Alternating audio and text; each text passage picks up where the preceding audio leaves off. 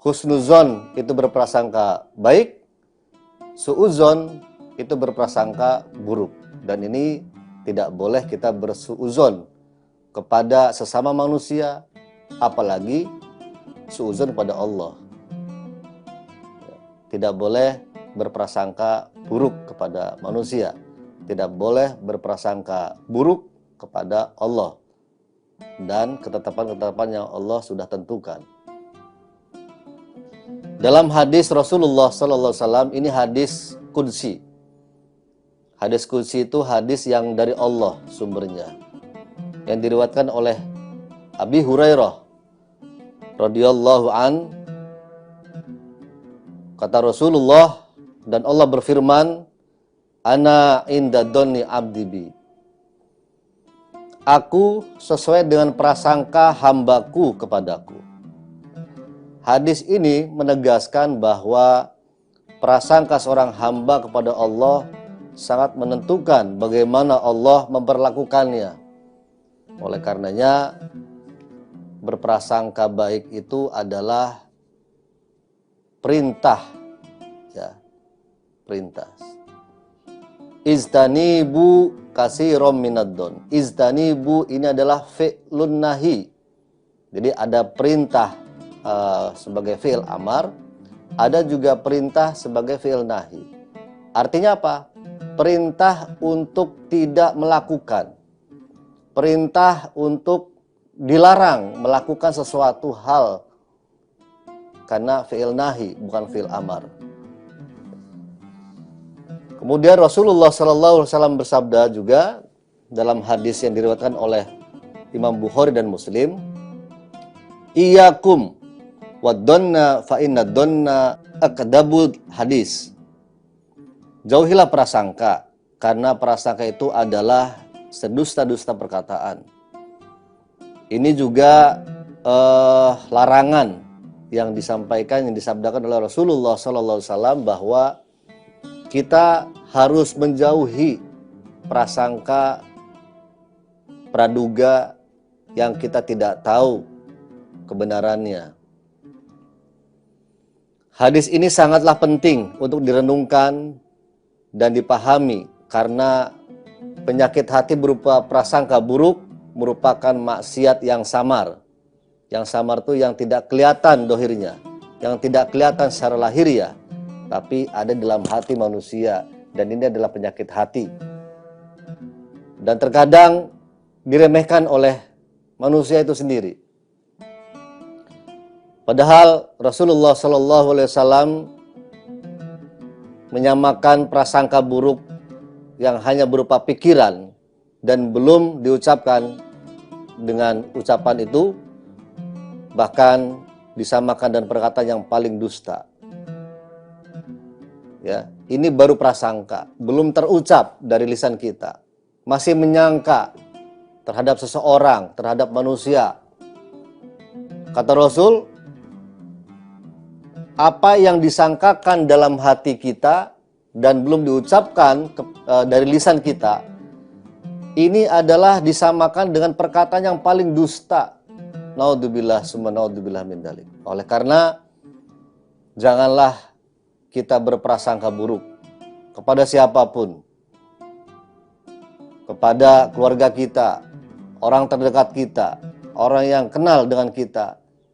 Jangan sekali-kali kita berprasangka buruk, apalagi sampai mengucapkan sesuatu hal yang buruk kepada orang lain, menduga-duga kepada orang lain. Jangan. Baiknya tabayun, dari sumbernya seperti apa. Berusaha memahami perspektif orang lain sebelum menilai buruk. Ya. Jangan langsung dinilai buruk. Cek-recek dulu, tabayun dulu. Maka tidak diperbolehkan berprasangka buruk pada orang lain dengan cara melatih empati kita pada orang lain. Ya. Tabayun, komunikasikan. Ya, jangan langsung menjustifikasi. Tidak boleh. Mencari sisi positif. Positif, ya, bukan negatif. Fokus pada kebaikan orang lain, bukan kesalahan atau mencari kekurangan-kekurangan mereka. Gak usah mencari-cari kekurangan orang lain. Tidak usah menyalahkan orang lain. Lihat diri kita. Diri kita mungkin lebih banyak kekurangan daripada orang lain. Diri kita banyak kesalahannya dibanding orang lain. Introspeksi diri. Tidak boleh kita tuh hal menyalahkan orang lain, ya. Selalu mengorek-ngorek orang lain, padahal diri kita jauh lebih banyak kekurangannya dibanding orang lain. Berprasangka baik, ini harus kita timbulkan, harus kita tumbuhkan kepada siapapun, kepada manusia, kepada Allah, kepada tempat Allah, kita harus berprasangka baik. Mungkin itu saja yang dapat saya sampaikan. Mudah-mudahan bermanfaat. Mudah-mudahan kita semua terhindar dari prasangka buruk kepada manusia, terlebih kepada Allah Subhanahu wa taala. Terima kasih. Mudah-mudahan di lain waktu kita berjumpa kembali dalam program Mutiara Ramadan di Tribun News. Wallahul muwaffiq ila aqwamit thoriq. Wassalamualaikum warahmatullahi wabarakatuh. Download Tribun X sekarang. Menghadirkan lokal menjadi Indonesia. Dapat 1 guys, oh my god. Nggak terhitung itu. Nggak terhitung, ditunjukin dong, ditunjukin. Nggak terhitung ini. Ditunjukin. Luar biasa. Jadi pemancing di sini tuh nggak cuman anak muda atau bapak-bapak aja Tribuners, mulai dari ibu-ibu, adik-adik itu dari SD sampai dewasa tuh di sini semua. Jadi sambil mungkin nanti pancingannya hasilnya bisa buat buka puasa juga kali ya.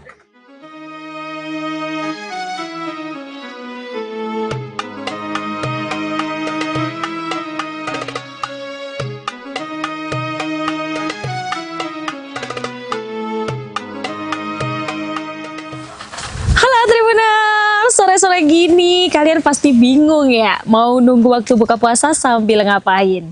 Jadi ikutin Nurma karena kali ini kita bakal ngabuburit, dan ngabuburitnya tuh di spot yang cukup hidden gem. Meski tempat ini mungkin cukup banyak yang tahu, cuman kalian mungkin belum tahu spot kali ini. Nah, buat tahu nih Nurma bakal ngapain karena udah ada ini dan juga ini, kita ngapain? Let's go, ikutin Nurma sampai akhir.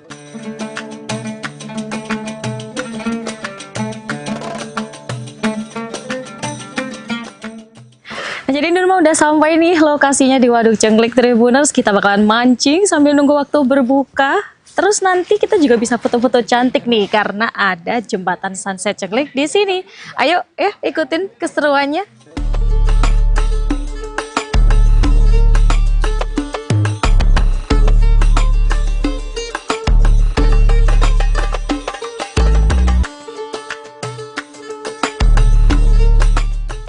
Nah, kita siapin alat-alatnya. Tribuners udah dapat tempat duduk yang nyaman. Kita bakalan nyari ikan di sini. Kita udah bawa umpan juga nih, Tribuners ya. Udah berstok-stok ini di sini. Terus jangan lupa kita keluarin pancingnya, Tribuners. Sepoi-sepoi banget di sini, sumpah asyik banget. Syahdu deh buat ngabuburit kalian. Oke, ini dia. Tribuners, Nurma udah dapat tempat yang nyaman banget nih buat nyari ikan. Ya meski baru pertama kali ya nyoba-nyoba gini buat ngabuburit di Waduk Cengklik ini buat mancing, tapi kayaknya Nurma bakalan cari-cari deh experience ini gimana sih sebenarnya mancing di sini. Jadi karena pancingnya juga udah siap, kita bakalan nyiapin umpannya. Ayo ayo.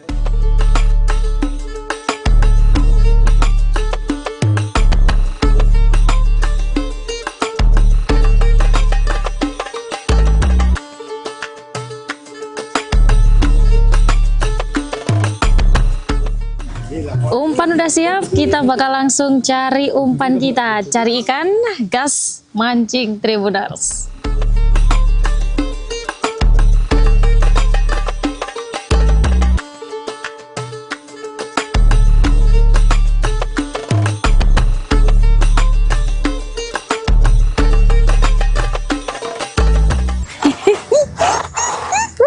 Dapat 1 guys, oh my god. Ini kayaknya ada faktor keberuntungan juga kali ya. Beneran nyoba, ini langsung dapat satu ikan. Oke, kita tangkap guys. Woo.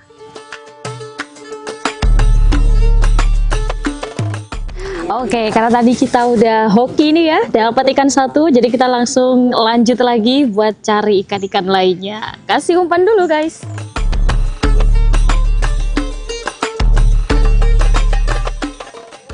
Jadi buat kali ini aku makainya umpannya pelet ya, Tribuners yang gampang. Jadi udah ada kayak gini, kayak bubuk gitu ya. Terus nanti kita kasih air, terus nanti peletnya langsung dimasukin. Terus nanti langsung aja tuh kita kayak digempel-gempelin aja di sini.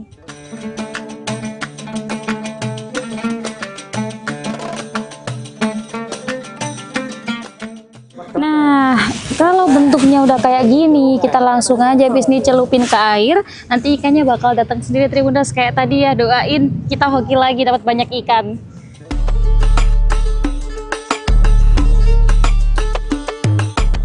Jadi pemancing di sini tuh nggak cuman anak muda atau bapak-bapak aja Tribuners, mulai dari ibu-ibu, adik-adik itu dari SD sampai dewasa tuh di sini semua. Jadi sambil mungkin nanti pancingannya hasilnya bisa buat buka puasa juga kali ya. Terus kalau kita mau nyebrang tuh ya, ada juga tuh di sini. Tapi Tribuners tetap hati-hati ya, karena emang di kanan kiri memang nggak ada pegangan. Cuman kita bisa tuh kalau melaju ke sana. Lanjutin dulu yuk mancingnya. Di sepanjang tepian waduk, pengunjung bisa duduk santai, memancing, atau sekadar menikmati pemandangan air yang membentang luas. Tidak sedikit juga warga yang datang bersama keluarga atau teman untuk menghabiskan waktu ngabuburit di tempat ini. Suasana yang sejuk, pemandangan terbuka, serta area yang cukup luas membuat Waduk Jenglek menjadi salah satu spot yore yang menarik di kawasan Boyolali.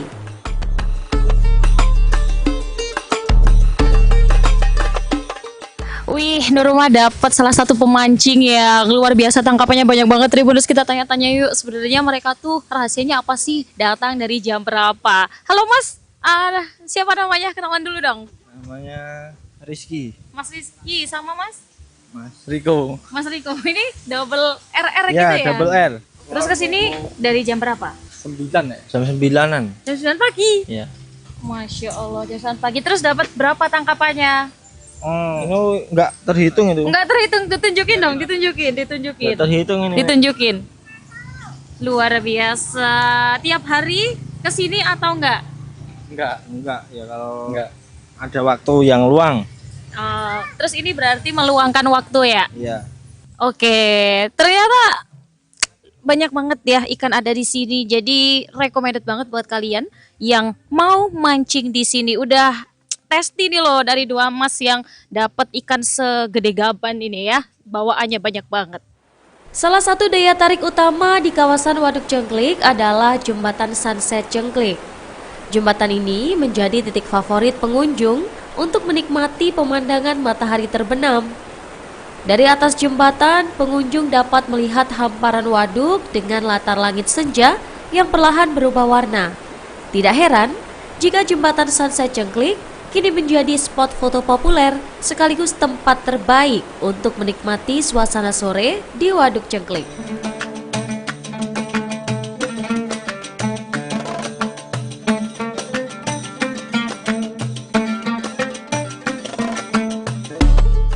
Ya Tribuners, ikannya cuma dapat satu doang, tapi nggak apa-apa sih ya. Jadi semangat buat balik lagi. Ternyata mancing itu seru banget, apalagi nyaman banget loh tempat duduknya. Terus kayak kita tuh bisa merasakan suasana ngabuburitnya dapat banget gitu loh.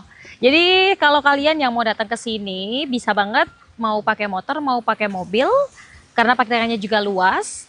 Terus aja langsung di pinggir-pinggir nanti udah tersedia tempat-tempat buat mancingnya, dan bahkan kita bisa foto-foto cantik di sini karena ada Jembatan Sunset Jenglek di sini.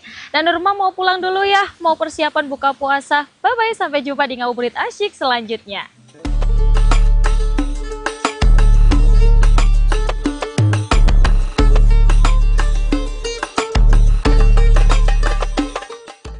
Download Tribun X sekarang. Menghadirkan lokal menjadi Indonesia.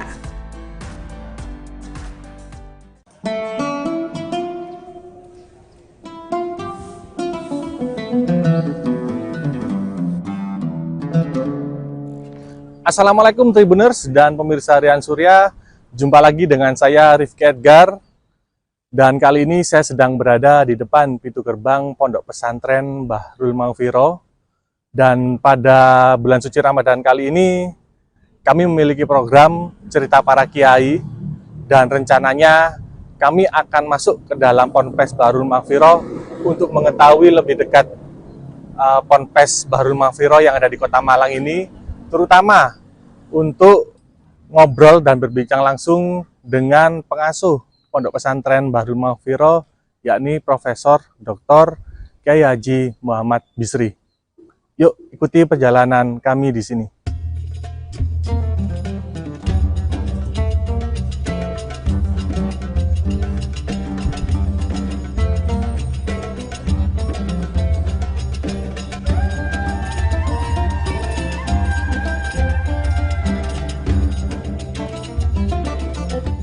Assalamualaikum Tribuners dan pemirsa Rian Surya. Jumpa lagi dengan saya Rifki Edgar yang kali ini akan memandu Anda dalam program Cerita Para Kiai. Program yang mengajak Tribuners untuk mengetahui lebih dalam tentang kiai yang memiliki pengaruh besar di Indonesia. Dan kali ini kita akan berbincang-bincang dengan Profesor Dr. Kyai Muhammad Bisri. Beliau merupakan pengasuh Pondok Pesantren Bahrul Maghfirah yang ada di Kota Malang. Beliau dikenal sebagai akademisi, guru besar teknik pengairan, serta tokoh pendidikan dan inovasi yang ada di Kota Malang. Selain itu, beliau juga merupakan mantan rektor Universitas Brawijaya pada tahun 2014 sampai tahun 2018. Nah, Assalamualaikum Prof. Bisri. Waalaikumsalam Bagaimana kabarnya Prof? Baik-baik Mas Rizky. Nah, jadi gini Prof, sesuai tema yang kita angkat pada pagi hari ini tentang cerita para kiai. Nah, mungkin bisa diawali Prof, masa kecil Prof Bisri dulu seperti apa Prof? Ya, saya ini lahir di daerah dulu namanya Betek ya. Oh, Betek. Betek. Ya, sekarang Jalan Maijen Panjaitan. Panjaitan. Atau Penanggungan. Penanggungan. Saya kecil di situ, orang tua saya itu seorang kiai kampung ya, ulama kampung situ, yang memang sejak kecil beliau sudah membimbing masyarakat dan seterusnya. Kemudian saya kecil itu, kan saudara saya itu ada 9, jadi totalnya 10. Tapi saya ini sejak kecil, saya tidak tahu, diminta abah saya itu sekolah di agama. Oh, gitu. Sehingga saya SD itu dulu namanya SD Latihan 3 PGAN Jalan Bandung. Oh, di Jalan Bandung. Yang sekarang berubah jadi MIN, Madrasah Ibtidaiyah. Dulu itu sekolah saya. Jadi saya di PGA. Sampai PGA SD selesai sampai setara SMA, dulu namanya PGA 6 tahun. 4 tahun sama 2 tahun, bukan 3-3. Benar. 4 tahun terus 2 tahun, jadi 6 tahun sampai selesai SMA. Dulu saya memang diminta oleh abah saya untuk melanjutkan ke UIN. Tapi saya PGA yang 6 tahun tadi, yang setara SMP itu, saya kelas 3 PGA. Itu dibully sama teman-teman. Karena saya ini hobinya olahraga, main bola kan. Zaman dulu kan olahraganya anak muda kan main bola. Saya ikut main bola di klub Indonesia Muda, masih waktu IM ya Prof ya. Nah, terus dibully sama teman-teman banyak di kampung. Sekolah PGA katik dadi mudin ta. Jadi dulu itu saya diolok-olok sama teman-teman. Akhirnya nggak kuat saya. Pindah ke SMA. Tanpa sepengetahuan orang tua saya dulu itu. Saya pindahkan dulu sekolah masih muda ya, tahun 70-an kan masih. Saya pindah ke SMA NU namanya. Sekarang Salahuddin. Oh, Salahuddin. Nah, dulu namanya kan SMA NU. SMA NU. Dari PGA kelas 3, saya ujian persamaan dulu, baru pindah ke SMA NU, terus berubah menjadi SMA Salahuddin. Nah, jadi kelihatannya bahasa itu ingin saya jadi orang ahli agama. Tapi saya ini melengkor aja. Jadi saya kecilnya sampai SMA terus baru kuliah. kuliah mulai tahun 79 saya masuk ke teknik. Saya teknik, kenapa? Saya sebenarnya suka di manajemen ekonomi. Tapi waktu masuk, waktu itu di UB belum negeri 100% kalau nggak salah. Saya masuknya masih berdasarkan ranking sumbangan. Saya masuk ke manajemen Fakultas Ekonomi. Karena orang tua saya kiai kampung nggak kalah sama ranking yang bayar tinggi-tinggi. Ya, kami nggak lulus, saya kuliah ke Widya Agama ngambil ekonomi, manajemen, karena saya suka manajemen. Terus tahun berikutnya saya nyoba kembali ke UB, cari jurusan yang sepi. Golek ketemu teknik pengairan, saya juga ngerti ini apa itu. Daftar aja karena cari yang sepi peminatnya. Akhirnya keterima sendiri, jadi ya selanjutnya terus kuliah di teknik pengairan. Setelah itu saya tahun 96, saya ada teman saya pingin buat pondok pesantren. Nah, pondok pesantren ini, nah waktu itu saya matur ke abah saya, ada teman ngajak buat pondok pesantren. Ya wis, gawe wong kayak kebaikan. Buatlah saya di sini beli tanah. Sama jamaahnya abah saya, 500 meter. Tahun berapa waktu itu? Tahun 96. 96. Notarisnya saya masih ingat di Notaris Rudianto. Namanya Yayasan Al-Ma'rifat. Al-Ma'rifat. Nah, setelah itu berdiri sampai tahun 98 baru saya bangun satu. Itu ada sejarahnya itu, ada satu lokal yang hari ini itu masih ada. Tahun 98 saya bangun. Selesai, terus adik saya ini kan alumni dari Tebu Ireng pesantren. Saya kan bukan lulusan pesantren. Terus adik saya minta, "Mas, tak kelolani ya pondok Ya wis gak apa-apa, saya matur apa, ya wis kelolani. Nah, dikelola adik saya. Dirubah namanya Pondok Pesantren Bahrul Mawfiroh.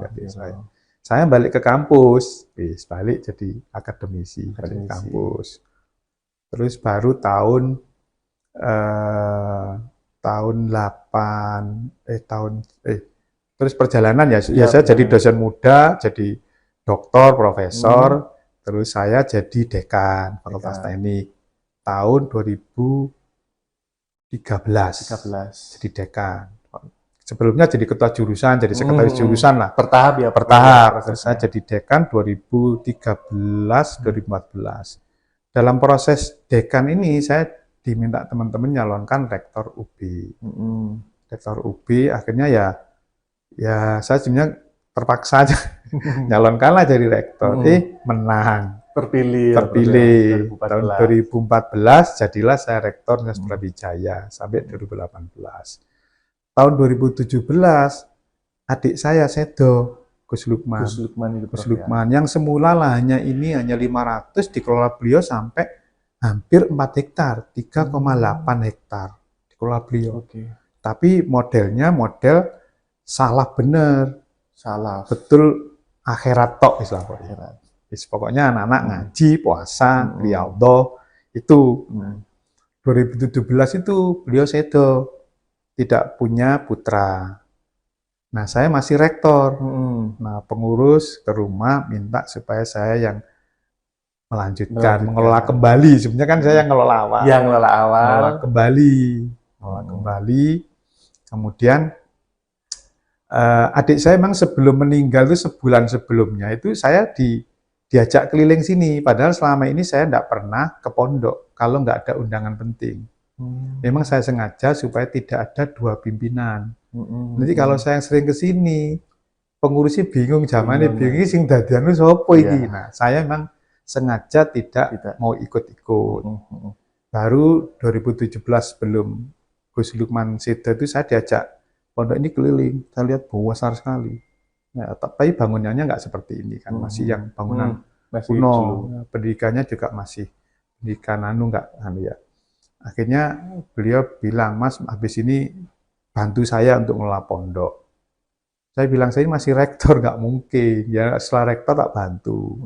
Pokoknya ngotot saya suruh bantu. Nanti naik sore saya dibuatkan ruang sama beliau. Di belakang sana tak kayak ruang Mas, sama cek ngantor nanti. Bukan di sini ya, Prof? Bukan di sini, ini kan baru kali. Masih baru. Yang di bangunannya adik saya. Setelah itu sebulan beliau sedo.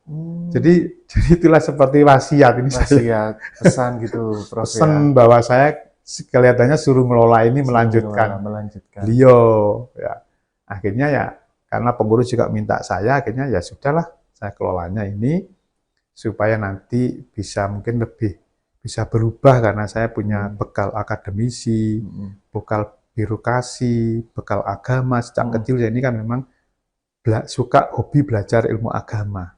Karena saya di kampung juga jadi ketua tahlil, ketua tiba, jadi pokoknya anulah dianggap orang paham agama karena memang mulai PGA saya ya belajar ngaji, itu saya hobi memang sejak kecil itu tentang ilmu agama Islam. Menarik sekali nih Prof, cerita Prof mulai kecil sampai akhirnya menjadi rektor hingga akhirnya menjadi pengasuh Ponpes Bharul Mangfiro nih Prof.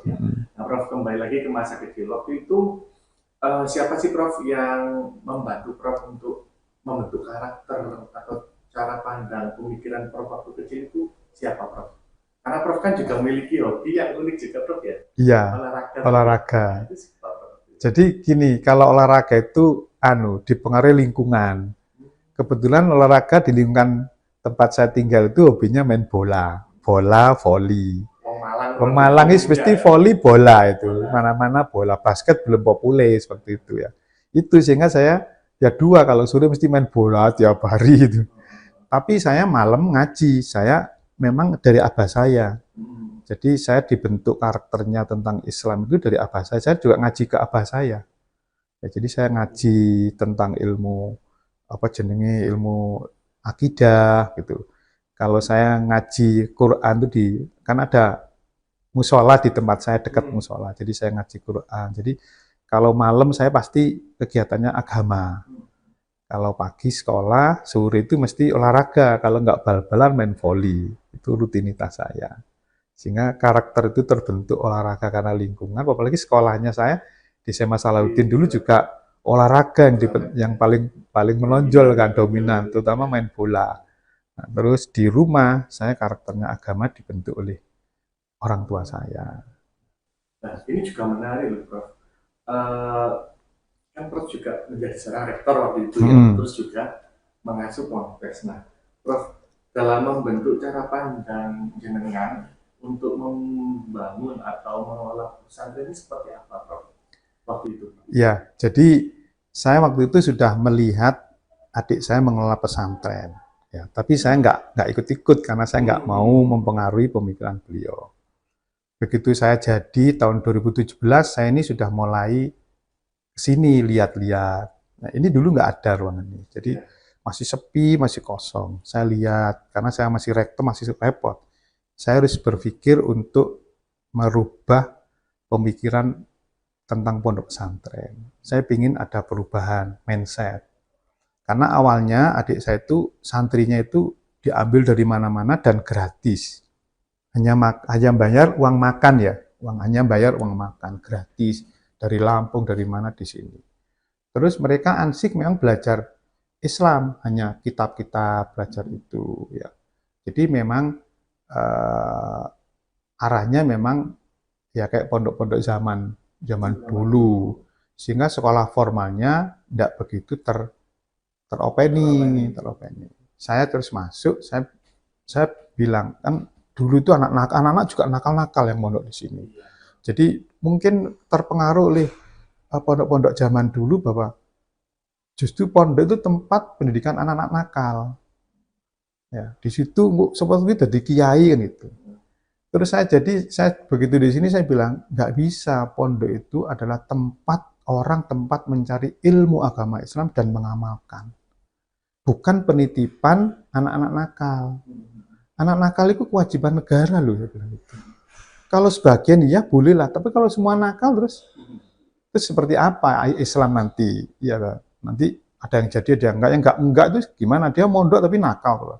Ya saya rubah mindsetnya bahwa pondok itu tempat orang mencari ilmu agama Islam dan mengamalkan. Sehingga kita harus ada saringan. Jadi itu mindset saya rubah dulu. Nanti saya nggak mau harus yang pondok sini harus ada seleksi. Nah, terus kedua tentang pondok ini, saya bilang pondok ini juga harus mengakomodasi orang ilmu-ilmu yang bersifat praktis untuk bekal dunia, ilmu kauniyah, tidak hanya ilmu syariah. Jadi kan di banyak pendapat ilmu dibagi dua, syariah dan kauniyah, ilmu duniawi dan akhirat. Saya bilang sebenarnya ilmu dunia itu juga bisa jadi ilmu akhirat, karena Allah itu menciptakan manusia untuk menjadi khalifah. Wa idza qala rabbuka lil malaikati ja'ilna fil ardi khalifah. Kita jadi khalifah, jadi khalifah, wakil Tuhan mengurusi bumi. Lah ilmu agama itu kan nggak cukup. Harus ilmu umum. Kalau nanti kita nggak bisa ilmu umum juga, nanti orang Islam ketinggalan. Masa orang Islam nanti nggak bisa mayungi bumi, nggak mesti dunia. Karena dia malah ketinggalan dunia, Islam harus terus memayungi dunia. Sehingga saya berpikir ini Islam harus dibawa ke pendidikan yang tinggi. Karena Islam, al-Islam ya'lu wa la yu'la alaih. Islam itu agama yang tinggi, jadi standarnya harus tinggi. Ya mungkin saya kebiasaan berpikir akademis ya. Ya. Harus standarnya tinggi, jangan Islam itu standarnya rendah, nanti diketawain, saya bilang itu. Makanya saya di sini punya tagline, di sini pondok ini harus mengelolanya ikhlas dan profesional. Tidak hanya ikhlas tapi profesional. Jangan profesional tanpa ikhlas, ini nggak jadi ibadah. Jadi ikhlas dan profesional. Profesional itu ya jadi standarnya tinggi. Prof, jadi ini arahnya ke ponpes modern ya, Prof ya? Bisa Kalau dibilang seperti itu, Prof, iya, atau seperti apa? saya sebetulnya tidak modern ya. Islam itu memang menaungi zaman. Islam itu agama yang menaungi zaman. Coba bagaimana Islam menaungi orang ibadah di Kutub Utara. Bagaimana Islam itu hadir menaungi kehidupan di Amerika. Bagaimana Islam itu di pedalaman di Papua. Jadi sebetulnya kan Islam itu ya tidak modern, ya pokoknya dia menaungi zaman. Menyesuaikan. Iya, rahmatan alam, dia naungi terus di mana-mana. Jadi dunia harus menyesuaikan Islam. Islam yang membimbing. Islam membimbing bagaimana kehidupan mengabdi kepada Allah itu kalau kita kondisi di kutub. Bagaimana membimbingnya Islam itu. Jadi apakah itu modern? Enggak juga kan. Sebetulnya ya itulah posisi Islam. Karena Islam ya'lu wa la yu'la. Islam itu agama yang tinggi, yang rahmatan alamin. Dia menaungi segala zaman dan sekolah tempat. Ya, jadi jangan terus kita ini beringin Islam itu kayak di hanya Arab Saudi loh lah. Terus yang di kutub gimana? Yang di Papua gimana? Yang di daerah enggak pernah ada enggak pernah tenggelam Swedia, itu gimana? Itulah hadir, sehingga saya bilang kondisi ini pun ini bukan modern, tidak modern. Islam harus seperti ini, standarnya harus tinggi, bukan mewah loh, tinggi standarnya. Jadi kita juga harus bisa mengikuti perkembangan zaman ya? Iya, Islam nanti menuntun zaman. Gimana hukum orang nonton bioskop, kan itu dituntun oleh Islam. Bagaimana hukum kita ke mall, itu kan dituntun Islam. Bagaimana hukum berbisnis, bagaimana hukum tanaman kita menanam, mengolah hutan, itu Islam harus hadir menaungi semua itu. Jadi tidak hanya sekedar Islam itu ta'abud, hanya ibadah aja. Ibadah itu kok hanya sholat aja.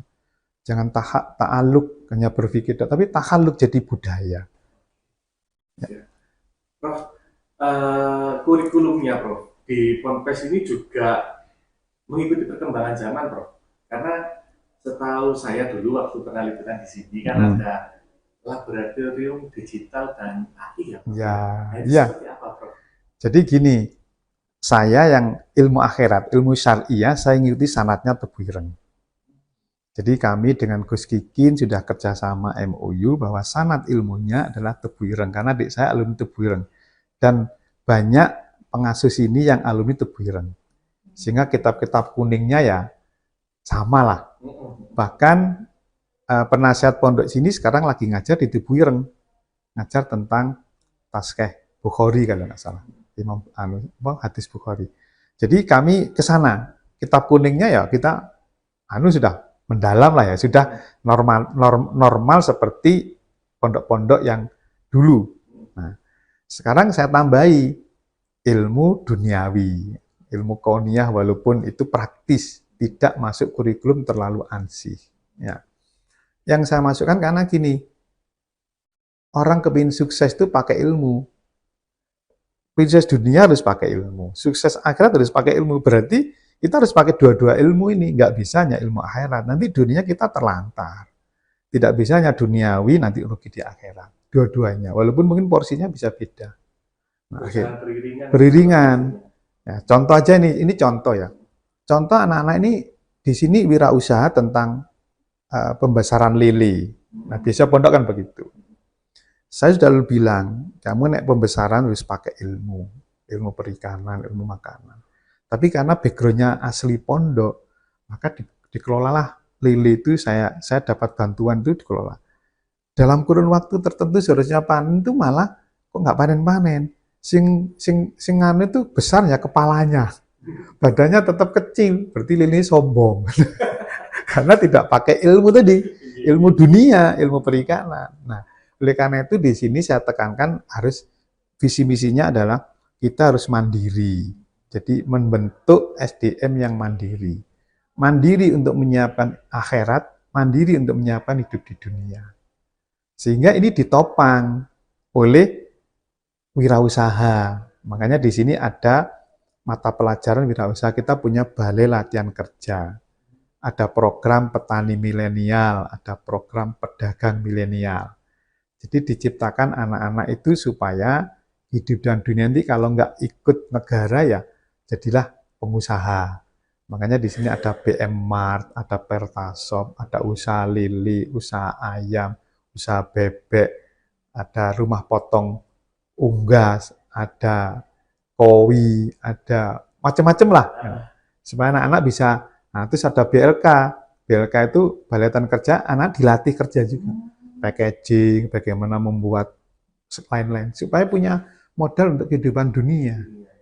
Nah, terus Roisa itu karena sekarang zaman digital, nah kita buatkan laboratorium digital dan artificial intelligence. Selain kita punya laboratorium multimedia kreatif. Ada di atas itu, ada studionya, anak-anak bisa belajar foto, organisasi wedding, itu ada di atas. Jadi lengkap. Rasa kampus ya Pak? Iya, memang saya ingin mengkombinasi antara din dan sains. Walaupun sains adalah bagian dari adin. Jadi saya ingin semasa ini adalah karena kalau kita mau sukses dunia tanpa sains tidak mungkin. Maka saya ingin kehidupan kita ya kayak sukses di dunia, sukses di akhirat. Saya yang orang gini bisa jadi rektor. Itu kan tanda petik orang memandang saya sukses di dunia.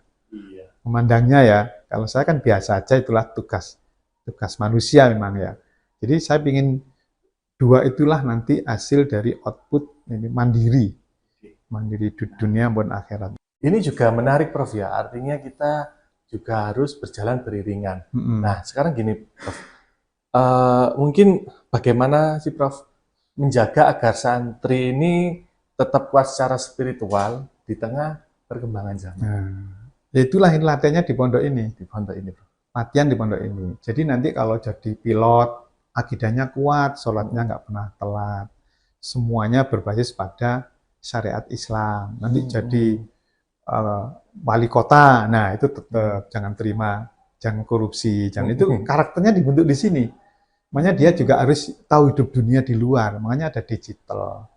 Ya ada belajar marketing dia, karena saya pingin anak-anak itu juga, bahkan saya ini lagi mau ngerintis untuk kurikulum Cambridge di sini. Seperti apa itu, Prof? Cambridge itu standarnya kayak Cambridge di Inggris sana. Saya udah ketemu sama PJ Global, Pak Amin, saya mau kunjungan ke sana, nanti kami akan ikut beliau. Metode pembelajaran Cambridge-nya. Bahasa Inggris, nanti suatu saat saya ingin di sini bahasa Arab.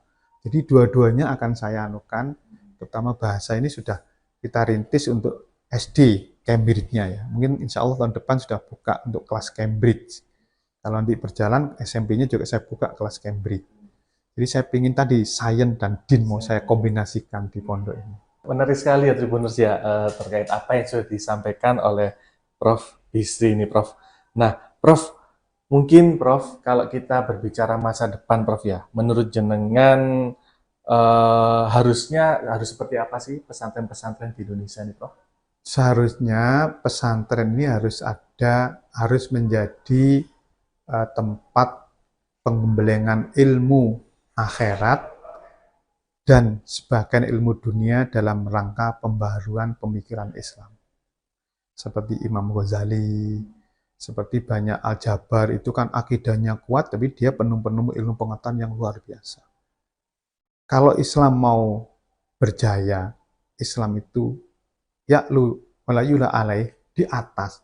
Kombinasi itulah diperlukan di era sekarang. Jadi di era sekarang diperlukan kombinasi antara sains dan din. Kalau itu jadi, karena makalah Imam Syafi'i jelas, man arada dunya fa'ali bil ilmi, wa man arada al-akhirah fa'ali bil ilmi, wa man arada huma fa'ali bil ilmi. Semua pakai ilmu. Sains berarti. Saat Islam itu kan di Quran banyak sains juga. Tentang hujan, sains. Semuanya Ada lengkap. Makanya mestinya kita sains dan adin bergandengan terus gini. Supaya kita bisa menemukan sesuatu. Saya kan menemukan sumur injeksi. Nah, itu kan satu inovasi sains ya, yang dan itu manfaat. Banyak loh Prof, inovasinya. Iya, sekarang COVID juga ada bilik. bilik iya. Terus saya sekarang yang terbaru SDBSI. Saluran drainasi berbasis sumur injeksi, sudah keluar hakinya tahun 2025 November kemarin. Jadi saya memang menggabungkan sains dan din supaya posisi kita tuh jadi tinggi. Jangan Islam dianggap jadul nanti. Islam agama eksklusif, tidak inklusif. Islam harus memayungi semua zaman. Kita jangan alergi terhadap zaman sekarang. Jadi kita payungi. Dibutuhkan sains. Baik. Prof, mungkin terakhir Prof, mungkin ada pesan, doa. Saya berpesan kepada para santri, jangan lelah untuk belajar ilmu agama Islam dan juga ilmu dunia. Gabungkan dua-dua ilmu itu supaya kita kalau berdoa Rabbana atina fid dunya hasanah wa fil akhirati hasanah wa qina adzabannar. Kita berbahagia hasanah di dunia dan di akhirat. Kita berdoa dua-duanya, tapi kita tidak pernah juga belajar sains. Nanti akhirnya kita seakan-akan keterbelakang di dunia ini orang Islam. Padahal Islam harus di depan, memimpin bangsa, memimpin negara, dan memimpin kebudayaan yang berdasarkan pada syarat Islam yang kuat. Apa yang disampaikan oleh Prof. Bisri ini bisa menjadi suri tauladan dan juga manfaat bagi para masyarakat dan tribuners dimanapun berada. Saya Rifki Edgar, pamit undur diri. Wassalamualaikum warahmatullahi wabarakatuh. Prof. Makasih. Iya, sama-sama. Download Tribun X sekarang. Menghadirkan lokal menjadi Indonesia.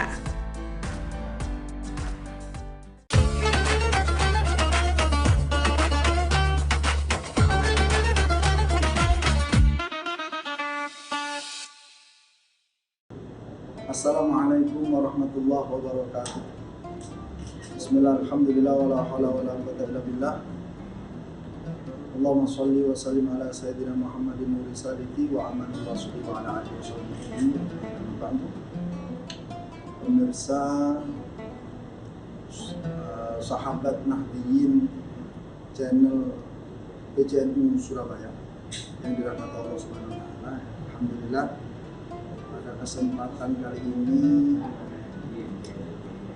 kita patut bersyukur kepada Allah karena kita sekarang berada di bulan Ramadan dan kebetulan ini kita dalam awal bulan Ramadan ya. Artinya masih dapat 2 hari.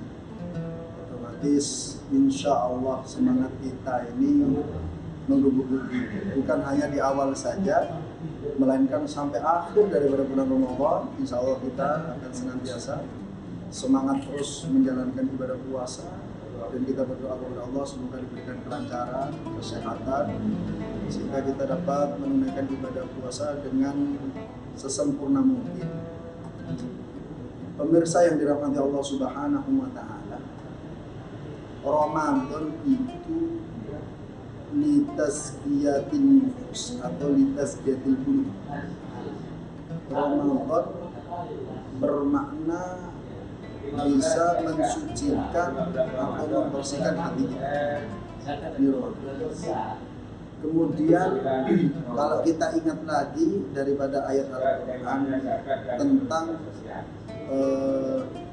diwajibkannya puasa atau seruan dari Allah Subhanahu wa taala yang berbunyi ya ayyuhalladzina amanu kutiba alaikumus syiyam kama kutiba alal ladzina min qablikum la'allakum tattaqun. Sampai pada dua ayat yang paling membuat kita senantiasa semangat beribadah adalah di situ Allah mengatakan faman tatawwa'a khairan fahuwa khairul lah. Siapa yang melakukan kebaikan maka kebaikan itu untuk dirinya.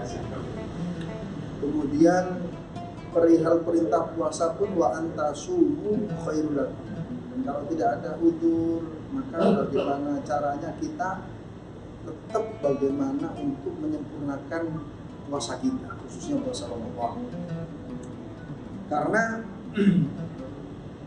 poin utama daripada pembahasan di dalam surat Al-Baqarah tentang kewajiban puasa adalah la'allakum tattaqun, supaya kita menjadi pribadi yang semakin bertakwa kepada Allah Subhanahu wa taala.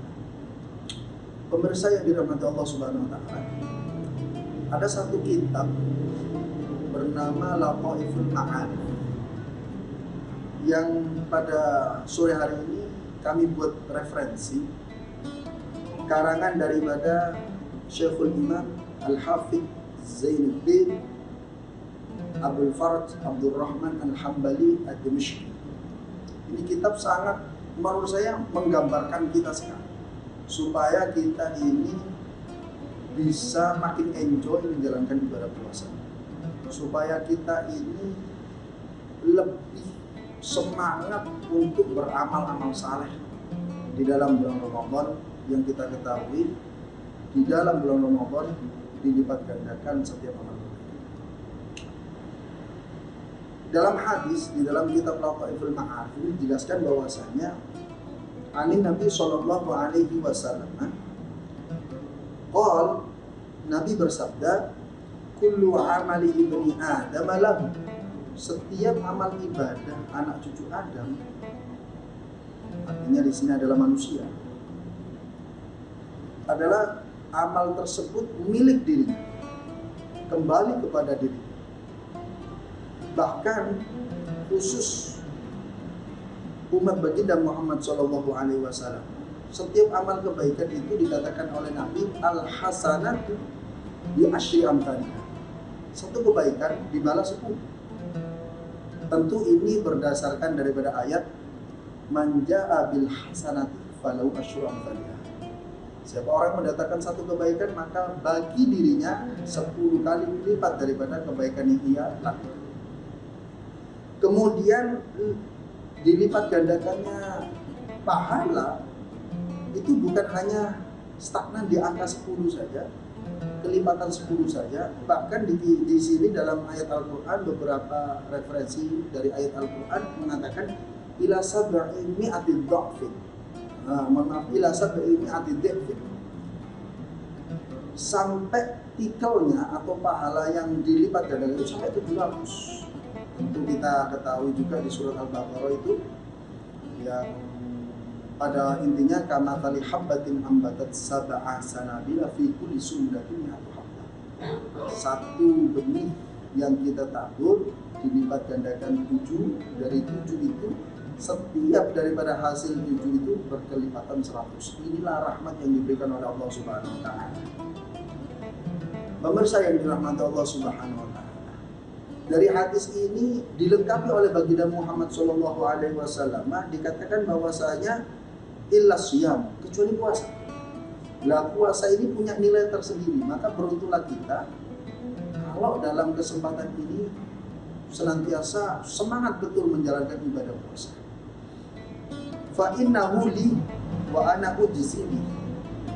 Kata Allah melalui baginda Muhammad SAW, amal ibadah atau amal-amal yang dilakukan seseorang yang dalam keadaan puasa itu kata Allah fa'inahu li, itu mutlak hanya untukku, wali ajli, untukku, kata Allah Subhanahu wa taala.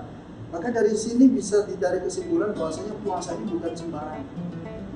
Daripada ayat yang sudah dijelaskan kutiba alaikumusyamu kama kutiba alal ladzina min qablikum, ternyata puasa ini secara de facto itu adalah amaliyah daripada anbiya. Kemudian disempurnakan oleh baginda Muhammad sallallahu alaihi wasallam. Satu kalimat di dalam Lataiful Ma'arij dikatakan innahu taraka syahwatahu wa ta'amahu wa syarabahu min ajli. Karena puasa ini ketika seorang hamba menjalankan ibadah puasa, mencoba untuk menyempurnakan daripada puasanya tersebut, meninggalkan syahwat, meninggalkan makan, meninggalkan minum, itu tak lain li ajli, kata Allah Subhanahu wa taala melalui baginda Muhammad sallallahu alaihi wasallam. Tentu yang kita ketahui syahwat yang ditasarufkan secara halal, berhubungan suami istri ini diperbolehkan. Akan tapi di situ ada satu batasan ketika kita dalam keadaan puasa.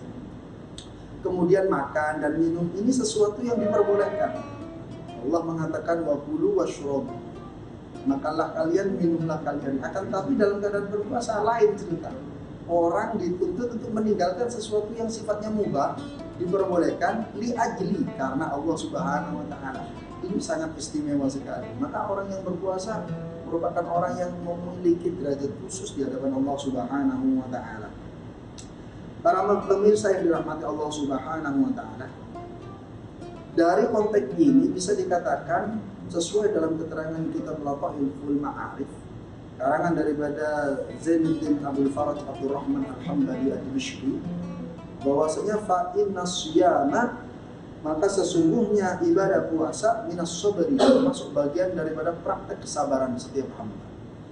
Bahkan ada satu hadis atau warada an Nabi sallallahu alaihi wasallam dikatakan annahu samma syahr ramadhana, sesungguhnya Nabi menisbatkan suatu nama pada bulan Ramadan khususnya karena Ramadan sendiri adalah syahrus sabr, bulan di mana setiap hamba harus mencoba untuk melaksanakan kesabaran.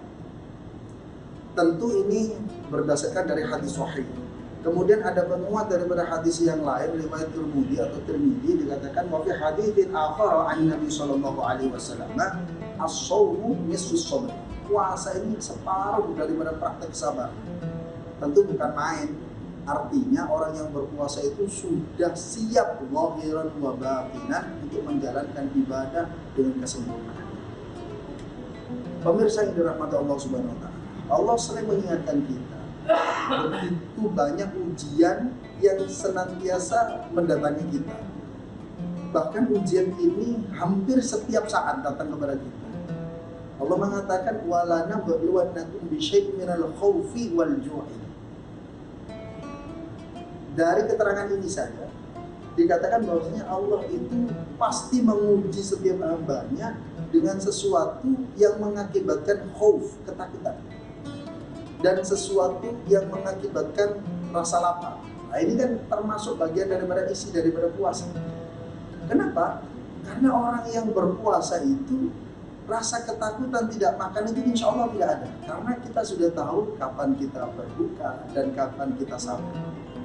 Kemudian para pemirsa yang dirahmati Allah Subhanahu wa taala, dari ayat ini juga menandakan bahwasanya bagaimana seorang yang berpuasa meningkatkan daya kesabarannya. Di dalam kitab Lataiful Ma'arif sekali lagi kami bacakan bahwasanya dikatakan was-sabru thalathatu anwa. Kesabaran itu dibagi tiga. Dan dari tiga ini nanti ada dalam satu nama yaitu asyam atau puasa. Yang pertama, sabar bagaimana dibagi tiga ini? Sabrun ala ta'atillah. Kita dituntut sabar untuk taat kepada Allah Subhanahu wa taala. Itu yang pertama. Kemudian yang kedua, wasabrun an maharimillah. Kita dituntut sabar untuk sesuatu yang diharamkan oleh Allah Subhanahu wa taala. Tentu ini kan butuh effort. Effort itu apa ya? Kekuatan penuh dari kita, sesuatu yang dilarang, kemudian kita benar-benar bagaimana menjauhkan diri kita dari itu. Karena lebih-lebih kita dalam keadaan berpuasa. Yang terakhir, wa sabrun ala aqdarillahi al-mu'limah. Kemudian sabar terakhir adalah kita dituntut sabar, sekali lagi dituntut sabar untuk sesuatu yang sudah digariskan atau ditakdirkan oleh Allah yang sifatnya muklimah. Muklimah itu bahasa sederhananya menyakitkan. Artinya tidak sesuai dengan apa yang kita harapkan, tidak sesuai dengan apa yang kita inginkan. Nah, dari ketiganya ini kata Syekh Zainuddin Ad-Dimashqi dikatakan bahwasanya wa tajtamu atalatatu kulluha fis shaum. Sabar dengan ketaatan, sabar menjauhi kemaksiatan, sabar dengan apa namanya tadi dikatakan bahwasanya sabar dengan takdir yang sudah digariskan, itu semuanya ada pada aplikasi atau praktek kita berpuasa. Fa inna fihi sabran ala ta'atillah wa sabran mimma haramallahu ala shaim minasyahawat. Karena di dalamnya sabar dengan ketaatan, kemudian sabar pula dengan menjauhi syahwat, keinginan-keinginan ketika kita dalam keadaan puasa. Wa sabran ala ma yahsulu lis-shaimi fihi min alamil ju'.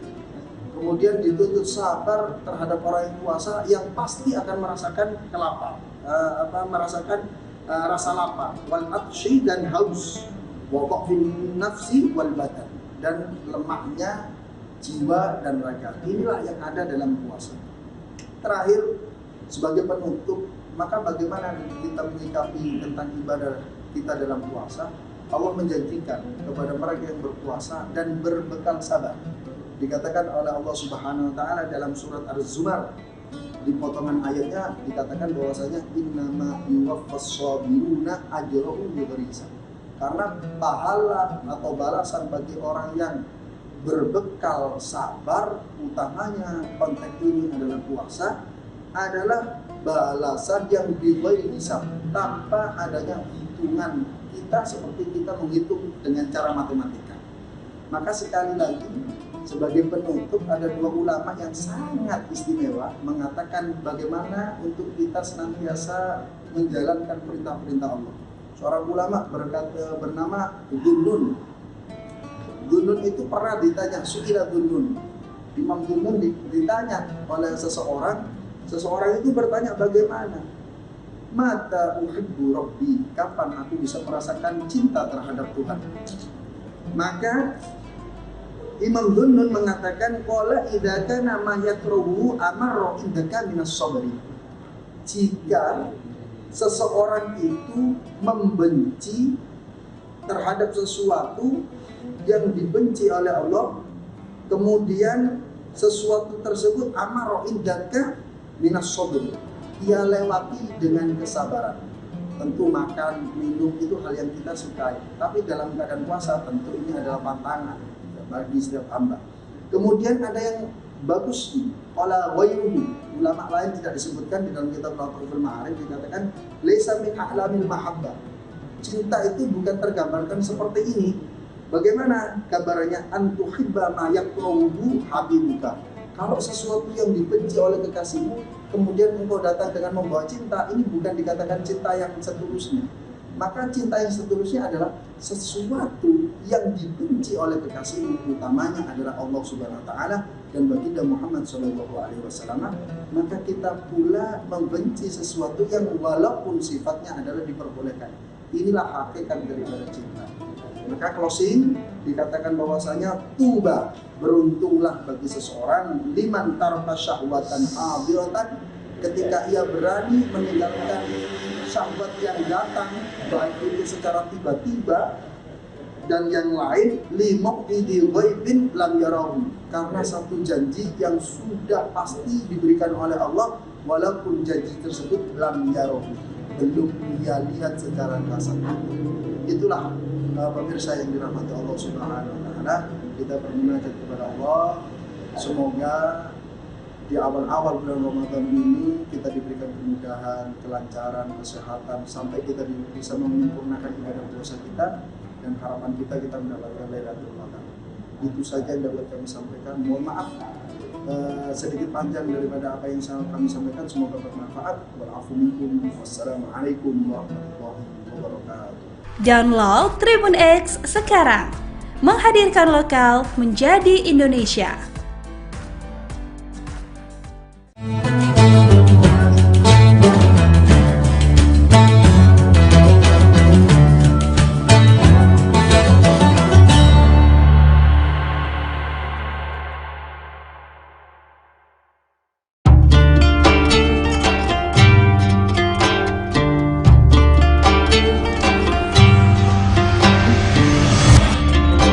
Syukur alhamdulillah, tahun ini kita masih dipertemukan dengan bulan suci Ramadan.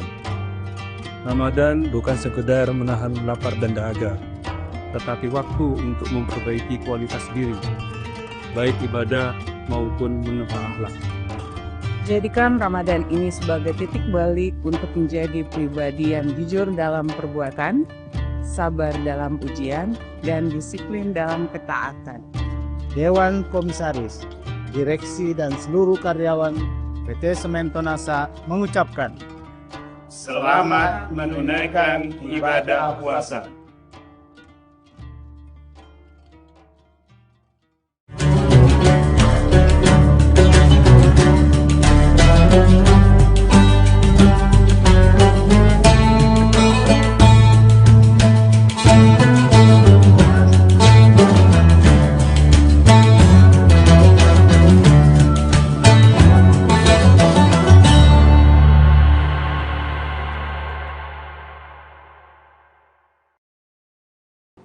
Assalamualaikum warahmatullahi wabarakatuh. Tribunar, seperti apa kabar Anda pada hari ini? Senang sekali saya Ilu Devisania dapat kembali menyapa Tribunars tentunya dalam program Syiar Ramadan. Kali ini kita akan membahas tema yang selalu menarik juga setiap harinya.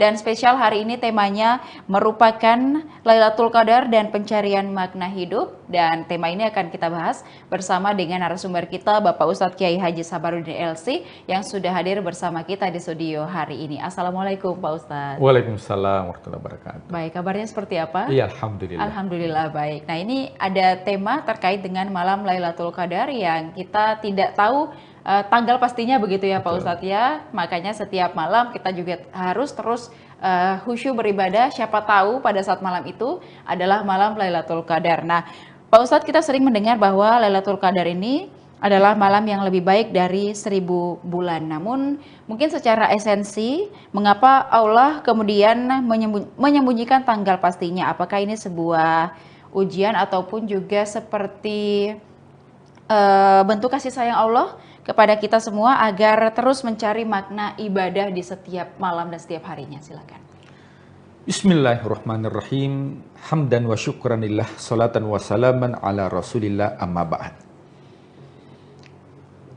Suatu ketika, para sahabat diceritakan tentang kisah-kisah orang-orang terdahulu yang diberikan usia yang panjang dan juga amalan siang dan malam yang dilakukan untuk mendekatkan diri kepada Allah. Dan dari sini, ya, para sahabat mulai berkecil hati. Kenapa berkecil hati? Karena merasa bahwa umat-umat terdahulu itu diberikan umur yang panjang, tentunya juga amalnya banyak dilakukan. Sementara umat Rasulullah SAW dalam sebuah riwayat, ya, umur ummati baina sittin wa sab'in. Umur umat Rasulullah hanya 60 sampai 70 tahun. Umat-umat terdahulu ada yang sampai ribuan tahun.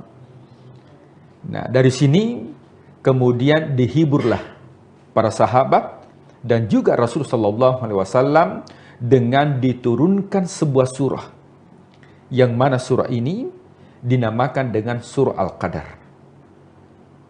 A'udzubillahi minasyaitonirrajim. Bismillahirrahmanirrahim. Inna anzalnahu fi lailatul qadr wa ma adraka ma lailatul qadr. Lailatul qadri khairum min alfi syahr.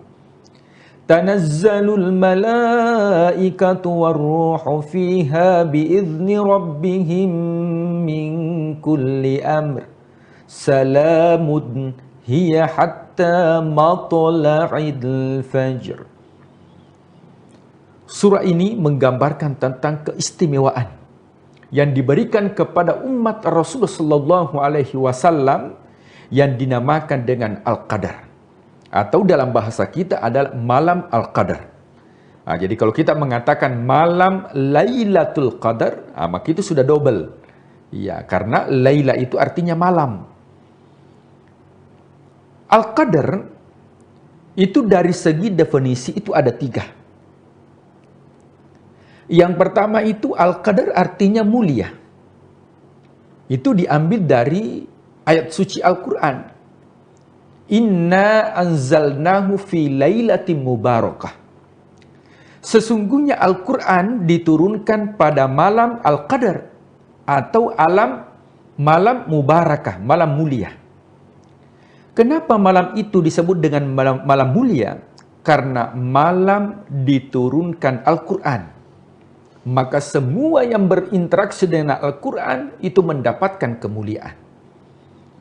Kenapa Ramadan disebut dengan bulan mulia? Karena bulan diturunkan Al-Quran. Kenapa malam Al-Qadar dinamakan dengan mulia? Karena bulan di mana turunnya Al-Quran. Kenapa malaikat Jibril dinamakan dengan malaikat yang paling termulia? Karena malaikat Jibril yang menurunkan Al-Quran. Kenapa Muhammad Rasulullah SAW merupakan Nabi dan Rasul yang paling termulia? Karena yang menerima Al-Quran. Kenapa Mekah dengan Madinah merupakan tempat yang paling termulia? Karena tempat diturunkan Al-Quran. Maka malam tersebut dinamakan dengan malam mulia, malam mubarakah, malam Al-Qadar, karena malam diturunkan Al-Quran. Definisi yang kedua atau pemahaman yang kedua, Al-Qadar itu artinya malam yang begitu pesat. Itu diambil penggalan kata dari surah yang lain, yaitu di surah Al-Fajr. Wa amma idza mabtalahu faqadara alaihi rizqahu. Ketika manusia diuji oleh Allah, faqadara alaihi rizqahu, rezekinya dihempitkan. Ya, itu menggunakan kata faqadara, qadar. Kenapa malam hari itu disebut dengan malam yang sempit, malam yang hempit? Karena semua malaikat turun pada malam itu, tatanazzalu alaihimul malaika waruh, termasuk malaikat Jibril, pemimpin para malaikat. Maka tempat yang ditempati oleh malaikat itu tidak ada celah sampai berhempit-hempitan para malaikat yang turun pada malam hari itu.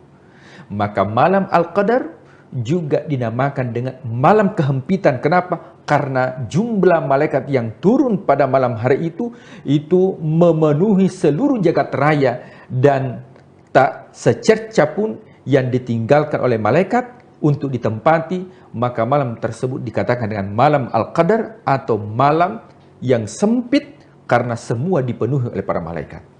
Yang ketiga, kenapa disebut dengan malam Al-Qadar? Karena pada malam hari itu adalah malam di mana ditentukan kadar takdir manusia selama 1 tahun yang akan datang, yang mana takdir tersebut sudah diberitahukan kepada malaikat. Nah, karena pada hakikatnya pada pertemuan yang lalu kita sampaikan bahwa sesungguhnya takdir manusia itu sudah dicatat. Wahai pena, catatlah takdir manusia. Wahai pena, catatlah alam semesta dari awal diciptakan sampai akhir. Takdir manusia dari awal diciptakan sampai terakhir itu sudah dicatat oleh Allah. Kemudian disimpan di satu tempat yang rapi dan terjaga yang disebut dengan Lauhil Mahfuz. Pada bulan Ramadan, malam Al-Qadar, maka diambil lembaran-lembaran arsip yang ada di Lauhil Mahfuz, dan itulah yang disampaikan kepada para malaikat untuk diketahui siapa pada tahun ini itu rezekinya, siapa pada tahun ini jodohnya, siapa pada tahun ini ajalnya. Itu diberitahukan kepada malaikat sehingga malaikat memantau manusia kapan dia wafat. Maka pada malam ini Allah juga memberitahukan takdir manusia selama 1 tahun ke depan. Tribuners yang dimuliakan Allah Subhanahu wa Ta'ala. Ya, tentunya malam ini adalah malam secret, artinya malam rahasia yang sengaja Allah sembunyikan kepada seluruh manusia. Kenapa? Karena kebiasaan yang manusia ketika diberitahukan maka biasa-biasa saja. Akan tetapi kalau ada yang disembunyikan menjadi surprise bagi manusia, maka ini tentunya akan mendapatkan luar biasa. Dan tentunya ini menguji keimanan kita. Ya, keimanan itu tidak terlihat.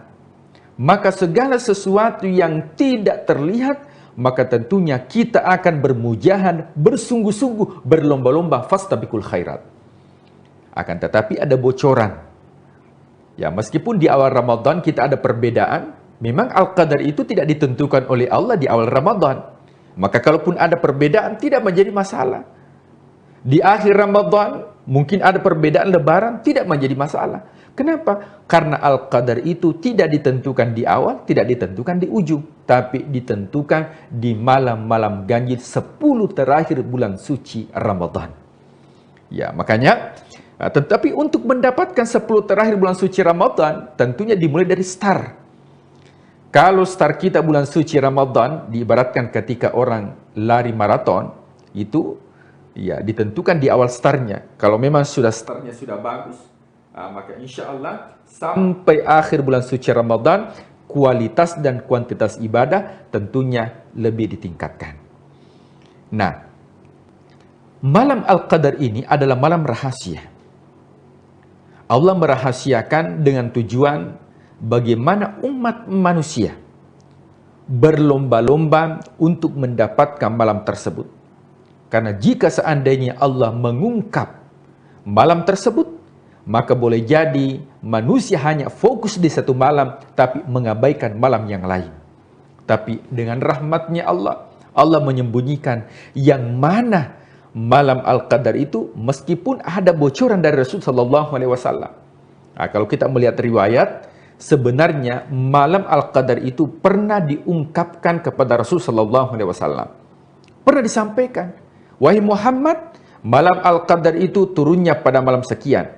Akan tetapi ketika Rasulullah SAW hendak untuk menyampaikan kepada sahabat, ternyata pada saat itu sahabat bertikai, bertengkar, sehingga ilmu tentang malam Al-Qadar dicabut oleh Allah. Maka menjadi pembelajaran bagi kita bahwa orang yang masih bertikai itu jauh untuk mendapatkan Al-Qadar. Dikatakan di akhir surah, salamun hiya hatta matla'il fajar, kedamaian. Jadi orang-orang yang mendapatkan Al-Qadar adalah orang yang memiliki jiwa dan hati yang damai. Orang yang bertengkar itu tidak mendapatkan Al-Qadar, jauh daripada Al-Qadar. Tapi orang yang dalam hidupnya selalu damai, hubungan sesama manusia itu baik, selalu menebarkan tentang kedamaian, maka inilah orang-orang yang mendapatkan yang dinamakan dengan Al-Qadar. Nah, apa perbedaan dengan malam Isra Mi'raj dengan malam Al-Qadar? Dalam redaksi kata, Isra Mi'raj itu menggunakan kata lail. Subhanalladzi asra bi abdihi lailan. Sementara Al-Qadar itu menggunakan kata lailatul. Itu ada tamarbutah. Ya, dalam kajian ya literatur bahasa. Nah, kalau lailan berarti hanya sepertiga malam. Nah, jadi kalau orang tidak gunakan salat tahajud sepertiga malam, masuk waktu subuh, maka tidak mendapatkan kemuliaan malam itu. Tapi kalau Al-Qadar ini tidak menggunakan kata lailan, tapi menggunakan kata lailah, lailatul qadar. Apa bedanya? Bahwa yang disebut dengan lailatul qadar yaitu sepanjang malam, termasuk waktu subuh sampai mendekati waktu fajar.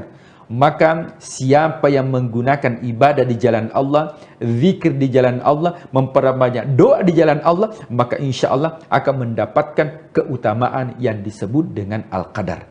Makanya para malaikat itu akan kembali sampai kapan? Hatta matla'il fajar, sampai terbitnya fajar. Beda dengan sholat tahajud atau qiyamul lail yang hanya diperuntukkan sepertiga malam. Tribuners yang dimuliakan Allah. Nah, tentunya bagaimana menjadikan ya Al-Qadar ini sebagai momentum untuk mendapatkan kemuliaan. Yang mana kemuliaan ini yang diberikan kepada umat Rasulullah SAW. Satu malam kita beribadah, fokuskan diri untuk beribadah kepada Allah Subhanahu wa Ta'ala, maka diberikan keutamaan khairum min alfi syahr, jauh lebih baik dari 83 tahun. Jadi bukan sama dengan 83 tahun. akan tetapi jauh lebih baik dari beribadah 83 tahun. Jadi kalau kita bertafakur malam hari itu, kita melakukan sholat tarawih pada malam hari itu dan turun Al-Qadar, maka kita seakan-akan melakukan sholat tarawih lebih dari 83 tahun. Ketika kita berbuat baik kepada orang tua pada malam hari itu, maka kita berbuat baik kepada orang tua lebih dari 83 tahun. Jikalau kita dermawan pada malam hari itu, kita berbagi, berempati, memberikan infak dan sedekah, maka sesungguhnya kita melakukan kebaikan lebih dari 83 tahun.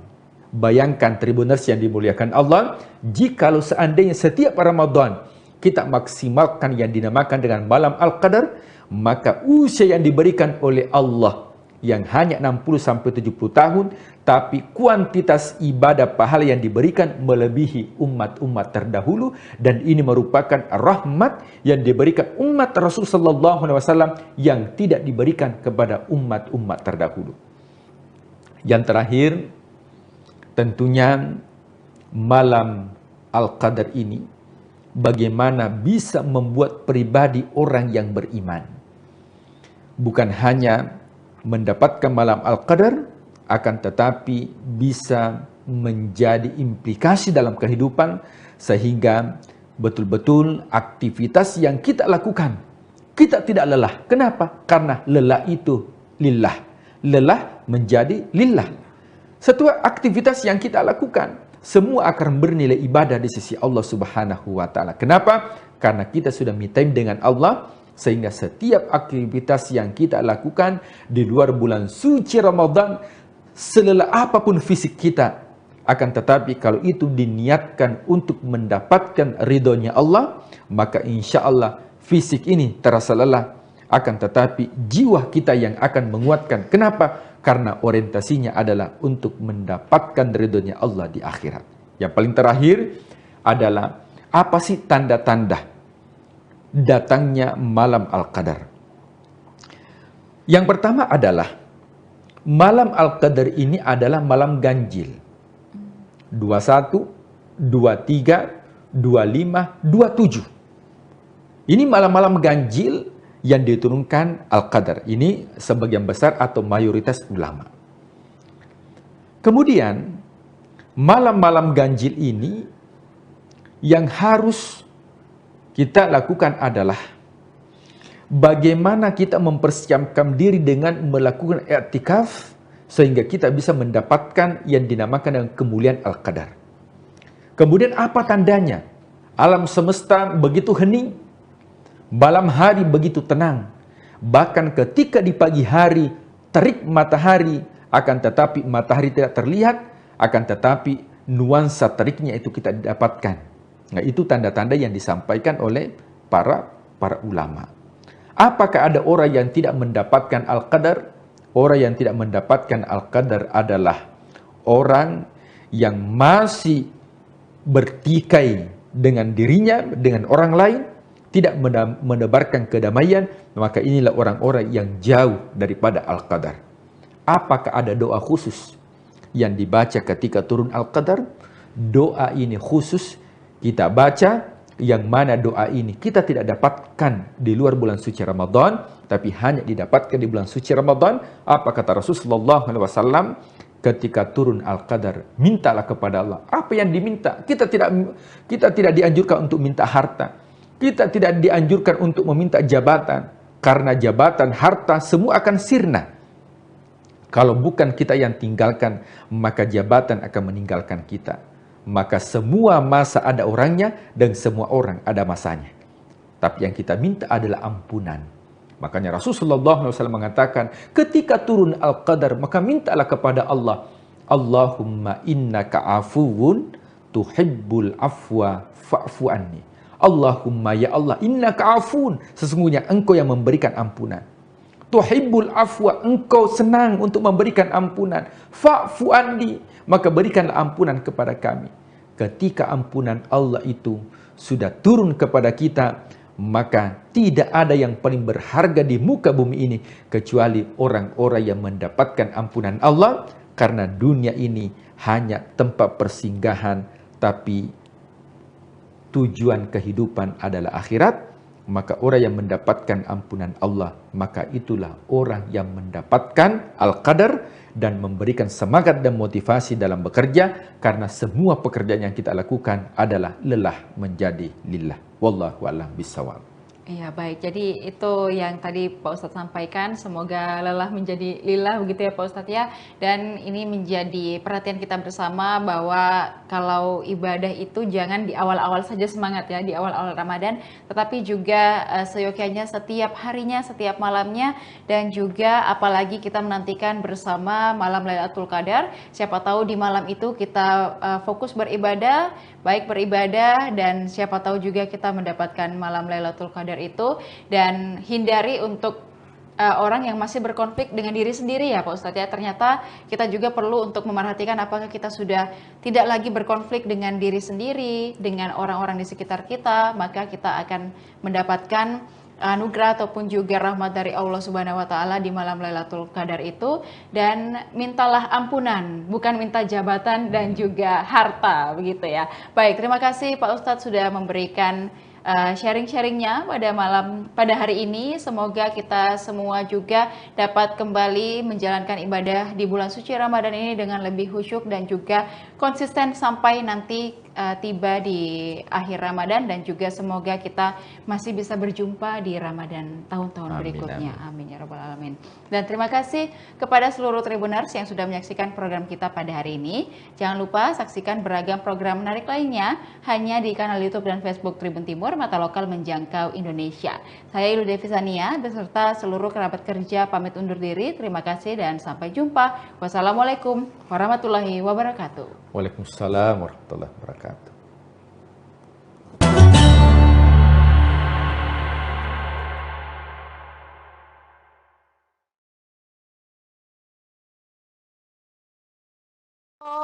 Allahumma innaka afuwun karim, tuhibbul afwa fa'fu anna ya karim.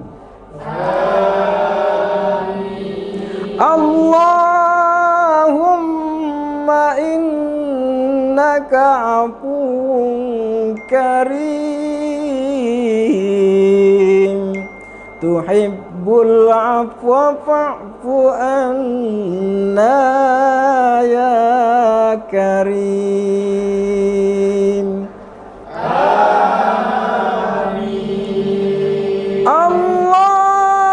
Allahumma innaka afuwun karim,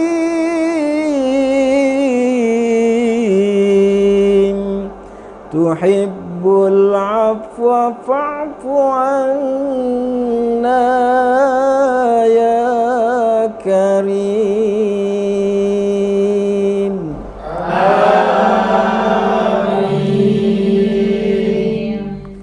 Nashhadu an la ilaha illallah wa nastaghfirullah, nas'aluka ridhaka wal jannah wa na'udzubika min sakhatika wan nar.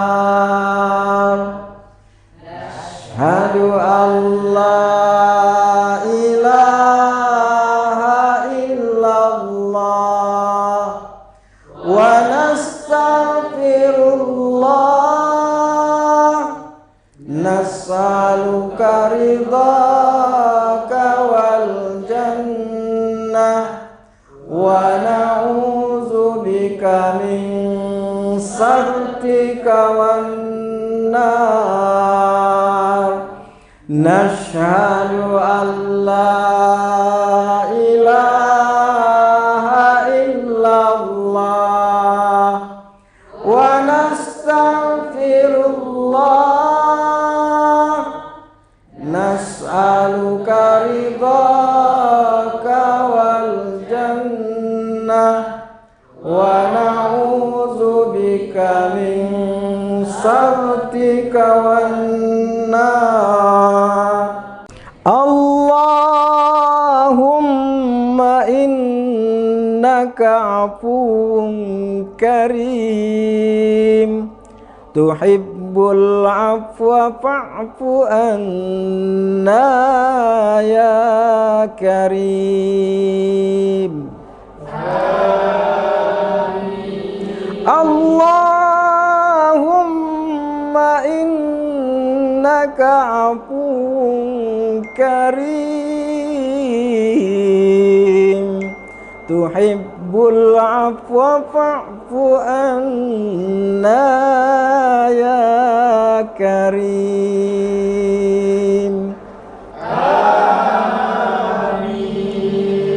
Allahumma innaka afuwun karim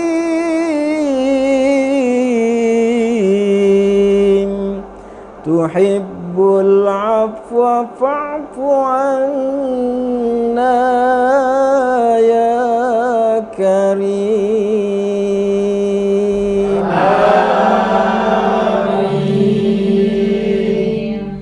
Nashhadu an la ilaha illallah wa nastaghfirullah nas'aluka ridhaka wal jannah wa na'udzubika min sakhatika wan nar. Ashhadu an la ilaha illallah wa nastaghfirullah nas'aluka ridhaka wal jannah wa na'udzubika min sakhatika wan nar. Nashhadu an la ilaha illallah wa nastaghfirullah nas'aluka ridhaka wal jannah wa na'udzubika min sakhatika wan nar. Allahumma innaka afuwun karim tuhibbul afwa fa'fu anna ya karim. Allahumma innaka afuwun karim tuhibbul afwa fa'fu anna ya karim.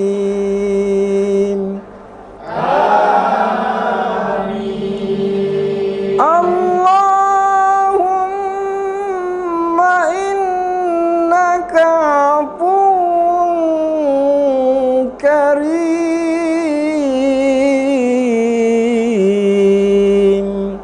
tuhibbul afwa fa'fu anna ya karim.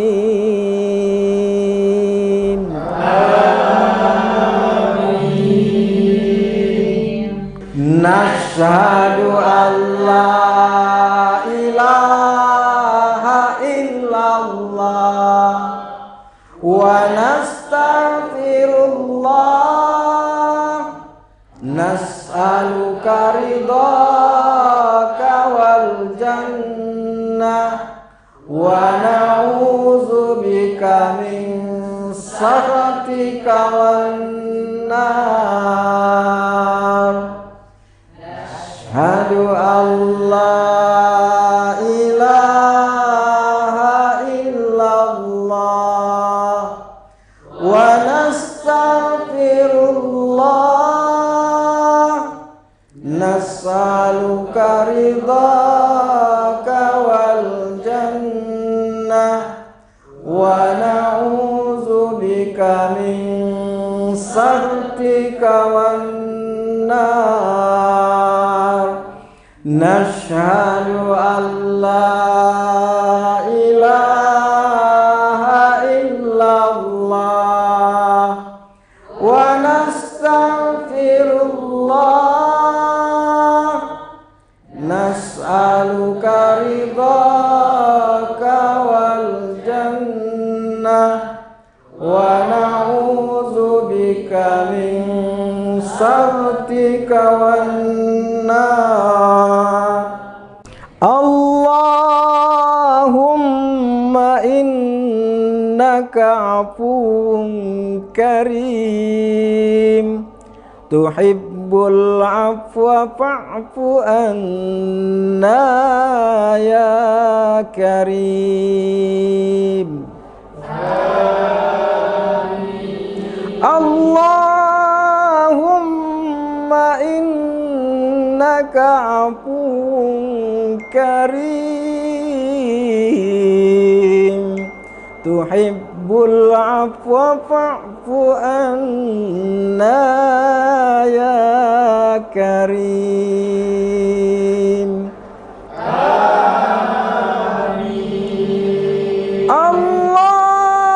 Allahumma innaka afuwun karim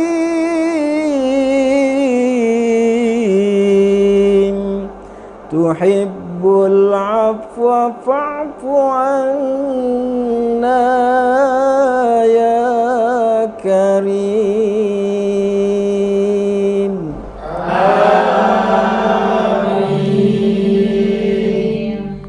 Nashhadu an la ilaha illallah wa nastaghfirullah. Nas'aluka ridhaka wal jannah wa na'udzubika min sakhatika wan nar.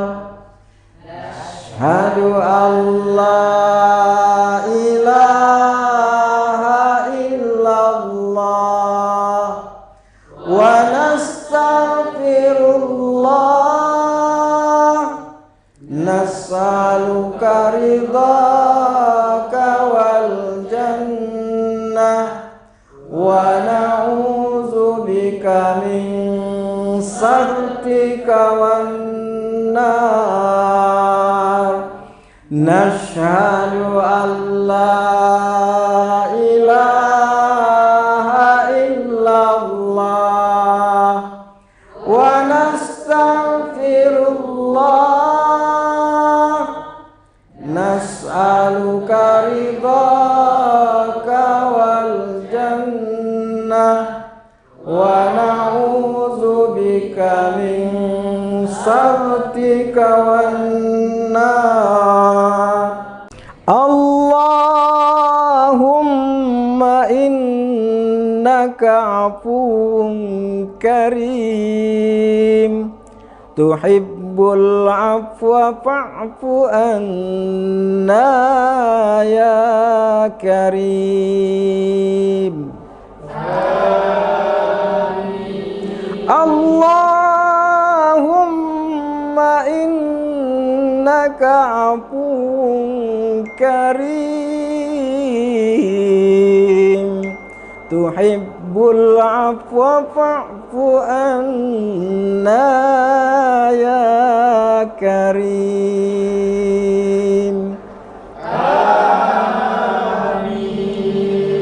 Allahumma innaka afuwun karim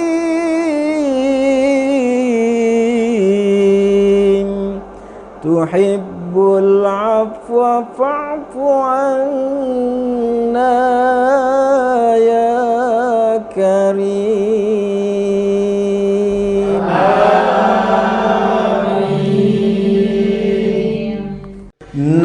Nashhadu an la ilaha illallah wa nastaghfirullah nas'aluka ridhaka wal jannah wa na'udzubika min sakhatika wan nar. Nashhadu an la ilaha illallah wa nastaghfirullah nas'aluka ridhaka wal jannah wa na'udzubika min sakhatika wan nar. Nashhadu an la ilaha illallah wa nastaghfirullah nas'aluka ridhaka wal jannah wa na'udzubika min sakhatika wan nar. Allahumma innaka afuwun karim tuhibbul afwa fa'fu anna ya karim.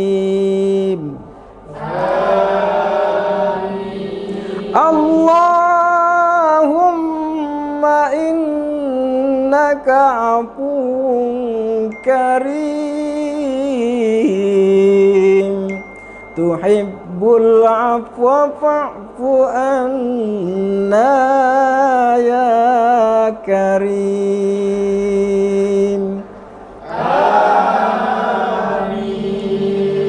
Allahumma innaka afuwun karim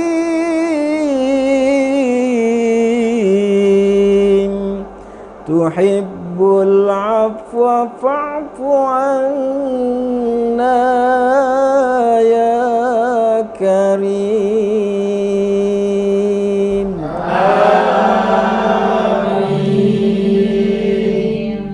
Nashhadu an la ilaha illallah wa nastaghfirullah nas'aluka ridhaka wal jannah wa na'udzubika min sakhatika wan nar. Nashhadu an la ilaha illallah wa nastaghfirullah nas'aluka ridhaka wal jannah wa na'udzubika min sakhatika wan nar. Nashhadu an la ilaha illallah wa nastaghfirullah nas'aluka ridhaka wal jannah wa na'udzubika min sakhatika wan nar. Allahumma innaka afuwun karim tuhibbul afwa fa'fu anna ya karim. Allahumma innaka afuwun karim tuhibbul afwa fa'fu anna ya karim.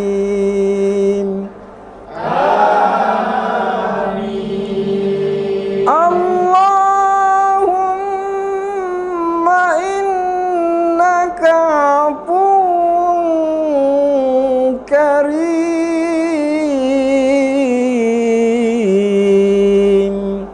tuhibbul afwa fa'fu anna ya karim.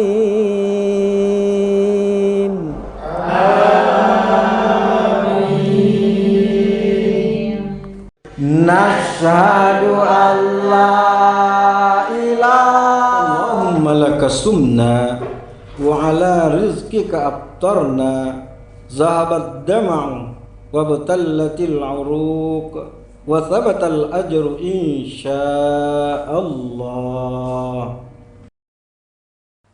Allahu akbar, Allahu akbar, Allahu akbar,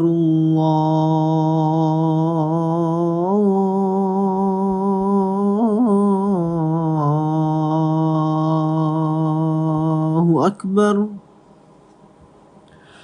Asyhadu an la ilaha illallah.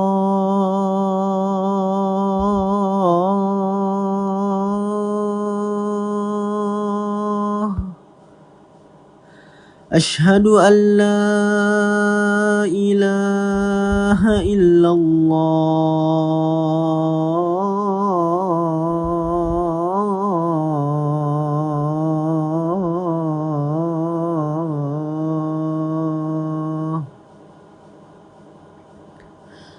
Asyhadu anna Muhammadar Rasulullah. Asyhadu anna Muhammadar Rasulullah.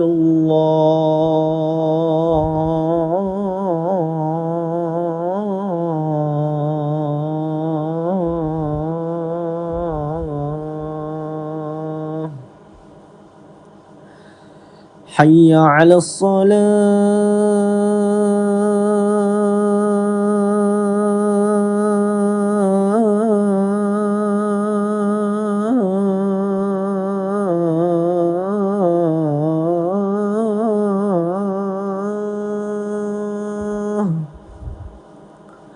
Hayya 'alas salah.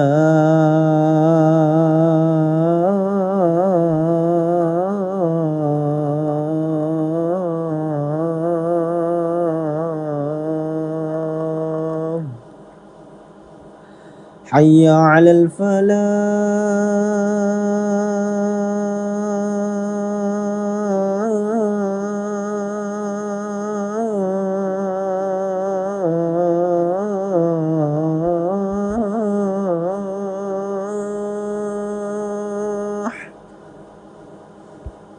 Hayya 'alal falah.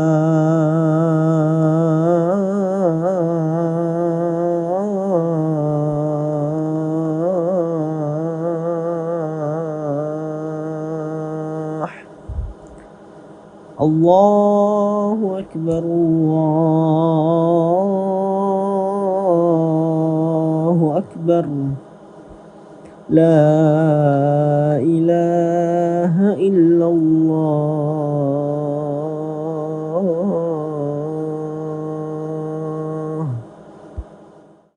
Allahumma rabba hadhihi ad-da'wati at-tammah was-salati al-qa'imah ati Muhammadan al-wasilata wal-fadilah والشرف والدرجة العالية الرفيعة وبعثه مقاما محمودا الذي وعدته إنك لا تخلف الميعاد.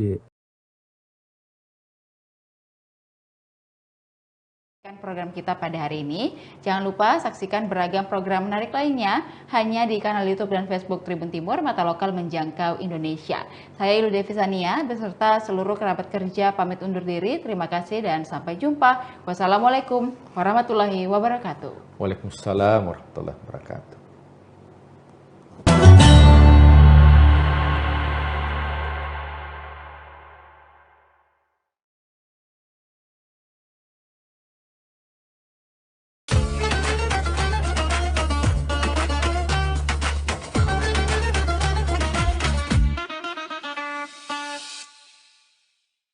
Assalamualaikum warahmatullahi wabarakatuh. Alhamdulillah wa kafa wassalatu wassalamu ala nabiyil mustafa wa ala alihi ahlu sidki wal wafa amma ba'du. Qala Allah ta'ala fi kitabil karim, a'udzu billahi minasyaitonir rajim, bismillahirrahmanirrahim. Ya ayyuhalladzina amanu ijtanibu katsiran minad don, inna ba'dad don ithma wa la tajassasu wa la yaghtab ba'dukum ba'da. Wa qala Rasulullah sallallahu alaihi wasallam an Abi Hurairah radhiyallahu anhu anna Rasulullah sallallahu alaihi wasallam qala yaqulullah ta'ala ana inda dhanni abdi bi, muttafaqun alaih. Alhamdulillah, mari kita panjatkan syukur kepada Allah Subhanahu wa taala atas berkat limpahan rahmat kita bisa berjumpa dalam acara program Mutiara Ramadan yang disiarkan oleh Tribun News. Selawat teriring salam mari kita curahkan kepada junjungan kita Nabi besar Muhammad sallallahu alaihi wasallam. Semoga kita semua mendapatkan syafaatnya. Amin ya rabbal alamin. Hadirin yang berbahagia, husnuzon itu adalah ibadah hati yang jarang disadari oleh kita semua. Husnuzon berarti berprasangka baik. Secara istilah, husnuzon adalah sikap hati yang berbaik sangka kepada Allah, berbaik sangka kepada sesama manusia, dan segala ketetapan-ketetapan Allah Subhanahu wa taala. Husnuzon kenapa disebut dengan amalan hati atau ibadah hati? Sebagaimana ikhlas, tawakal, sabar, dan syukur. Karena tidak terlihat secara dohir. Jadi adanya dalam hati. Ya, seperti halnya tadi yang saya sebutkan, husnuzon itu mirip-mirip dengan sabar, mirip-mirip dengan ikhlas, mirip-mirip dengan tawakal, dan mirip dengan rasa syukur. Inilah yang kemudian disebut bahwa husnuzon adalah ibadah hati yang tanpa kita sadari. Dia tidak akan nampak secara lahiriah, tidak akan nampak secara dohiriah, namun sangatlah menentukan kualitas iman seseorang di hadapan Allah Subhanahu wa taala. Seperti apa yang saya sampaikan, saya sebutkan dalam pembukaan tadi bahwa husnuzon ini sudah dinaskan, sudah tertulis dalam nas Al-Quran. Pada Quran surat Al-Hujurat ayat 12. Ya ayyuhalladzina amanu ijtanibu katsiran minad don, inna ba'dad don ithmu wa la tajassasu wa la yaghtab ba'dukum ba'da.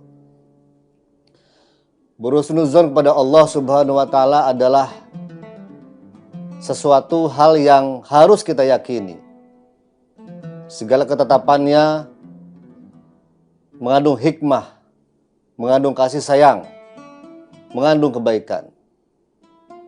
Maka apa yang kita sangkakan pada Allah haruslah berprasangka yang baik. Tidak boleh berprasangka buruk, apalagi kepada Allah Subhanahu wa taala. Ketetapan Allah yang ditetapkan oleh Allah kepada kita itu adalah ketetapan yang baik. Menurut kita mungkin ketetapan buruk menurut kita secara manusiawi, tapi tidak menurut Allah. Apapun yang ditetapkan oleh Allah itu adalah baik. Ya, tidak sedikit pun Allah menetapkan sesuatu hal yang buruk. Oleh karenanya, dari ayat tersebut sebagai landasan kuat orang yang beriman, orang muslim harus menjaga hati kita, menjaga dari pikiran-pikiran negatif. Kita harus optimis memandang kehidupan kita. Ya, apalagi jika misalnya ada orang yang menggosipi gitu, ya, harus tabayun dulu. Ada perkataan-perkataan orang lain yang sekiranya belum tentu benar, maka harus tabayun, harus dilihat, dan kita harus memandang baik, tidak boleh memandang buruk. Jadi husnuzon ini lawan katanya adalah suuzon. Husnuzon itu berprasangka baik, suuzon itu berprasangka buruk. Dan ini tidak boleh kita bersuuzon kepada sesama manusia, apalagi suuzon kepada Allah. Tidak boleh berprasangka buruk kepada manusia, tidak boleh berprasangka buruk kepada Allah dan ketetapan-ketetapan yang Allah sudah tentukan. Dalam hadis Rasulullah SAW, ini hadis qudsi.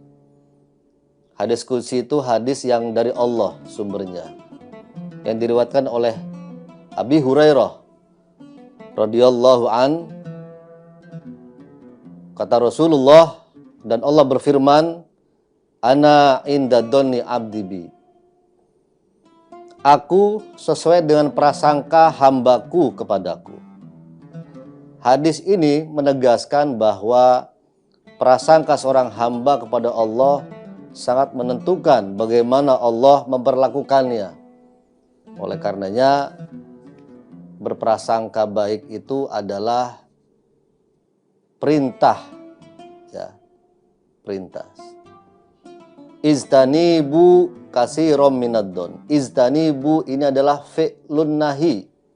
Jadi ada perintah sebagai fi'il amar, ada juga perintah sebagai fi'il nahi. Artinya apa? Perintah untuk tidak melakukan. Perintah untuk dilarang melakukan sesuatu hal karena fi'il nahi bukan fi'il amar. Kemudian Rasulullah SAW bersabda juga dalam hadis yang diriwayatkan oleh Imam Bukhari dan Muslim, Iyakum wad-dhanna fa inna dhanna akdabul hadis. Jauhilah prasangka, karena prasangka itu adalah sedusta-dusta perkataan.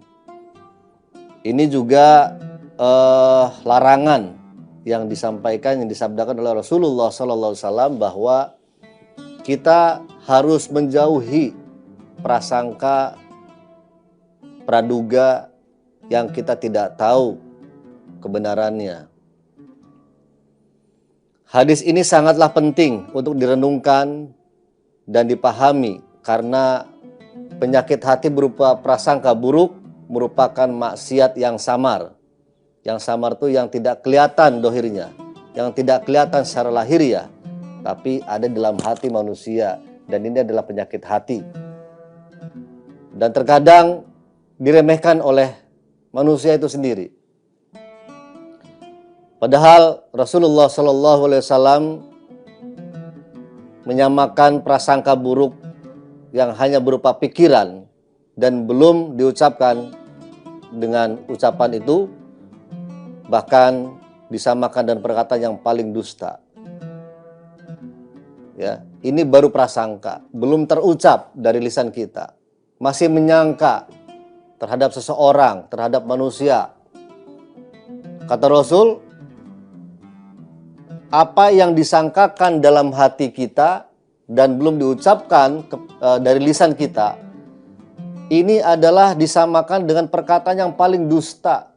Naudzubillah summa naudzubillah min dzalik. Oleh karena janganlah kita berprasangka buruk kepada siapapun,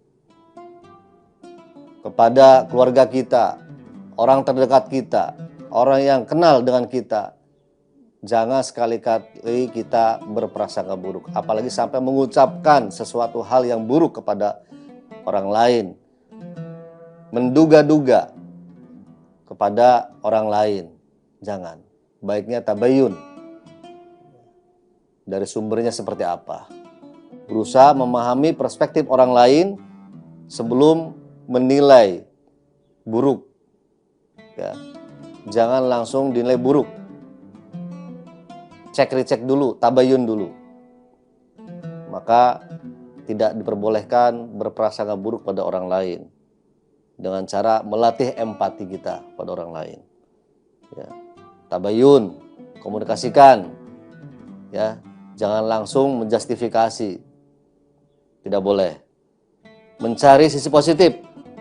Positif, ya, bukan negatif.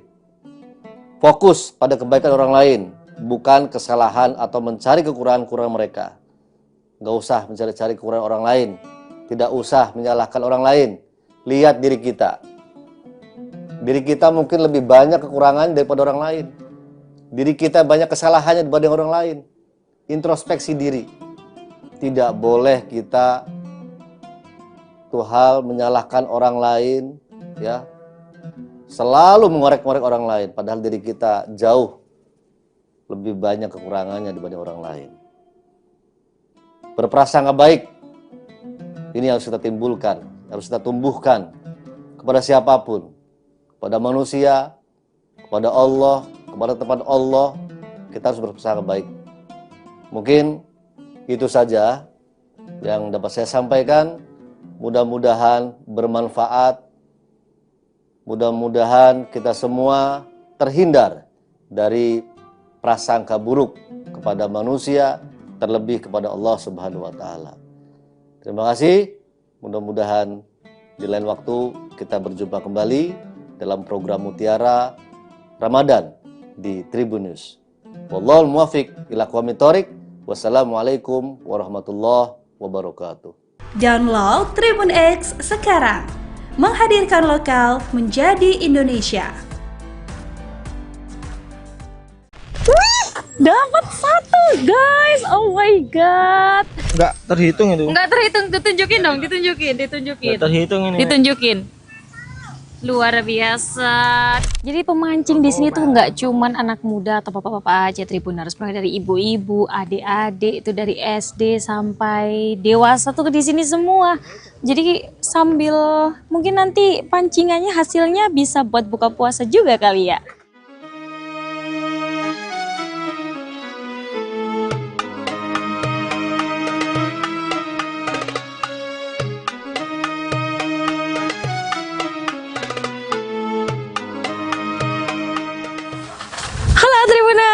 Sore-sore gini kalian pasti bingung ya mau nunggu waktu buka puasa sambil ngapain.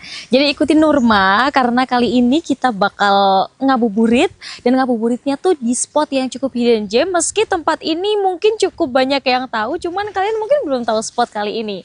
Nah, buat tahu nih Nurma bakal ngapain karena udah ada ini dan juga ini, kita ngapain? Let's go, ikutin Nurma sampai akhir.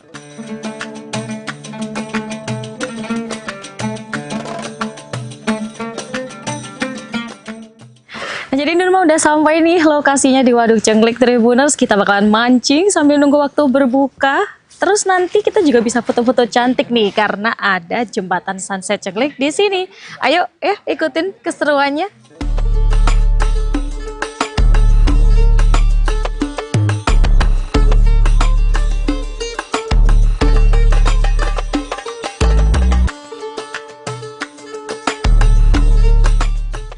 Nah, kita siapin alat-alatnya. Tribuners udah dapat tempat duduk yang nyaman. Kita bakalan nyari ikan di sini. Kita udah bawa umpan juga nih, Tribuners ya. Udah berstok-stok ini di sini. Terus jangan lupa kita keluarin pancingnya, Tribuners. Sepoi-sepoi banget di sini, sumpah asyik banget. Syahdu deh buat ngabuburit kalian. Oke, ini dia. Tribuners, Nurma udah dapat tempat yang nyaman banget nih buat nyari ikan. Ya meski baru pertama kali ya nyoba-nyoba gini buat ngabuburit di Waduk Cengklik ini buat mancing, tapi kayaknya Nurma bakalan cari-cari deh experience ini gimana sih sebenarnya mancing di sini. Jadi karena pancingnya juga udah siap, kita bakalan nyiapin umpannya. Ayo.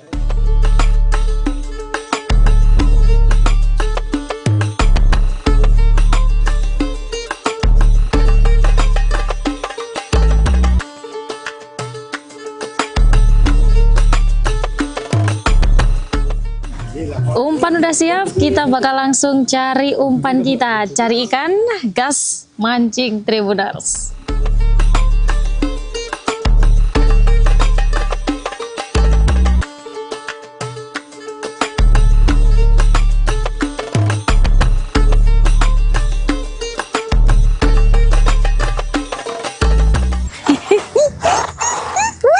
Dapat satu guys, oh my god.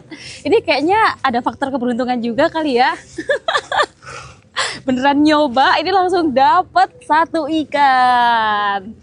Oke, kita tangkap guys.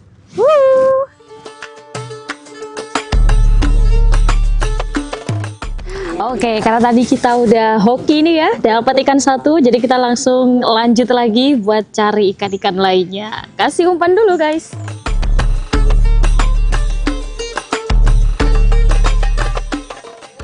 Jadi buat kali ini aku makainya umpannya pelet ya, Tribuners yang gampang. Jadi udah ada kayak gini, kayak bubuk gitu ya. Terus nanti kita kasih air, terus nanti peletnya langsung dimasukin. Terus nanti langsung aja tuh kita kayak digempel-gempelin aja di sini.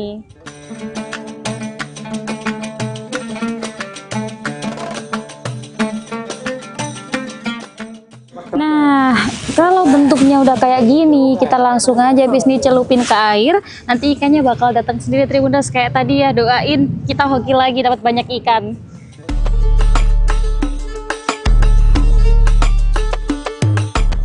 Jadi pemancing di sini tuh nggak cuman anak muda atau bapak-bapak aja Tribuners, mulai dari ibu-ibu, adik-adik itu dari SD sampai dewasa tuh di sini semua.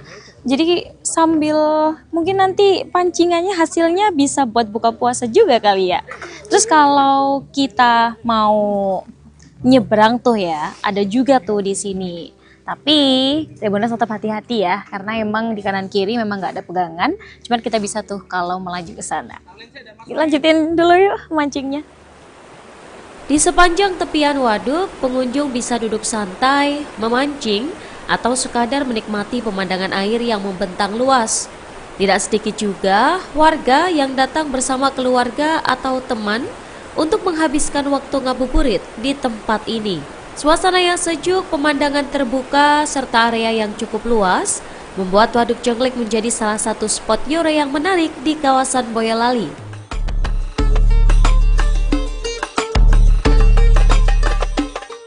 Wih, Nurma dapat salah satu pemancing yang luar biasa, tangkapannya banyak banget Tribuners. Kita tanya-tanya yuk, sebenarnya mereka tuh rahasianya apa sih? Datang dari jam berapa? Halo Mas, siapa namanya? Kenalan dulu dong.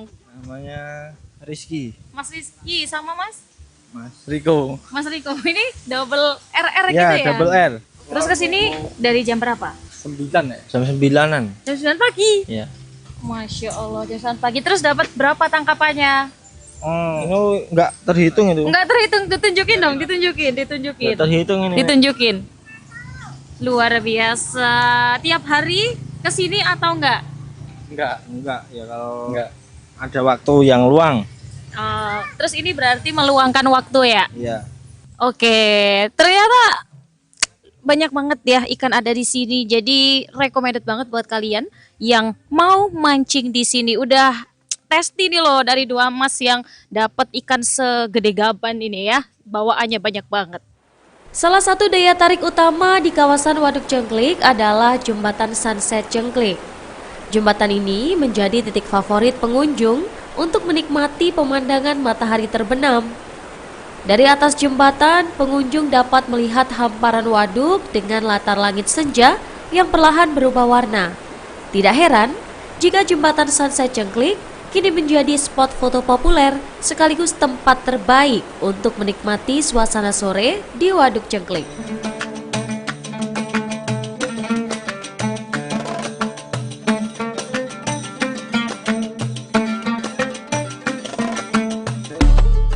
Ya, Tribuners, ikannya cuma dapat satu doang, tapi nggak apa-apa sih ya. Jadi semangat buat balik lagi. Ternyata mancing itu seru banget, apalagi nyaman banget loh tempat duduknya. Terus kayak kita tuh bisa merasakan suasana ngabuburitnya dapat banget gitu loh. Jadi kalau kalian yang mau datang ke sini bisa banget, mau pakai motor, mau pakai mobil, karena parkirannya juga luas. Terus aja langsung di pinggir-pinggir nanti udah tersedia tempat-tempat buat mancingnya, dan bahkan kita bisa foto-foto cantik di sini karena ada jembatan Sunset Cengklik di sini. Dan Nurma mau pulang dulu ya, mau persiapan buka puasa. Bye bye, sampai jumpa di ngabuburit asyik selanjutnya.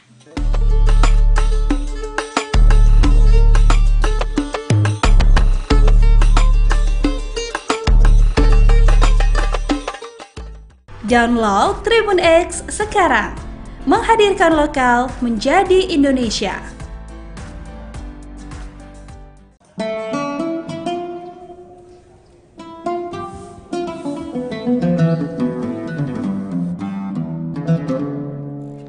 Assalamualaikum Tribuners dan pemirsa Rian Surya. Jumpa lagi dengan saya Rifki Edgar. Dan kali ini saya sedang berada di depan pintu gerbang Pondok Pesantren Bahrul Maghfirah. Dan pada bulan suci Ramadan kali ini, kami memiliki program Cerita Para Kiai, dan rencananya kami akan masuk ke dalam Ponpes Bahrul Maghfirah untuk mengetahui lebih dekat Ponpes Bahrul Maghfirah yang ada di Kota Malang ini, terutama untuk ngobrol dan berbincang langsung dengan pengasuh Pondok Pesantren Bahrul Maghfirah, yakni Profesor Dr. Kiai Haji Muhammad Bisri. Yuk, ikuti perjalanan kami di sini.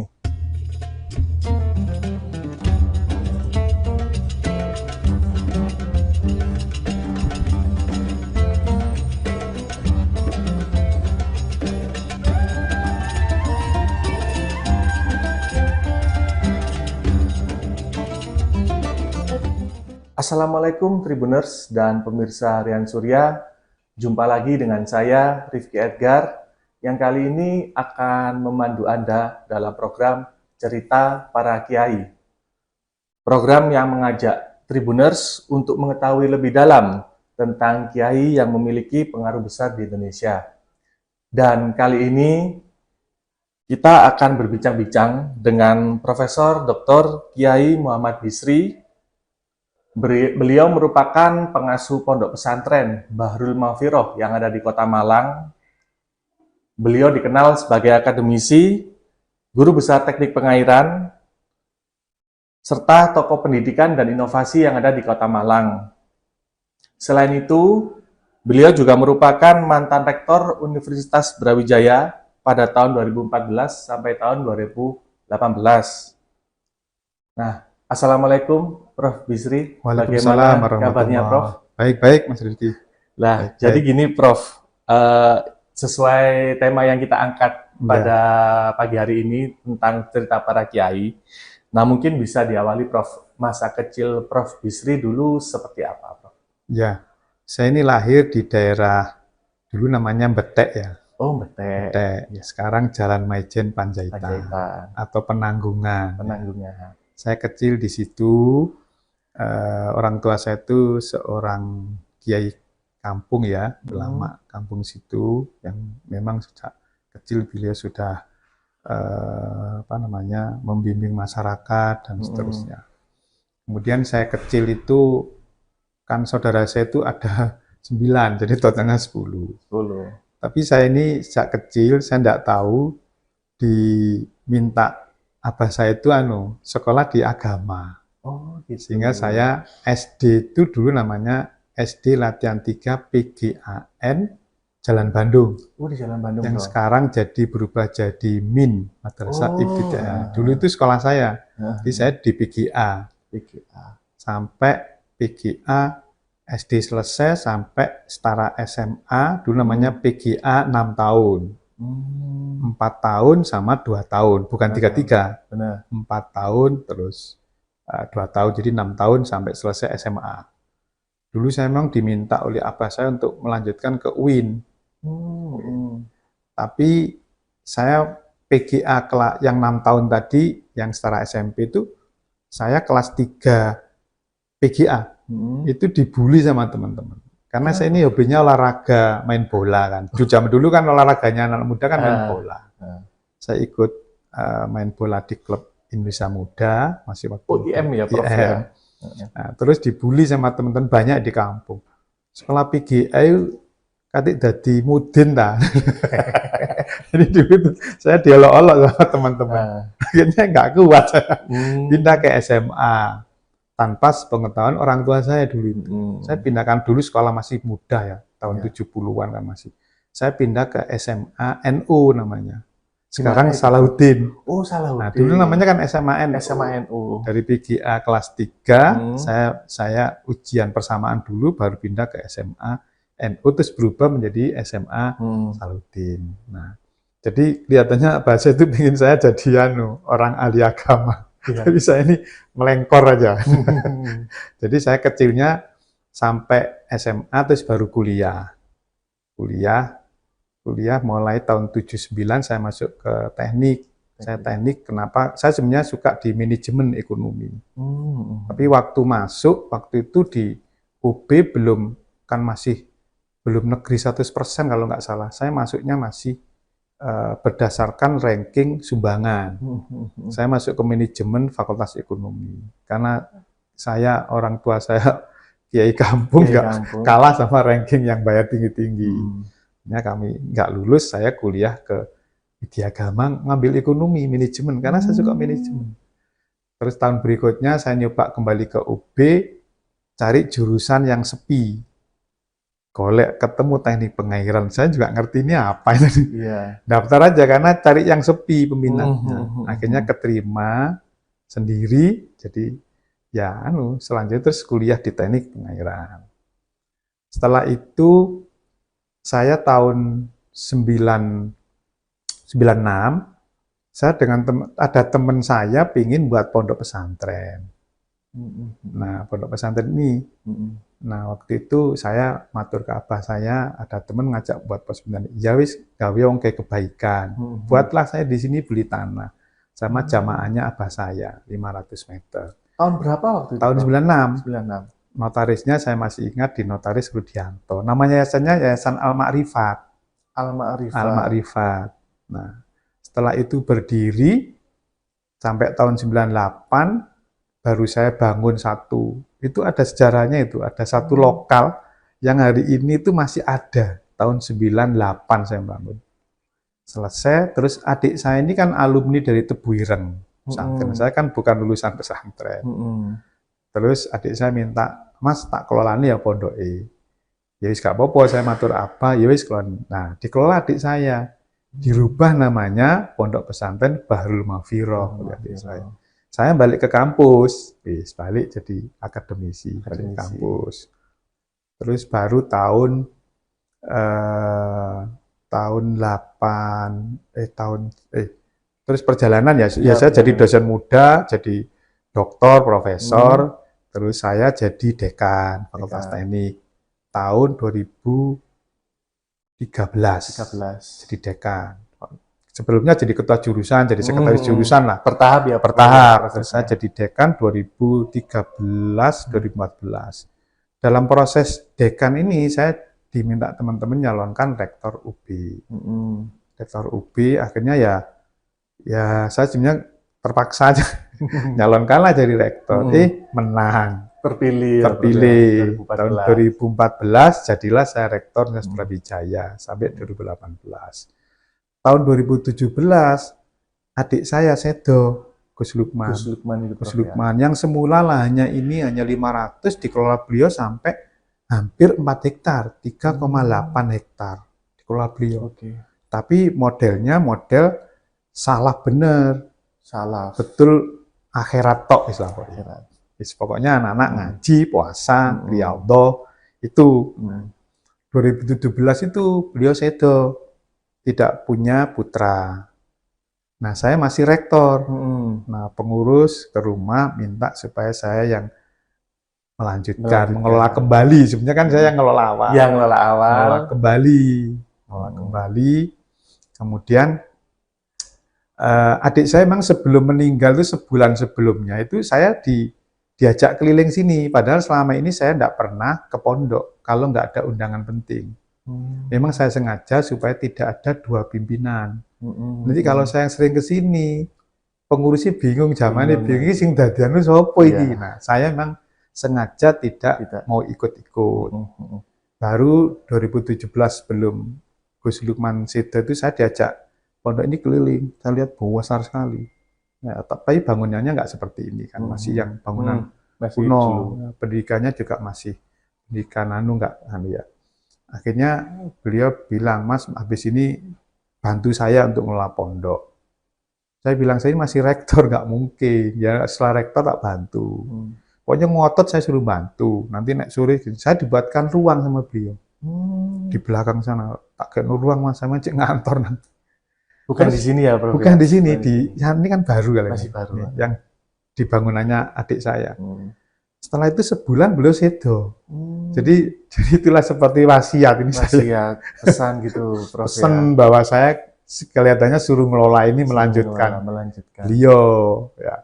Akhirnya ya karena pengurus juga minta saya, akhirnya ya sudahlah saya kelolanya ini supaya nanti bisa mungkin lebih bisa berubah karena saya punya bekal akademisi, bekal birokrasi, bekal agama sejak kecil. Jadi kan memang suka hobi belajar ilmu agama. Karena saya di kampung juga jadi ketua tahlil, ketua tiba, jadi pokoknya anulah dianggap orang paham agama karena memang mulai PGA saya belajar ngaji, itu saya hobi memang sejak kecil itu tentang ilmu agama Islam. Menarik sekali nih Prof, cerita Prof mulai kecil sampai akhirnya menjadi rektor hingga akhirnya menjadi pengasuh Ponpes Bharul Mafiro nih Prof. Nah Prof kembali lagi ke masa kecil waktu itu. Siapa sih Prof yang membantu Prof untuk membentuk karakter atau cara pandang pemikiran Prof waktu kecil itu siapa Prof? Karena Prof kan juga memiliki hobi yang unik juga Prof ya? Iya, olahraga. Jadi gini, kalau olahraga itu dipengaruhi lingkungan. Kebetulan olahraga di lingkungan tempat saya tinggal itu hobinya main bola, voli. Pemalang itu mesti voli bola itu, mana-mana bola, basket belum populer seperti itu ya. Itu sehingga saya ya dua kalau sore mesti main bola tiap hari itu. Tapi saya malam ngaji, saya memang dari abah saya. Jadi saya dibentuk karakternya tentang Islam itu dari abah saya. Saya juga ngaji ke abah saya. Ya, jadi saya ngaji tentang ilmu ilmu akidah gitu. Kalau saya ngaji Quran itu kan ada musola di tempat saya dekat musola, jadi saya ngaji Quran. Jadi kalau malam saya pasti kegiatannya agama. Kalau pagi sekolah, sore itu mesti olahraga. Kalau nggak bal-balan main voli, itu rutinitas saya. Sehingga karakter itu terbentuk olahraga karena lingkungan. Apalagi sekolahnya saya di SMA Salahuddin dulu juga olahraga yang paling menonjol kan dominan, terutama main bola. Nah, terus di rumah saya karakternya agama dibentuk oleh orang tua saya. Nah, ini juga menarik loh, Prof. Kan Prof juga menjadi seorang rektor waktu itu ya, terus juga mengasuh Ponpes. Nah, Prof, dalam membentuk cara pandang jenengan untuk membangun atau mengelola pesantren ini seperti apa, Prof? Waktu itu? Ya, jadi saya waktu itu sudah melihat adik saya mengelola pesantren. Ya, tapi saya nggak ikut-ikut karena saya nggak mau mempengaruhi pemikiran beliau. Begitu saya jadi tahun 2017, saya ini sudah mulai kesini lihat-lihat. Nah, ini dulu nggak ada ruangan ini, jadi masih sepi, masih kosong. Saya lihat, karena saya masih rektor, masih repot. Saya harus berpikir untuk merubah pemikiran tentang pondok pesantren. Saya ingin ada perubahan mindset. Karena awalnya adik saya itu, santrinya itu diambil dari mana-mana dan gratis. Hanya bayar uang makan ya, hanya bayar uang makan gratis dari Lampung, dari mana di sini. Terus mereka ansik memang belajar Islam, hanya kitab-kitab belajar itu ya. Jadi memang arahnya memang ya kayak pondok-pondok zaman dulu, sehingga sekolah formalnya tidak begitu teropeni. Saya terus masuk, saya bilang kan dulu itu anak-anak juga nakal-nakal yang mondok di sini. Jadi mungkin terpengaruh oleh pondok-pondok zaman dulu bahwa justru pondok itu tempat pendidikan anak-anak nakal. Ya, di situ seperti itu jadi kiai kan itu. Terus saya begitu di sini saya bilang nggak bisa, pondok itu adalah tempat mencari ilmu agama Islam dan mengamalkan. Bukan penitipan anak-anak nakal. Anak nakal itu kewajiban negara loh, saya bilang gitu. Kalau sebagian ya bolehlah, tapi kalau semua nakal terus seperti apa Islam nanti? Ya nanti ada yang jadi, ada yang enggak itu gimana? Dia mondok tapi nakal. Ya saya rubah mindsetnya bahwa pondok itu tempat orang mencari ilmu agama Islam dan mengamalkan. Sehingga kita harus ada saringan. Jadi itu mindset saya rubah dulu. Nanti saya nggak mau harus yang pondok sini harus ada seleksi. Nah, terus kedua tentang pondok ini, saya bilang pondok ini juga harus mengakomodasi orang ilmu-ilmu yang bersifat praktis untuk bekal dunia. Ilmu kauniyah, tidak hanya ilmu syariah. Jadi kan di banyak pendapat ilmu dibagi dua, syariah dan kauniyah, ilmu duniawi dan akhirat. Saya bilang sebenarnya ilmu dunia itu juga bisa jadi ilmu akhirat, karena Allah itu menciptakan manusia untuk menjadi khalifah. Wa idza qala rabbuka lil malaikati ja'alna fil ardi khalifah. Kita jadi khalifah, wakil Tuhan mengurusi bumi. Nah, ilmu agama itu kan nggak cukup, harus ilmu umum. Kalau nanti kita nggak bisa ilmu juga, nanti orang Islam ketinggalan. Masa orang Islam nanti nggak bisa mayungi bumi, nggak mesti dunia. Karena dia malah ketika dunia Islam harus terus memayungi dunia. Sehingga saya berpikir ini Islam harus dibawa ke pendidikan yang tinggi. Karena al-Islam ya'lu wa la yu'la alaih. Islam itu agama yang tinggi, jadi standarnya harus tinggi. Ya mungkin saya kebiasaan berpikir akademis ya. Ya, harus standarnya tinggi, jangan Islam itu standarnya rendah, nanti diketawain, saya bilang itu. Makanya saya di sini punya tagline, di sini pondok ini harus mengelolanya ikhlas dan profesional. Tidak hanya ikhlas tapi profesional. Jangan profesional tanpa ikhlas, ini nggak jadi ibadah. Jadi ikhlas dan profesional. Profesional itu ya jadi standarnya tinggi. Prof, jadi ini arahnya ke ponpes modern ya, Prof ya? Bisa Kalau dibilang seperti itu, Prof, iya, atau seperti apa? Saya sebetulnya tidak modern ya. Islam itu memang menaungi zaman. Islam itu agama yang menaungi zaman. Coba bagaimana Islam menaungi orang ibadah di Kutub Utara. Bagaimana Islam itu hadir menaungi kehidupan di Amerika. Bagaimana Islam itu di pedalaman di Papua. Jadi sebetulnya kan Islam itu ya tidak modern, ya pokoknya dia menaungi zaman. Harus menyesuaikan. Iya, rahmatan alam, dia naungi terus di mana-mana. Jadi dunia harus menyelesaikan Islam yang membimbing. Islam membimbing bagaimana kehidupan mengabdi kepada Allah itu kalau kita kondisi di kutub. Bagaimana membimbingnya Islam itu. Jadi apakah itu modern? Enggak juga kan. Sebetulnya ya itulah posisi Islam. Karena Islam ya'lu wa la yu'la alaih. Islam itu agama yang tinggi, yang rahmatan alamin. Dia menaungi segala zaman dan sekolah tempat. Ya, jadi jangan terus kita ini beringin Islam itu kayak di hanya Arab Saudi loh lah. Terus yang di kutub gimana? Yang di Papua gimana? Yang di daerah enggak pernah ada enggak pernah tenggelam Swedia, itu gimana? Itulah hadir, sehingga saya bilang kondisi ini pun ini bukan modern, tidak modern. Islam harus seperti ini, standarnya harus tinggi, bukan mewah loh, tinggi standarnya. Jadi kita juga harus bisa mengikuti perkembangan zaman ya? Iya, Islam nanti menuntun zaman. Gimana hukum orang nonton bioskop, kan itu dituntun oleh Islam. Bagaimana hukum kita ke mall, itu kan dituntun Islam. Bagaimana hukum berbisnis, bagaimana hukum tanaman kita menanam, mengolah hutan. Itu Islam harus hadir menaungi semua itu. Jadi tidak hanya sekedar Islam itu ta'abud, hanya ibadah aja. Ibadah itu kok misalnya sholat aja. Jangan ta'aluk, hanya berpikir, tapi ta'aluk jadi budaya. Ya.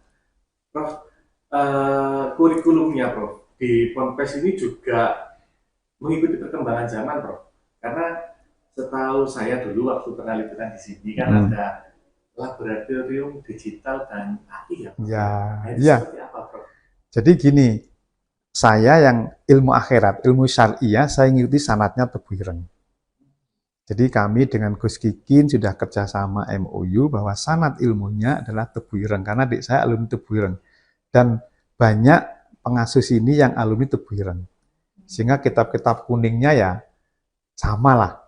Bahkan penasihat pondok sini sekarang lagi ngajar di Tebu Ireng.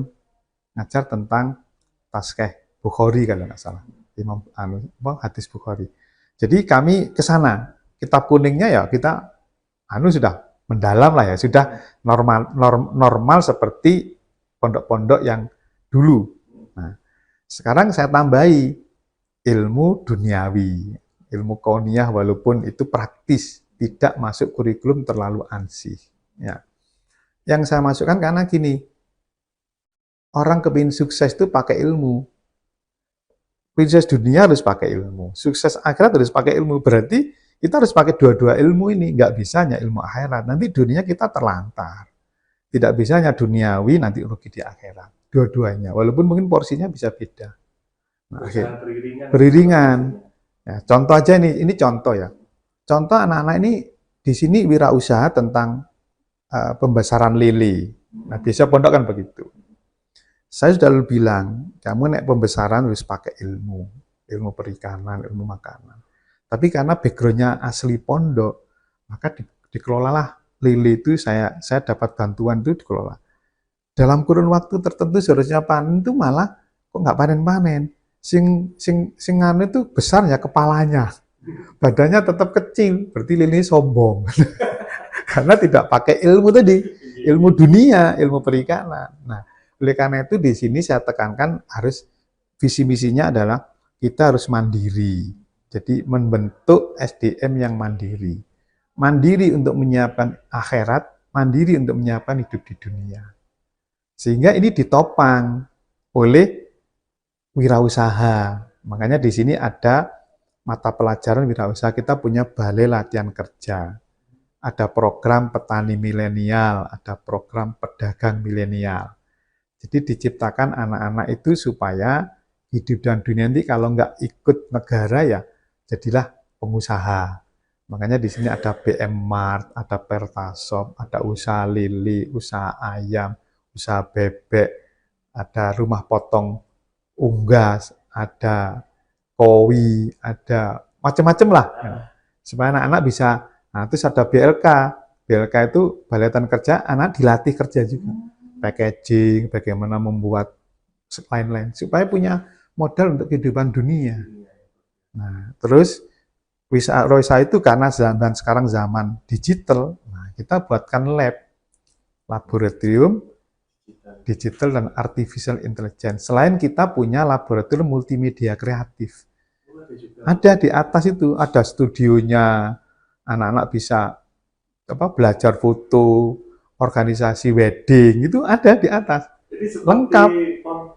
Rasa kampus ya Pak? Iya, memang saya ingin mengkombinasi antara din dan sains. Walaupun sains adalah bagian dari adin. Jadi saya ingin semasa ini adalah karena kalau kita mau sukses dunia tanpa sains tidak mungkin. Maka saya ingin kehidupan kita ya kayak sukses di dunia, sukses di akhirat. Saya yang orang gini bisa jadi rektor. Itu kan tanda petik orang memandang saya sukses di dunia. Memandangnya ya, kalau saya kan biasa aja, itulah tugas manusia memang ya. Jadi saya ingin dua itulah nanti hasil dari output ini mandiri di dunia maupun akhirat. Ini juga menarik Prof ya, artinya kita juga harus berjalan beriringan. Nah sekarang gini Prof, mungkin bagaimana sih Prof menjaga agar santri ini tetap kuat secara spiritual di tengah perkembangan zaman? Itulah latihannya di pondok ini. Di pondok ini, Bro. latihan di pondok ini. Jadi nanti kalau jadi pilot, akidahnya kuat, sholatnya nggak pernah telat. Semuanya berbasis pada syariat Islam. Nanti jadi wali kota, nah itu tetap jangan terima, jangan korupsi, jangan itu karakternya dibentuk di sini. Makanya dia juga harus tahu hidup dunia di luar. Makanya ada digital, ya ada belajar marketing dia. Karena saya pingin anak-anak itu juga, bahkan saya ini lagi mau ngerintis untuk kurikulum Cambridge di sini. Seperti apa itu, Prof? Cambridge itu standarnya kayak Cambridge di Inggris sana.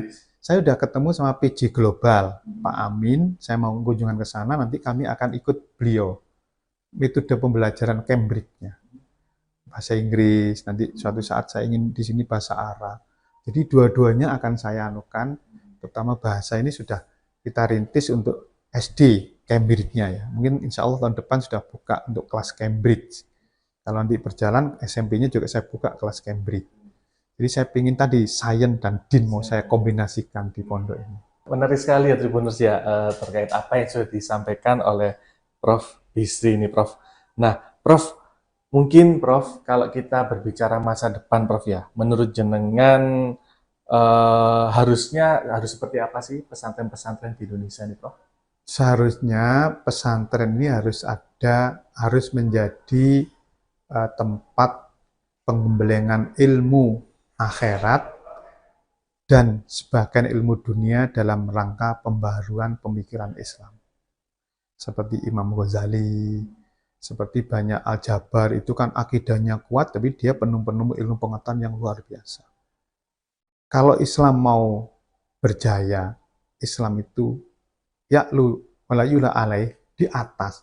Kombinasi itulah diperlukan di era sekarang. Jadi di era sekarang diperlukan kombinasi antara sains dan din. Kalau itu jadi, karena makalah Imam Syafi'i jelas, man arada dunya fa'ali bil ilmi, wa man arada al-akhirah fa'ali bil ilmi, wa man arada huma fa'ali bil ilmi. Semua pakai ilmu. Sains berarti. Saat Islam itu kan di Quran banyak sains juga. Tentang hujan, sains. Semuanya ada lengkap. Makanya mestinya kita sains dan adin bergandengan terus gini. Supaya kita bisa menemukan sesuatu. Saya kan menemukan sumur injeksi. Nah, itu kan satu inovasi sains ya, yang dan itu manfaat. Banyak loh, Prof, inovasinya. Iya, sekarang COVID juga ada bilik. bilik ya. Terus saya sekarang yang terbaru SDBSI. Saluran drenase berbasis sumur injeksi udah keluar hakinya tahun 2025 November kemarin. Jadi saya memang menggabungkan sains dan din supaya posisi kita tuh jadi tinggi. Jangan Islam dianggap jadul nanti. Islam agama eksklusif, tidak inklusif. Islam harus memayungi semua zaman. Kita jangan alergi terhadap zaman sekarang. Jadi kita payungi. Dibutuhkan sains. Baik. Prof, mungkin terakhir, Prof, mungkin ada pesan, doa. Saya berpesan kepada para santri, jangan lelah untuk belajar ilmu agama Islam dan juga ilmu dunia. Gabungkan dua-dua ilmu itu supaya kita kalau berdoa Rabbana atina fid dunya hasanah wa fil akhirati hasanah wa qina adzabannar. Kita berbahagia hasanah di dunia dan di akhirat. Kita berdoa dua-duanya, tapi kita tidak pernah juga belajar sains. Nanti akhirnya kita seakan-akan keterbelakang di dunia ini orang Islam. Padahal Islam harus di depan, memimpin bangsa, memimpin negara, dan memimpin kebudayaan yang berdasarkan pada syarat Islam yang kuat. Apa yang disampaikan oleh Prof. Bisri ini bisa menjadi suri tauladan dan juga manfaat bagi para masyarakat dan tribuners dimanapun berada.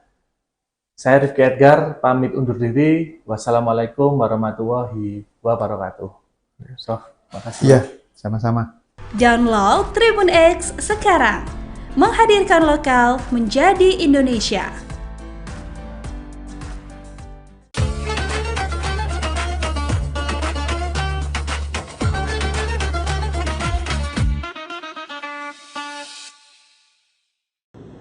Assalamualaikum warahmatullahi wabarakatuh. Bismillah, alhamdulillah, wa la hawla wa la quwwata illa billah. Allahumma salli wa sallim ala sayyidina Muhammadin wa risaliki wa amani rasuli wa ala alihi wa sahbihi. Pemirsa sahabat Nahdiyin channel PCNU Surabaya yang dirahmati Allah Subhanahu wa taala. Alhamdulillah pada kesempatan kali ini kita patut bersyukur kepada Allah karena kita sekarang berada di bulan Ramadan. Dan kebetulan ini kita dalam awal bulan Ramadan ya. Artinya masih dapat 2 hari. Otomatis insya Allah semangat kita ini menggebu-gebu, bukan hanya di awal saja, melainkan sampai akhir daripada bulan Ramadan. Insya Allah kita akan senantiasa semangat terus menjalankan ibadah puasa, dan kita berdoa kepada Allah semoga diberikan kelancaran, kesehatan, sehingga kita dapat menunaikan ibadah puasa dengan sesempurna mungkin. Pemirsa yang dirahmati Allah Subhanahu wa taala, Ramadan itu litazkiyatin nufus atau litazkiyatil qulub. Ramadan bermakna bisa mensucikan atau membersihkan hati kita. Ini Ramadan. Kemudian kalau kita ingat lagi daripada ayat Al-Quran tentang diwajibkannya puasa atau seruan dari Allah Subhanahu wa taala yang berbunyi, ya ayyuhalladzina amanu kutiba alaikumus syiyam kama kutiba alal ladzina min qablikum la'allakum tattaqun. Sampai pada 2 ayat yang paling membuat kita senantiasa semangat beribadah adalah di situ Allah mengatakan, faman tatawwa'a khairan fahuwa khairul lah. Siapa yang melakukan kebaikan maka kebaikan itu untuk dirinya. Kemudian perihal perintah puasa pun wa antasumu khairul lakum. Dan kalau tidak ada udzur maka bagaimana caranya kita tetap bagaimana untuk menyempurnakan puasa kita, khususnya puasa Ramadan. Karena poin utama daripada pembahasan di dalam surat Al-Baqarah tentang kewajiban puasa adalah la'allakum tattaqun, supaya kita menjadi pribadi yang semakin bertakwa kepada Allah Subhanahu wa taala. Pemirsa yang dirahmati Allah Subhanahu wa taala, ada satu kitab bernama Lataiful Ma'ani yang pada sore hari ini kami buat referensi karangan daripada Syekhul Imam Al-Hafidh Zainuddin Abdul Faraj Abdul Rahman Al-Hambali Ad-Dimashqi. Ini kitab sangat menurut saya menggambarkan kita sekarang, supaya kita ini bisa makin enjoy menjalankan ibadah puasa, supaya kita ini lebih semangat untuk beramal-amal saleh di dalam bulan Ramadan, yang kita ketahui di dalam bulan Ramadan dilipat gandakan setiap amal. Dalam hadis di dalam kitab Lataiful Ma'ani dijelaskan bahwasanya Nabi sallallahu alaihi wasallam qol, Nabi bersabda, kullu amali ibni Adam lahu. Setiap amal ibadah anak cucu Adam, artinya di sini adalah manusia, adalah amal tersebut milik dirinya, kembali kepada diri. Bahkan khusus umat baginda Muhammad SAW, setiap amal kebaikan itu dikatakan oleh Nabi al-hasanatu bi asyri amthaliha. Satu kebaikan dibalas 10. Tentu ini berdasarkan daripada ayat man jaa bil hasanati falau asyru amthaliha. Siapa orang mendatangkan satu kebaikan maka bagi dirinya 10 kali lipat daripada kebaikan yang ia lakukan. Kemudian dilipat gandakannya pahala itu bukan hanya stagnan di angka 10 saja, kelipatan 10 saja. Bahkan di sini dalam ayat Al-Quran, beberapa referensi dari ayat Al-Quran mengatakan ila sab'i mi'ati dha'fin. Ila sab'i mi'ati dha'fin. Sampai tikelnya atau pahala yang dilipat gandakan itu sampai 700. Tentu kita ketahui juga di surat Al-Baqarah itu yang pada intinya kama tali habbatin ambatat sab'a sanabila fi kulli sunnatin mi'atu habbah. Satu benih yang kita tabur dilipat gandakan 7, dari 7 itu setiap daripada hasil 7 itu berkelipatan 100. Inilah rahmat yang diberikan oleh Allah Subhanahu wa taala. Pemirsa yang dirahmati Allah Subhanahu wa taala. Dari hadis ini dilengkapi oleh baginda Muhammad sallallahu alaihi wasallam dikatakan bahwasanya illa siyam, kecuali puasa. Lah puasa ini punya nilai tersendiri, maka beruntunglah kita kalau dalam kesempatan ini senantiasa semangat betul menjalankan ibadah puasa. Fa innahu li wa ana ujzi. Kata Allah melalui baginda Muhammad SAW, amal ibadah atau amal-amal yang dilakukan seseorang yang dalam keadaan puasa, itu kata Allah fa innahu li, itu mutlak hanya untukku. Kalau diajli untukku kata Allah Subhanahu wa taala. Maka dari sini bisa ditarik kesimpulan bahwasanya puasa ini bukan sembarangan. Daripada ayat yang sudah dijelaskan kutiba alaikumusyamu kama kutiba alal ladzina min qablikum, ternyata puasa ini secara de facto itu adalah amaliyah daripada anbiya. Kemudian disempurnakan oleh baginda Muhammad sallallahu alaihi wasallam. Satu kalimat di dalam Lataiful Ma'arij dikatakan innahu taraka syahwatahu wa ta'amahu wa syarabahu min ajli. Karena puasa ini ketika seorang hamba menjalankan ibadah puasa, mencoba untuk menyempurnakan daripada puasanya tersebut, meninggalkan syahwat, meninggalkan makan, meninggalkan minum, itu tak lain li ajli kata Allah Subhanahu wa taala melalui baginda Muhammad sallallahu alaihi wasallam. Tentu yang kita ketahui syahwat yang ditasarufkan secara halal berhubungan suami istri ini diperbolehkan. Akan tapi di situ ada satu batasan ketika kita dalam keadaan puasa. Kemudian makan dan minum ini sesuatu yang diperbolehkan. Allah mengatakan wa kulu washrabu. Makanlah kalian, minumlah kalian. Akan tapi dalam keadaan berpuasa lain cerita. Orang dituntut untuk meninggalkan sesuatu yang sifatnya mubah, diperbolehkan li ajli karena Allah Subhanahu wa taala. Ini sangat istimewa sekali. Maka orang yang berpuasa merupakan orang yang memiliki derajat khusus di hadapan Allah Subhanahu wa taala. Para pemirsa yang dirahmati Allah Subhanahu wa taala, dari konteks ini bisa dikatakan sesuai dalam keterangan kitab Lataiful Ma'arij karangan daripada Zainuddin Abdul Faraj Abdurrahman Al-Hambali Ad-Dimashqi, bahwasanya fa inna siyama, maka sesungguhnya ibadah puasa minas sabri, termasuk bagian daripada praktek kesabaran setiap hamba. Bahkan ada satu hadis atau warada an Nabi sallallahu alaihi wasallam dikatakan annahu samma syahr Ramadan, sesungguhnya Nabi menisbatkan suatu nama pada bulan Ramadan khususnya karena Ramadan sendiri adalah syahrus sabr, bulan di mana setiap hamba harus mencoba untuk melaksanakan kesabaran. Tentu ini berdasarkan dari hadis sahih. Kemudian ada penguat daripada hadis yang lain riwayat Tirmidzi atau Tirmidzi dikatakan wa fi haditsin akhar an Nabi sallallahu alaihi wasallam as-shawmu nisfus sabr. Puasa ini separuh daripada praktek sabar. Tentu bukan main.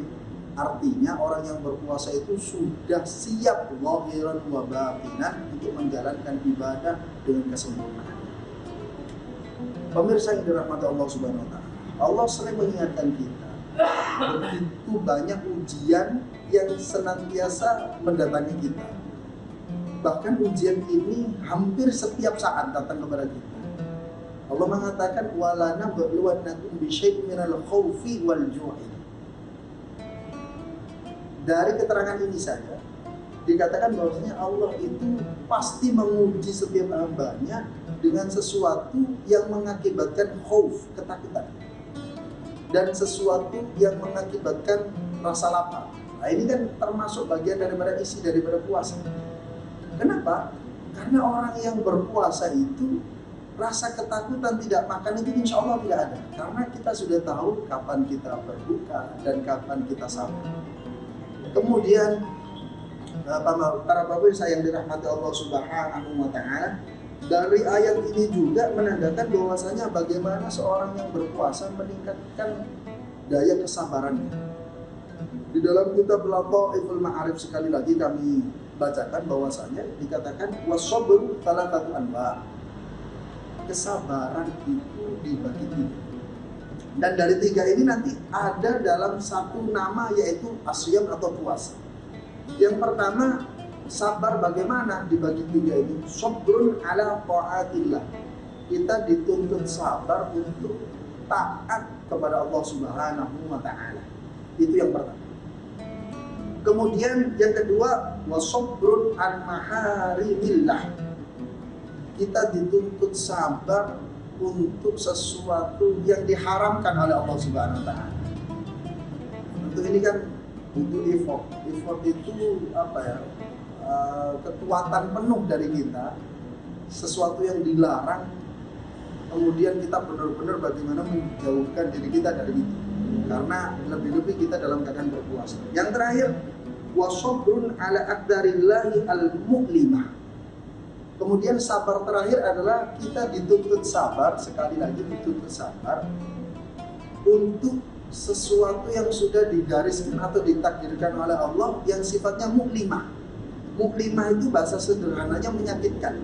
Artinya tidak sesuai dengan apa yang kita harapkan, tidak sesuai dengan apa yang kita inginkan. Nah, dari ketiganya ini kata Syekh Zainuddin Ad-Dimashqi dikatakan bahwasanya wa tajtamu atalatatu kulluha fis shaum. Sabar dengan ketaatan, sabar menjauhi kemaksiatan, sabar dengan apa namanya tadi dikatakan bahwasanya sabar dengan takdir yang sudah digariskan, itu semuanya ada pada aplikasi atau praktek kita berpuasa. Fa inna fihi sabran ala ta'atillah wa sabran mimma haramallahu ala shaim minasyahawat. Karena di dalamnya sabar dengan ketaatan, kemudian sabar pula dengan menjauhi syahwat, keinginan-keinginan ketika kita dalam keadaan puasa.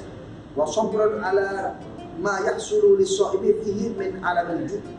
Kemudian dituntut sabar terhadap orang yang puasa yang pasti akan merasakan kelapar, merasakan rasa lapar, wal atshi dan haus, wa dhafin nafsi wal badan, dan lemahnya jiwa dan raga. Inilah yang ada dalam puasa. Terakhir, sebagai penutup, maka bagaimana kita menyikapi tentang ibadah kita dalam puasa? Allah menjanjikan kepada mereka yang berpuasa dan berbekal sabar.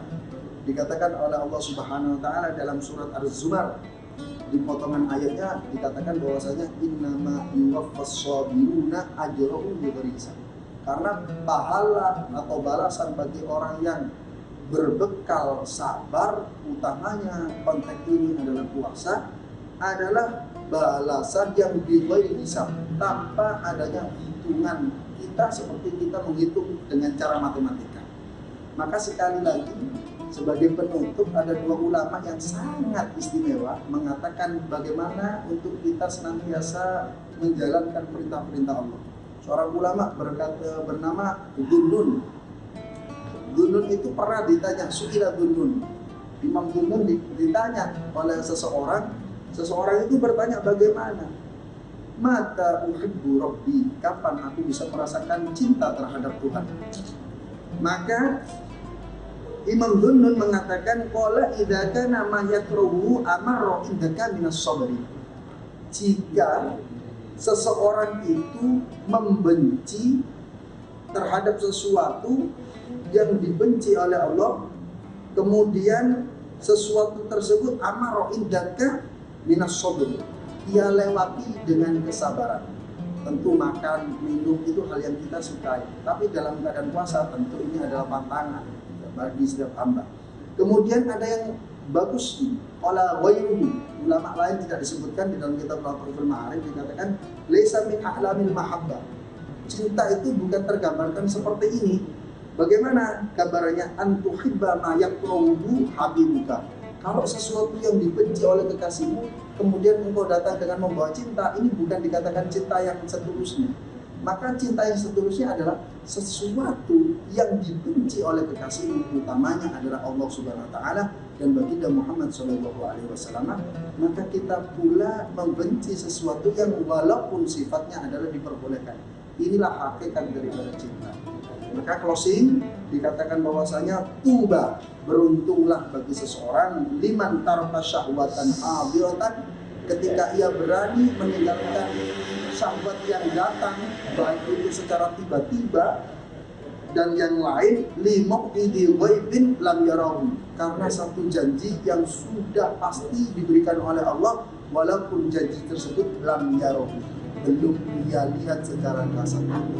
Itulah pemirsa yang dirahmati Allah Subhanahu wa taala, kita bermunajat kepada Allah, semoga di awal-awal bulan Ramadan ini kita diberikan kemudahan, kelancaran, kesehatan, sampai kita bisa menyempurnakan ibadah puasa kita, dan harapan kita mendapatkan Lailatul Qadar.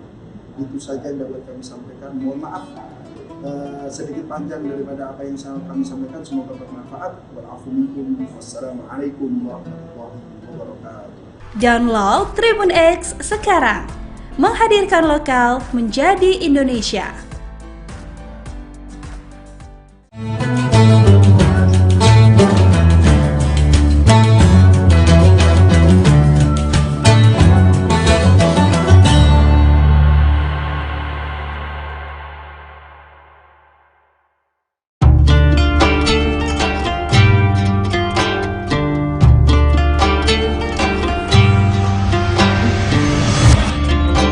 Syukur alhamdulillah, tahun ini kita masih dipertemukan dengan bulan suci Ramadan. Ramadan bukan sekedar menahan lapar dan dahaga, tetapi waktu untuk memperbaiki kualitas diri, baik ibadah maupun menata akhlak. Jadikan Ramadan ini sebagai titik balik untuk menjadi pribadi yang jujur dalam perbuatan, sabar dalam ujian, dan disiplin dalam ketaatan. Dewan Komisaris, Direksi dan seluruh karyawan PT Semen Tonasa mengucapkan selamat menunaikan ibadah puasa.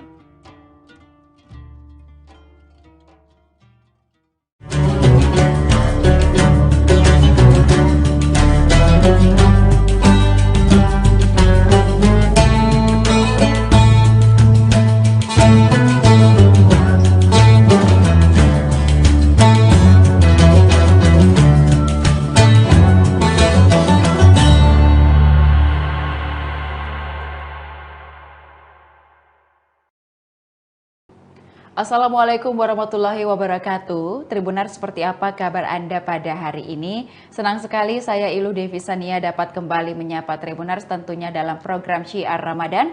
Kali ini kita akan membahas tema yang selalu menarik juga setiap harinya, dan spesial hari ini temanya merupakan Lailatul Qadar dan pencarian makna hidup. Dan tema ini akan kita bahas bersama dengan narasumber kita Bapak Ustadz Kiai Haji Sabarudin LC yang sudah hadir bersama kita di studio hari ini. Assalamualaikum Pak Ustadz. Waalaikumsalam warahmatullahi wabarakatuh. Baik, kabarnya seperti apa? Iya, alhamdulillah. Alhamdulillah baik. Nah, ini ada tema terkait dengan malam Lailatul Qadar yang kita tidak tahu tanggal pastinya begitu ya Pak Ustadz ya. Makanya setiap malam kita juga harus terus khusyuk beribadah. Siapa tahu pada saat malam itu adalah malam Lailatul Qadar. Nah, Pak Ustadz, kita sering mendengar bahwa Lailatul Qadar ini adalah malam yang lebih baik dari 1000 bulan. Namun mungkin secara esensi, mengapa Allah kemudian menyembunyikan tanggal pastinya? Apakah ini sebuah ujian ataupun juga seperti bentuk kasih sayang Allah kepada kita semua agar terus mencari makna ibadah di setiap malam dan setiap harinya? Silakan.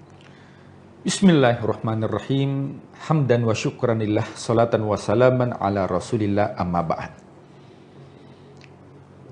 Suatu ketika, para sahabat diceritakan tentang kisah-kisah orang-orang terdahulu yang diberikan usia yang panjang dan juga amalan siang dan malam yang dilakukan untuk mendekatkan diri kepada Allah.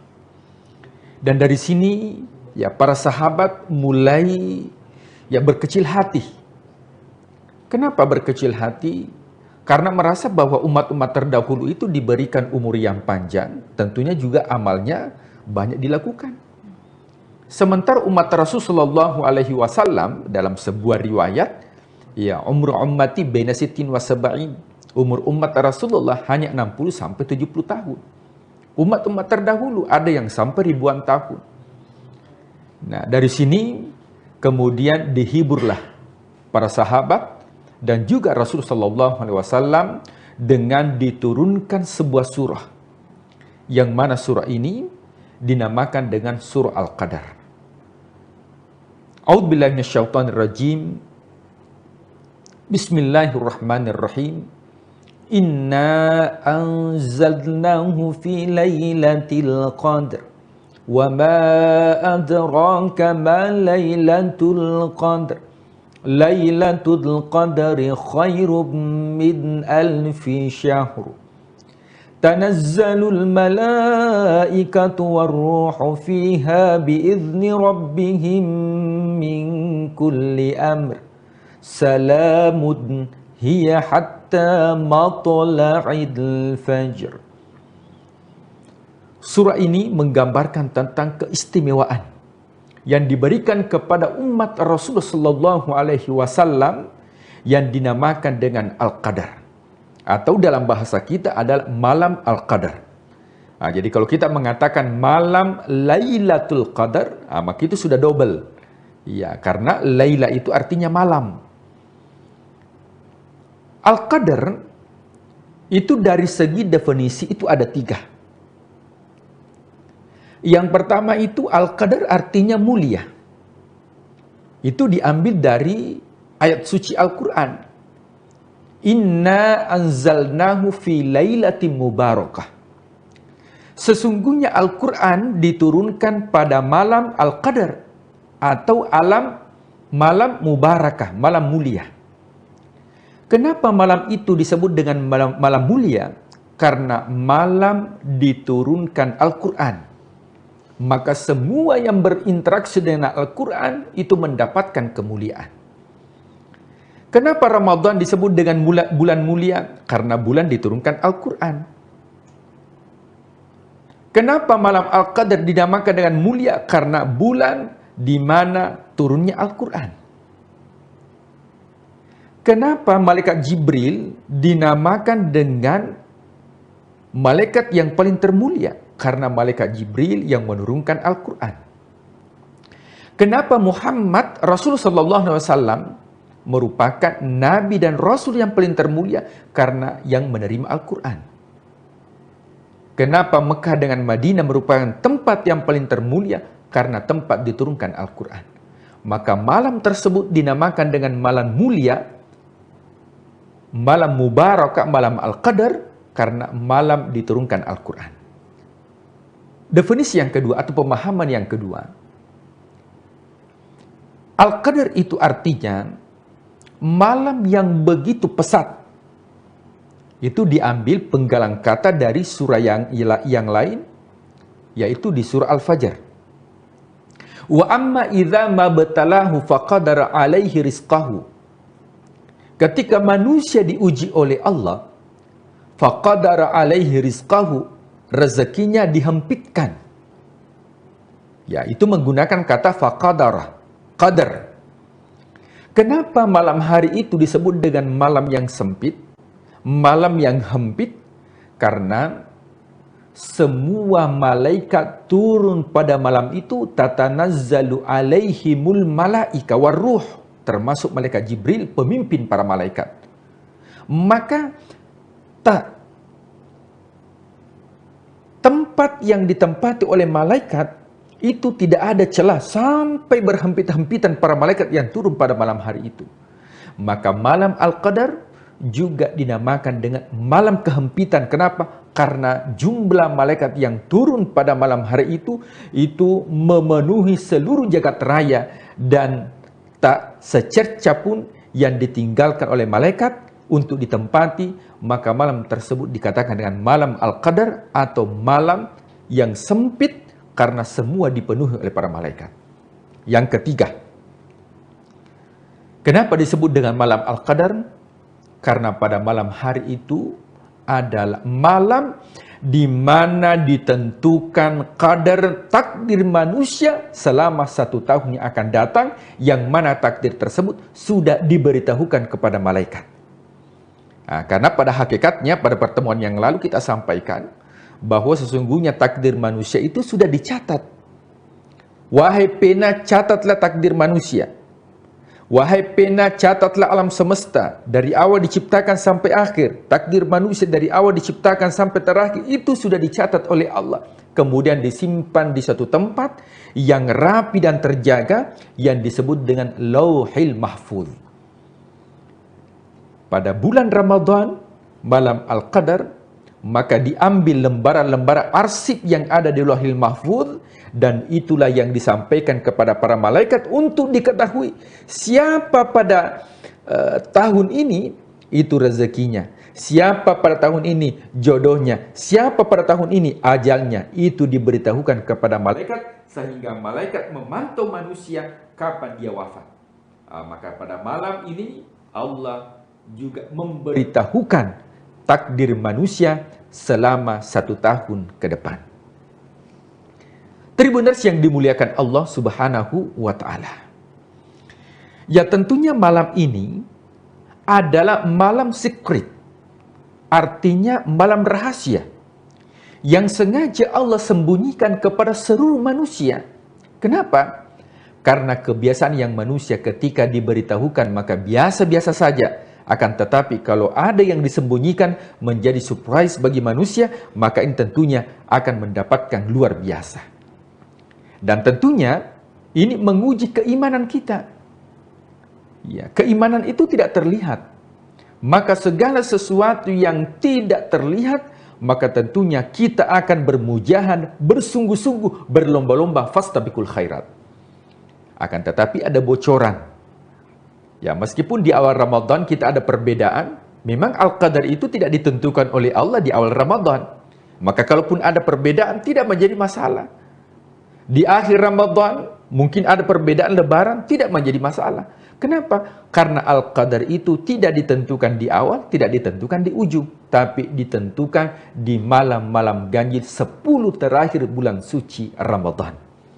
Ya, makanya tetapi untuk mendapatkan 10 terakhir bulan suci Ramadan tentunya dimulai dari start.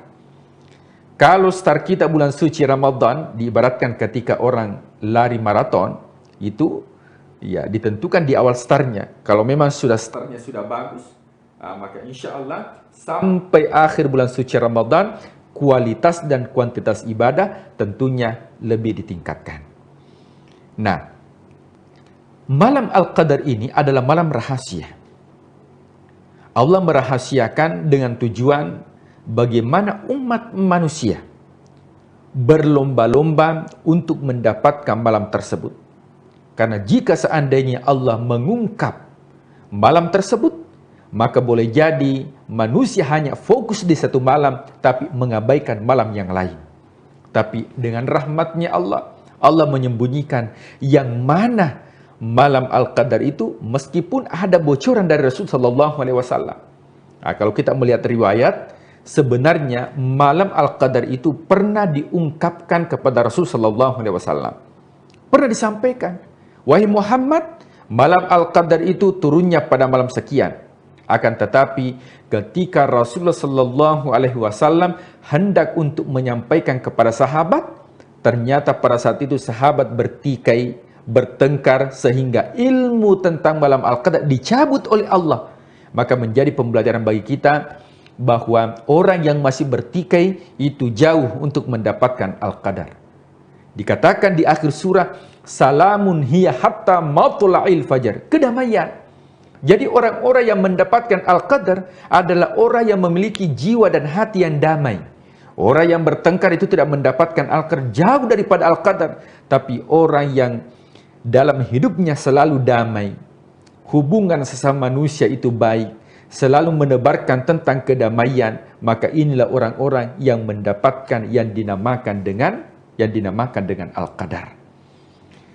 Nah, apa perbedaan dengan malam Isra Mi'raj dengan malam Al-Qadar? Dalam redaksi kata, Isra Mi'raj itu menggunakan kata lail. Subhanalladzi asra bi abdihi lailan. Sementara Al-Qadar itu menggunakan kata lailatul. Itu ada tamarbutah. Ya, dalam kajian ya literatur bahasa. Nah, kalau lailan berarti hanya sepertiga malam. Nah, jadi kalau orang tidak gunakan salat tahajud sepertiga malam, masuk waktu subuh, maka tidak mendapatkan kemuliaan malam itu. Tapi kalau Al-Qadar ini tidak menggunakan kata lailan, tapi menggunakan kata lailah, lailatul qadar. Apa bedanya? Bahwa yang disebut dengan lailatul qadar yaitu sepanjang malam, termasuk waktu subuh sampai mendekati waktu fajar. Maka siapa yang menggunakan ibadah di jalan Allah, zikir di jalan Allah, memperbanyak doa di jalan Allah, maka insya Allah akan mendapatkan keutamaan yang disebut dengan Al-Qadar. Makanya para malaikat itu akan kembali sampai kapan? Hatta matla'il fajar, sampai terbitnya fajar. Beda dengan sholat tahajud atau qiyamul lail yang hanya diperuntukkan sepertiga malam. Tribuners yang dimuliakan Allah. Nah, tentunya bagaimana menjadikan ya Al-Qadar ini sebagai momentum untuk mendapatkan kemuliaan.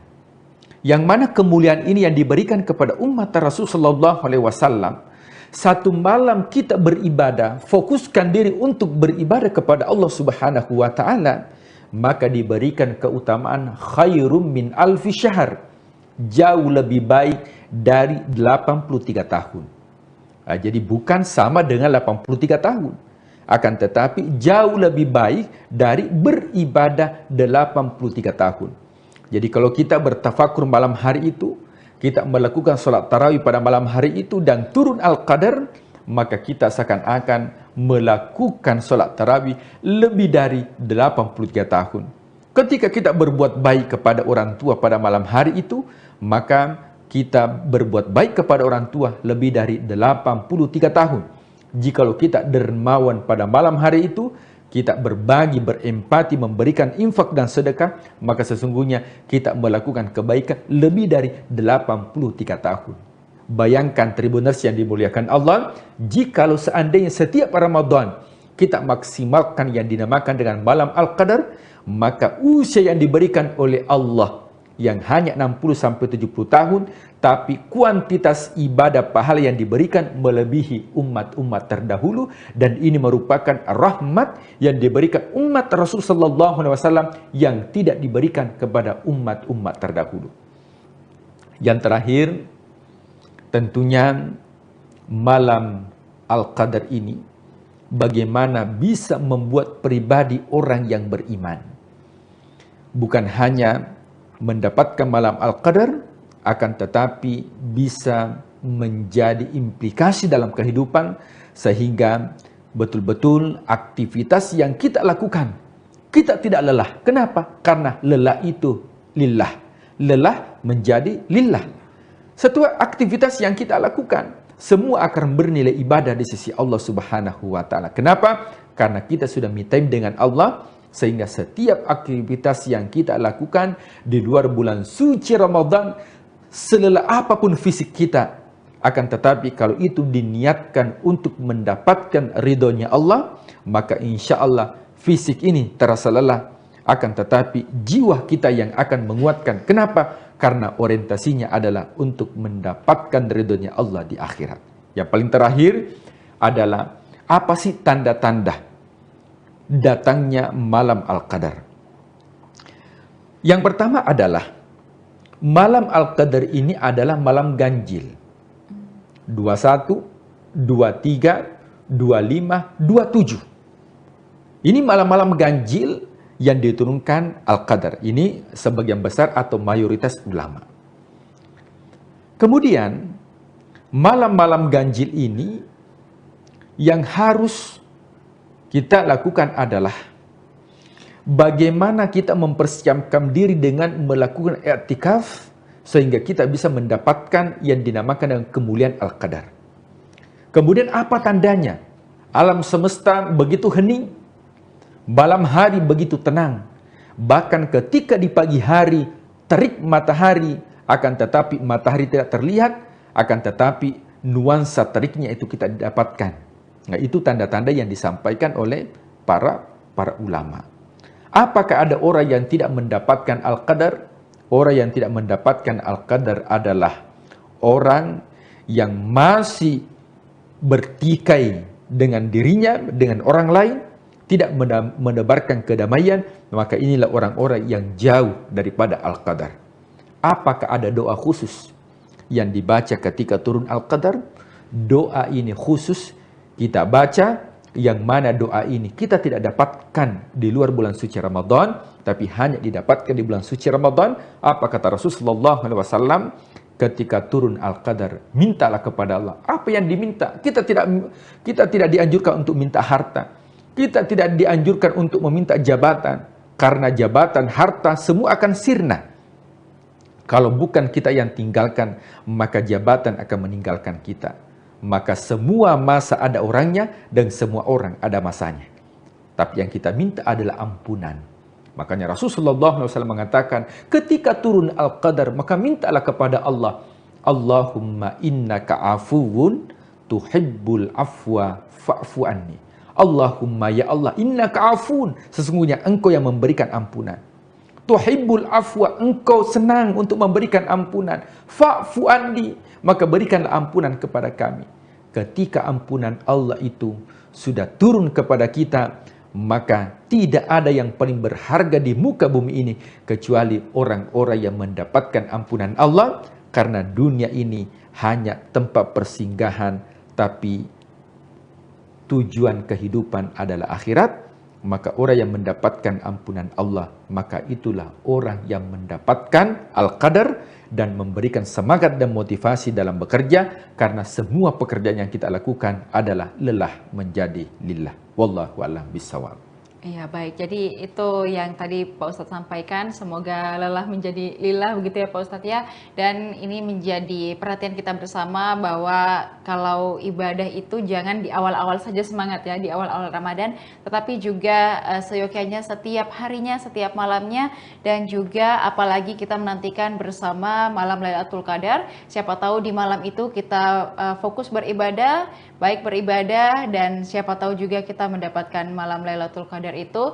Dan hindari untuk orang yang masih berkonflik dengan diri sendiri ya Pak Ustadz ya. Ternyata kita juga perlu untuk memerhatikan apakah kita sudah tidak lagi berkonflik dengan diri sendiri, dengan orang-orang di sekitar kita, maka kita akan mendapatkan anugerah ataupun juga rahmat dari Allah Subhanahu wa taala di malam Lailatul Qadar itu. Dan mintalah ampunan, bukan minta jabatan dan juga harta begitu ya. Baik, terima kasih Pak Ustadz sudah memberikan sharing-sharingnya pada hari ini. Semoga kita semua juga dapat kembali menjalankan ibadah di bulan suci Ramadan ini dengan lebih khusyuk dan juga konsisten sampai nanti tiba di akhir Ramadan, dan juga semoga kita masih bisa berjumpa di Ramadan tahun-tahun berikutnya. Amin ya rabbal alamin.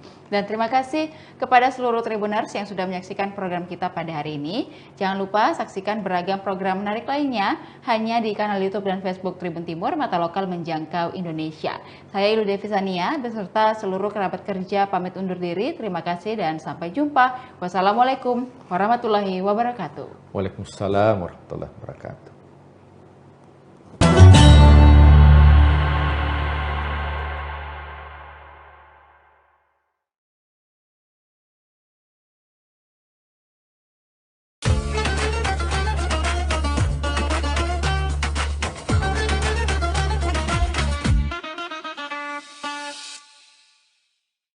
Assalamualaikum warahmatullahi wabarakatuh. Alhamdulillah wa kafa, wassalatu wassalamu ala nabiyil mustafa wa ala alihi ahlu sidki wal wafa, amma ba'du.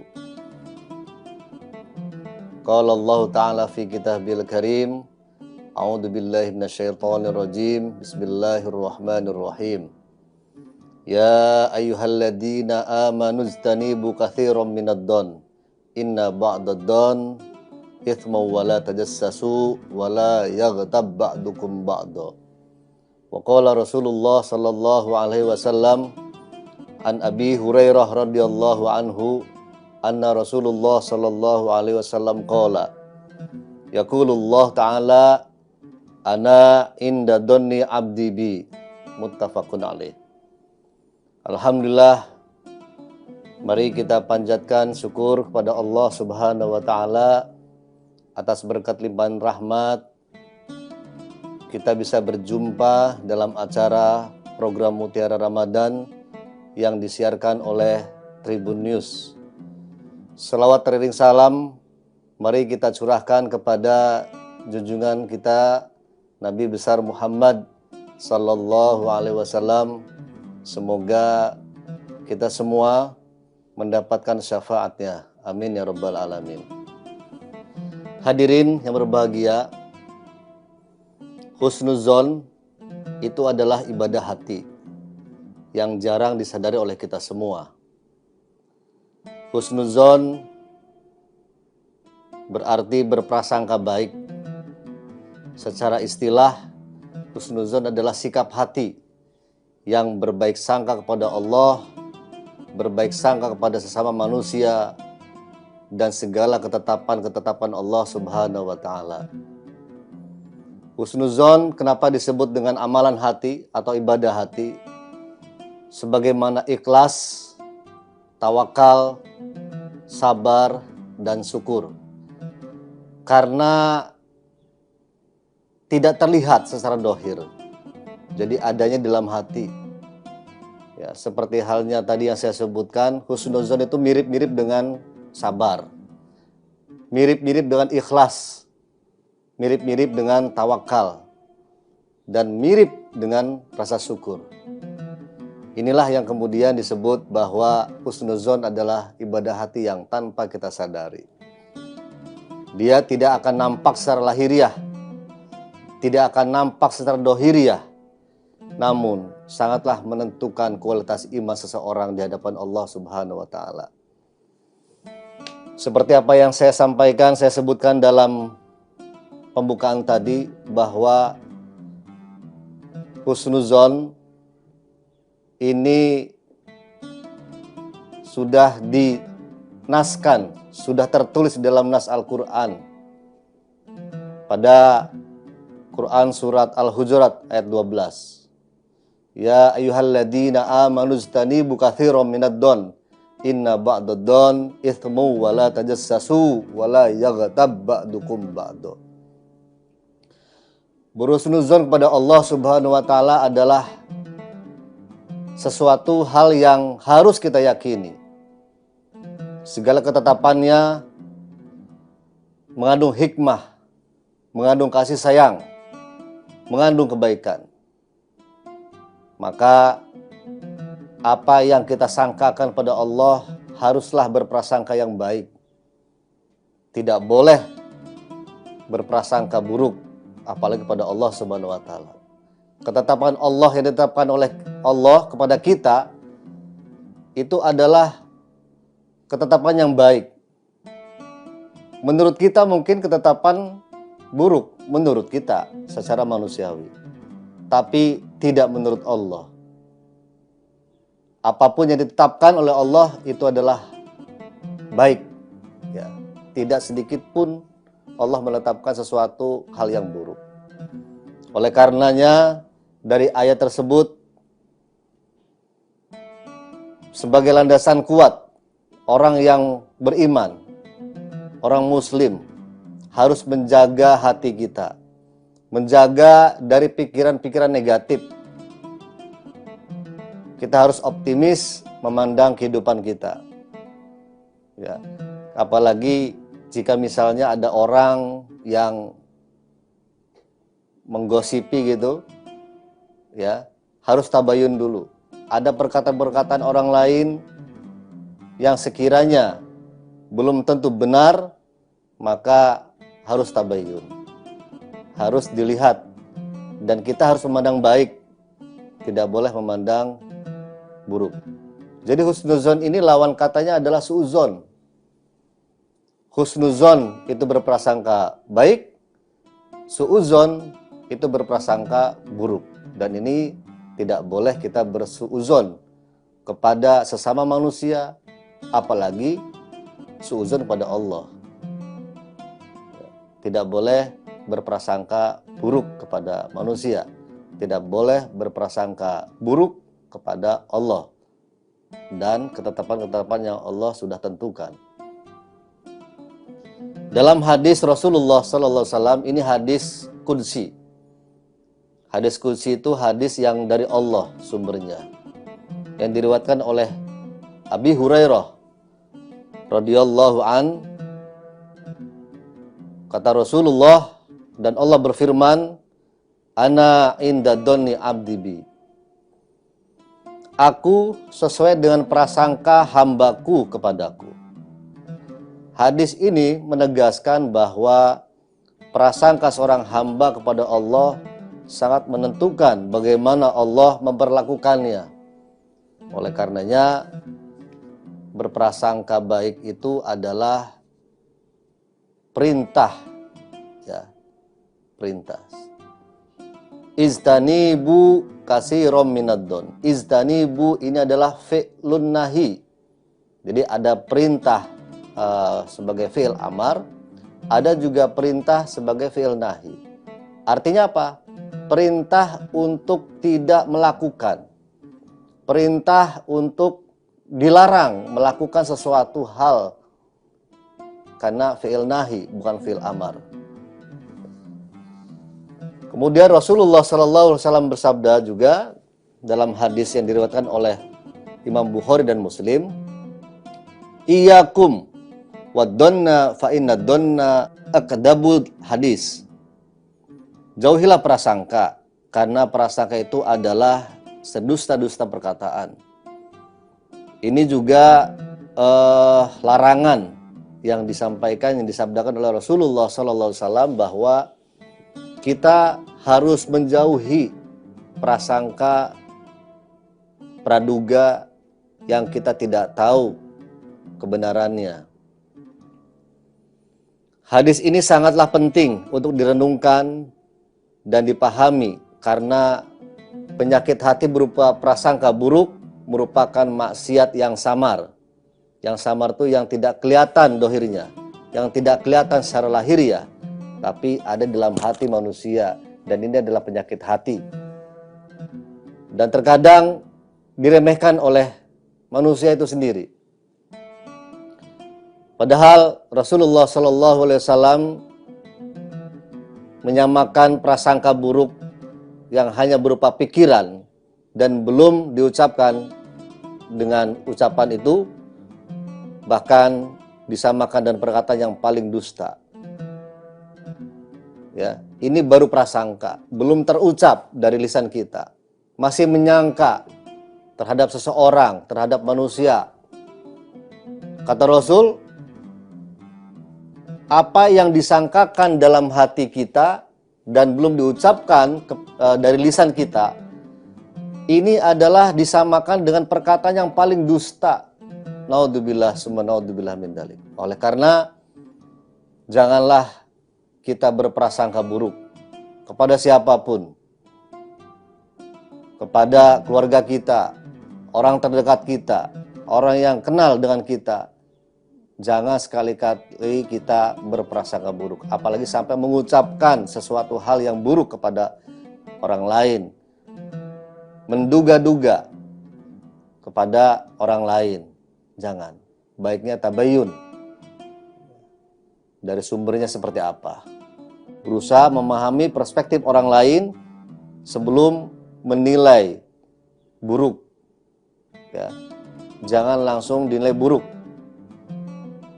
Cek-recek dulu, tabayun dulu.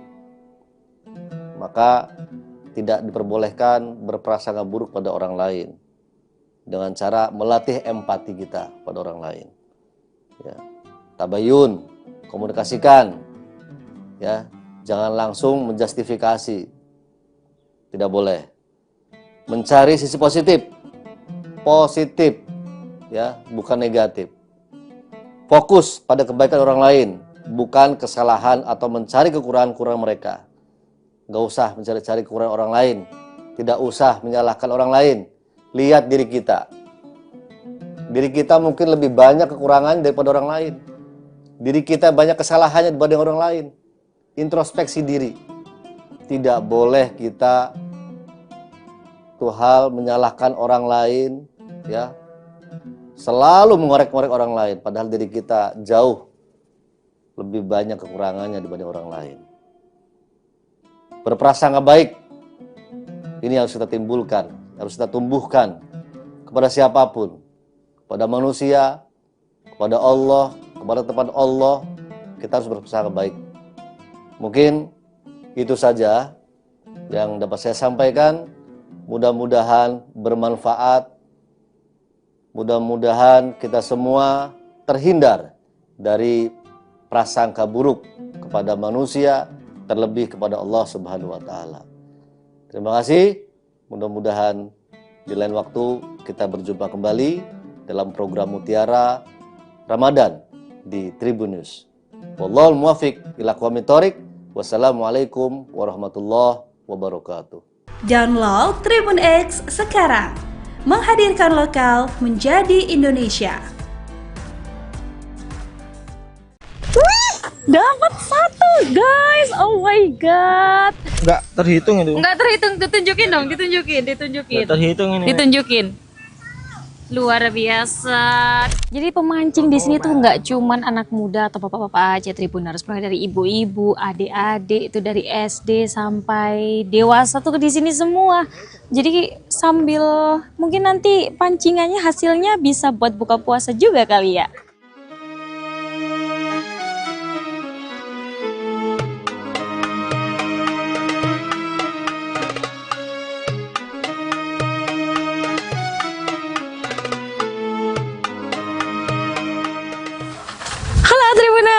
Sore-sore gini kalian pasti bingung ya mau nunggu waktu buka puasa sambil ngapain. Jadi ikutin Nurma karena kali ini kita bakal ngabuburit, dan ngabuburitnya tuh di spot yang cukup hidden gem. Meski tempat ini mungkin cukup banyak yang tahu, cuman kalian mungkin belum tahu spot kali ini. Nah, buat tahu nih Nurma bakal ngapain karena udah ada ini dan juga ini, kita ngapain? Let's go, ikutin Nurma sampai akhir.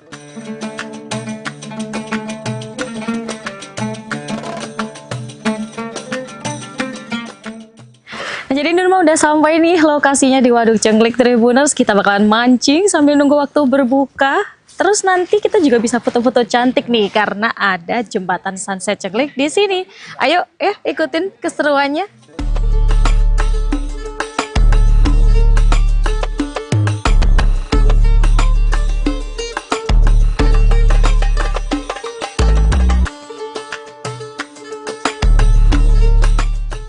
Nah, kita siapin alat-alatnya. Tribuners udah dapat tempat duduk yang nyaman. Kita bakalan nyari ikan di sini. Kita udah bawa umpan juga nih, Tribuners ya. Udah berstok-stok ini di sini. Terus jangan lupa kita keluarin pancingnya, Tribuners. Sepoi-sepoi banget di sini, sumpah asyik banget. Syahdu deh buat ngabuburit kalian. Oke, ini dia. Tribuners, Nurma udah dapat tempat yang nyaman banget nih buat nyari ikan. Ya meski baru pertama kali ya nyoba-nyoba gini buat ngabuburit di Waduk Cengklik ini buat mancing, tapi kayaknya Nurma bakalan cari-cari deh experience ini gimana sih sebenarnya mancing di sini. Jadi karena pancingnya juga udah siap, kita bakalan nyiapin umpannya. Ayo ayo.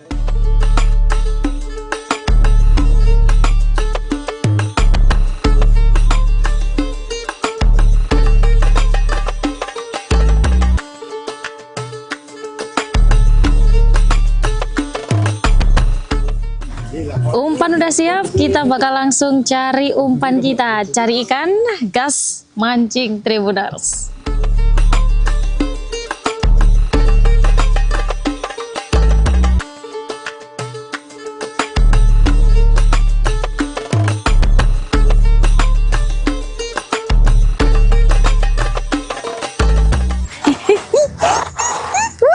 Dapat 1 guys, oh my god.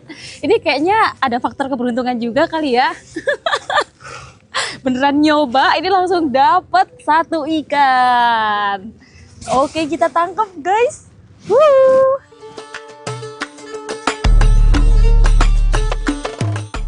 Oke, karena tadi kita udah hoki nih ya, dapat ikan satu, jadi kita langsung lanjut lagi buat cari ikan-ikan lainnya. Kasih umpan dulu guys.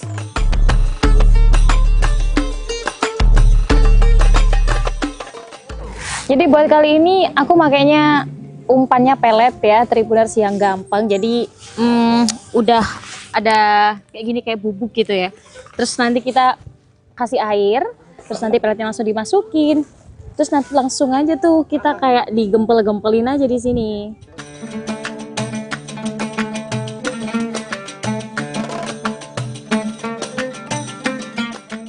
Nah, kalau bentuknya udah kayak gini, kita langsung aja habis ini celupin ke air. Nanti ikannya bakal datang sendiri Tribuners kayak tadi ya. Doain kita hoki lagi dapat banyak ikan.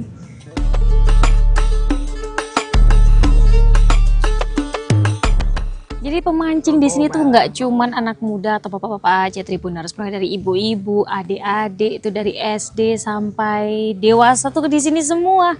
Jadi sambil mungkin nanti pancingannya hasilnya bisa buat buka puasa juga kali ya.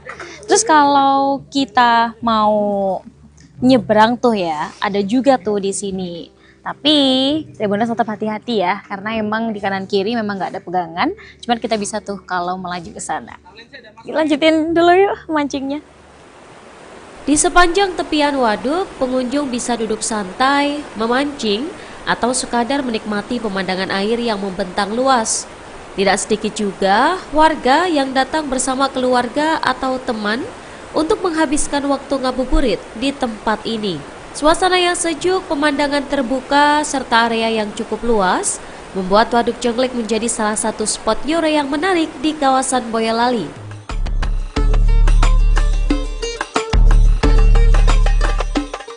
Wih, Nurma dapat salah satu pemancing yang luar biasa, tangkapannya banyak banget Tribuners. Kita tanya-tanya yuk, sebenarnya mereka tuh rahasianya apa sih? Datang dari jam berapa? Halo Mas, siapa namanya? Kenalan dulu dong.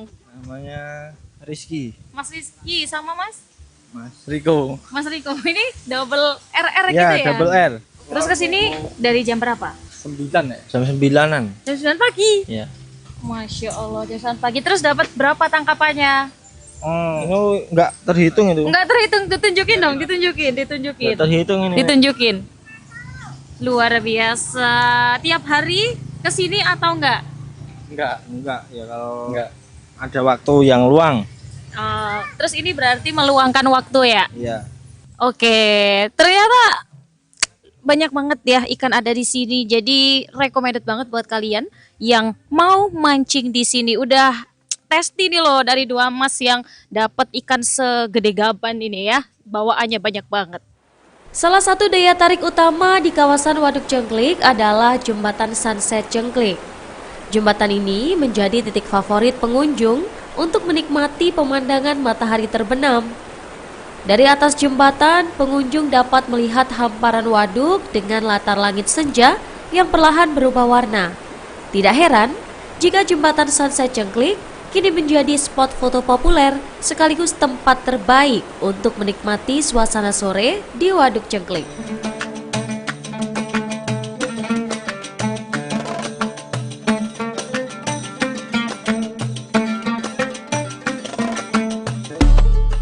Ya Tribuners, ikannya cuma dapat satu doang, tapi nggak apa-apa sih ya. Jadi semangat buat balik lagi. Ternyata mancing itu seru banget, apalagi nyaman banget loh tempat duduknya. Terus kayak kita tuh bisa merasakan suasana ngabuburitnya dapat banget gitu loh. Jadi kalau kalian yang mau datang ke sini bisa banget, mau pakai motor, mau pakai mobil, karena parkirannya juga luas. Terus aja langsung di pinggir-pinggir nanti udah tersedia tempat-tempat buat mancingnya, dan bahkan kita bisa foto-foto cantik di sini karena ada jembatan Sunset Jenglek di sini. Dan Nurma mau pulang dulu ya, mau persiapan buka puasa. Bye bye, sampai jumpa di ngabuburit asyik selanjutnya.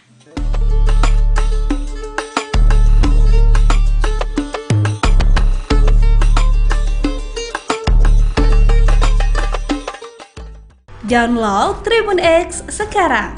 Menghadirkan lokal menjadi Indonesia.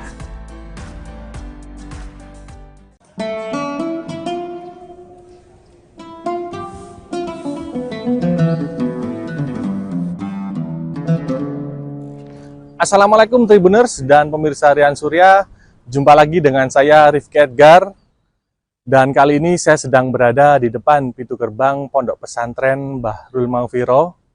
Dan pada bulan suci Ramadan kali ini, kami memiliki program cerita para kiai, dan rencananya kami akan masuk ke dalam Ponpes Bahrul Maghfirah untuk mengetahui lebih dekat Ponpes Bahrul Maghfirah yang ada di Kota Malang ini, terutama untuk ngobrol dan berbincang langsung dengan pengasuh Pondok Pesantren Bahrul Maghfirah, yakni Profesor Dr.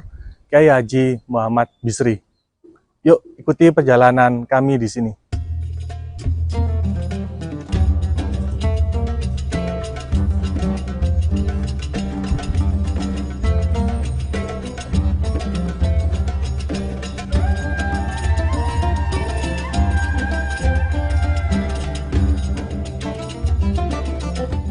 Assalamualaikum Tribuners dan pemirsa Harian Surya. Jumpa lagi dengan saya Rifki Edgar yang kali ini akan memandu Anda dalam program Cerita Para Kiai. Program yang mengajak Tribuners untuk mengetahui lebih dalam tentang kiai yang memiliki pengaruh besar di Indonesia. Dan kali ini kita akan berbincang-bincang dengan Profesor Dr. Kiai Muhammad Bisri. Beliau merupakan pengasuh Pondok Pesantren Bahrul Maghfirah yang ada di Kota Malang. Beliau dikenal sebagai akademisi, guru besar teknik pengairan, serta tokoh pendidikan dan inovasi yang ada di Kota Malang. Selain itu, beliau juga merupakan mantan rektor Universitas Brawijaya pada tahun 2014 sampai tahun 2018. Nah, Assalamualaikum Prof. Bisri. Waalaikumsalam Bagaimana kabarnya Prof? Baik-baik Mas Rizky. Nah, jadi gini Prof, sesuai tema yang kita angkat pada pagi hari ini tentang cerita para kiai. Nah, mungkin bisa diawali Prof, masa kecil Prof Bisri dulu seperti apa Prof? Ya, saya ini lahir di daerah dulu namanya Betek ya. Oh, Betek. Betek. Ya, sekarang Jalan Maijen Panjaitan atau Penanggungan. Penanggungan. Saya kecil di situ, orang tua saya itu seorang kiai kampung ya, ulama kampung situ, yang memang sejak kecil beliau sudah membimbing masyarakat dan seterusnya. Kemudian saya kecil itu, kan saudara saya itu ada 9, jadi totalnya 10. Tapi saya ini sejak kecil, saya tidak tahu, diminta abah saya itu sekolah di agama. Oh, gitu. Sehingga saya SD itu dulu namanya SD Latihan 3 PGAN Jalan Bandung. Oh, di Jalan Bandung. Yang sekarang berubah jadi MIN, Madrasah Ibtidaiyah. Dulu itu sekolah saya. Jadi saya di PGA. Sampai PGA SD selesai sampai setara SMA, dulu namanya PGA 6 tahun. 4 tahun sama 2 tahun, bukan 3-3. 4 tahun terus 2 tahun, jadi 6 tahun sampai selesai SMA. Dulu saya memang diminta oleh abah saya untuk melanjutkan ke UIN. Tapi saya PGA yang 6 tahun tadi, yang setara SMP itu, saya kelas 3 PGA. Itu dibully sama teman-teman. Karena saya ini hobinya olahraga, main bola kan. Zaman dulu kan olahraganya anak muda kan main bola. Saya ikut main bola di klub Indonesia Muda, masih waktu IM ya Prof? IM. Nah, terus dibully sama teman-teman banyak di kampung. Sekolah PGA katik dadi mudin ta. Jadi dulu itu saya diolok-olok sama teman-teman. Akhirnya nggak kuat saya. Pindah ke SMA. Tanpa sepengetahuan orang tua saya dulu itu. Saya pindahkan dulu sekolah masih muda ya, tahun 70-an kan masih. Saya pindah ke SMA NU namanya. Sekarang Salahuddin. Oh, Salahuddin. Nah, dulu namanya kan SMA NU. SMA NU. Dari PGA kelas 3, saya ujian persamaan dulu, baru pindah ke SMA NU, terus berubah menjadi SMA Salahuddin. Nah, jadi kelihatannya bahasa itu bikin saya jadi orang ahli agama. Tapi saya ini melengkor aja. Jadi saya kecilnya sampai SMA terus baru kuliah. Kuliah mulai tahun 79 saya masuk ke teknik. Saya teknik, kenapa? Saya sebenarnya suka di manajemen ekonomi. Tapi waktu masuk, waktu itu di UB masih belum negeri 100% kalau nggak salah. Saya masuknya masih berdasarkan ranking sumbangan. Saya masuk ke manajemen Fakultas Ekonomi. Karena orang tua saya kiai kampung, kalah sama ranking yang bayar tinggi-tinggi. Kami nggak lulus, saya kuliah ke Widya Agama ngambil ekonomi, manajemen, karena saya suka manajemen. Terus tahun berikutnya saya nyoba kembali ke UB, cari jurusan yang sepi. Golek ketemu teknik pengairan, saya juga ngerti ini apa ini. Daftar aja karena cari yang sepi peminatnya. Akhirnya keterima sendiri, jadi ya selanjutnya terus kuliah di teknik pengairan. Setelah itu saya tahun 96, saya dengan ada teman saya pingin buat pondok pesantren. Nah, pondok pesantren ini, nah waktu itu saya matur ke abah saya, ada teman ngajak buat pos pesantren. Ya wis, gawe wong kayak kebaikan. Buatlah saya di sini beli tanah sama jamaahnya abah saya 500 meter. Tahun berapa waktu itu? Tahun 96. 96. Notarisnya saya masih ingat di Notaris Rudianto. Namanya yayasannya Yayasan Al-Ma'rifat. Al-Ma'rifat. Al-Ma'rifat. Nah, setelah itu berdiri sampai tahun 98 baru saya bangun satu. Itu ada sejarahnya itu, ada satu lokal yang hari ini itu masih ada. Tahun 98 saya bangun. Selesai, terus adik saya ini kan alumni dari Tebuireng. Pesantren. Saya kan bukan lulusan pesantren. Terus adik saya minta, Mas tak kelolani ya pondok ya wis gak apa-apa, saya matur apa, ya wis kelolani. Nah, dikelola adik saya. Dirubah namanya Pondok Pesantren Bahrul Mawfiroh. Saya balik ke kampus, balik jadi akademisi, balik ke kampus. Terus baru tahun 8, terus perjalanan ya saya jadi dosen muda, jadi doktor, profesor, terus saya jadi dekan Fakultas Teknik tahun 2013. Jadi dekan. Sebelumnya jadi ketua jurusan, jadi sekretaris jurusan lah. Bertahap ya? Bertahap. Terus saya jadi dekan 2013-2014. Dalam proses dekan ini saya diminta teman-teman nyalonkan rektor UB. Rektor UB akhirnya ya saya sebenarnya terpaksa aja nyalonkanlah jadi rektor. Menang. Terpilih. Tahun 2014 jadilah saya rektor Universitas Brawijaya sampai 2018. Tahun 2017 adik saya Sedo, Gus Lukman. Gus Lukman yang semula lahannya ini hanya 500 dikelola beliau sampai hampir 4 hektar, 3,8 hektar dikelola beliau. Tapi modelnya model salah bener. Betul akhirat tok istilahnya. Pokoknya anak-anak ngaji, puasa, riyadhah itu. 2017 itu beliau Sedo tidak punya putra. Nah, saya masih rektor. Nah, pengurus ke rumah minta supaya saya yang melanjutkan, mengelola kembali. Sebenarnya kan saya yang ngelola awal. Yang ngelola awal. Ngelola kembali. Kemudian adik saya memang sebelum meninggal itu sebulan sebelumnya itu saya diajak keliling sini. Padahal selama ini saya tidak pernah ke pondok kalau nggak ada undangan penting. Memang saya sengaja supaya tidak ada 2 pimpinan. Nanti kalau saya sering ke sini, pengurusnya bingung, zamannya bingung, sing dadian itu sopo iki. Nah, saya memang sengaja tidak mau ikut-ikut.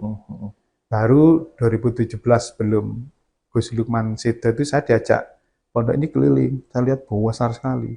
Ya, tapi bangunannya nggak seperti ini kan, masih yang bangunan kuno. Pendidikannya juga masih pendidikan ya. Akhirnya beliau bilang, Mas, habis ini bantu saya untuk ngelola pondok. Saya bilang, saya masih rektor, nggak mungkin. Ya setelah rektor tak bantu. Pokoknya ngotot saya suruh bantu. Nanti nek sore ngantor. Bukan di sini ya, Prof? Bukan di sini. Ini kan baru kali. Masih baru. Yang di bangunannya adik saya. Setelah itu sebulan beliau Sedo. Jadi itulah seperti wasiat ini saya. Pesan gitu, Prof. Pesan bahwa saya kelihatannya suruh ngelola ini melanjutkan. Beliau ya. Akhirnya ya Karena pengurus juga minta saya, akhirnya ya sudahlah, saya kelolanya ini supaya nanti bisa mungkin lebih bisa berubah karena saya punya bekal akademisi, bekal birokrasi, bekal agama sejak kecil. Ya ini kan memang suka hobi belajar ilmu agama. Karena saya di kampung juga jadi ketua tahlil, ketua tiba, jadi pokoknya anulah dianggap orang paham agama karena memang mulai PGA, saya belajar ngaji, itu saya hobi memang sejak kecil itu tentang ilmu agama Islam. Menarik sekali nih Prof, cerita Prof mulai kecil sampai akhirnya menjadi rektor hingga akhirnya menjadi pengasuh Ponpes Bharul Mangfiro nih Prof. Nah Prof, kembali lagi ke masa kecil, waktu itu siapa sih Prof yang membantu Prof untuk membentuk karakter atau cara pandang pemikiran Prof waktu kecil itu siapa Prof? Karena Prof kan juga memiliki hobi yang unik juga Prof ya? Iya, olahraga. Jadi gini, kalau olahraga itu dipengaruhi lingkungan. Kebetulan olahraga di lingkungan tempat saya tinggal itu hobinya main bola, voli.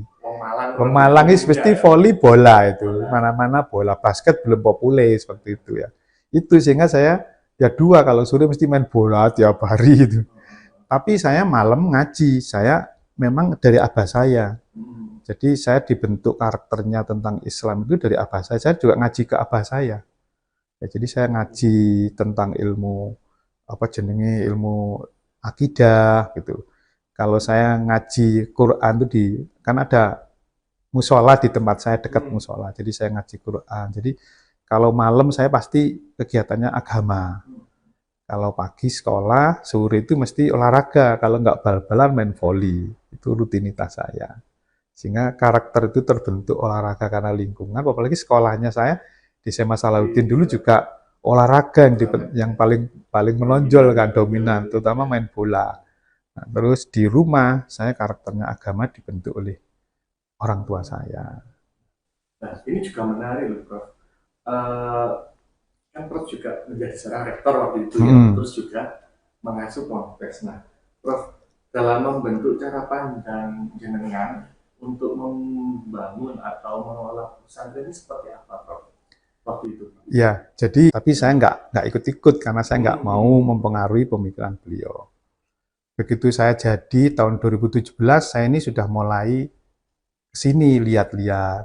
Nah ini dulu nggak ada ruangan ini, jadi masih sepi, masih kosong. Saya lihat, karena saya masih rektor, masih repot. Saya harus berpikir untuk merubah pemikiran tentang pondok pesantren. Saya ingin ada perubahan mindset. Karena awalnya adik saya itu, santrinya itu diambil dari mana-mana dan gratis. Hanya bayar uang makan ya, hanya bayar uang makan gratis. Dari Lampung, dari mana di sini.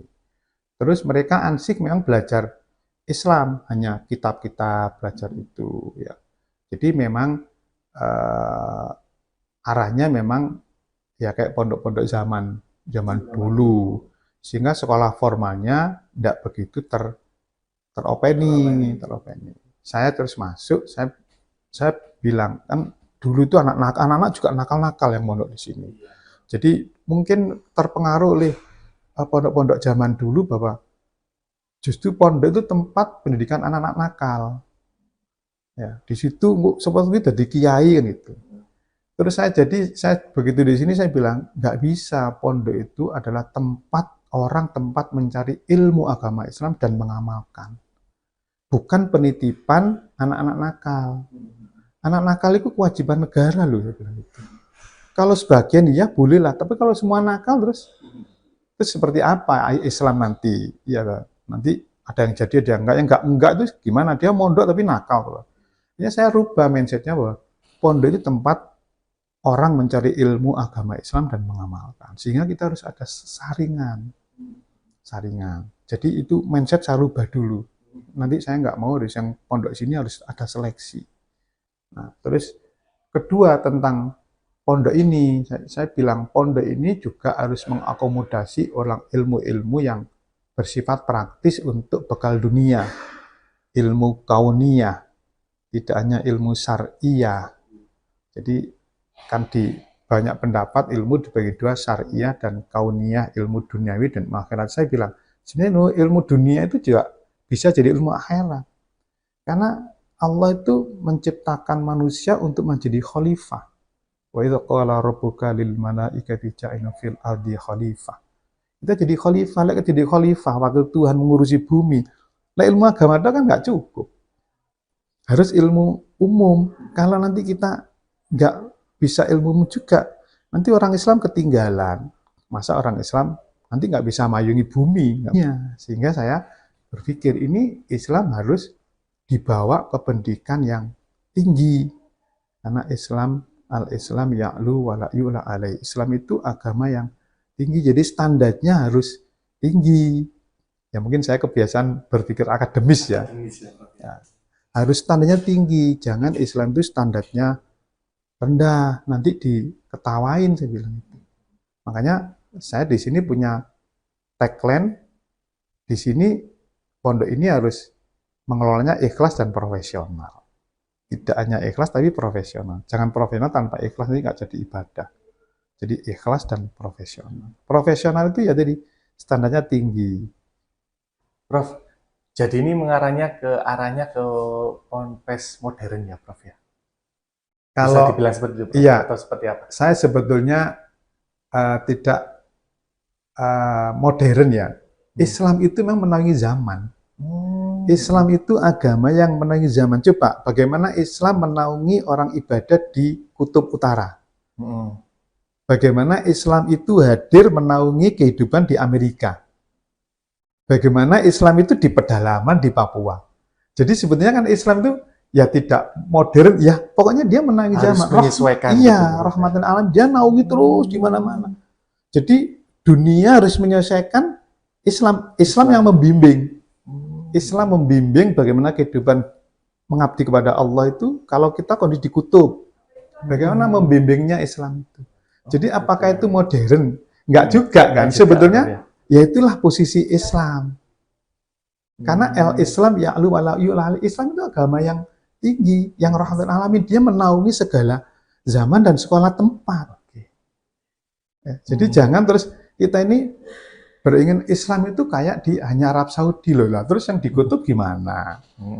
Yang di Papua gimana? Yang di daerah nggak pernah ada nggak pernah tenggelam Swedia, itu gimana? Itulah hadir, sehingga saya bilang kondisi ini pun ini bukan modern, tidak modern. Islam harus seperti ini, standarnya harus tinggi, bukan mewah loh, tinggi standarnya. Jadi kita juga harus bisa mengikuti perkembangan zaman ya? Iya, Islam nanti menuntun zaman. Gimana hukum orang nonton bioskop, kan itu dituntun oleh Islam. Bagaimana hukum kita ke mall, itu kan dituntun Islam.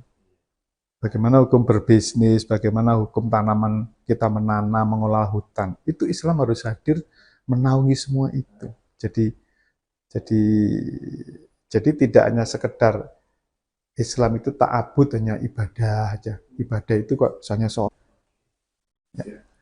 Prof, kurikulumnya Prof, di Ponpes ini juga mengikuti perkembangan zaman, Prof. Karena setahu saya dulu waktu pernah liputan di sini kan ada laboratorium digital dan AI ya. Ya, itu ya. seperti apa, Prof? Jadi gini, saya yang ilmu akhirat, ilmu syariah, saya ngikuti sanatnya Tebu Ireng. Jadi kami dengan Gus Kikin sudah kerjasama MOU bahwa sanat ilmunya adalah Tebu Ireng, karena adik saya alumni Tebu Ireng. Dan banyak pengasuh ini yang alumni Tebu Ireng. Sehingga kitab-kitab kuningnya ya sama lah. Bahkan penasihat pondok sini sekarang lagi ngajar di Tebu Ireng. Ngajar tentang Taskeh Bukhari kalau nggak salah. Imam hadis Bukhari. Jadi kami ke sana. Kitab kuningnya ya kita sudah mendalam lah ya, sudah normal seperti pondok-pondok yang dulu. Nah, sekarang saya tambahi ilmu duniawi, ilmu kauniyah walaupun itu praktis, tidak masuk kurikulum terlalu ansih. Ya. Yang saya masukkan karena gini, orang kepingin sukses itu pakai ilmu. Sukses dunia harus pakai ilmu, sukses akhirat harus pakai ilmu. Berarti kita harus pakai dua-dua ilmu ini, nggak bisa hanya ilmu akhirat. Nanti dunia kita terlantar. Tidak bisa hanya duniawi, nanti rugi di akhirat. Dua-duanya, walaupun mungkin porsinya bisa beda. Nah, beriringan. Ya, contoh aja ini contoh ya. Contoh anak-anak ini di sini wirausaha tentang pembesaran lele. Nah, biasa pondok kan begitu. Saya sudah bilang, kamu nek pembesaran harus pakai ilmu perikanan, ilmu makanan. Tapi karena backgroundnya asli pondok, maka dikelolalah lele itu saya dapat bantuan itu dikelola. Dalam kurun waktu tertentu seharusnya panen itu malah kok nggak panen-panen. Sing anu itu besar ya kepalanya. Badannya tetap kecil, berarti lele sombong. Karena tidak pakai ilmu tadi, ilmu dunia, ilmu perikanan. Nah, oleh karena itu di sini saya tekankan harus visi misinya adalah kita harus mandiri. Jadi membentuk SDM yang mandiri. Mandiri untuk menyiapkan akhirat, mandiri untuk menyiapkan hidup di dunia. Sehingga ini ditopang oleh wirausaha. Makanya di sini ada mata pelajaran wirausaha. Kita punya balai latihan kerja. Ada program petani milenial, ada program pedagang milenial. Jadi diciptakan anak-anak itu supaya hidup dan dunia nanti kalau nggak ikut negara ya jadilah pengusaha. Makanya di sini ada BM Mart, ada Pertasop, ada usaha lili, usaha ayam, usaha bebek, ada macam-macam lah. Supaya anak-anak bisa, nah terus ada BLK. BLK itu Balai Latihan Kerja, anak dilatih kerja juga. Packaging, bagaimana membuat lain-lain, supaya punya modal untuk kehidupan dunia. Nah, terus Roisa itu karena sekarang zaman digital, nah kita buatkan laboratorium digital dan artificial intelligence. Selain kita punya laboratorium multimedia kreatif. Ada di atas itu, ada studionya, anak-anak bisa belajar foto, organisasi wedding, itu ada di atas. Jadi lengkap. Rasa kampus ya Pak? Iya, memang saya ingin mengkombinasi antara din dan sains. Walaupun sains adalah bagian dari adin. Jadi saya ingin semasa ini adalah karena kalau kita mau sukses dunia tanpa sains tidak mungkin. Maka saya ingin kehidupan kita ya kayak sukses di dunia, sukses di akhirat. Saya yang orang gini bisa jadi rektor. Itu kan tanda petik orang memandang saya sukses di dunia. Iya. Memandangnya ya, kalau saya kan biasa aja, itulah tugas manusia memang ya. Jadi saya ingin dua itulah nanti hasil dari output ini mandiri di dunia maupun akhirat. Ini juga menarik Prof ya, artinya kita juga harus berjalan beriringan. Nah sekarang gini Prof, mungkin bagaimana sih Prof menjaga agar santri ini tetap kuat secara spiritual di tengah perkembangan zaman. Ya itulah ini latihannya di pondok ini. Di pondok ini, Bro. Latihan di pondok ini. Jadi nanti kalau jadi pilot, akidahnya kuat, sholatnya nggak pernah telat. Semuanya berbasis pada syariat Islam. Nanti jadi wali kota, nah itu tetap jangan terima, jangan korupsi, jangan itu karakternya dibentuk di sini. Makanya dia juga harus tahu hidup dunia di luar. Makanya ada digital. Ya ada belajar marketing dia, karena saya pingin anak-anak itu juga, bahkan saya ini lagi mau ngerintis untuk kurikulum Cambridge di sini. Seperti apa itu, Prof? Cambridge itu standarnya kayak Cambridge di Inggris sana. Saya udah ketemu sama PJ Global, Pak Amin, saya mau kunjungan ke sana, nanti kami akan ikut beliau. Metode pembelajaran Cambridge-nya. Bahasa Inggris, nanti suatu saat saya ingin di sini bahasa Arab. Jadi dua-duanya akan saya anukan. Terutama bahasa ini sudah kita rintis untuk SD Cambridge-nya ya. Mungkin insya Allah tahun depan sudah buka untuk kelas Cambridge. Kalau nanti berjalan SMP-nya juga saya buka kelas Cambridge. Jadi saya ingin tadi sains dan din mau saya kombinasikan di pondok ini. Menarik sekali ya Tribuners ya terkait apa yang sudah disampaikan oleh Prof Bisri ini Prof. Nah, Prof harus seperti apa sih pesantren-pesantren di Indonesia ini Prof? Seharusnya pesantren ini harus menjadi tempat pengembelengan ilmu akhirat dan sebagian ilmu dunia dalam rangka pembaharuan pemikiran Islam. Seperti Imam Ghazali, seperti banyak Al-Jabar, itu kan akidahnya kuat, tapi dia penuh-penuh ilmu pengetahuan yang luar biasa. Kalau Islam mau berjaya, Islam itu ya'lu walayula alaih, di atas, kombinasi itulah diperlukan di era sekarang. Jadi di era sekarang diperlukan kombinasi antara sains dan din. Kalau itu jadi, karena makalah Imam Syafi'i jelas, man arada dunya fa'ali bil ilmi, wa man arada al-akhirah fa'ali bil ilmi, wa man arada huma fa'ali bil ilmi. Semua pakai ilmu. Sains berarti. Islam itu kan di Quran banyak sains juga. Tentang hujan, sains. Semuanya Ada lengkap. Makanya mestinya kita sains dan adin bergandengan terus gini. Supaya kita bisa menemukan sesuatu. Saya kan menemukan sumur injeksi. Nah, itu kan satu inovasi sains ya, yang dan itu manfaat. Banyak loh Prof, inovasinya. Iya, sekarang COVID juga ada bilik. bilik iya. Terus saya sekarang yang terbaru SDBSI. Saluran drainase berbasis sumber injeksi, sudah keluar hak-hakinya tahun 2025 November kemarin. Jadi saya memang menggabungkan sains dan din supaya posisi kita tuh jadi tinggi. Jangan Islam dianggap jadul nanti. Islam agama eksklusif, tidak inklusif. Islam harus memayungi semua zaman. Kita jangan alergi terhadap zaman sekarang. Justru kita payungi. Dibutuhkan sains. Prof, mungkin terakhir Prof, mungkin ada pesan, doa.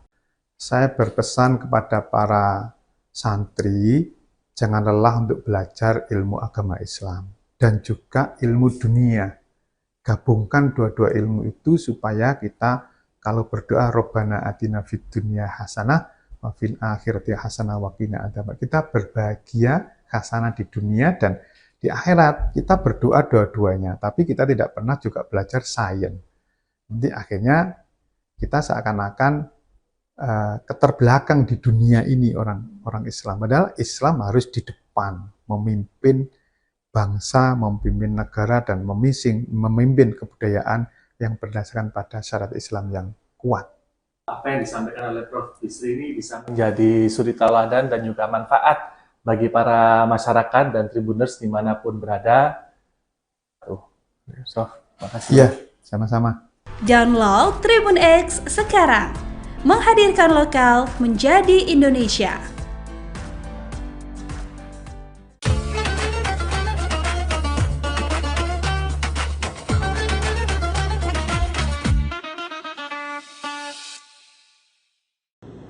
Assalamualaikum warahmatullahi wabarakatuh. Bismillah, alhamdulillah, wala hawla wala quwwata illa billah. Allahumma sholli wa sallim ala sayyidina Muhammadin wa risalati wa amani rasulih wa ala alihi wa sahbihi. Pemirsa, sahabat Nahdiyin channel PCNU Surabaya yang dirahmati Allah Subhanahu wa taala. Alhamdulillah pada kesempatan kali ini kita patut bersyukur kepada Allah karena kita sekarang berada di bulan Ramadan. Dan kebetulan ini kita dalam awal bulan Ramadan, artinya masih dapat 2 hari. Otomatis insya Allah semangat kita ini menggebu-gebu, bukan hanya di awal saja, melainkan sampai akhir daripada bulan Ramadan. Insya Allah kita akan senantiasa semangat terus menjalankan ibadah puasa, dan kita berdoa kepada Allah semoga diberikan kelancaran, kesehatan, sehingga kita dapat menunaikan ibadah puasa dengan sesempurna mungkin. Pemirsa yang dirahmati Allah Subhanahu wa taala, Ramadan itu litazkiyatin nufus atau litazkiyatil qulub. Ramadan bermakna bisa mensucikan atau membersihkan hati kita. Kemudian kalau kita ingat lagi daripada ayat Al-Quran tentang diwajibkannya puasa atau seruan dari Allah Subhanahu wa taala yang berbunyi, ya ayyuhalladzina amanu kutiba alaikumus syiyam kama kutiba alal ladzina min qablikum la'allakum tattaqun. Sampai pada 2 ayat yang paling membuat kita senantiasa semangat beribadah adalah di situ Allah mengatakan faman tatawwa'a khairan fahuwa khairul lahu. Siapa yang melakukan kebaikan maka kebaikan itu untuk dirinya. Kemudian perihal perintah puasa pun wa antasumu khairul lakum. Dan kalau tidak ada udzur, maka bagaimana caranya kita tetap bagaimana untuk menyempurnakan puasa kita, khususnya puasa Ramadan. Karena poin utama daripada pembahasan di dalam surat Al-Baqarah tentang kewajiban puasa adalah la'allakum tattaqun, supaya kita menjadi pribadi yang semakin bertakwa kepada Allah Subhanahu wa taala. Pemirsa yang dirahmati Allah Subhanahu wa taala, ada satu kitab bernama Lataiful Ma'arif yang pada sore hari ini kami buat referensi karangan daripada Syekhul Imam Al-Hafidh Zainuddin Abdul Faraj Abdul Rahman Al-Hambali Ad-Dimishqi.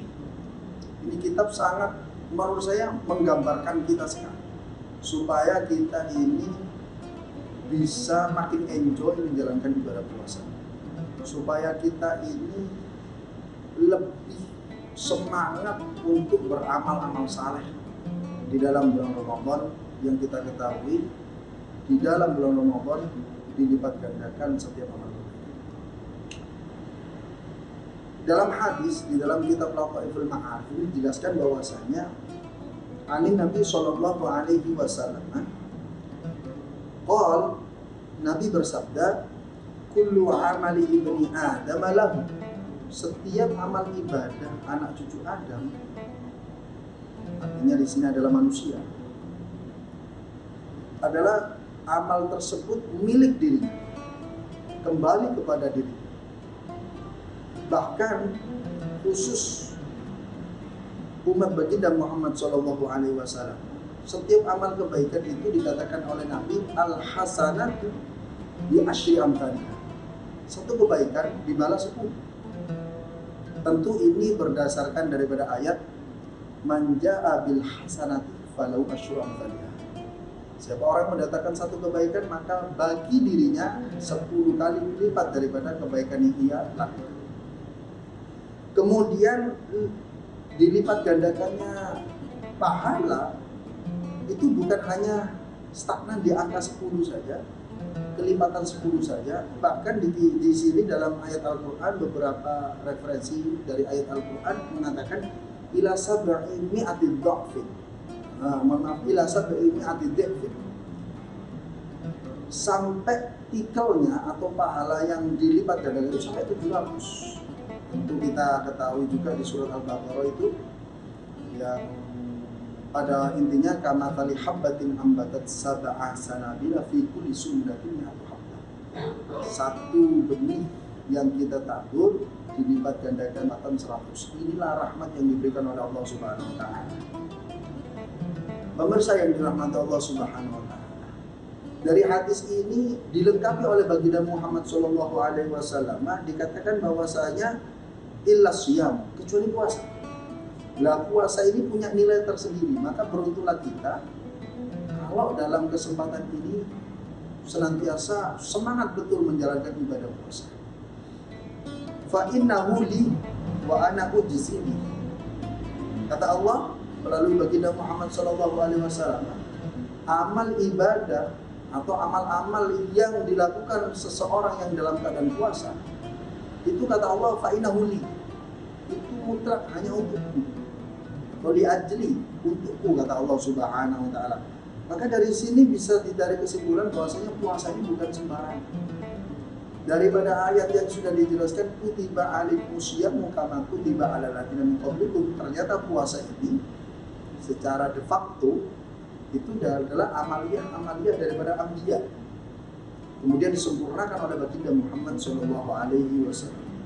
Satu kalimat di dalam Lataiful Ma'arif dikatakan innahu taraka syahwatahu wa ta'amahu wa syarabahu min ajli. Karena puasa ini, ketika seorang hamba menjalankan ibadah puasa, mencoba untuk menyempurnakan daripada puasanya tersebut, meninggalkan syahwat, meninggalkan makan, meninggalkan minum, itu tak lain li ajli, kata Allah Subhanahu wa taala melalui baginda Muhammad SAW.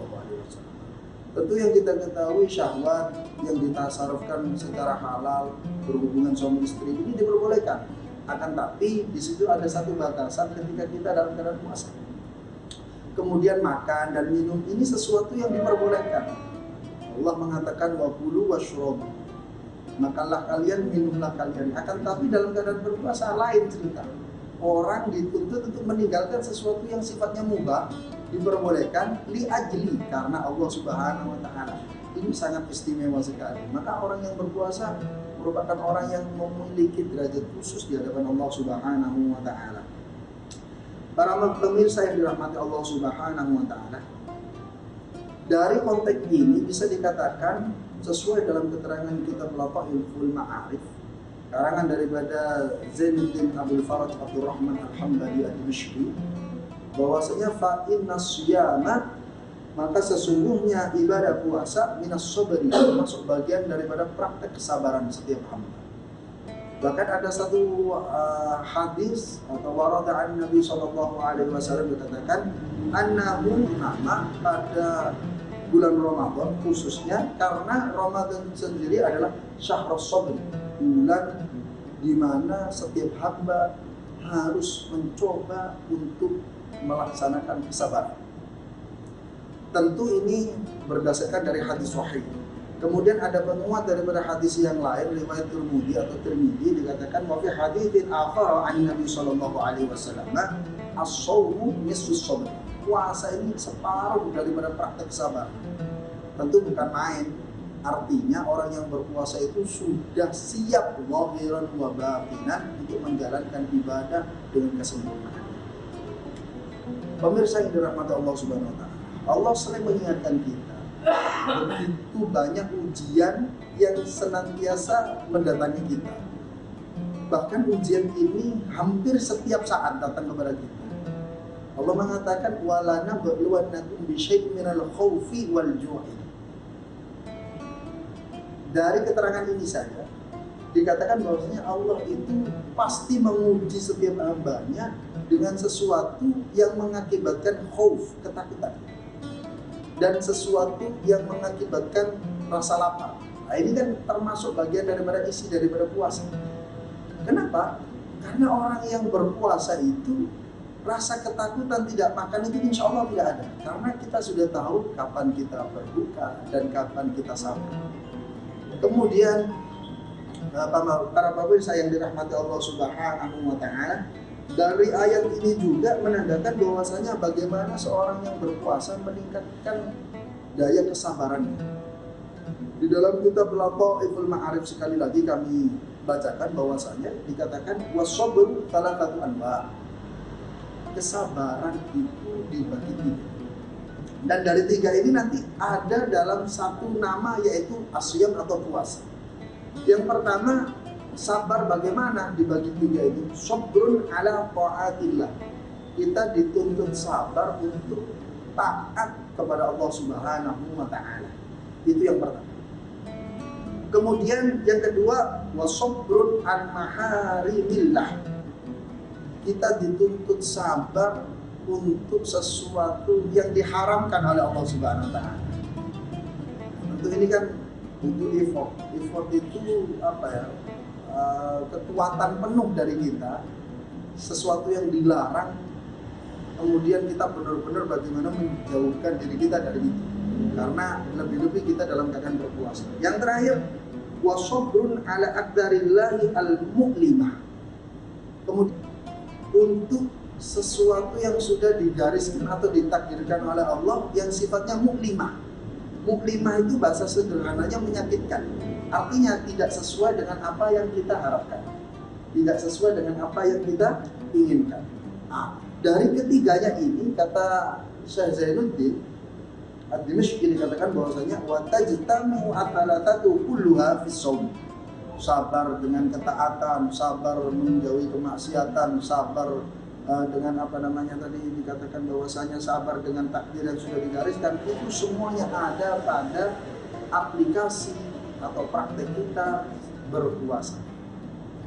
Fa inna fihi sabran ala ta'atillah wa sabran mimma haramallahu ala sha'im minasyahawat. Karena di dalamnya sabar dengan ketaatan, kemudian sabar pula dengan menjauhi syahwat keinginan-keinginan ketika kita dalam keadaan puasa. Wa sabrun ala ma yahsulu lis-shaimi fihi min alamil ju'. Kemudian dituntut sabar terhadap orang yang puasa yang pasti akan merasakan kelapar, merasakan rasa lapar, wal atshi dan haus, wa dhafin nafsi wal badan, dan lemahnya jiwa dan raga. Inilah yang ada dalam puasa. Terakhir, sebagai penutup, maka bagaimana kita menyikapi tentang ibadah kita dalam puasa? Allah menjanjikan kepada mereka yang berpuasa dan berbekal sabar. Dikatakan oleh Allah Subhanahu wa taala dalam surat Az-Zumar, di potongan ayatnya dikatakan bahwasanya innama yuwaffas sabiruna ajrahum bighairi hisab. Karena pahala atau balasan bagi orang yang berbekal sabar, utamanya konteks ini adalah puasa, adalah balasan yang bighairi hisab, tanpa adanya hitungan kita seperti kita menghitung dengan cara matematika. Maka sekali lagi, sebagai penutup, ada dua ulama yang sangat istimewa mengatakan bagaimana untuk kita senantiasa menjalankan perintah-perintah Allah. Seorang ulama bernama Dunnun. Dunnun itu pernah ditanya, su'ila Dunnun. Imam Dunnun ditanya oleh seseorang itu bertanya bagaimana? Mata uhibbu rabbi, kapan aku bisa merasakan cinta terhadap Tuhan? Maka Imam Dunnun mengatakan qala idza kana ma yakrahu amara indaka minas sabri. Jika seseorang itu membenci terhadap sesuatu yang dibenci oleh Allah, kemudian sesuatu tersebut amara indaka minas sabri, ia lewati keadaan puasa, tentu ini adalah pantangan bagi setiap hamba. Kemudian ada yang bagus wala ghairuhu, ulama lain tidak disebutkan di dalam kitab Latiful Ma'arif, dikatakan laisa min a'lamil mahabbah. Cinta itu bukan tergambarkan seperti ini. Bagaimana gambarannya? Antuhibba ma yakrahu habibuka. Kalau sesuatu yang dibenci oleh kekasihmu, kemudian engkau datang dengan membawa cinta, ini bukan dikatakan cinta yang seterusnya. Maka cinta yang seterusnya adalah sesuatu yang dibenci oleh kekasihmu, utamanya adalah Allah Subhanahu wa taala dan baginda Muhammad sallallahu alaihi wasallam.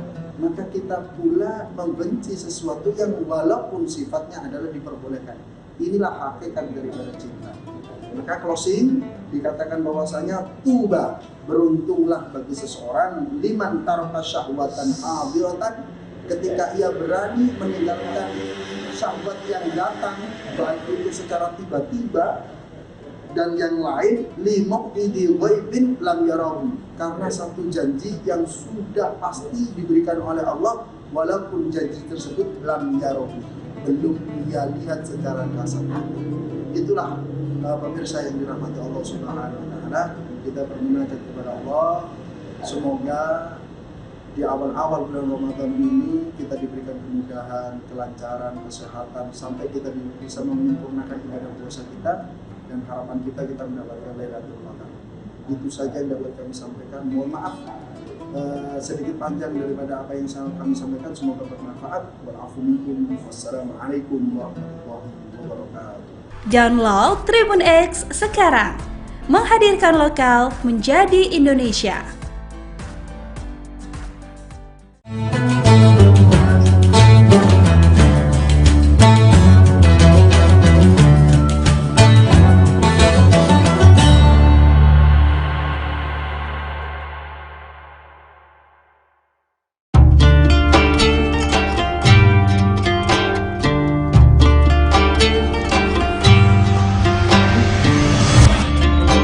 Syukur alhamdulillah, tahun ini kita masih dipertemukan dengan bulan suci Ramadan.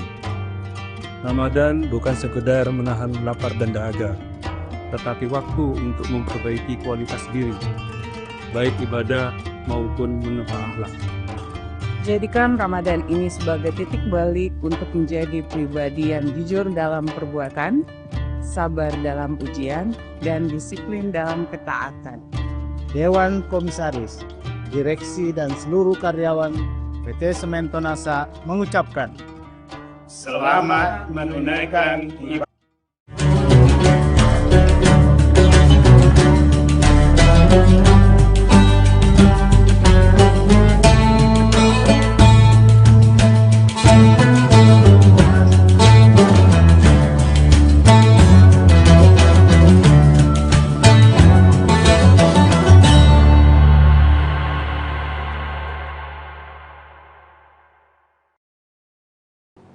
Assalamualaikum warahmatullahi wabarakatuh. Tribunar, seperti apa kabar Anda pada hari ini? Senang sekali saya Ilu Devisania dapat kembali menyapa Tribunars tentunya dalam program Syiar Ramadan.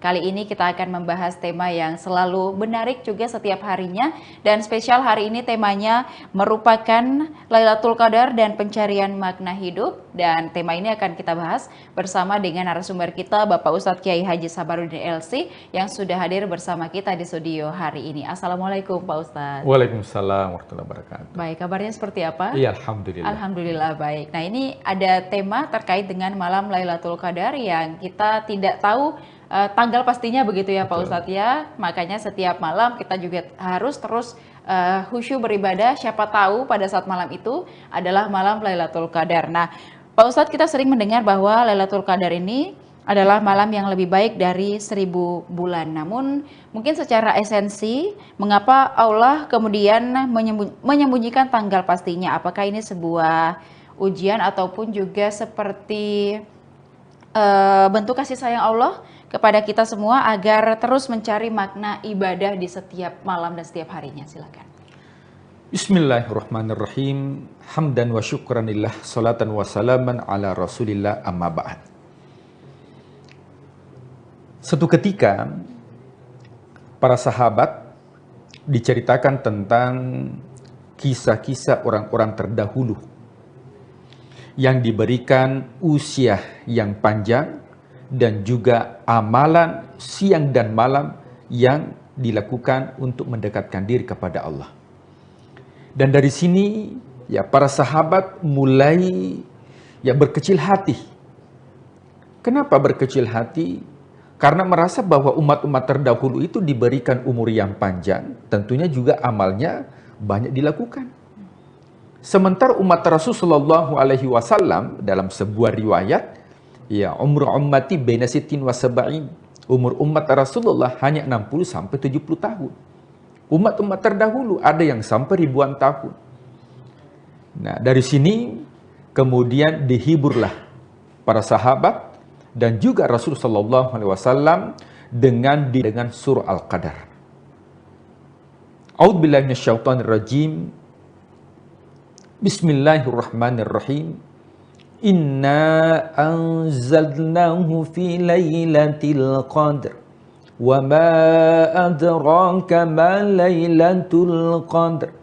Lailatul qadri khairum min alfi syahr. تنزل الملائكة والروح فيها بإذن ربهم من كل أمر سلام هي حتى مطلع الفجر. Surah ini menggambarkan tentang keistimewaan yang diberikan kepada umat Rasulullah SAW yang dinamakan dengan Al-Qadar. Atau dalam bahasa kita adalah malam Al-Qadar.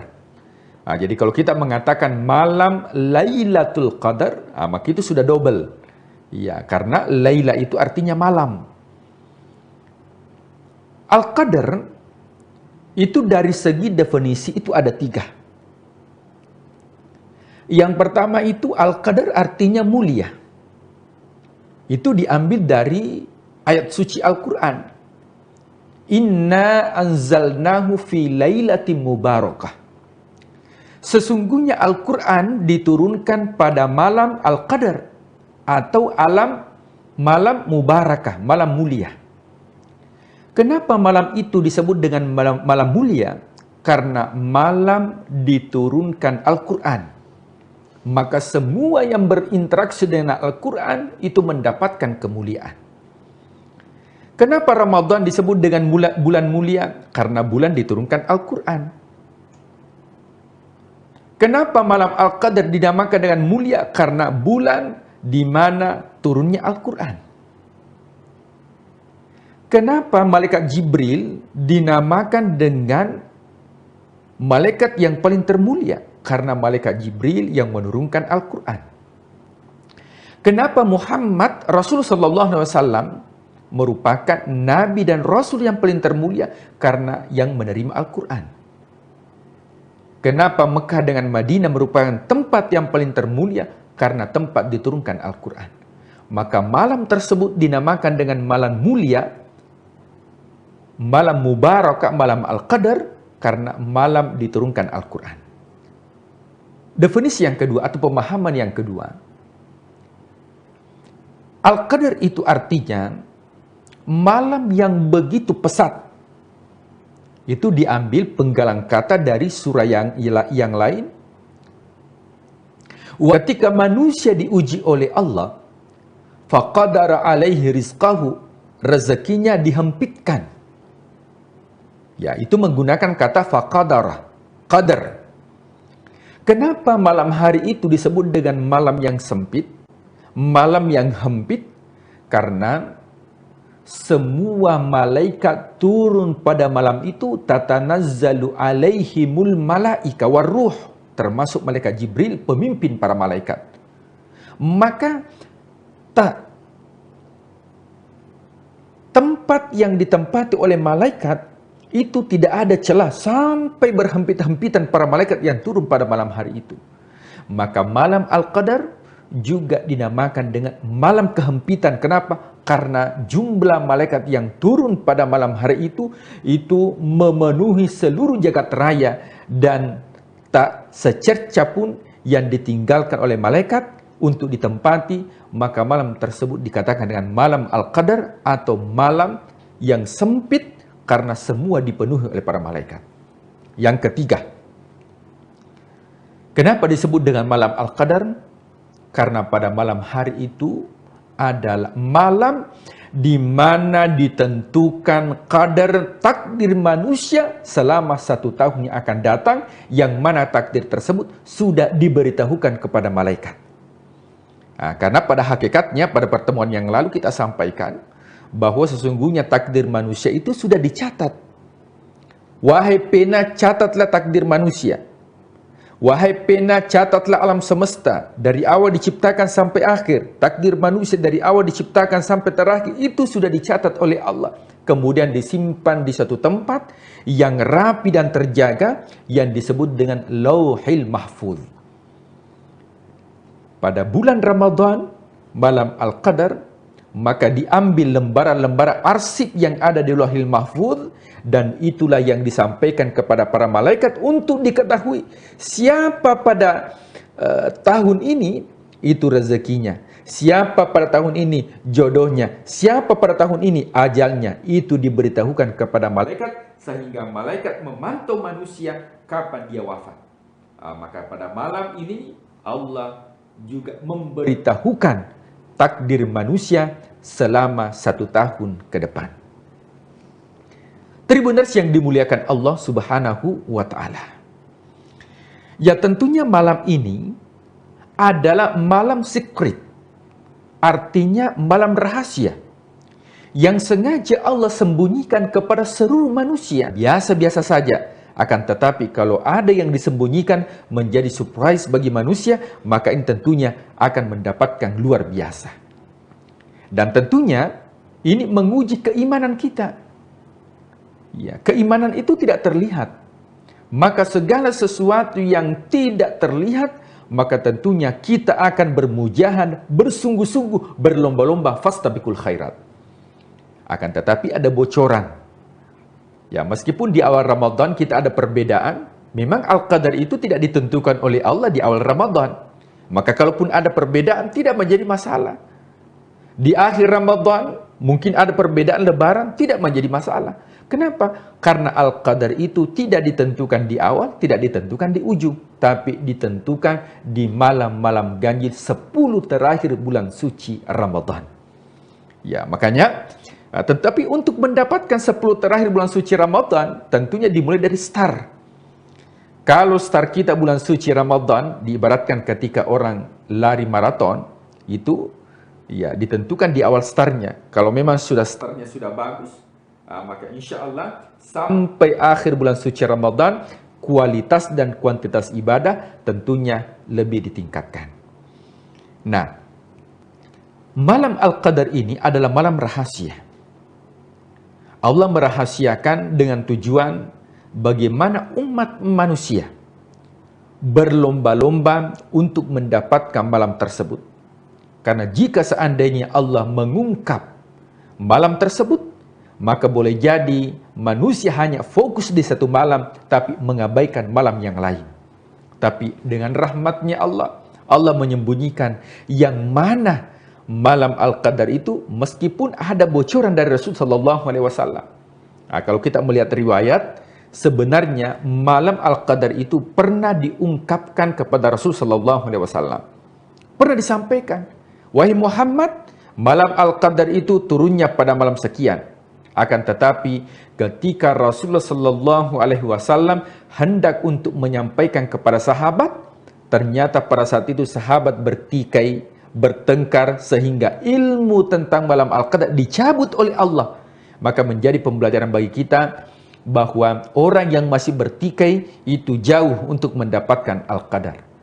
Dikatakan di akhir surah, salamun hiya hatta matla'il fajar, kedamaian. Jadi orang-orang yang mendapatkan Al-Qadar adalah orang yang memiliki jiwa dan hati yang damai.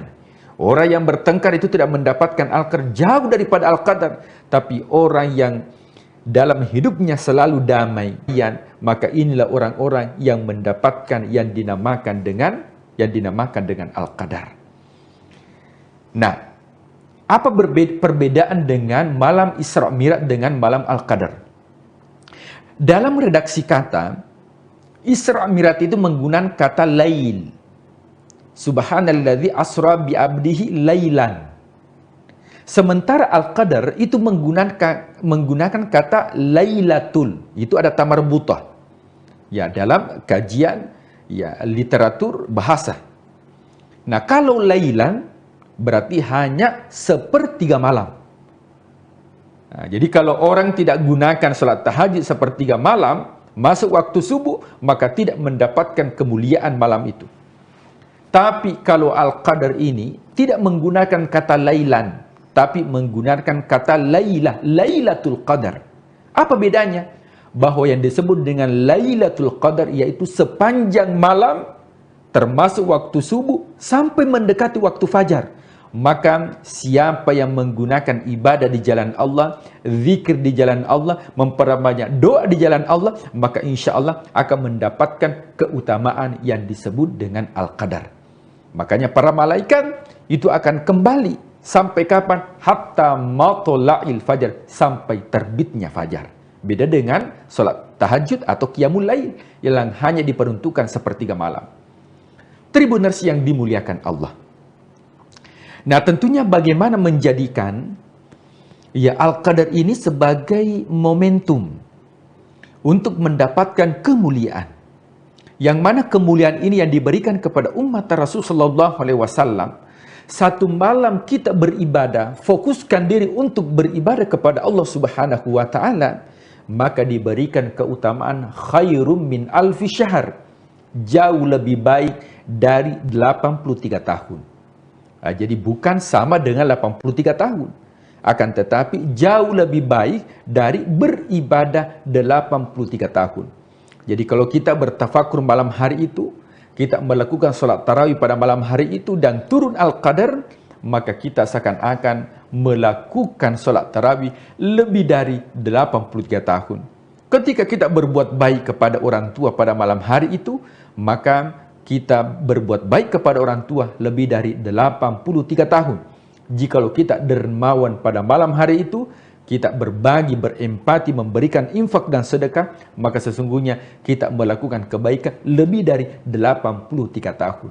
Bayangkan Tribuners yang dimuliakan Allah, jikalau seandainya setiap Ramadan oleh Allah yang hanya 60-70 tahun, tapi kuantitas ibadah pahala yang diberikan melebihi umat-umat terdahulu, dan ini merupakan rahmat yang diberikan umat Rasulullah SAW yang tidak diberikan kepada umat-umat terdahulu. Yang terakhir, tentunya malam Al-Qadar ini bagaimana bisa membuat pribadi orang yang beriman bukan hanya mendapatkan malam Al-Qadar, akan tetapi bisa menjadi implikasi dalam kehidupan sehingga betul-betul aktivitas yang kita lakukan kita tidak lelah. Kenapa? Karena lelah itu lillah. Lelah menjadi lillah. Setiap aktivitas yang kita lakukan, semua akan bernilai ibadah di sisi Allah Subhanahu wa Ta'ala. Kenapa? Karena kita sudah me time dengan Allah, sehingga setiap aktivitas yang kita lakukan di luar bulan suci Ramadan, selelah apapun fisik kita, akan tetapi kalau itu diniatkan untuk mendapatkan ridhonya Allah, maka insya Allah fisik ini terasa lelah, akan tetapi jiwa kita yang akan menguatkan. Kenapa? Karena orientasinya adalah untuk mendapatkan ridhonya Allah di akhirat. Yang paling terakhir adalah, apa sih tanda-tanda datangnya malam Al-Qadar? Yang pertama adalah, malam Al-Qadar ini adalah malam ganjil. 21, 23, 25, 27. Ini malam-malam ganjil yang diturunkan Al-Qadar. Ini sebagian besar atau mayoritas ulama. Kemudian, malam-malam ganjil ini yang harus kita lakukan adalah bagaimana kita mempersiapkan diri dengan melakukan i'tikaf sehingga kita bisa mendapatkan yang dinamakan dengan kemuliaan Al-Qadar. Kemudian apa tandanya? Alam semesta begitu hening, malam hari begitu tenang. Bahkan ketika di pagi hari terik matahari, akan tetapi matahari tidak terlihat, akan tetapi nuansa teriknya itu kita dapatkan. Nah, itu tanda-tanda yang disampaikan oleh para ulama. Apakah ada orang yang tidak mendapatkan Al-Qadar? Orang yang tidak mendapatkan Al-Qadar adalah orang yang masih bertikai dengan dirinya, dengan orang lain, tidak menebarkan kedamaian, maka inilah orang-orang yang jauh daripada Al-Qadar. Apakah ada doa khusus yang dibaca ketika turun Al-Qadar? Doa ini khusus kita baca, yang mana doa Ramadan, apa kata Rasulullah SAW ketika turun Al-Qadar? Mintalah kepada Allah. Apa yang diminta? Kita tidak dianjurkan untuk minta harta. Kita tidak dianjurkan untuk meminta jabatan. Karena jabatan, harta, semua akan sirna. Kalau bukan kita yang tinggalkan, maka jabatan akan meninggalkan kita. Maka semua masa ada orangnya dan semua orang ada masanya. Tapi yang kita minta adalah ampunan. Makanya Rasulullah SAW mengatakan, ketika turun Al-Qadar, maka mintalah kepada Allah. Allahumma innaka afuwun tuhibbul afwa fa'fu anni. Allahumma ya Allah, innaka afun. Sesungguhnya engkau yang memberikan ampunan. Tuhibbul afwa, engkau senang untuk memberikan ampunan. Fa'fu anni, maka berikanlah ampunan kepada kami. Ketika ampunan Allah itu sudah turun kepada kita, maka tidak ada yang paling berharga di muka bumi ini kecuali orang-orang yang mendapatkan ampunan Allah, karena dunia ini hanya tempat persinggahan, tapi tujuan kehidupan adalah akhirat. Maka orang yang mendapatkan ampunan Allah, maka itulah orang yang mendapatkan Al-Qadar dan memberikan semangat dan motivasi dalam bekerja, karena semua pekerjaan yang kita lakukan adalah lelah menjadi lillah. Wallahu a'lam bishawab. Iya, baik. Jadi itu yang tadi Pak Ustadz sampaikan, semoga lelah menjadi lillah begitu ya Pak Ustadz ya. Dan ini menjadi perhatian kita bersama bahwa kalau ibadah itu jangan di awal-awal saja semangat ya, di awal-awal Ramadan, tetapi juga seyogyanya setiap harinya, setiap malamnya, dan juga apalagi kita menantikan bersama malam Lailatul Qadar. Siapa tahu di malam itu kita fokus beribadah, baik beribadah, dan siapa tahu juga kita mendapatkan malam Lailatul Qadar itu, dan hindari untuk orang yang masih berkonflik dengan diri sendiri ya Pak Ustadz ya. Ternyata kita juga perlu untuk memerhatikan apakah kita sudah tidak lagi berkonflik dengan diri sendiri, dengan orang-orang di sekitar kita, maka kita akan mendapatkan anugerah ataupun juga rahmat dari Allah Subhanahu wa Ta'ala di malam Lailatul Qadar itu. Dan mintalah ampunan, bukan minta jabatan dan juga harta begitu ya. Baik, terima kasih Pak Ustadz sudah memberikan sharing-sharingnya pada hari ini. Semoga kita semua juga dapat kembali menjalankan ibadah di bulan suci Ramadan ini dengan lebih khusyuk dan juga konsisten sampai nanti tiba di akhir Ramadan dan juga semoga kita masih bisa berjumpa di Ramadan tahun-tahun berikutnya. Amin ya rabbal alamin. Dan terima kasih kepada seluruh Tribuners yang sudah menyaksikan program kita pada hari ini. Jangan lupa saksikan beragam program menarik lainnya hanya di kanal YouTube dan Facebook Tribun Timur Mata Loka Kediri. Terima kasih dan sampai jumpa. Wassalamualaikum warahmatullahi wabarakatuh. Waalaikumsalam warahmatullahi wabarakatuh.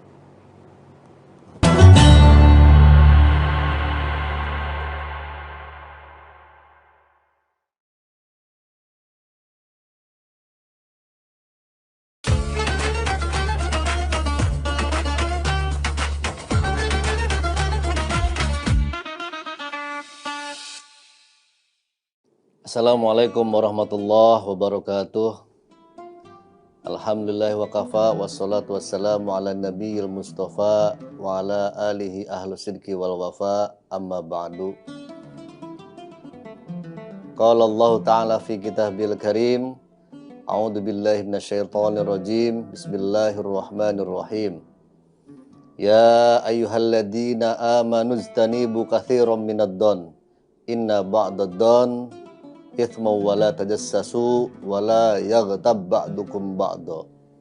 Wa qala Rasulullah sallallahu alaihi wasallam an Abi Hurairah radhiyallahu anhu anna Rasulullah sallallahu alaihi wasallam qala yaqulullah ta'ala ana inda dhanni abdi bi, muttafaqun alaih.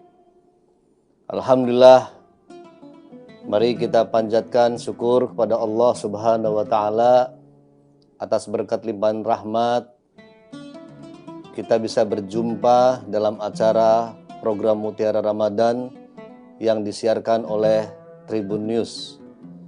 Selawat teriring salam mari kita curahkan kepada junjungan kita Nabi besar Muhammad sallallahu alaihi wasallam. Semoga kita semua mendapatkan syafaatnya. Amin ya rabbal alamin.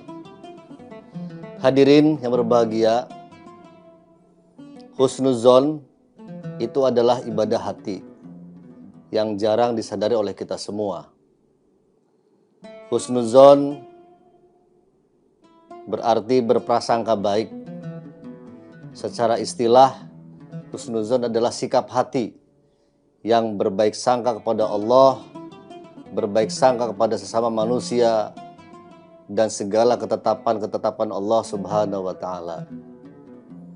Husnuzon kenapa disebut dengan amalan hati atau ibadah hati? Sebagaimana ikhlas, tawakal, sabar, dan syukur. Karena tidak terlihat secara dohir. Jadi adanya dalam hati.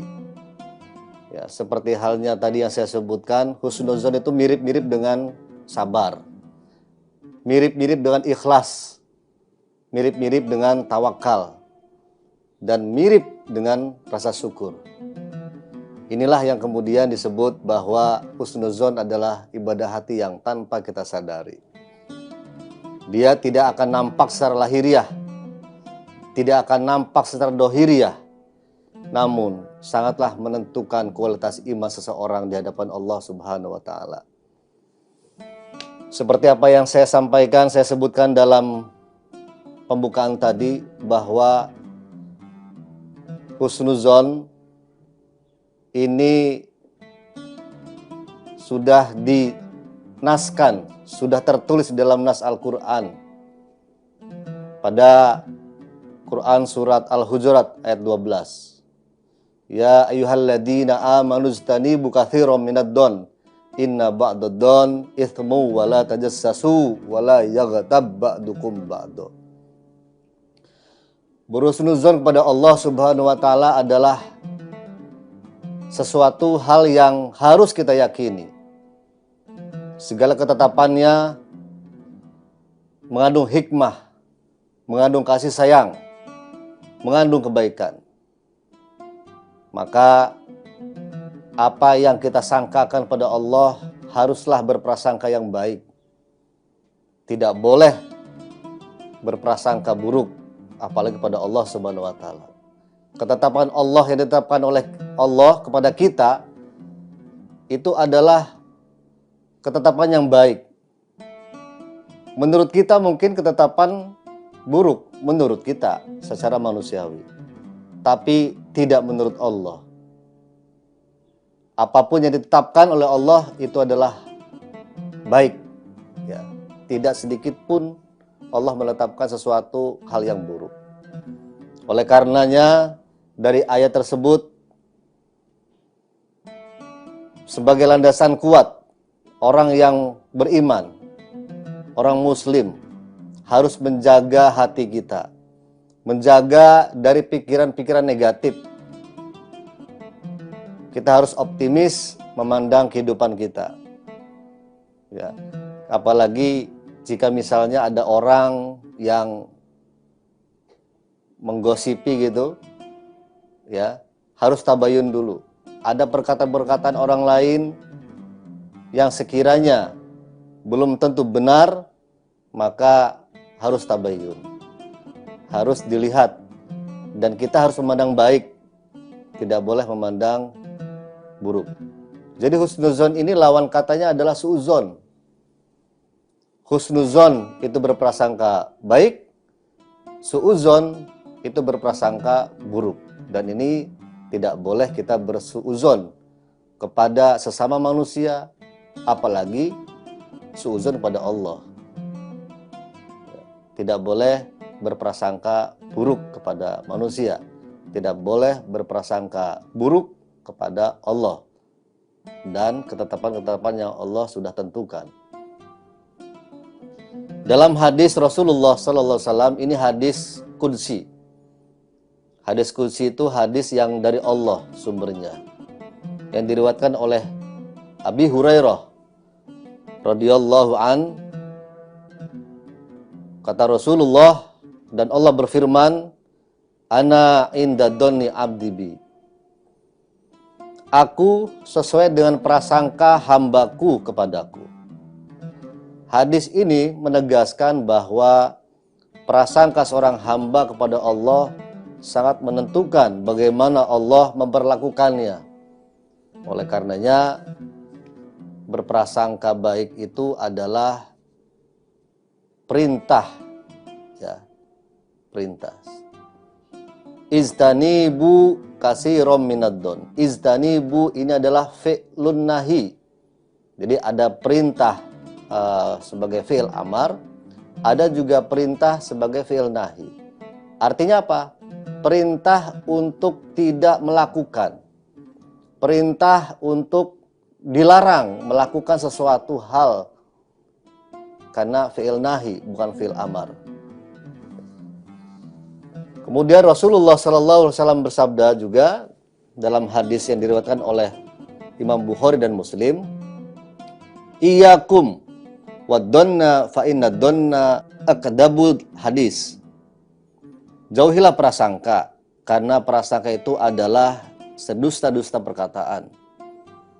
Ini juga larangan yang disampaikan, yang disabdakan oleh Rasulullah SAW bahwa kita harus menjauhi prasangka, praduga yang kita tidak tahu kebenarannya. Hadis ini sangatlah penting untuk direnungkan dan dipahami karena penyakit hati berupa prasangka buruk merupakan maksiat yang samar. Yang samar itu yang tidak kelihatan dohirnya, yang tidak kelihatan secara lahiriah, tapi ada dalam hati manusia, dan ini adalah penyakit hati. Dan terkadang diremehkan oleh manusia itu sendiri. Padahal Rasulullah SAW menyamakan prasangka buruk yang hanya berupa pikiran dan belum diucapkan dengan ucapan itu, bahkan disamakan dengan perkataan yang paling dusta. Ya, ini baru prasangka, belum terucap dari lisan kita. Masih menyangka terhadap seseorang, terhadap manusia. Kata Rasul, apa yang disangkakan dalam hati kita dan belum diucapkan dari lisan kita, ini adalah disamakan dengan perkataan yang paling dusta. Naudzubillah summa naudzubillah min dzalik. Oleh karena janganlah kita berprasangka buruk kepada siapapun, kepada keluarga kita, orang terdekat kita, orang yang kenal dengan kita. Jangan sekali-kali kita berprasangka buruk, apalagi sampai mengucapkan sesuatu hal yang buruk kepada orang lain, menduga-duga kepada orang lain. Jangan. Baiknya tabayun dari sumbernya seperti apa. Berusaha memahami perspektif orang lain sebelum menilai buruk. Ya. Jangan langsung dinilai buruk. Cek-recek dulu, tabayun dulu. Maka tidak diperbolehkan berprasangka buruk pada orang lain dengan cara melatih empati kita pada orang lain. Ya. Tabayun, komunikasikan. Ya, jangan langsung menjustifikasi. Tidak boleh. Mencari sisi positif. Positif, ya, bukan negatif. Fokus pada kebaikan orang lain, bukan kesalahan atau mencari kekurangan-kekurangan mereka. Gak usah mencari-cari kekurangan orang lain. Tidak usah menyalahkan orang lain. Lihat diri kita. Diri kita mungkin lebih banyak kekurangan daripada orang lain. Diri kita banyak kesalahannya dibanding orang lain. Introspeksi diri. Tidak boleh kita tuh hal menyalahkan orang lain, ya. Selalu mengorek-ngorek orang lain, padahal diri kita jauh lebih banyak kekurangannya dibanding orang lain. Berprasangka baik, ini harus kita timbulkan, harus kita tumbuhkan kepada siapapun, kepada manusia, kepada Allah, kepada tempat Allah, kita harus berprasangka baik. Mungkin itu saja yang dapat saya sampaikan. Mudah-mudahan bermanfaat.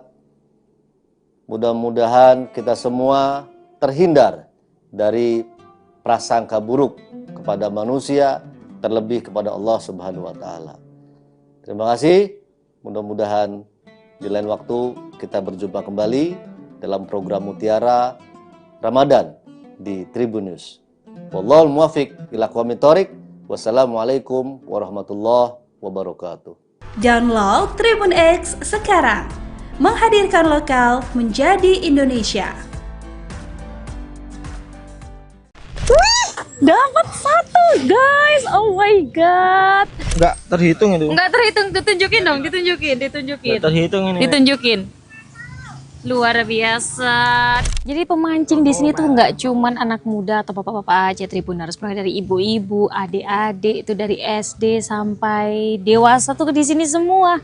Jadi sambil mungkin nanti pancingannya hasilnya bisa buat buka puasa juga kali ya.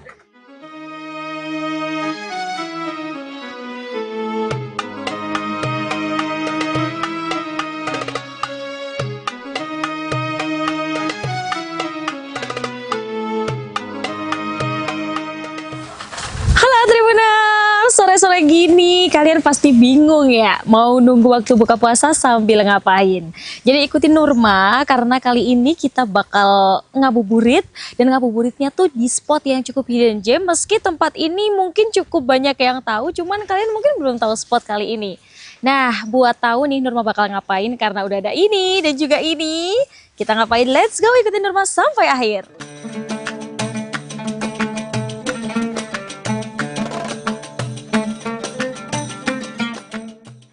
Jadi Nurma udah sampai nih lokasinya di Waduk Cengklik Tribuners. Kita bakalan mancing sambil nunggu waktu berbuka. Terus nanti kita juga bisa foto-foto cantik nih karena ada jembatan Sunset Cengklik di sini. Ayo ya ikutin keseruannya.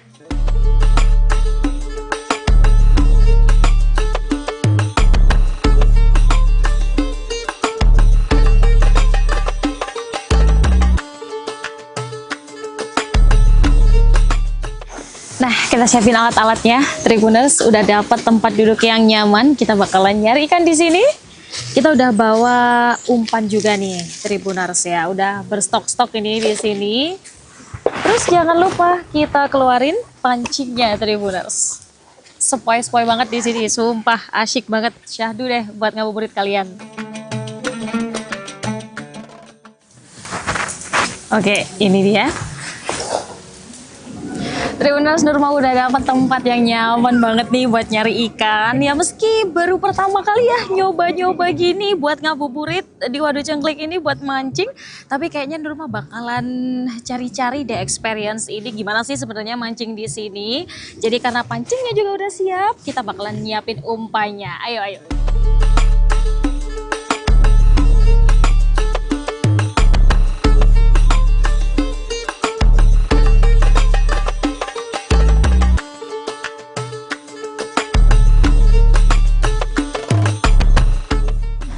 Umpan udah siap, kita bakal langsung cari umpan kita. Cari ikan, gas, mancing Tribuners.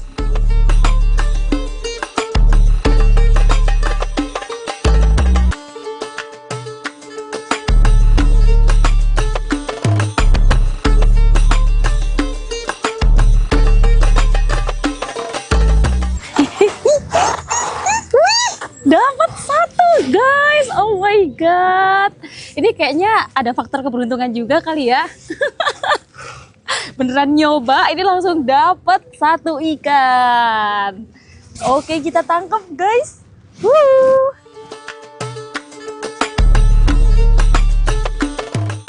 Oke, karena tadi kita udah hoki nih ya, dapat ikan satu, jadi kita langsung lanjut lagi buat cari ikan-ikan lainnya. Kasih umpan dulu guys.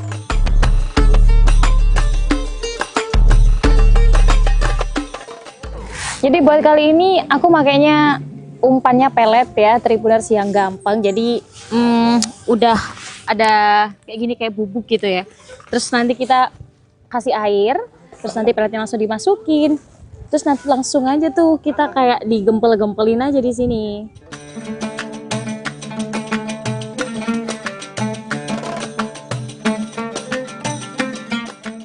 Nah, kalau bentuknya udah kayak gini, kita langsung aja habis nih celupin ke air. Nanti ikannya bakal datang sendiri Tribuners, kayak tadi ya, doain kita hoki lagi dapat banyak ikan.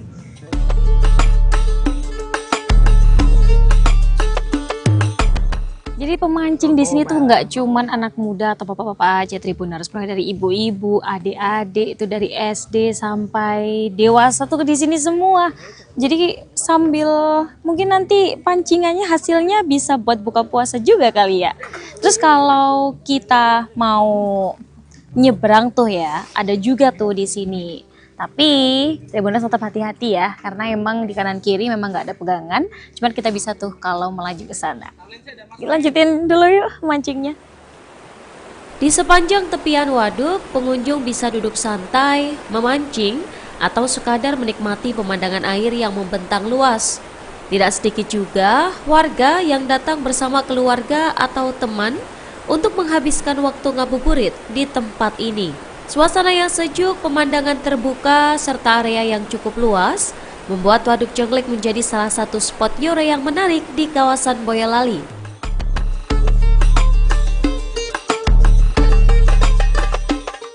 Wih, Nurma dapat salah satu pemancing yang luar biasa, tangkapannya banyak banget Tribuners. Kita tanya-tanya yuk, sebenarnya mereka tuh rahasianya apa sih? Datang dari jam berapa? Halo Mas, siapa namanya? Kenalan dulu dong.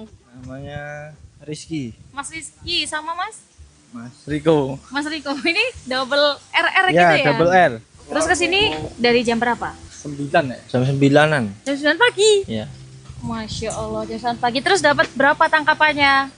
Ini enggak terhitung itu. Enggak terhitung, ditunjukin dong, ditunjukin. Enggak terhitung ini. Ditunjukin.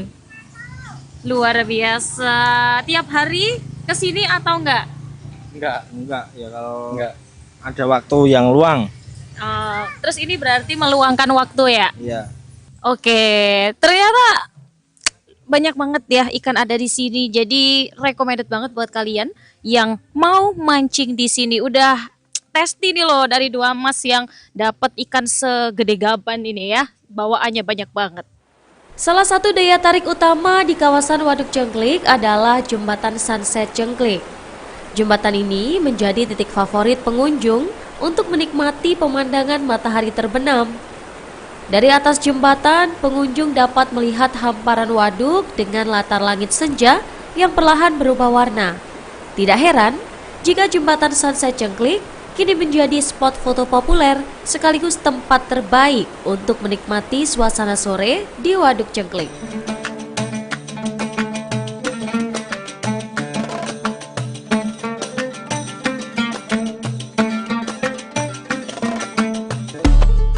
Ya, Tribuners, ikannya cuma dapat satu doang, tapi nggak apa-apa sih ya. Jadi semangat buat balik lagi. Ternyata mancing itu seru banget, apalagi nyaman banget loh tempat duduknya. Terus kayak kita tuh bisa merasakan suasana ngabuburitnya dapat banget gitu loh. Jadi kalau kalian yang mau datang ke sini bisa banget, mau pakai motor, mau pakai mobil, karena parkirannya juga luas.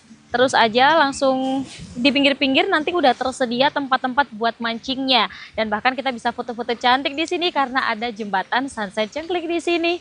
Dan Nurma mau pulang dulu ya, mau persiapan buka puasa. Bye bye, sampai jumpa di ngabuburit asyik selanjutnya.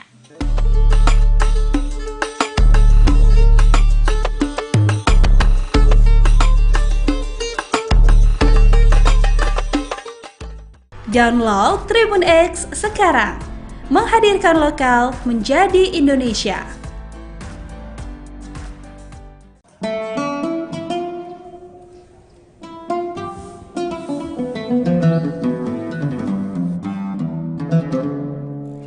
Assalamualaikum Tribuners dan pemirsa Rian Surya. Jumpa lagi dengan saya Rifki Edgar. Dan kali ini saya sedang berada di depan pintu gerbang Pondok Pesantren Bahrul Maghfirah. Dan pada bulan suci Ramadan kali ini kami memiliki program cerita para kiai, dan rencananya kami akan masuk ke dalam Ponpes Bahrul Maghfirah untuk mengetahui lebih dekat Ponpes Bahrul Maghfirah yang ada di Kota Malang ini, terutama untuk ngobrol dan berbincang langsung dengan pengasuh Pondok Pesantren Bahrul Maghfirah, yakni Profesor Dr. Kiai Haji Muhammad Bisri. Yuk ikuti perjalanan kami di sini.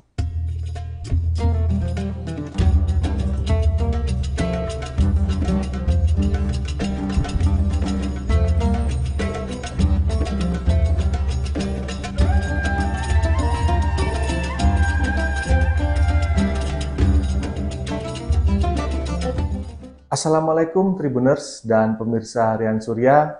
Jumpa lagi dengan saya Rifki Edgar, yang kali ini akan memandu Anda dalam program Cerita Para Kiai. Program yang mengajak Tribuners untuk mengetahui lebih dalam tentang kiai yang memiliki pengaruh besar di Indonesia. Dan kali ini kita akan berbincang-bincang dengan Profesor Dr. Kiai Muhammad Bisri. Beliau merupakan pengasuh Pondok Pesantren Bahrul Maghfirah yang ada di Kota Malang. Beliau dikenal sebagai akademisi, guru besar teknik pengairan, serta tokoh pendidikan dan inovasi yang ada di Kota Malang. Selain itu, beliau juga merupakan mantan rektor Universitas Brawijaya pada tahun 2014 sampai tahun 2018. Nah, Assalamualaikum Prof. Bisri. Waalaikumsalam Bagaimana kabarnya Prof? Baik-baik Mas Rizky. Nah, jadi gini Prof, sesuai tema yang kita angkat pada pagi hari ini tentang cerita para kiai. Nah, mungkin bisa diawali Prof, masa kecil Prof Bisri dulu seperti apa Prof? Ya, saya ini lahir di daerah dulu namanya Betek ya. Oh, Betek. Betek. Ya, sekarang Jalan Maijen Panjaitan atau Penanggungan. Penanggungan. Saya kecil di situ, orang tua saya itu seorang kiai kampung ya, ulama kampung situ, yang memang sejak kecil beliau sudah membimbing masyarakat dan seterusnya. Kemudian saya kecil itu kan saudara saya itu ada 9, jadi totalnya 10. Tapi saya ini sejak kecil saya tidak tahu, diminta abah saya itu sekolah di agama. Oh, gitu. Sehingga saya SD itu dulu namanya SD Latihan 3 PGAN Jalan Bandung. Oh, di Jalan Bandung. Yang sekarang berubah jadi MIN, Madrasah Ibtidaiyah. Dulu itu sekolah saya. Jadi saya di PGA. Sampai PGA SD selesai sampai setara SMA, dulu namanya PGA 6 tahun. 4 tahun sama 2 tahun, bukan 3-3. 4 tahun terus 2 tahun, jadi 6 tahun sampai selesai SMA. Dulu saya memang diminta oleh abah saya untuk melanjutkan ke UIN. Tapi saya PGA yang 6 tahun tadi, yang setara SMP itu, saya kelas 3 PGA. Itu dibully sama teman-teman. Karena saya ini hobinya olahraga, main bola kan. Zaman dulu kan olahraganya anak muda kan main bola. Saya ikut main bola di klub Indonesia Muda, masih waktu IM ya, Prof. IM. Nah, terus dibully sama teman-teman banyak di kampung.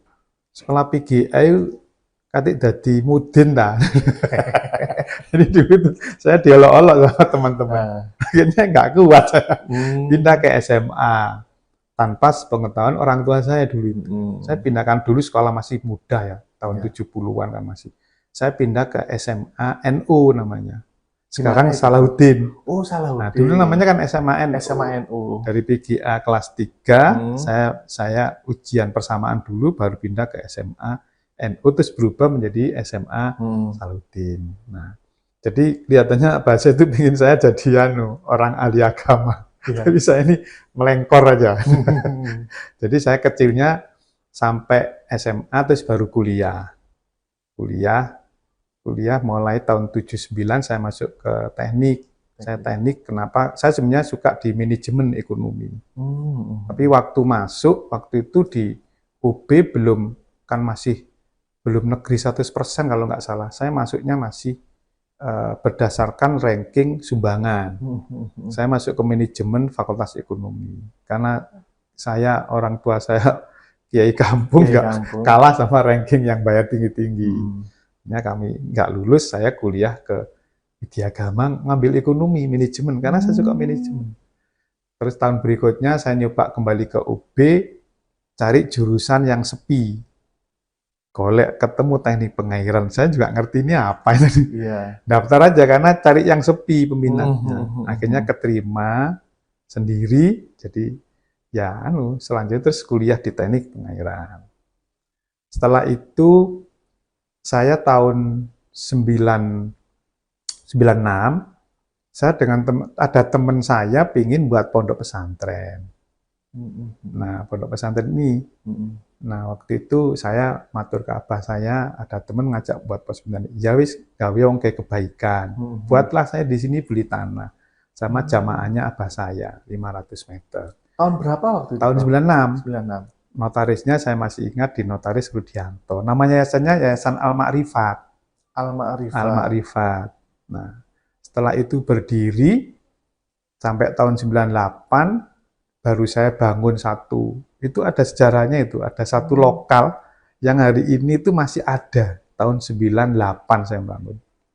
Selesai, terus adik saya ini kan alumni dari Tebu Ireng pesantren. Saya kan bukan lulusan pesantren.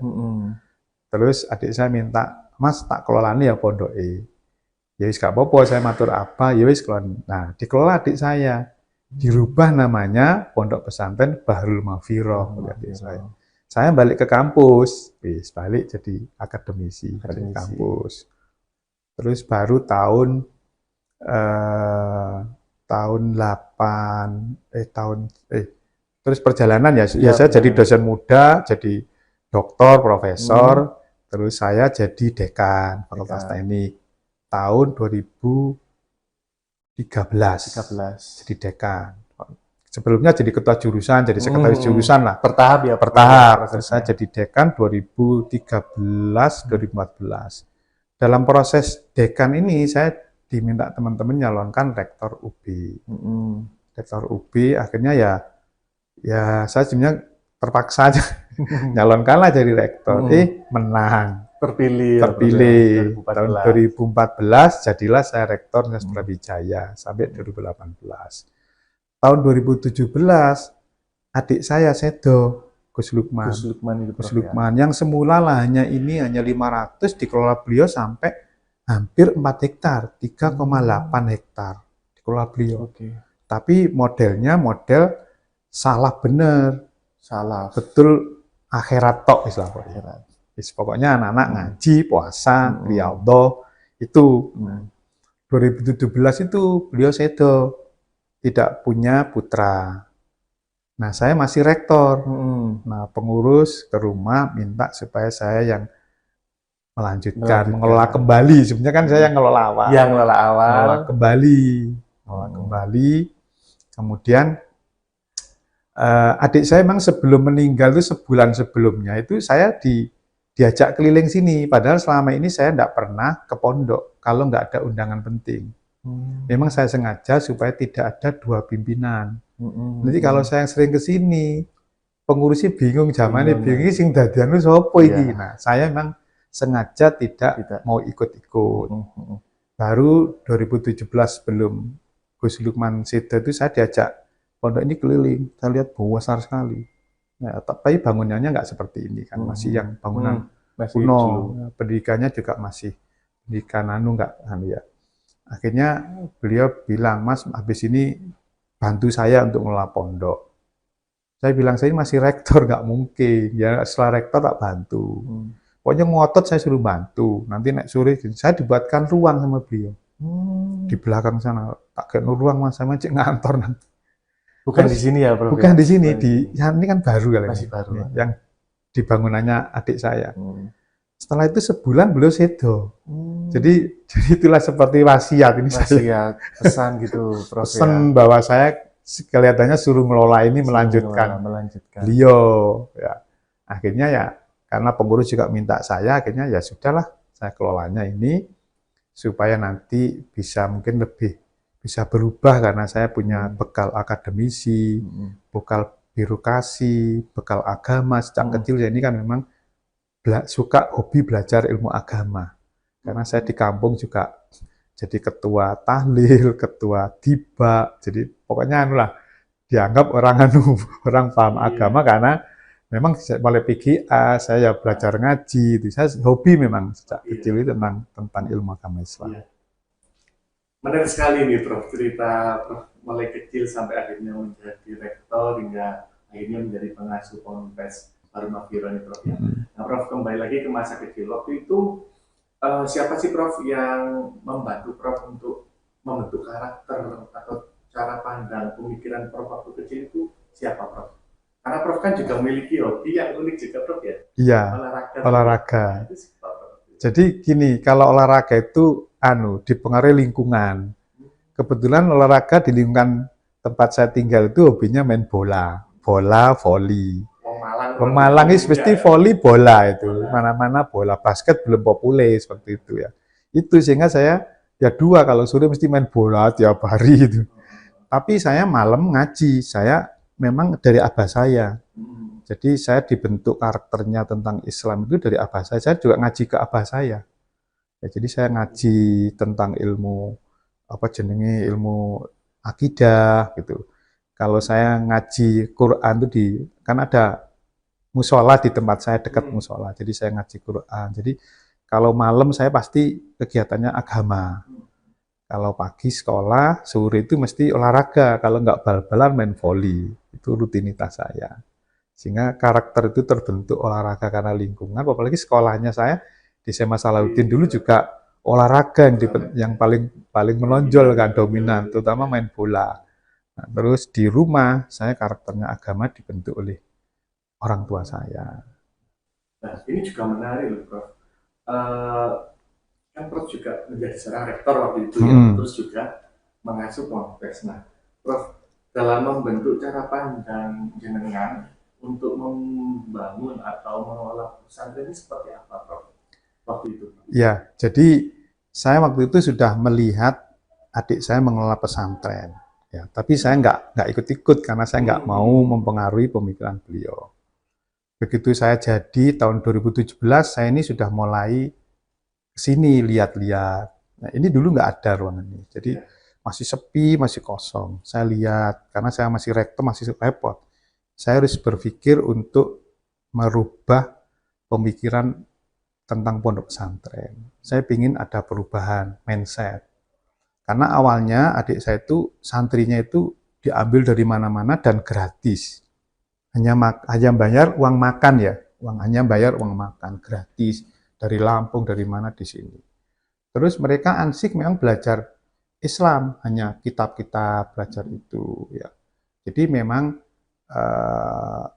arahnya memang ya kayak pondok-pondok zaman dulu, sehingga sekolah formalnya tidak begitu teropeni. Saya terus masuk, saya bilang kan dulu itu anak-anak juga nakal-nakal yang mondok di sini. Jadi mungkin terpengaruh oleh pondok-pondok zaman dulu bahwa justru pondok itu tempat pendidikan anak-anak nakal. Ya, di situ seperti itu jadi kiai kan gitu. Terus saya begitu di sini saya bilang nggak bisa, pondok itu adalah tempat mencari ilmu agama Islam dan mengamalkan.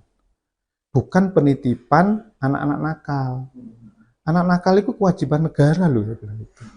Kalau sebagian ya boleh lah, tapi kalau semua nakal terus seperti apa Islam nanti? Ya nanti ada yang jadi, ada yang enggak itu gimana? Dia mondok tapi nakal. Ya saya rubah mindsetnya bahwa pondok itu tempat orang mencari ilmu agama Islam dan mengamalkan. Sehingga kita harus ada saringan. Jadi itu mindset saya rubah dulu. Nanti saya nggak mau harus yang pondok sini harus ada seleksi.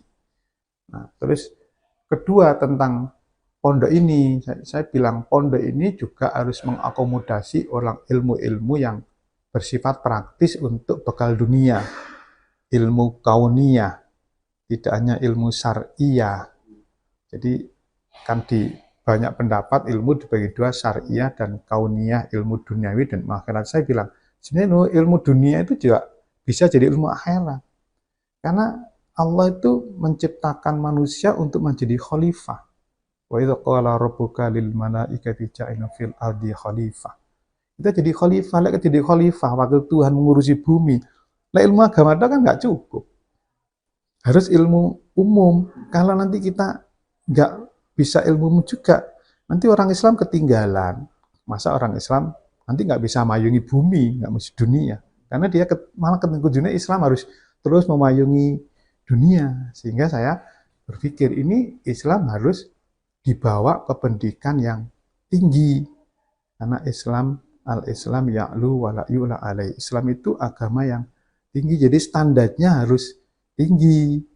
Ya mungkin saya kebiasaan berpikir akademis ya. Ya. Harus standarnya tinggi, jangan Islam itu standarnya rendah, nanti diketawain saya bilang itu. Makanya saya di sini punya tagline, di sini pondok ini harus mengelolanya ikhlas dan profesional. Tidak hanya ikhlas tapi profesional. Jangan profesional tanpa ikhlas, nanti nggak jadi ibadah. Jadi ikhlas dan profesional. Profesional itu ya jadi standarnya tinggi. Prof, jadi ini arahnya ke ponpes modern ya, Prof ya? Kalau bisa dibilang seperti itu, Prof, iya, atau seperti apa? Saya sebetulnya tidak modern ya. Islam itu memang menaungi zaman. Islam itu agama yang menaungi zaman. Coba bagaimana Islam menaungi orang ibadah di kutub utara. Bagaimana Islam itu hadir menaungi kehidupan di Amerika. Bagaimana Islam itu di pedalaman di Papua. Jadi sebetulnya kan Islam itu ya tidak modern, ya pokoknya dia menaungi zaman. Menyesuaikan. Iya, rahmatan alam, dia naungi terus di mana-mana. Jadi dunia harus menyesuaikan Islam yang membimbing. Islam membimbing bagaimana kehidupan mengabdi kepada Allah itu kalau kita kondisi di kutub. Bagaimana membimbingnya Islam itu. Jadi apakah itu modern? Enggak juga kan. Sebetulnya ya itulah posisi Islam. Karena Islam ya'lu wa la yu'la. Islam itu agama yang tinggi, yang rahmatan alamin. Dia menaungi segala zaman dan sekolah tempat. Ya, jadi jangan terus kita ini beringin Islam itu kayak di hanya Arab Saudi loh lah. Terus yang di kutub gimana? Yang di Papua gimana? Yang di daerah enggak pernah ada enggak pernah tenggelam Swedia, itu gimana? Itulah hadir, sehingga saya bilang kondisi ini pun ini bukan modern, tidak modern. Islam harus seperti ini, standarnya harus tinggi, bukan mewah loh, tinggi standarnya. Jadi kita juga harus bisa mengikuti perkembangan zaman ya? Iya, Islam nanti menuntun zaman. Gimana hukum orang nonton bioskop, kan itu dituntun oleh Islam. Bagaimana hukum kita ke mall, itu kan dituntun Islam. Bagaimana hukum berbisnis, bagaimana hukum tanaman kita menanam, mengolah hutan. Itu Islam harus hadir menaungi semua itu. Jadi Jadi tidak hanya sekedar Islam itu ta'abud, hanya ibadah aja. Ibadah itu kok misalnya sholat aja. Jangan ta'aluk, hanya berpikir, tapi takhaluk jadi budaya. Ya. Prof, kurikulumnya Prof, di Ponpes ini juga mengikuti perkembangan zaman Prof. Karena setahu saya dulu waktu pernah liputan di sini kan ada laboratorium digital dan AI ya Prof. Ya. Seperti apa Prof? Jadi gini, saya yang ilmu akhirat, ilmu syariah, saya ngikuti sanatnya Tebu Ireng. Jadi kami dengan Gus Kikin sudah kerjasama MOU bahwa sanat ilmunya adalah Tebu Ireng, karena adik saya alumni Tebu Ireng.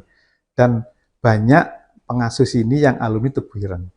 Sehingga kitab-kitab kuningnya ya sama lah. Bahkan penasihat pondok sini sekarang lagi ngajar di Tebu Ireng. Ngajar tentang Taskeh Bukhari kalau nggak salah. Imam hadis Bukhari. Jadi kami ke sana, kitab kuningnya ya kita sudah mendalam lah ya, sudah normal seperti pondok-pondok yang dulu.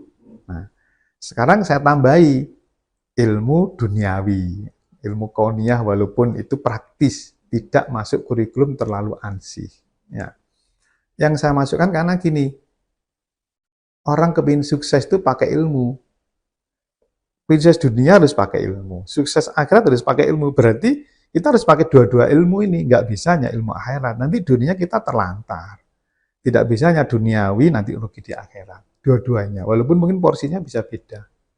Nah, beriringan. Ya, contoh aja ini contoh ya. Contoh anak-anak ini di sini wirausaha tentang pembesaran lele. Nah, biasa pondok kan begitu. Saya sudah bilang, kamu naik pembesaran harus pakai ilmu perikanan, ilmu makanan. Tapi karena background-nya asli pondok, maka dikelolalah lele itu saya dapat bantuan itu dikelola. Dalam kurun waktu tertentu seharusnya panen itu malah kok nggak panen-panen. Sing anu itu besar ya kepalanya, badannya tetap kecil, berarti lele sombong. Karena tidak pakai ilmu tadi, ilmu dunia, ilmu perikanan. Nah, oleh karena itu di sini saya tekankan harus visi misinya adalah kita harus mandiri. Jadi membentuk SDM yang mandiri. Mandiri untuk menyiapkan akhirat, mandiri untuk menyiapkan hidup di dunia. Sehingga ini ditopang oleh wirausaha. Makanya di sini ada mata pelajaran wirausaha, kita punya balai latihan kerja. Ada program petani milenial, ada program pedagang milenial. Jadi diciptakan anak-anak itu supaya hidup dan dunia nanti kalau nggak ikut negara ya jadilah pengusaha. Makanya di sini ada BM Mart, ada Pertasop, ada usaha lili, usaha ayam, usaha bebek, ada rumah potong unggas, ada kowi, ada macam-macam lah. Supaya anak-anak bisa, nah terus ada BLK. BLK itu balai latihan kerja, anak dilatih kerja juga. Packaging, bagaimana membuat lain-lain, supaya punya modal untuk kehidupan dunia. Nah, terus wirausaha itu karena sekarang zaman digital, nah kita buatkan laboratorium digital dan artificial intelligence. Selain kita punya laboratorium multimedia kreatif. Ada di atas itu, ada studionya, anak-anak bisa belajar foto, organisasi wedding, itu ada di atas. Jadi lengkap.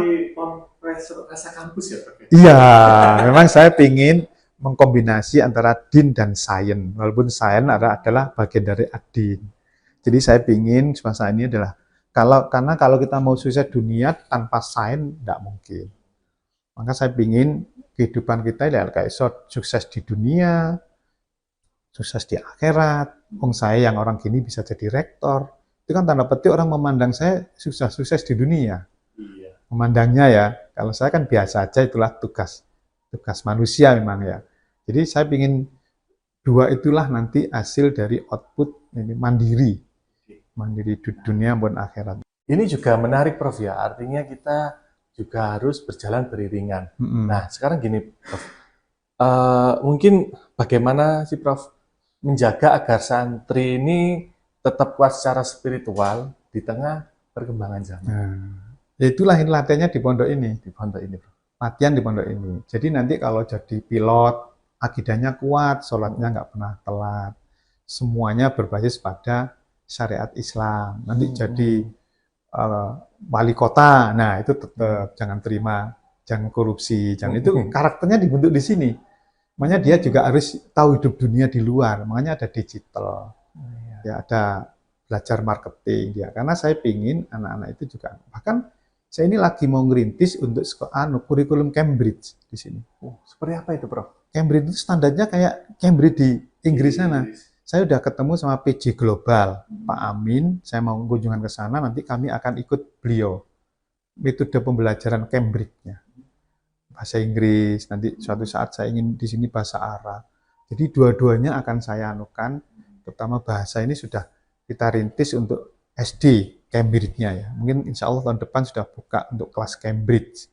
Kalau nanti berjalan, SMP-nya juga saya buka kelas Cambridge. Jadi saya ingin tadi sains dan din mau saya kombinasikan di pondok ini. Menarik sekali ya Tribuners ya, terkait apa yang sudah disampaikan oleh Prof. Bisri ini, Prof. Nah, Prof, mungkin Prof, kalau kita berbicara masa depan, Prof ya, menurut jenengan harus seperti apa sih pesantren-pesantren di Indonesia ini, Prof? Seharusnya pesantren ini harus menjadi tempat pengembelengan ilmu akhirat dan sebagian ilmu dunia dalam rangka pembaharuan pemikiran Islam. Seperti Imam Ghazali, seperti banyak Al-Jabar, itu kan akidahnya kuat, tapi dia penuh ilmu pengetahuan yang luar biasa. Kalau Islam mau berjaya, Islam itu ya'lu walayula alaih, di atas. Kombinasi itulah diperlukan di era sekarang. Jadi di era sekarang diperlukan kombinasi antara sains dan din. Kalau itu jadi, karena makalah Imam Syafi'i jelas, man arada dunya fa'ali bil ilmi, wa man arada al-akhirah fa'ali bil ilmi, wa man arada huma fa'ali bil ilmi. Semua pakai ilmu. Sains berarti. Saat Islam itu kan di Quran banyak sains juga. Tentang hujan, sains. Semuanya ada lengkap. Makanya mestinya kita sains dan adin bergandengan terus gini. Supaya kita bisa menemukan sesuatu. Saya kan menemukan sumur injeksi. Nah, itu kan satu inovasi sains ya, yang dan itu manfaat. Banyak loh, Prof, inovasinya. Iya, sekarang COVID juga ada bilik. bilik iya. Terus saya sekarang yang terbaru SDBSI. Saluran drenase berbasis sumur injeksi sudah keluar hakinya tahun 2025 November kemarin. Jadi saya memang menggabungkan sains dan din supaya posisi kita tuh jadi tinggi. Jangan Islam dianggap jadul nanti. Islam agama eksklusif, tidak inklusif. Islam harus memayungi semua zaman. Kita jangan alergi terhadap zaman sekarang. Justru kita payungi. Dibutuhkan sains. Prof, mungkin terakhir, Prof, mungkin ada pesan, doa. Saya berpesan kepada para santri, jangan lelah untuk belajar ilmu agama Islam. Dan juga ilmu dunia.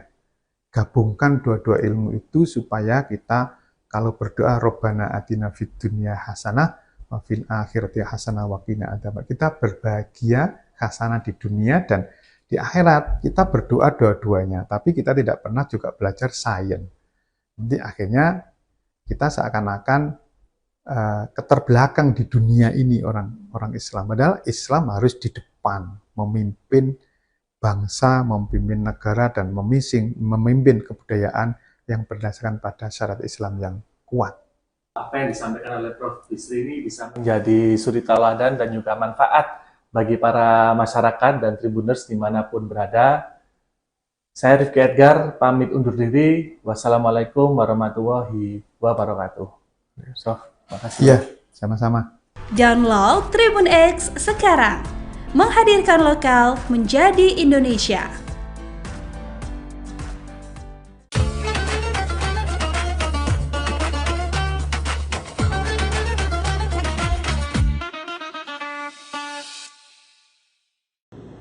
Assalamualaikum warahmatullahi wabarakatuh. Bismillah, alhamdulillah, wala hawla wala quwwata illa billah. Allahumma sholli wa sallim ala sayyidina Muhammadin wa risalati wa amani rasuli wa ala alihi wa sahbihi. Pemirsa sahabat Nahdiyin channel PCNU Surabaya yang dirahmati Allah Subhanahu wa taala. Alhamdulillah pada kesempatan kali ini kita patut bersyukur kepada Allah karena kita sekarang berada di bulan Ramadan dan kebetulan ini kita dalam awal bulan Ramadan, artinya masih dapat 2 hari. Otomatis insya Allah semangat kita ini menggebu-gebu, bukan hanya di awal saja, melainkan sampai akhir daripada bulan Ramadan. Insya Allah kita akan senantiasa semangat terus menjalankan ibadah puasa, dan kita berdoa kepada Allah semoga diberikan kelancaran, kesehatan, sehingga kita dapat menunaikan ibadah puasa dengan sesempurna mungkin. Pemirsa yang dirahmati Allah Subhanahu wa taala, Ramadan itu litazkiyatin nufus atau litazkiyatil qulub.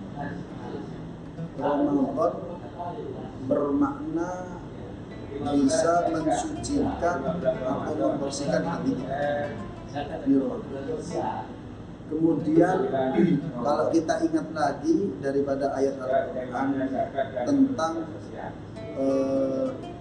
diwajibkannya puasa atau seruan dari Allah Subhanahu wa taala yang berbunyi, ya ayyuhalladzina amanu kutiba alaikumus syiyam kama kutiba alal ladzina min qablikum la'allakum tattaqun.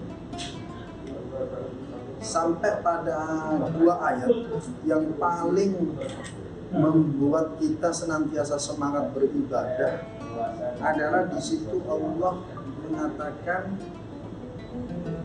faman tatawwa'a khairan fahuwa khairul lah. Siapa yang melakukan kebaikan maka kebaikan itu untuk dirinya. Kemudian perihal perintah puasa pun wa antasumu khairul lakum. Dan kalau tidak ada udzur maka bagaimana caranya kita tetap bagaimana untuk menyempurnakan puasa kita, khususnya puasa Ramadan. Karena poin utama daripada pembahasan di dalam surat Al-Baqarah tentang kewajiban puasa adalah la'allakum tattaqun, supaya kita menjadi pribadi yang semakin bertakwa kepada Allah Subhanahu wa taala. Pemirsa yang dirahmati Allah Subhanahu wa taala, ada satu kitab bernama Lataiful Ma'arif yang pada sore hari ini kami buat referensi karangan daripada Syekhul Imam Al-Hafidh Zainuddin Abdul Faraj Abdul Rahman Al-Hambali Ad-Dimishqi.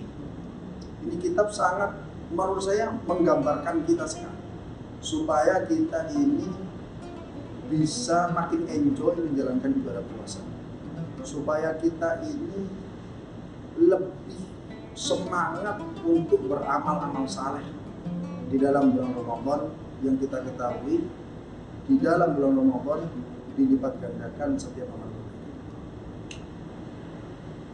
Dalam hadis di dalam kitab Lataiful Ma'arif ini dijelaskan bahwasanya Nabi sallallahu alaihi wasallam qol, Nabi bersabda, kullu amali ibni Adam lahu, setiap amal ibadah anak cucu Adam, artinya di sini adalah manusia,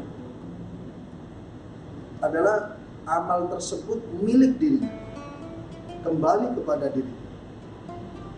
Bahkan khusus umat baginda Muhammad SAW, setiap amal kebaikan itu dikatakan oleh Nabi al-hasanatu bi asyri amsalihha. Satu kebaikan dibalas 10. Tentu ini berdasarkan daripada ayat man jaa bil hasanati falahu asyru amsalihha.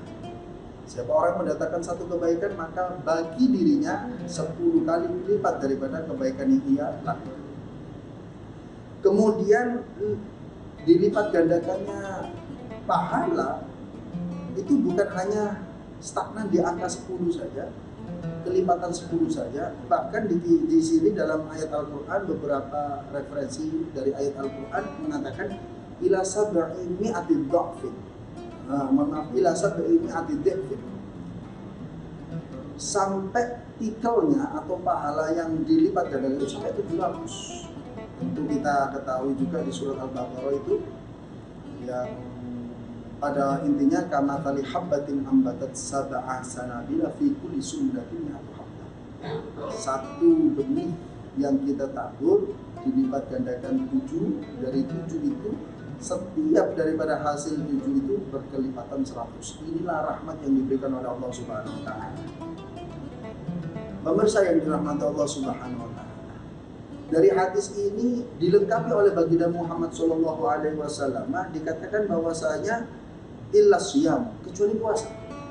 Nah, puasa ini punya nilai tersendiri, maka beruntunglah kita kalau dalam kesempatan ini senantiasa semangat betul menjalankan ibadah puasa. Fa innahu li wa ana ujzi. Kata Allah melalui baginda Muhammad Shallallahu Alaihi Wasallam, amal ibadah atau amal-amal yang dilakukan seseorang yang dalam keadaan puasa itu kata Allah fa'inahu li, itu mutlak hanya untukku, wali ajli, untukku, kata Allah Subhanahu wa taala. Maka dari sini bisa ditarik kesimpulan bahwasanya puasa ini bukan sembarangan.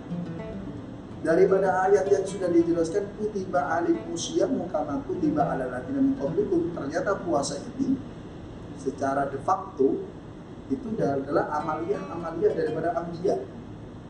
Kemudian disempurnakan oleh baginda Muhammad Shallallahu Alaihi Wasallam. Satu kalimat di dalam Lataiful Ma'arij dikatakan, innahu taraka syahwatahu wa ta'amahu wa syarabahu min ajli. Karena puasa ini, ketika seorang hamba menjalankan ibadah puasa, mencoba untuk menyempurnakan daripada puasa yang tersebut, meninggalkan syahwat, meninggalkan makan, meninggalkan minum, itu tak lain li ajli, kata Allah Subhanahu wa taala melalui baginda Muhammad sallallahu alaihi wasallam. Tentu yang kita ketahui syahwat yang ditasarufkan secara halal berhubungan suami istri ini diperbolehkan. Akan tapi di situ ada satu batasan ketika kita dalam keadaan puasa. Kemudian makan dan minum ini sesuatu yang diperbolehkan. Allah mengatakan wa kulu washrabu. Makanlah kalian, minumlah kalian. Akan tapi dalam keadaan berpuasa lain cerita. Orang dituntut untuk meninggalkan sesuatu yang sifatnya mubah, diperbolehkan li ajli, karena Allah Subhanahu wa taala. Ini sangat istimewa sekali. Maka orang yang berpuasa merupakan orang yang memiliki derajat khusus di hadapan Allah Subhanahu wa taala. Para pemirsa yang dirahmati Allah Subhanahu wa taala, dari konteks ini bisa dikatakan sesuai dalam keterangan kitab Lataiful Ma'arij karangan daripada Zainuddin Abdul Faraj Abdurrahman Al-Hambali Ad-Dimashqi, bahwasanya fa inna siyama, maka sesungguhnya ibadah puasa minas sabri, termasuk bagian daripada praktek kesabaran setiap hamba. Bahkan ada satu hadis atau warada an Nabi sallallahu alaihi wasallam dikatakan annahu samma syahr ramadhana, sesungguhnya Nabi menisbatkan suatu nama pada bulan Ramadan khususnya karena Ramadan sendiri adalah syahrus sabr, bulan di mana setiap hamba harus mencoba untuk melaksanakan kesabaran. Tentu ini berdasarkan dari hadis sahih. Kemudian ada penguat daripada hadis yang lain riwayat Tirmidzi atau Tirmidzi dikatakan wa fi haditsin akhar an Nabi sallallahu alaihi wasallam as-shawmu nisfus sabr. Puasa ini separuh daripada praktek sabar. Tentu bukan main. Artinya orang yang berpuasa itu sudah siap zahiran wa batinan untuk menjalankan ibadah dengan kesempurnaan. Pemirsa yang dirahmati Allah Subhanahu wa taala, Allah sering mengingatkan kita begitu banyak ujian yang senantiasa mendatangi kita. Bahkan ujian ini hampir setiap saat datang kepada kita. Allah mengatakan wala nabluwannakum bi syai'in minal khaufi wal ju'i. Dari keterangan ini saja dikatakan bahwasanya Allah itu pasti menguji setiap hambanya dengan sesuatu yang mengakibatkan khauf, ketakutan, dan sesuatu yang mengakibatkan rasa lapar. Nah, ini kan termasuk bagian daripada isi daripada puasa. Kenapa? Karena orang yang berpuasa itu rasa ketakutan tidak makan itu insya Allah tidak ada. Karena kita sudah tahu kapan kita berbuka dan kapan kita sahur. Kemudian para pemirsa yang dirahmati Allah Subhanahu wa taala, dari ayat ini juga menandakan bahwasanya bagaimana seorang yang berpuasa meningkatkan daya kesabarannya. Di dalam kitab Lataiful Ma'arif sekali lagi kami bacakan bahwasanya dikatakan wasabru thalathatu anwa. Kesabaran itu dibagi tiga. Dan dari tiga ini nanti ada dalam satu nama, yaitu asyam atau puasa. Yang pertama, sabar bagaimana dibagi tiga ini? Sabrun ala ta'atillah. Kita dituntut sabar untuk taat kepada Allah Subhanahu wa taala. Itu yang pertama. Kemudian yang kedua, wasabrun an maharimillah. Kita dituntut sabar untuk sesuatu yang diharamkan oleh Allah Subhanahu wa taala. Untuk ini kan butuh effort. Effort itu apa ya? Kekuatan penuh dari kita, sesuatu yang dilarang, kemudian kita benar-benar bagaimana menjauhkan diri kita dari itu.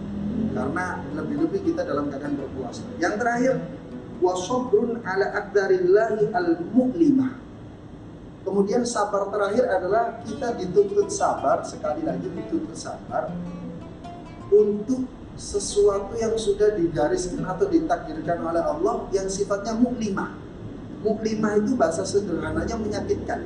Artinya tidak sesuai dengan apa yang kita harapkan, tidak sesuai dengan apa yang kita inginkan. Nah, dari ketiganya ini kata Syekh Zainuddin Ad-Dimashqi dikatakan bahwasanya wa tajtamu atalatatu kulluha fis-shaum. Sabar dengan ketaatan, sabar menjauhi kemaksiatan, sabar dengan apa namanya tadi dikatakan bahwasanya sabar dengan takdir yang sudah digariskan, itu semuanya ada pada aplikasi atau praktek kita berpuasa. Fa inna fihi sabran ala ta'atillah wa sabran mimma haramallahu ala shaim minasyahawat. Karena di dalamnya sabar dengan ketaatan, kemudian sabar pula dengan menjauhi syahwat, keinginan-keinginan ketika kita dalam keadaan puasa. Wa sabran ala ma yahsulu lis-shaimi fihi min alamil ju'. Kemudian dituntut sabar terhadap orang yang puasa yang pasti akan merasakan kelapar, merasakan rasa lapar, wal atshi dan haus, wa dhafin nafsi wal badan, dan lemahnya jiwa dan raga. Inilah yang ada dalam puasa. Terakhir, sebagai penutup, maka bagaimana kita menyikapi tentang ibadah kita dalam puasa? Allah menjanjikan kepada mereka yang berpuasa dan berbekal sabar. Dikatakan oleh Allah Subhanahu wa taala dalam surat Az-Zumar, di potongan ayatnya dikatakan bahwasanya innama yuwaffas sabiruna ajrahum bighairi hisab. Karena pahala atau balasan bagi orang yang berbekal sabar, utamanya konteks ini adalah puasa, adalah balasan yang bighairi hisab, tanpa adanya hitungan kita seperti kita menghitung dengan cara matematika. Maka sekali lagi, sebagai penutup, ada dua ulama yang sangat istimewa mengatakan bagaimana untuk kita senantiasa menjalankan perintah-perintah Allah. Seorang ulama bernama Dunnun. Dunnun itu pernah ditanya, su'ila Dunnun. Imam Dunnun ditanya oleh seseorang itu bertanya bagaimana? Mata uhibbu rabbi, kapan aku bisa merasakan cinta terhadap Tuhan? Maka Imam Dunnun mengatakan qala idza kana ma yakrahu amara indaka minas sabri. Jika seseorang itu membenci terhadap sesuatu yang dibenci oleh Allah, kemudian sesuatu tersebut amara indaka minas sabri, ia lewati dengan kesabaran. Tentu makan, minum itu hal yang kita sukai, tapi dalam keadaan puasa tentu ini adalah pantangan bagi setiap hamba. Kemudian ada yang bagus qala ghairuhu, ulama lain tidak disebutkan di dalam kitab Lataiful Ma'arif, dikatakan laisa min a'lamil mahabbah. Cinta itu bukan tergambarkan seperti ini. Bagaimana gambarannya? Antuhibba ma yakrahu habibuka. Kalau sesuatu yang dibenci oleh kekasihmu, kemudian engkau datang dengan membawa cinta, ini bukan dikatakan cinta yang seterusnya. Maka cinta yang seterusnya adalah sesuatu yang dibenci oleh kekasihmu, utamanya adalah Allah Subhanahu wa taala, dan baginda Muhammad SAW, maka kita pula membenci sesuatu yang walaupun sifatnya adalah diperbolehkan. Inilah hakikat daripada cinta. Maka closing dikatakan bahwasanya tuba, beruntunglah bagi seseorang liman taraka syahwatan hadiratan, ketika ia berani meninggalkan syahwat yang datang baik itu secara tiba-tiba dan yang lain limuqidi ghaibin lam yarahu, karena satu janji yang sudah pasti diberikan oleh Allah walaupun janji tersebut lam yarahu, belum ia lihat secara kasat mata. Itulah pemirsa yang dirahmati Allah Subhanahu wa taala, kita bermunajat kepada Allah semoga di awal-awal bulan Ramadan ini kita diberikan kemudahan, kelancaran, kesehatan sampai kita bisa menyempurnakan ibadah puasa kita, dan harapan kita mendapatkan Lailatul Qadar. Itu saja yang dapat kami sampaikan. Mohon maaf sedikit panjang daripada apa yang kami sampaikan, semoga bermanfaat. Wa'afu minkum. Wassalamualaikum warahmatullahi wabarakatuh. Download Tribun X sekarang, menghadirkan lokal menjadi Indonesia.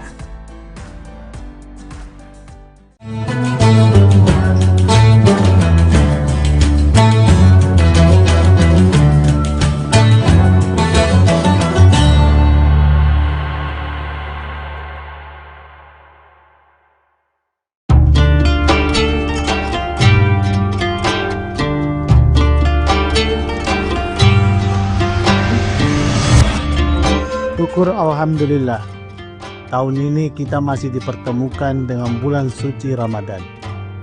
Ramadan bukan sekedar menahan lapar dan dahaga, tetapi waktu untuk memperbaiki kualitas diri, baik ibadah maupun menata akhlak. Jadikan Ramadan ini sebagai titik balik untuk menjadi pribadi yang jujur dalam perbuatan, sabar dalam ujian, dan disiplin dalam ketaatan. Dewan Komisaris, Direksi dan seluruh karyawan PT Semen Tonasa mengucapkan selamat menunaikan ibadah puasa.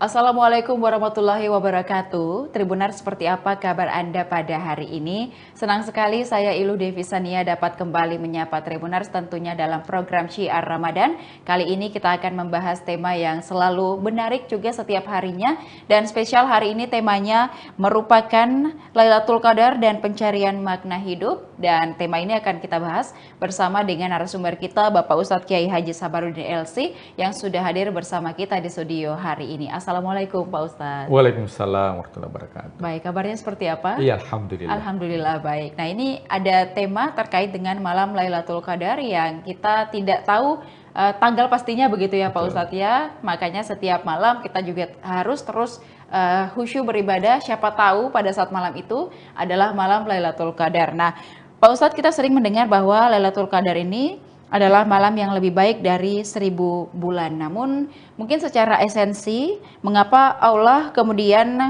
menyembunyikan tanggal pastinya? Apakah ini sebuah ujian ataupun juga seperti bentuk kasih sayang Allah kepada kita semua agar terus mencari makna ibadah di setiap malam dan setiap harinya? Silakan.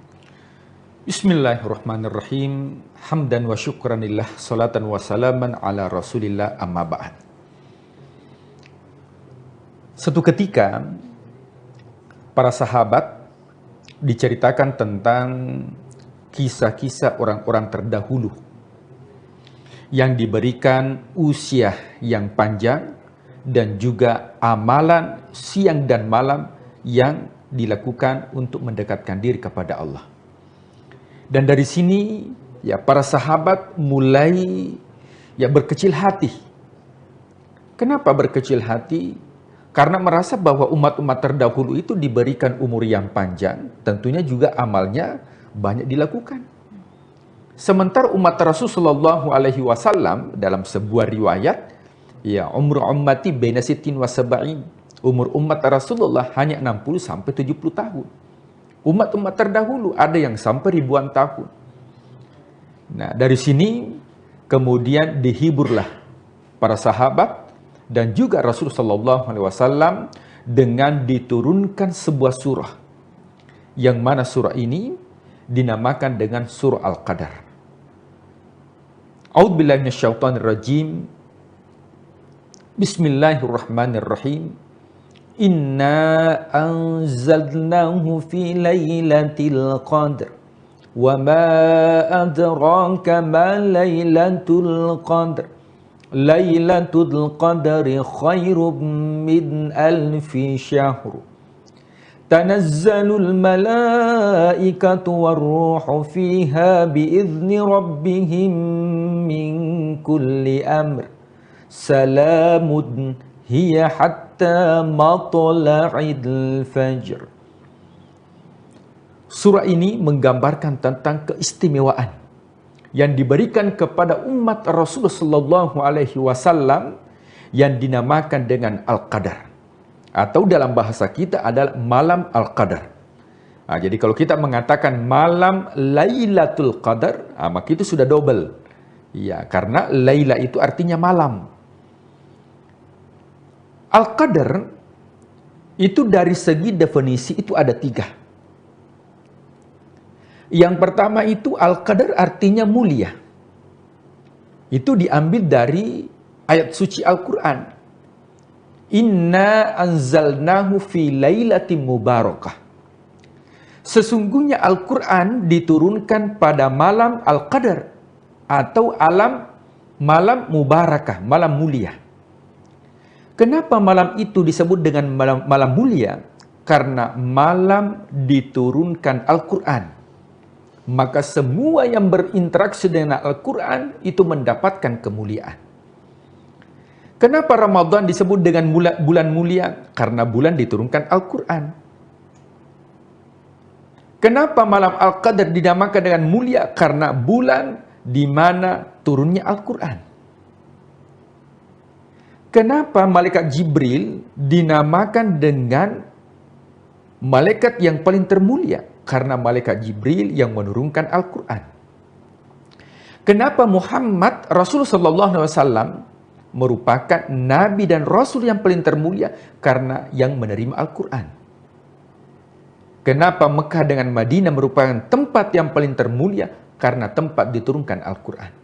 Maka malam tersebut dinamakan dengan malam mulia, malam mubarakah, malam Al-Qadar, karena malam diturunkan Al-Quran. Definisi yang kedua atau pemahaman yang kedua, Al-Qadar itu artinya malam yang begitu pesat. Itu diambil penggalan kata dari surah yang lain, yaitu di surah Al-Fajr. Wa amma idza mabtalahu faqadara alaihi rizqahu. Ketika manusia diuji oleh Allah, faqadara alaihi rizqahu, rezekinya dihempitkan. Ya, itu menggunakan kata faqadara, qadar. Kenapa malam hari itu disebut dengan malam yang sempit, malam yang hempit? Karena semua malaikat turun pada malam itu, tatanazzalu alaihimul malaika warruh, termasuk malaikat Jibril, pemimpin para malaikat. Maka tempat yang ditempati oleh malaikat itu tidak ada celah sampai berhempit-hempitan para malaikat yang turun pada malam hari itu. Maka malam Al-Qadar juga dinamakan dengan malam kehempitan. Kenapa? Karena jumlah malaikat yang turun pada malam hari itu memenuhi seluruh jagat raya dan tak secerca pun yang ditinggalkan oleh malaikat untuk ditempati. Maka malam tersebut dikatakan dengan malam Al-Qadar atau malam yang sempit karena semua dipenuhi oleh para malaikat. Yang ketiga, kenapa disebut dengan malam Al-Qadar? Karena pada malam hari itu adalah malam di mana ditentukan kadar takdir manusia selama 1 tahun yang akan datang, yang mana takdir tersebut sudah diberitahukan kepada malaikat. Nah, karena pada hakikatnya pada pertemuan yang lalu kita sampaikan bahwa sesungguhnya takdir manusia itu sudah dicatat. Wahai pena, catatlah takdir manusia. Wahai pena, catatlah alam semesta dari awal diciptakan sampai akhir. Takdir manusia dari awal diciptakan sampai terakhir itu sudah dicatat oleh Allah. Kemudian disimpan di satu tempat yang rapi dan terjaga yang disebut dengan Lauhil Mahfuz. Pada bulan Ramadan, malam Al-Qadar, maka diambil lembaran-lembaran arsip yang ada di Lauhil Mahfuz, dan itulah yang disampaikan kepada para malaikat untuk diketahui siapa pada tahun ini itu rezekinya, siapa pada tahun ini jodohnya, siapa pada tahun ini ajalnya. Itu diberitahukan kepada malaikat sehingga malaikat memantau manusia kapan dia wafat. Maka pada malam ini Allah juga memberitahukan takdir manusia selama 1 tahun ke depan. Tribuners yang dimuliakan Allah Subhanahu wa Ta'ala. Ya, tentunya malam ini adalah malam secret, artinya malam rahasia yang sengaja Allah sembunyikan kepada seluruh manusia. Kenapa? Karena kebiasaan yang manusia ketika diberitahukan maka biasa-biasa saja. Akan tetapi kalau ada yang disembunyikan menjadi surprise bagi manusia, maka ini tentunya akan mendapatkan luar biasa. Dan tentunya ini menguji keimanan kita. Ya, keimanan itu tidak terlihat. Maka segala sesuatu yang tidak terlihat, maka tentunya kita akan bermujahadah, bersungguh-sungguh, berlomba-lomba fastabiqul khairat. Akan tetapi ada bocoran. Ya, meskipun di awal Ramadan kita ada perbedaan, memang Al-Qadar itu tidak ditentukan oleh Allah di awal Ramadan. Maka kalaupun ada perbedaan tidak menjadi masalah. Di akhir Ramadan mungkin ada perbedaan lebaran, tidak menjadi masalah. Kenapa? Karena Al-Qadar itu tidak ditentukan di awal, tidak ditentukan di ujung, tapi ditentukan di malam-malam ganjil 10 terakhir bulan suci Ramadan. Ya, makanya tetapi untuk mendapatkan 10 terakhir bulan suci Ramadan tentunya dimulai dari start. Kalau start kita bulan suci Ramadan diibaratkan ketika orang lari maraton, itu ya ditentukan di awal startnya. Kalau memang sudah startnya sudah bagus, maka insya Allah sampai akhir bulan suci Ramadan kualitas dan kuantitas ibadah tentunya lebih ditingkatkan. Nah, malam Al-Qadar ini adalah malam rahasia. Allah merahasiakan dengan tujuan bagaimana umat manusia berlomba-lomba untuk mendapatkan malam tersebut. Karena jika seandainya Allah mengungkap malam tersebut, maka boleh jadi manusia hanya fokus di satu malam, tapi mengabaikan malam yang lain. Tapi dengan rahmatnya Allah, Allah menyembunyikan yang mana malam Al-Qadar itu, meskipun ada bocoran dari Rasulullah SAW. Nah, kalau kita melihat riwayat, sebenarnya malam Al-Qadar itu pernah diungkapkan kepada Rasulullah SAW. Pernah disampaikan, wahai Muhammad, malam Al-Qadar itu turunnya pada malam sekian. Akan tetapi ketika Rasulullah SAW hendak untuk menyampaikan kepada sahabat, ternyata pada saat itu sahabat bertikai, bertengkar sehingga ilmu tentang malam Al-Qadar dicabut oleh Allah. Maka menjadi pembelajaran bagi kita bahwa orang yang masih bertikai itu jauh untuk mendapatkan Al-Qadar.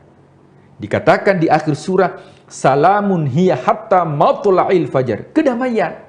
Jadi orang-orang yang mendapatkan Al-Qadar adalah orang yang memiliki jiwa dan hati yang damai. Orang yang bertengkar itu tidak mendapatkan Al-Qadar, jauh daripada Al-Qadar. Tapi orang yang dalam hidupnya selalu damai, hubungan sesama manusia itu baik, selalu menebarkan tentang kedamaian, maka inilah orang-orang yang mendapatkan yang dinamakan dengan Al-Qadar. Nah, apa perbedaan dengan malam Isra Mi'raj dengan malam Al-Qadar? Dalam redaksi kata, Isra Mi'raj itu menggunakan kata lail. Subhanalladzi asra bi abdihi lailan. Sementara Al-Qadar itu menggunakan kata lailatul. Itu ada tamarbutah. Ya, dalam kajian ya literatur bahasa. Nah, kalau lailan berarti hanya sepertiga malam. Nah, jadi kalau orang tidak gunakan salat tahajud sepertiga malam, masuk waktu subuh, maka tidak mendapatkan kemuliaan malam itu.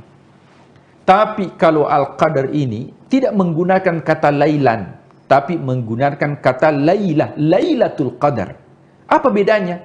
Bahwa yang disebut dengan Lailatul Qadar yaitu sepanjang malam, termasuk waktu subuh sampai mendekati waktu fajar. Maka siapa yang menggunakan ibadah di jalan Allah, zikir di jalan Allah, memperbanyak doa di jalan Allah, maka insya Allah akan mendapatkan keutamaan yang disebut dengan Al-Qadar. Makanya para malaikat itu akan kembali sampai kapan? Hatta matla'il fajar, sampai terbitnya fajar. Beda dengan sholat tahajud atau qiyamul lail yang hanya diperuntukkan sepertiga malam. Tribuners yang dimuliakan Allah. Nah, tentunya bagaimana menjadikan ya Al-Qadar ini sebagai momentum untuk mendapatkan kemuliaan. Yang mana kemuliaan ini yang diberikan kepada umat Rasulullah SAW. Satu malam kita beribadah, fokuskan diri untuk beribadah kepada Allah Subhanahu wa Ta'ala, maka diberikan keutamaan khairum min alfi syahr, jauh lebih baik dari 83 tahun.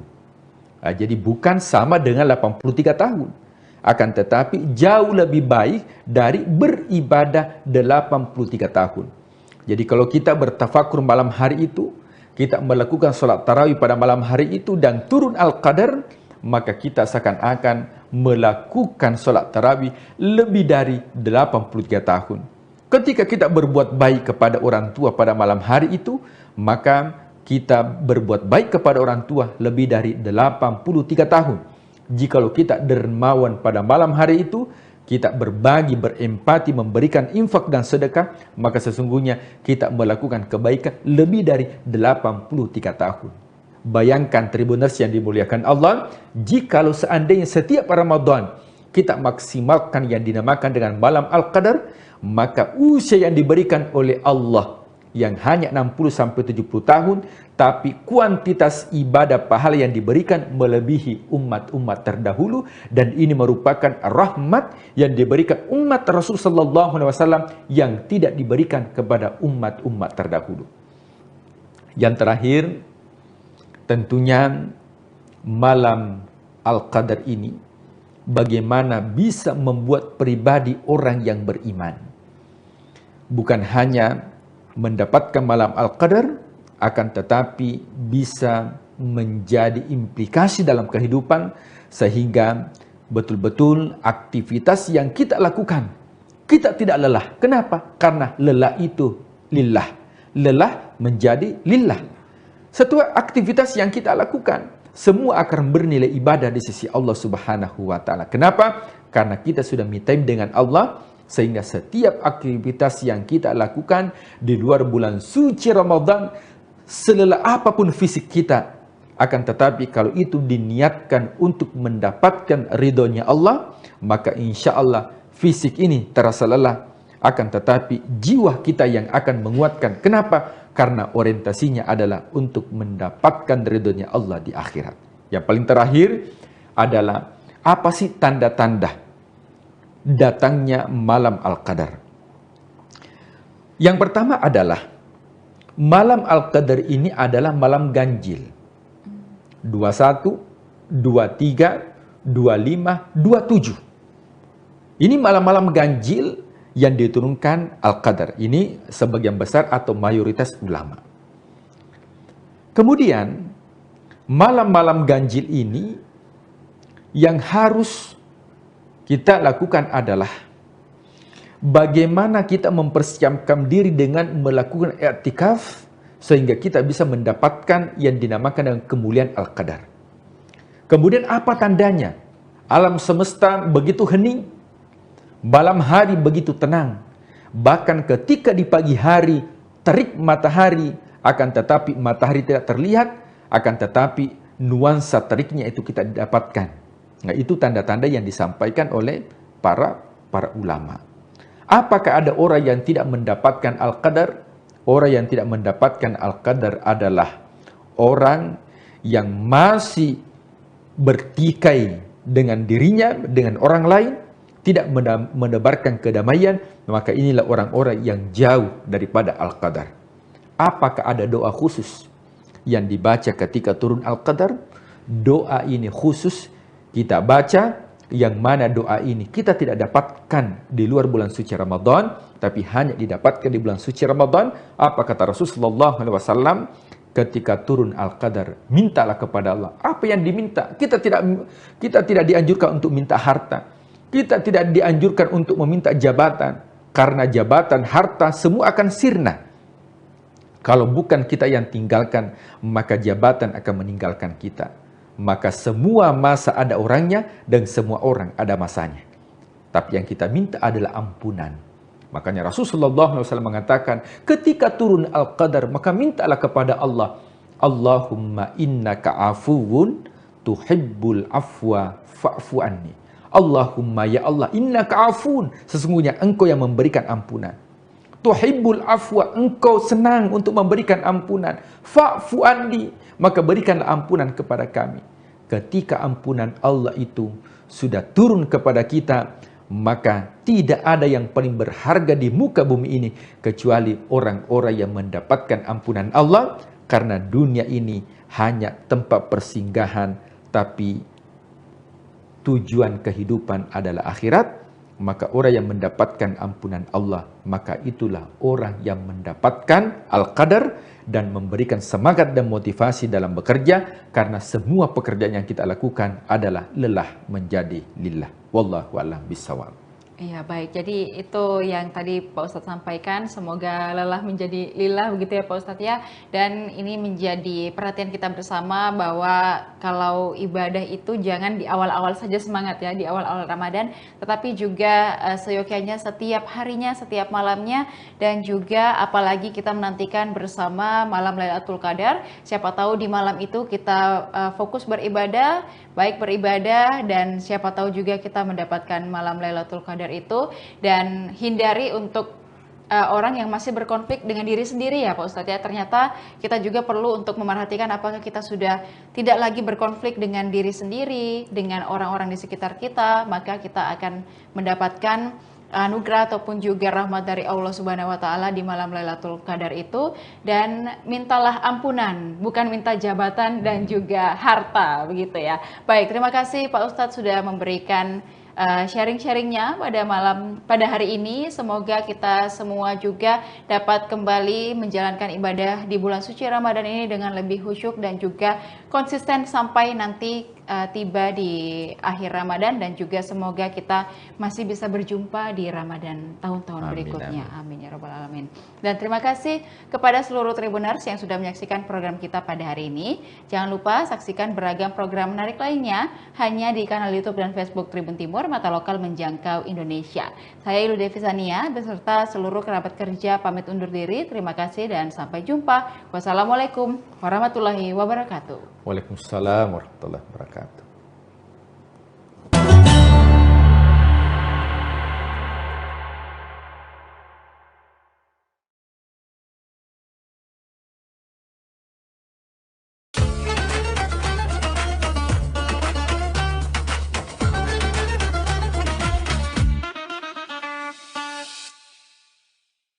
Assalamualaikum warahmatullahi wabarakatuh. Alhamdulillah wa kafa, wassalatu wassalamu ala nabiyil mustafa wa ala alihi ahlu sidki wal wafa, amma ba'du. Qala Allah ta'ala fi kitabil karim, a'udhu billahi minasyaitonir rajim, bismillahirrahmanirrahim. Ya ayyuhalladzina amanu ijtanibu katsiran minad-dhann, inna ba'dad-dhann ithmu wa la tajassasu wa la yaghtab ba'dukum ba'da. Wa qala Rasulullah sallallahu alaihi wasallam an Abi Hurairah radhiyallahu anhu anna Rasulullah sallallahu alaihi wasallam qala yaqulullah ta'ala Ana inda dhanni abdi bi, muttafaqun alaih.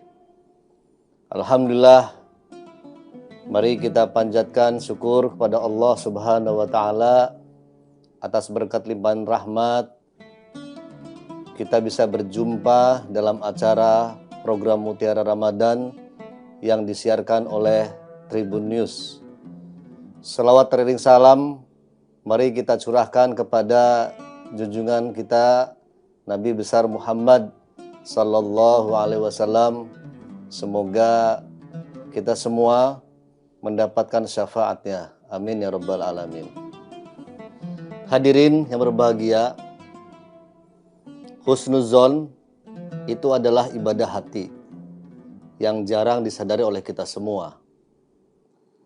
Husnuzon berarti berprasangka baik. Secara istilah, husnuzon adalah sikap hati yang berbaik sangka kepada Allah, berbaik sangka kepada sesama manusia, dan segala ketetapan-ketetapan Allah Subhanahu wa taala. Husnuzon kenapa disebut dengan amalan hati atau ibadah hati? Sebagaimana ikhlas, tawakal, sabar, dan syukur. Karena tidak terlihat secara dohir. Jadi adanya dalam hati. Ya, seperti halnya tadi yang saya sebutkan, husnuzon itu mirip-mirip dengan sabar. Mirip-mirip dengan ikhlas. Mirip-mirip dengan tawakal, dan mirip dengan rasa syukur. Inilah yang kemudian disebut bahwa husnuzon adalah ibadah hati yang tanpa kita sadari. Dia tidak akan nampak secara lahiriah, tidak akan nampak secara dohiriah, namun sangatlah menentukan kualitas iman seseorang di hadapan Allah Subhanahu wa taala. Seperti apa yang saya sampaikan, saya sebutkan dalam pembukaan tadi bahwa husnuzon ini sudah dinaskan, sudah tertulis dalam nas Al-Quran. Pada Quran surat Al-Hujurat ayat 12. Ya ayyuhalladzina amanu ijtanibu katsiran minad-don inna ba'dad-don itsmu wa la tajassasu wa la yaghtab ba'dukum ba'da. Berhusnuzon kepada Allah Subhanahu wa taala adalah sesuatu hal yang harus kita yakini. Segala ketetapannya mengandung hikmah, mengandung kasih sayang, mengandung kebaikan. Maka apa yang kita sangkakan pada Allah haruslah berprasangka yang baik. Tidak boleh berprasangka buruk, apalagi pada Allah Subhanahu wa taala. Ketetapan Allah yang ditetapkan oleh Allah kepada kita itu adalah ketetapan yang baik. Menurut kita mungkin ketetapan buruk menurut kita secara manusiawi. Tapi tidak menurut Allah.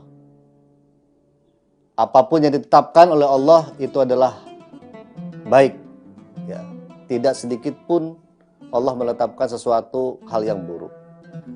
Oleh karenanya, dari ayat tersebut sebagai landasan kuat orang yang beriman, orang muslim harus menjaga hati kita, menjaga dari pikiran-pikiran negatif. Kita harus optimis memandang kehidupan kita. Ya, apalagi jika misalnya ada orang yang menggosipi gitu, ya, harus tabayun dulu. Ada perkataan-perkataan orang lain yang sekiranya belum tentu benar, maka harus tabayun. Harus dilihat. Dan kita harus memandang baik. Tidak boleh memandang buruk. Jadi husnuzon ini lawan katanya adalah suuzon. Husnuzon itu berprasangka baik, suuzon itu berprasangka buruk. Dan ini tidak boleh kita bersuuzon kepada sesama manusia, apalagi suuzon kepada Allah. Tidak boleh berprasangka buruk kepada manusia, tidak boleh berprasangka buruk kepada Allah dan ketetapan-ketetapan yang Allah sudah tentukan. Dalam hadis Rasulullah SAW, ini hadis qudsi. Hadis qudsi itu hadis yang dari Allah sumbernya, yang diriwayatkan oleh Abi Hurairah radhiyallahu an. Kata Rasulullah, dan Allah berfirman, ana inda dhanni abdi bi. Aku sesuai dengan prasangka hambaku kepadaku. Hadis ini menegaskan bahwa prasangka seorang hamba kepada Allah sangat menentukan bagaimana Allah memperlakukannya. Oleh karenanya, berprasangka baik itu adalah perintah, ya, perintah. Iztanibu katsiran minad-dhon. Iztanibu ini adalah fi'lun nahi. Jadi ada perintah sebagai fi'il amar, ada juga perintah sebagai fi'il nahi. Artinya apa? Perintah untuk tidak melakukan. Perintah untuk dilarang melakukan sesuatu hal karena fi'il nahi, bukan fi'il amar. Kemudian Rasulullah SAW bersabda juga dalam hadis yang diriwayatkan oleh Imam Bukhari dan Muslim, Iyyakum wad-dhanna fa inna dhanna akdabul hadis. Jauhilah prasangka, karena prasangka itu adalah sedusta-dusta perkataan. Ini juga larangan yang disampaikan, yang disabdakan oleh Rasulullah SAW bahwa kita harus menjauhi prasangka, praduga yang kita tidak tahu kebenarannya. Hadis ini sangatlah penting untuk direnungkan dan dipahami karena penyakit hati berupa prasangka buruk merupakan maksiat yang samar. Yang samar itu yang tidak kelihatan dohirnya, yang tidak kelihatan secara lahiriah, tapi ada dalam hati manusia, dan ini adalah penyakit hati. Dan terkadang diremehkan oleh manusia itu sendiri. Padahal Rasulullah SAW menyamakan prasangka buruk yang hanya berupa pikiran dan belum diucapkan dengan ucapan itu, bahkan disamakan dan perkataan yang paling dusta. Ya, ini baru prasangka, belum terucap dari lisan kita. Masih menyangka terhadap seseorang, terhadap manusia. Kata Rasul, apa yang disangkakan dalam hati kita dan belum diucapkan dari lisan kita, ini adalah disamakan dengan perkataan yang paling dusta. Naudzubillah summa naudzubillah min dzalik. Oleh karena janganlah kita berprasangka buruk kepada siapapun, kepada keluarga kita, orang terdekat kita, orang yang kenal dengan kita. Jangan sekali-kali kita berprasangka buruk, apalagi sampai mengucapkan sesuatu hal yang buruk kepada orang lain, menduga-duga kepada orang lain. Jangan. Baiknya tabayun, dari sumbernya seperti apa. Berusaha memahami perspektif orang lain sebelum menilai buruk. Ya. Jangan langsung dinilai buruk. Cek-recek dulu, tabayun dulu.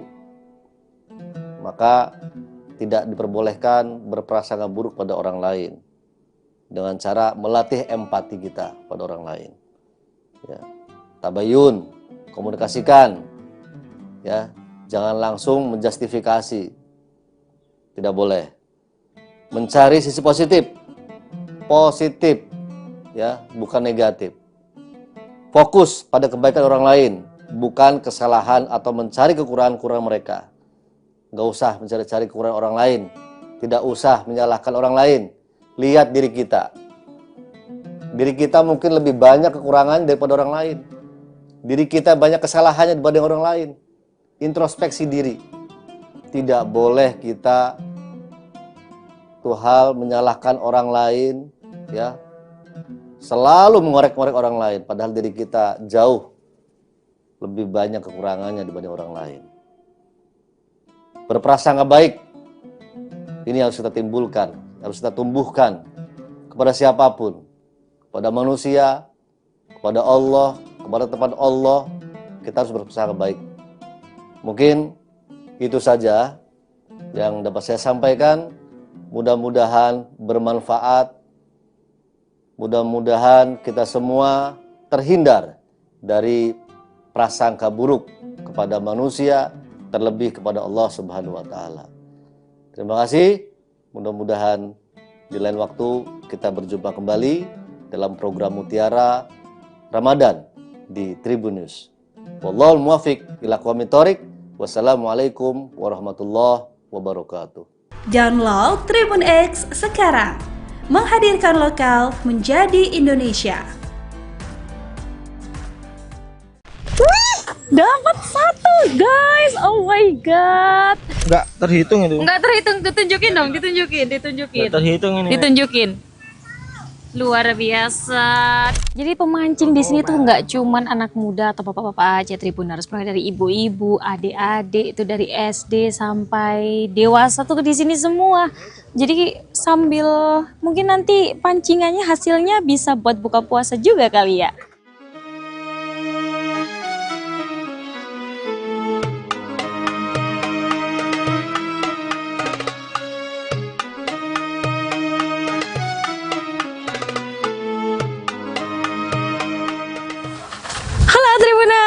Sore-sore gini kalian pasti bingung ya mau nunggu waktu buka puasa sambil ngapain.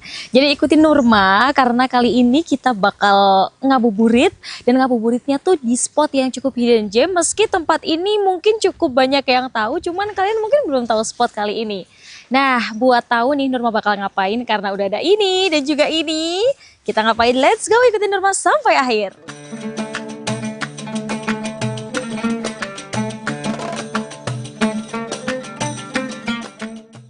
Nah, jadi Nurma udah sampai nih lokasinya di Waduk Cengklik Tribuners. Kita bakalan mancing sambil nunggu waktu berbuka. Terus nanti kita juga bisa foto-foto cantik nih karena ada jembatan Sunset Cengklik di sini. Ayo ya ikutin keseruannya.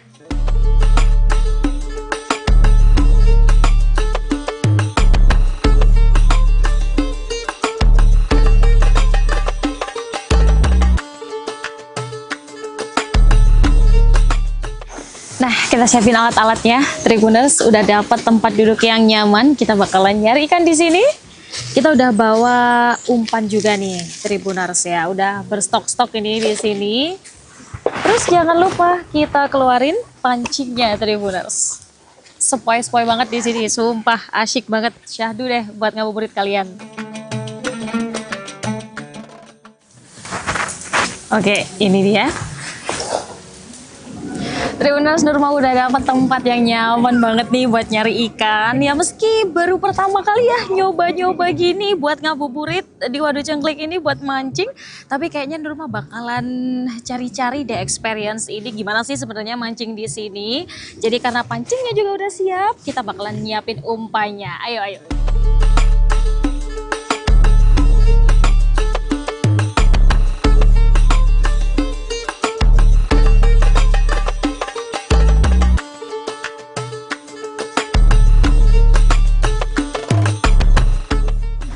Umpan udah siap, kita bakal langsung cari umpan kita. Cari ikan, gas, mancing Tribuners.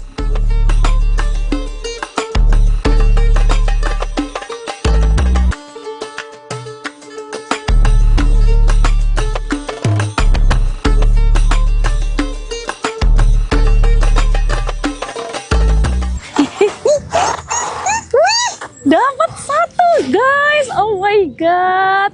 Ini kayaknya ada faktor keberuntungan juga kali ya. Beneran nyoba, ini langsung dapat 1 ikan. Oke, kita tangkap guys.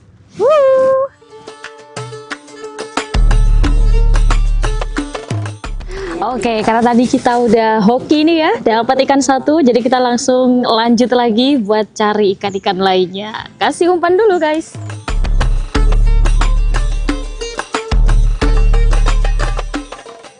Jadi buat kali ini aku makainya umpannya pelet ya, Tribuners yang gampang. Jadi udah ada kayak gini, kayak bubuk gitu ya. Terus nanti kita kasih air, terus nanti peletnya langsung dimasukin. Terus nanti langsung aja tuh kita kayak digempel-gempelin aja di sini.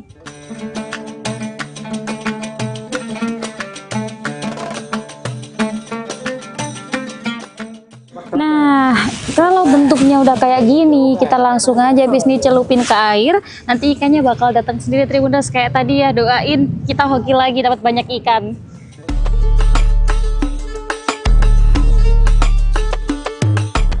Jadi pemancing di sini tuh nggak cuman anak muda atau bapak-bapak aja Tribuners, mulai dari ibu-ibu, adik-adik itu dari SD sampai dewasa tuh di sini semua.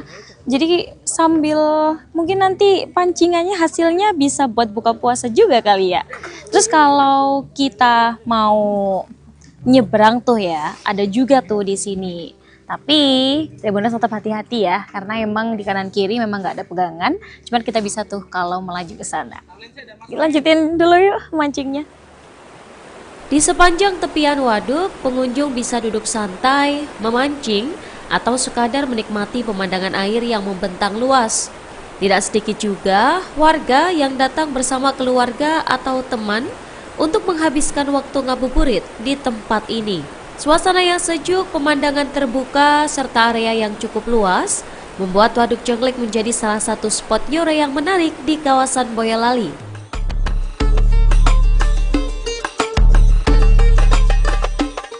Wih, Nurma dapat salah satu pemancing yang luar biasa, tangkapannya banyak banget Tribuners. Kita tanya-tanya yuk, sebenarnya mereka tuh rahasianya apa sih, datang dari jam berapa? Halo Mas, siapa namanya? Kenalan dulu dong.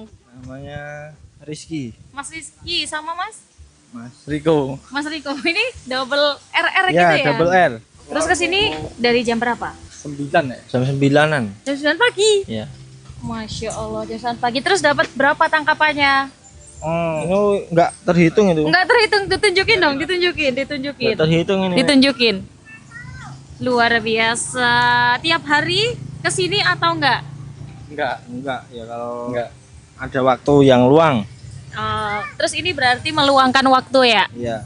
Oke, ternyata banyak banget ya ikan ada di sini. Jadi recommended banget buat kalian yang mau mancing di sini. Udah testi nih loh dari dua mas yang dapat ikan segede gaban ini ya. Bawaannya banyak banget. Salah satu daya tarik utama di kawasan Waduk Jenglek adalah Jembatan Sunset Jenglek. Jembatan ini menjadi titik favorit pengunjung untuk menikmati pemandangan matahari terbenam. Dari atas jembatan, pengunjung dapat melihat hamparan waduk dengan latar langit senja yang perlahan berubah warna. Tidak heran jika Jembatan Sunset Jenglek kini menjadi spot foto populer sekaligus tempat terbaik untuk menikmati suasana sore di Waduk Jenglek.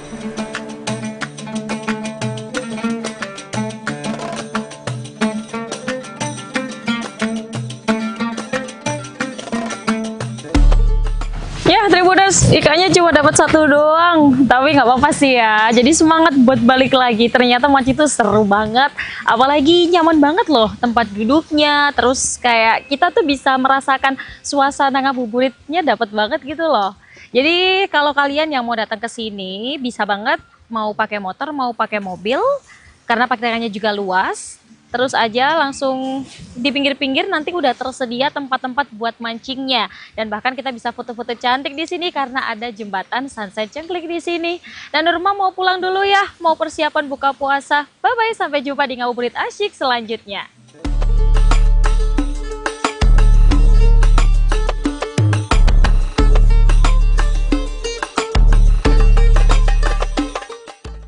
Download Tribun X sekarang. Menghadirkan lokal menjadi Indonesia.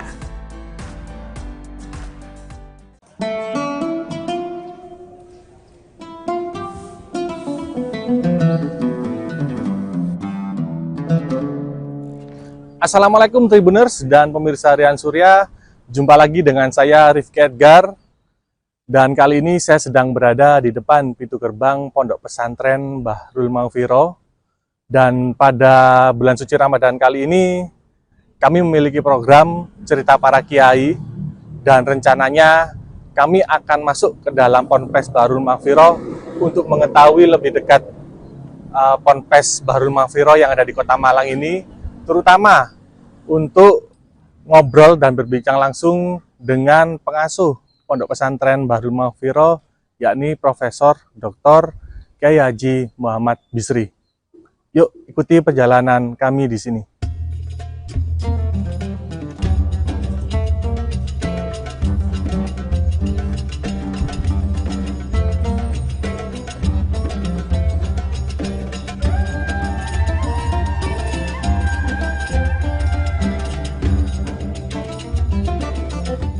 Assalamualaikum Tribuners dan pemirsa Harian Surya. Jumpa lagi dengan saya Rifki Edgar, yang kali ini akan memandu Anda dalam program Cerita Para Kiai. Program yang mengajak Tribuners untuk mengetahui lebih dalam tentang kiai yang memiliki pengaruh besar di Indonesia. Dan kali ini kita akan berbincang-bincang dengan Profesor Dr. Kiai Muhammad Bisri. Beliau merupakan pengasuh Pondok Pesantren Bahrul Maghfirah yang ada di Kota Malang. Beliau dikenal sebagai akademisi, guru besar teknik pengairan, serta tokoh pendidikan dan inovasi yang ada di Kota Malang. Selain itu, beliau juga merupakan mantan rektor Universitas Brawijaya pada tahun 2014 sampai tahun 2018.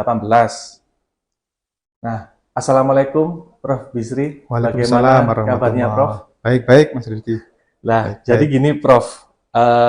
Sesuai tema yang kita angkat pada pagi hari ini tentang cerita para kiai. Nah, mungkin bisa diawali, Prof. Masa kecil Prof. Bisri dulu seperti apa, Prof? Ya, saya ini lahir di daerah dulu namanya Betek ya. Oh, Betek. Betek. Ya, sekarang Jalan Maijen Panjaitan. Atau Penanggungan. Penanggungan. Saya kecil di situ, orang tua saya itu seorang kiai kampung ya, ulama kampung situ, yang memang sejak kecil beliau sudah membimbing masyarakat dan seterusnya. Kemudian saya kecil itu, kan saudara saya itu ada 9, jadi totalnya 10. Tapi saya ini sejak kecil, saya tidak tahu, diminta abah saya itu sekolah di agama. Oh, gitu. Sehingga saya SD itu dulu namanya SD Latihan 3 PGAN Jalan Bandung. Oh, di Jalan Bandung. Yang sekarang berubah jadi MIN, Madrasah Ibtidaiyah. Dulu itu sekolah saya. Jadi saya di PGA.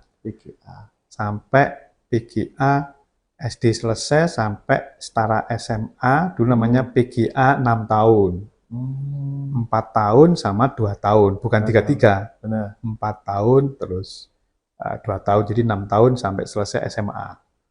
Dulu saya memang diminta oleh abah saya untuk melanjutkan ke UIN.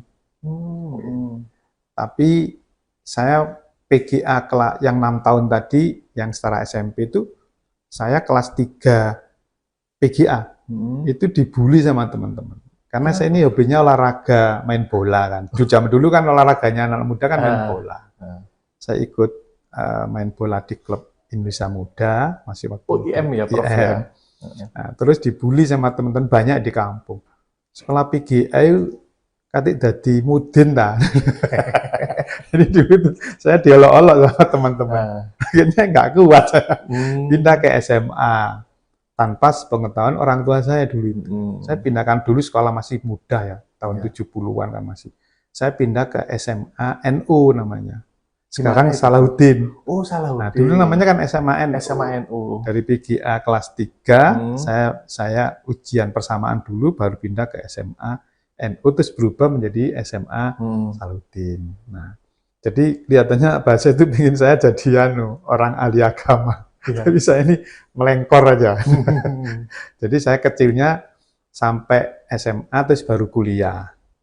Kuliah mulai tahun 79 saya masuk ke teknik Saya teknik, kenapa? Saya sebenarnya suka di manajemen ekonomi.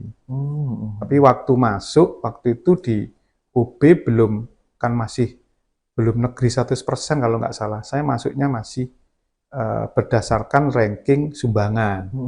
Saya masuk ke manajemen Fakultas Ekonomi. Karena orang tua saya kiai kampung, kalah sama ranking yang bayar tinggi-tinggi. Kami nggak lulus, saya kuliah ke Widya Agama ngambil ekonomi, manajemen, karena saya suka manajemen. Terus tahun berikutnya saya nyoba kembali ke UB, cari jurusan yang sepi.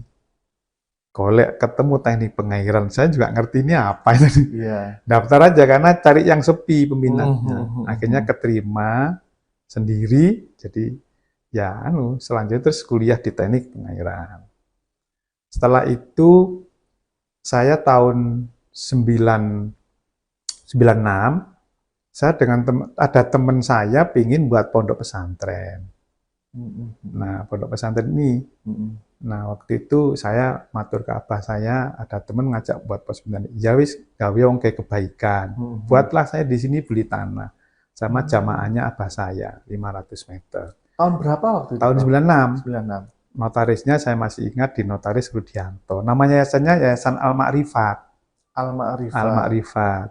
Nah, setelah itu berdiri sampai tahun 98 baru saya bangun satu. Itu ada sejarahnya itu, ada satu lokal yang hari ini itu masih ada. Tahun 98 saya bangun. Selesai, terus adik saya ini kan alumni dari Tebu Ireng pesantren. Saya kan bukan lulusan pesantren. Terus adik saya minta, "Mas, tak kelolani ya pondok Ya wis gak apa-apa, saya matur apa, ya wis kelolani. Nah, dikelola adik saya. Dirubah namanya Pondok Pesantren Bahrul Maghfirah. Saya balik ke kampus, balik jadi akademisi, balik ke kampus. Terus baru tahun 8 terus perjalanan ya saya jadi dosen muda, jadi doktor, profesor, terus saya jadi dekan Fakultas Teknik tahun 2013 jadi dekan. Sebelumnya jadi ketua jurusan, jadi sekretaris jurusan lah. Bertahap ya? Bertahap. Saya jadi dekan 2013-2014. Dalam proses dekan ini saya diminta teman-teman nyalonkan rektor UB. Rektor UB akhirnya ya saya sebenarnya terpaksa aja nyalonkanlah jadi rektor. Menang. Terpilih. Tahun 2014 jadilah saya rektor Universitas Brawijaya sampai 2018. Tahun 2017 adik saya Sedo Gus Lukman yang semula lahannya ini hanya 500 dikelola beliau sampai hampir 4 hektar, 3,8 hektar dikelola beliau. Tapi modelnya model salah bener. Betul akhirat tok istilahnya. Pokoknya anak-anak ngaji, puasa, riyadhah itu. 2017 itu beliau sedo, tidak punya putra. Nah, saya masih rektor. Nah, pengurus ke rumah minta supaya saya yang melanjutkan, mengelola kembali. Sebenarnya kan saya yang ngelola awal. Ngelola kembali. Kemudian adik saya memang sebelum meninggal itu sebulan sebelumnya itu saya diajak keliling sini, padahal selama ini saya tidak pernah ke pondok kalau nggak ada undangan penting. Memang saya sengaja supaya tidak ada 2 pimpinan. Nanti kalau saya sering ke sini, pengurusnya bingung, zamannya bingung, sing dadian sopo ini. Nah, saya memang sengaja tidak mau ikut-ikut. Baru 2017 sebelum Gus Lukman Sedo itu saya diajak pondok ini keliling, saya lihat besar sekali. Nah, tapi bangunannya nggak seperti ini kan, masih yang bangunan kuno, pendidikannya juga masih pendidikan nggak ya. Akhirnya beliau bilang, "Mas, habis ini bantu saya untuk ngelola pondok." Saya bilang, "Saya masih rektor, nggak mungkin. Ya setelah rektor tak bantu." Pokoknya ngotot saya suruh bantu. Nanti nek sore saya dibuatkan ruang sama beliau. Di belakang sana tak kayak ruang Mas, saya cek ngantor nanti. Bukan di sini ya, Prof? Bukan di sini, ini kan baru kali. Masih baru. Yang di bangunannya adik saya. Setelah itu sebulan beliau sedo. Jadi itulah seperti wasiat ini. Wasiat, pesan gitu, Prof. Pesan bahwa saya kelihatannya suruh ngelola ini melanjutkan beliau ya. Akhirnya ya karena pengurus juga minta saya, akhirnya ya sudahlah saya kelolanya ini supaya nanti bisa mungkin lebih bisa berubah karena saya punya bekal akademisi, bekal birokrasi, bekal agama sejak kecil. Jadi kan memang suka hobi belajar ilmu agama.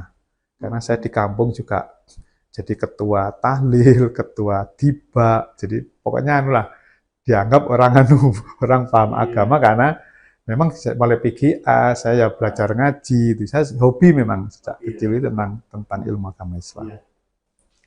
Menarik sekali nih Prof, cerita Prof mulai kecil sampai akhirnya menjadi rektor hingga akhirnya menjadi pengasuh Ponpes Bharul Mawfiro nih Prof.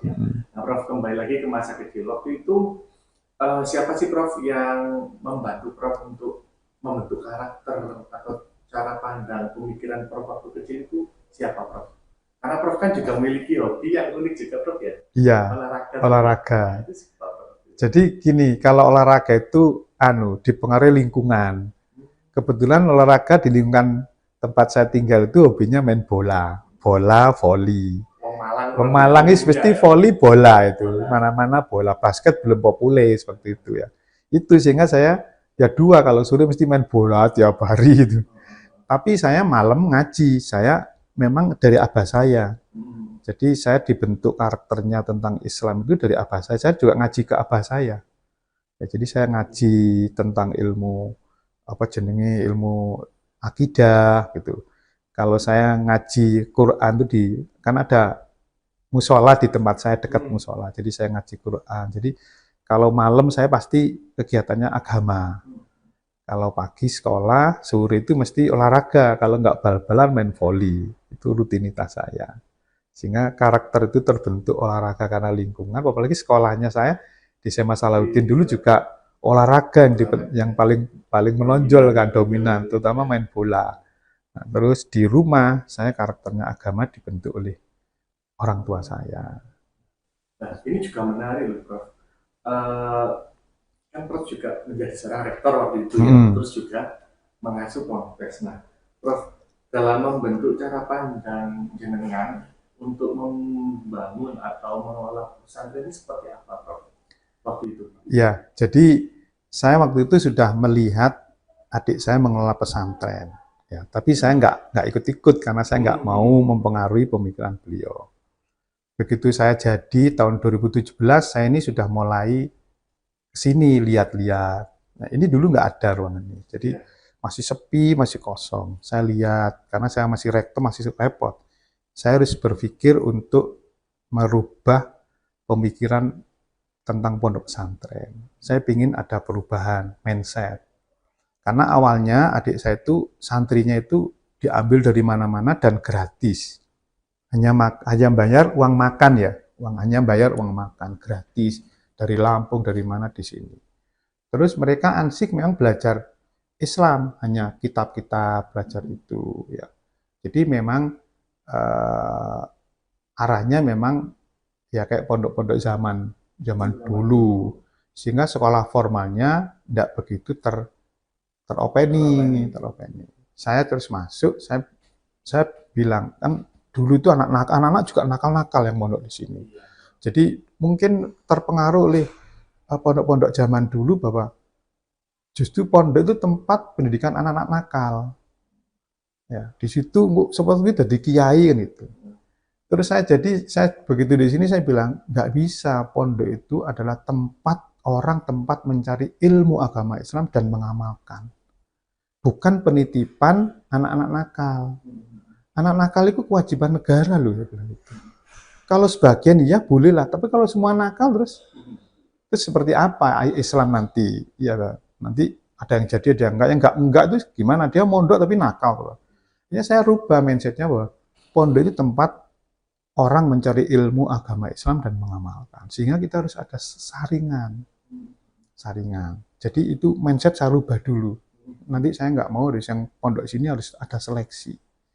Nah, terus kedua tentang pondok ini, saya bilang pondok ini juga harus mengakomodasi orang ilmu-ilmu yang bersifat praktis untuk bekal dunia, ilmu kauniyah, tidak hanya ilmu syariah. Jadi kan di banyak pendapat ilmu dibagi dua, syariah dan kauniyah, ilmu duniawi dan akhirat. Saya bilang, sebenarnya ilmu dunia itu juga bisa jadi ilmu akhirat. Karena Allah itu menciptakan manusia untuk menjadi khalifah. Wa idza qala rabbuka lil malaikati ja'alna fil ardi khalifah. Kita jadi khalifah, lek jadi khalifah, wakil Tuhan mengurusi bumi. Lek ilmu agama itu kan nggak cukup. Harus ilmu umum. Kalau nanti kita nggak bisa ilmu umum juga, nanti orang Islam ketinggalan. Masa orang Islam nanti nggak bisa mayungi bumi, nggak mesti dunia. Karena dia malah ke dunia Islam harus terus memayungi dunia. Sehingga saya berpikir ini Islam harus dibawa ke pendidikan yang tinggi. Karena Islam, al-Islam ya'lu wa la yu'la alaih. Islam itu agama yang tinggi, jadi standarnya harus tinggi. Ya mungkin saya kebiasaan berpikir akademis ya. Ya. Harus standarnya tinggi, jangan Islam itu standarnya rendah, nanti diketawain saya bilang itu. Makanya saya di sini punya tagline, di sini pondok ini harus mengelolanya ikhlas dan profesional. Tidak hanya ikhlas tapi profesional. Jangan profesional tanpa ikhlas, ini nggak jadi ibadah. Jadi ikhlas dan profesional. Profesional itu ya jadi standarnya tinggi. Prof, jadi ini arahnya ke ponpes modern ya, Prof ya? Kalau bisa dibilang seperti itu, Prof, iya, atau seperti apa? Saya sebetulnya tidak modern ya. Islam itu memang menaungi zaman. Islam itu agama yang menaungi zaman. Coba bagaimana Islam menaungi orang ibadah di kutub utara. Bagaimana Islam itu hadir menaungi kehidupan di Amerika. Bagaimana Islam itu di pedalaman di Papua. Jadi sebetulnya kan Islam itu ya tidak modern, ya pokoknya dia menaungi zaman. Menyesuaikan. Iya, rahmatan alam, dia naungi terus di mana-mana. Jadi dunia harus menyelesaikan Islam yang membimbing. Islam membimbing bagaimana kehidupan mengabdi kepada Allah itu kalau kita kondisi di kutub. Bagaimana membimbingnya Islam itu. Jadi apakah itu modern? Enggak juga kan. Sebetulnya ya itulah posisi Islam. Karena Islam ya'lu wa la yu'la. Islam itu agama yang tinggi, yang rahmatan alamin. Dia menaungi segala zaman dan sekolah tempat. Ya, jadi jangan terus kita ini beringin Islam itu kayak di hanya Arab Saudi loh lah. Terus yang di kutub gimana? Yang di Papua gimana? Yang di daerah enggak pernah ada enggak pernah tenggelam Swedia, di anu gimana?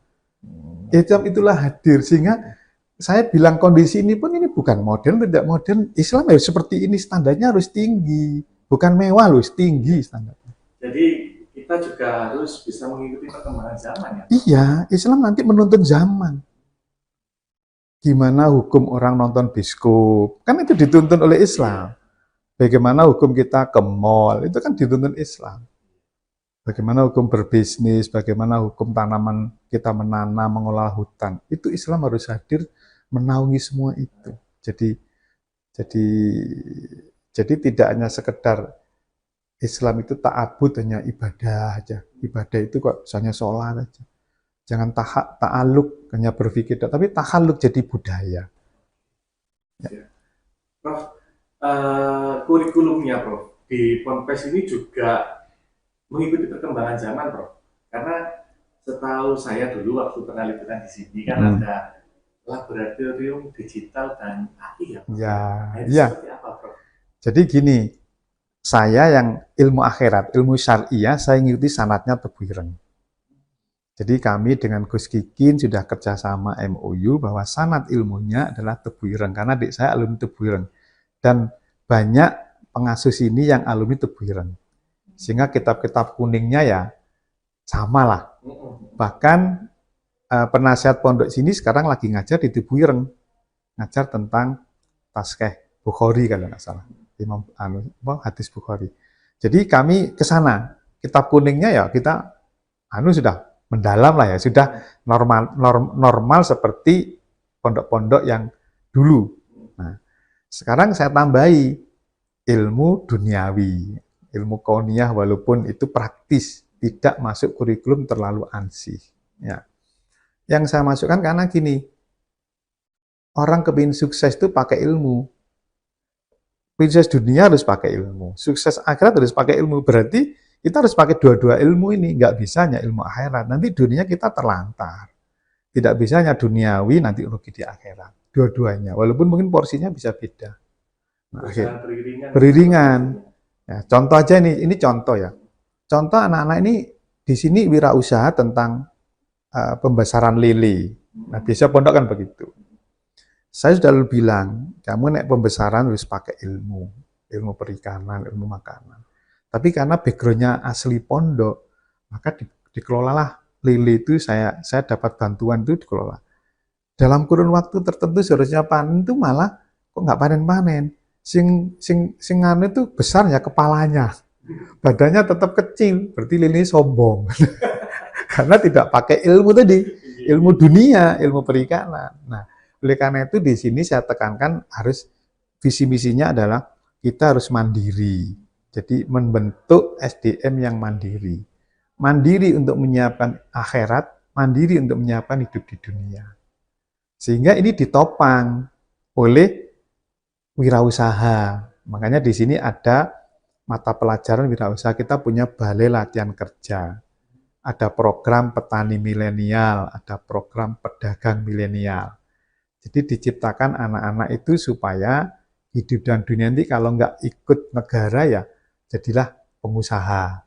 Makanya di sini ada BM Mart, ada Pertasop, ada usaha lili, usaha ayam, usaha bebek, ada rumah potong unggas, ada kowi, ada macam-macam lah. Supaya anak-anak bisa. Nah, terus ada BLK. BLK itu Balai Latihan Kerja, anak dilatih kerja juga. Packaging, bagaimana membuat lain-lain. Supaya punya modal untuk kehidupan dunia.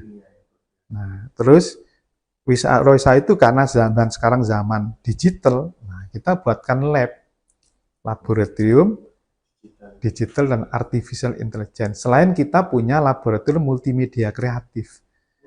Ada di atas itu, ada studionya, anak-anak bisa belajar foto, organisasi wedding, itu ada di atas. Jadi lengkap. Rasa kampus ya? Iya, memang saya ingin mengkombinasi antara din dan sains. Walaupun sains adalah bagian dari adin.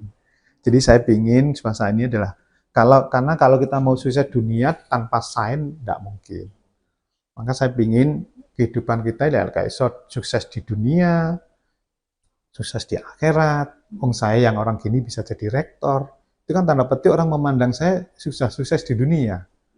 Memandangnya ya. Kalau saya kan biasa aja, itulah tugas manusia memang ya. Jadi saya ingin dua itulah nanti hasil dari output ini mandiri di dunia maupun akhirat. Ini juga menarik Prof ya, artinya kita juga harus berjalan beriringan. Nah sekarang gini Prof, mungkin bagaimana sih Prof menjaga agar santri ini tetap kuat secara spiritual di tengah perkembangan zaman? Itulah ini latihannya di pondok ini. Di pondok ini, Bro. Latihan di pondok ini. Jadi nanti kalau jadi pilot, akidahnya kuat, sholatnya nggak pernah telat. Semuanya berbasis pada syariat Islam. Nanti jadi wali kota, nah itu tetap jangan terima, jangan korupsi, jangan itu karakternya dibentuk di sini. Makanya dia juga harus tahu hidup dunia di luar. Makanya ada digital, ya ada belajar marketing dia. Karena saya pingin anak-anak itu juga bahkan saya ini lagi mau ngerintis untuk kurikulum Cambridge di sini. Seperti apa itu, Prof? Cambridge itu standarnya kayak Cambridge di Inggris sana.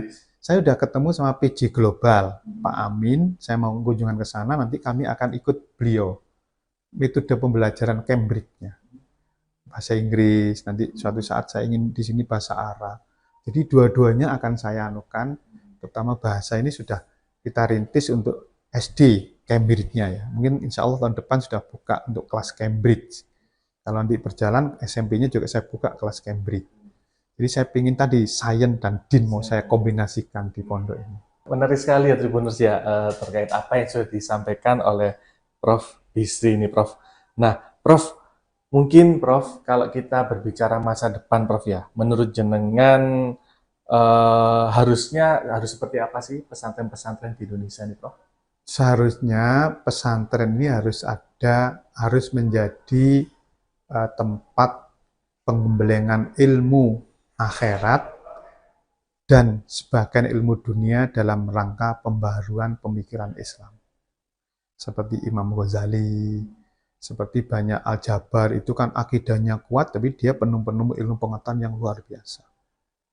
Kalau Islam mau berjaya, Islam itu ya'lu walayula alaih, di atas. Kombinasi itulah diperlukan di era sekarang. Jadi di era sekarang diperlukan kombinasi antara sains dan din. Kalau itu jadi, karena makalah Imam Syafi'i jelas, man arada dunya fa'ali bil ilmi, wa man arada al-akhirah fa'ali bil ilmi, wa man arada huma fa'ali bil ilmi. Semua pakai ilmu. Sains berarti. Saat Islam itu kan di Quran banyak sains juga. Tentang hujan, sains. Semuanya Ada lengkap. Makanya mestinya kita sains dan adin bergandengan terus gini. Supaya kita bisa menemukan sesuatu. Saya kan menemukan sumur injeksi. Nah, itu kan satu inovasi sains ya, yang dan itu manfaat. Banyak loh inovasinya. Iya, sekarang COVID juga ada bilik. bilik ya. Terus saya sekarang yang terbaru SDBSI. Saluran drenase berbasis sumber injeksi, sudah keluar hakinya tahun 2025 November kemarin. Jadi saya memang menggabungkan sains dan din supaya posisi kita tuh jadi tinggi. Jangan Islam dianggap jadul nanti. Islam agama eksklusif, tidak inklusif. Islam harus memayungi semua zaman. Kita jangan alergi terhadap zaman sekarang. Jadi kita payungi. Dibutuhkan sains. Prof, mungkin terakhir Prof, mungkin ada pesan, doa. Saya berpesan kepada para santri, jangan lelah untuk belajar ilmu agama Islam dan juga ilmu dunia. Gabungkan dua-dua ilmu itu supaya kita kalau berdoa Rabbana atina fid dunya hasanah wa fil akhirati hasanah wa qina adzabannar. Kita berbahagia hasanah di dunia dan di akhirat. Kita berdoa dua-duanya, tapi kita tidak pernah juga belajar sains. Nanti akhirnya kita seakan-akan keterbelakang di dunia ini orang Islam. Padahal Islam harus di depan, memimpin bangsa, memimpin negara, dan memimpin kebudayaan yang berdasarkan pada syarat Islam yang kuat.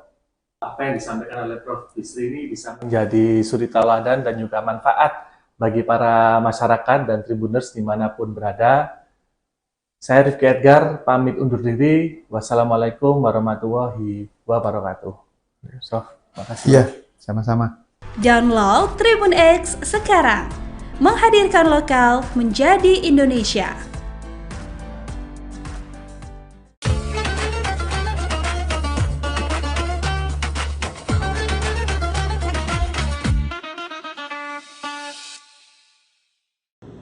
Assalamualaikum warahmatullahi wabarakatuh.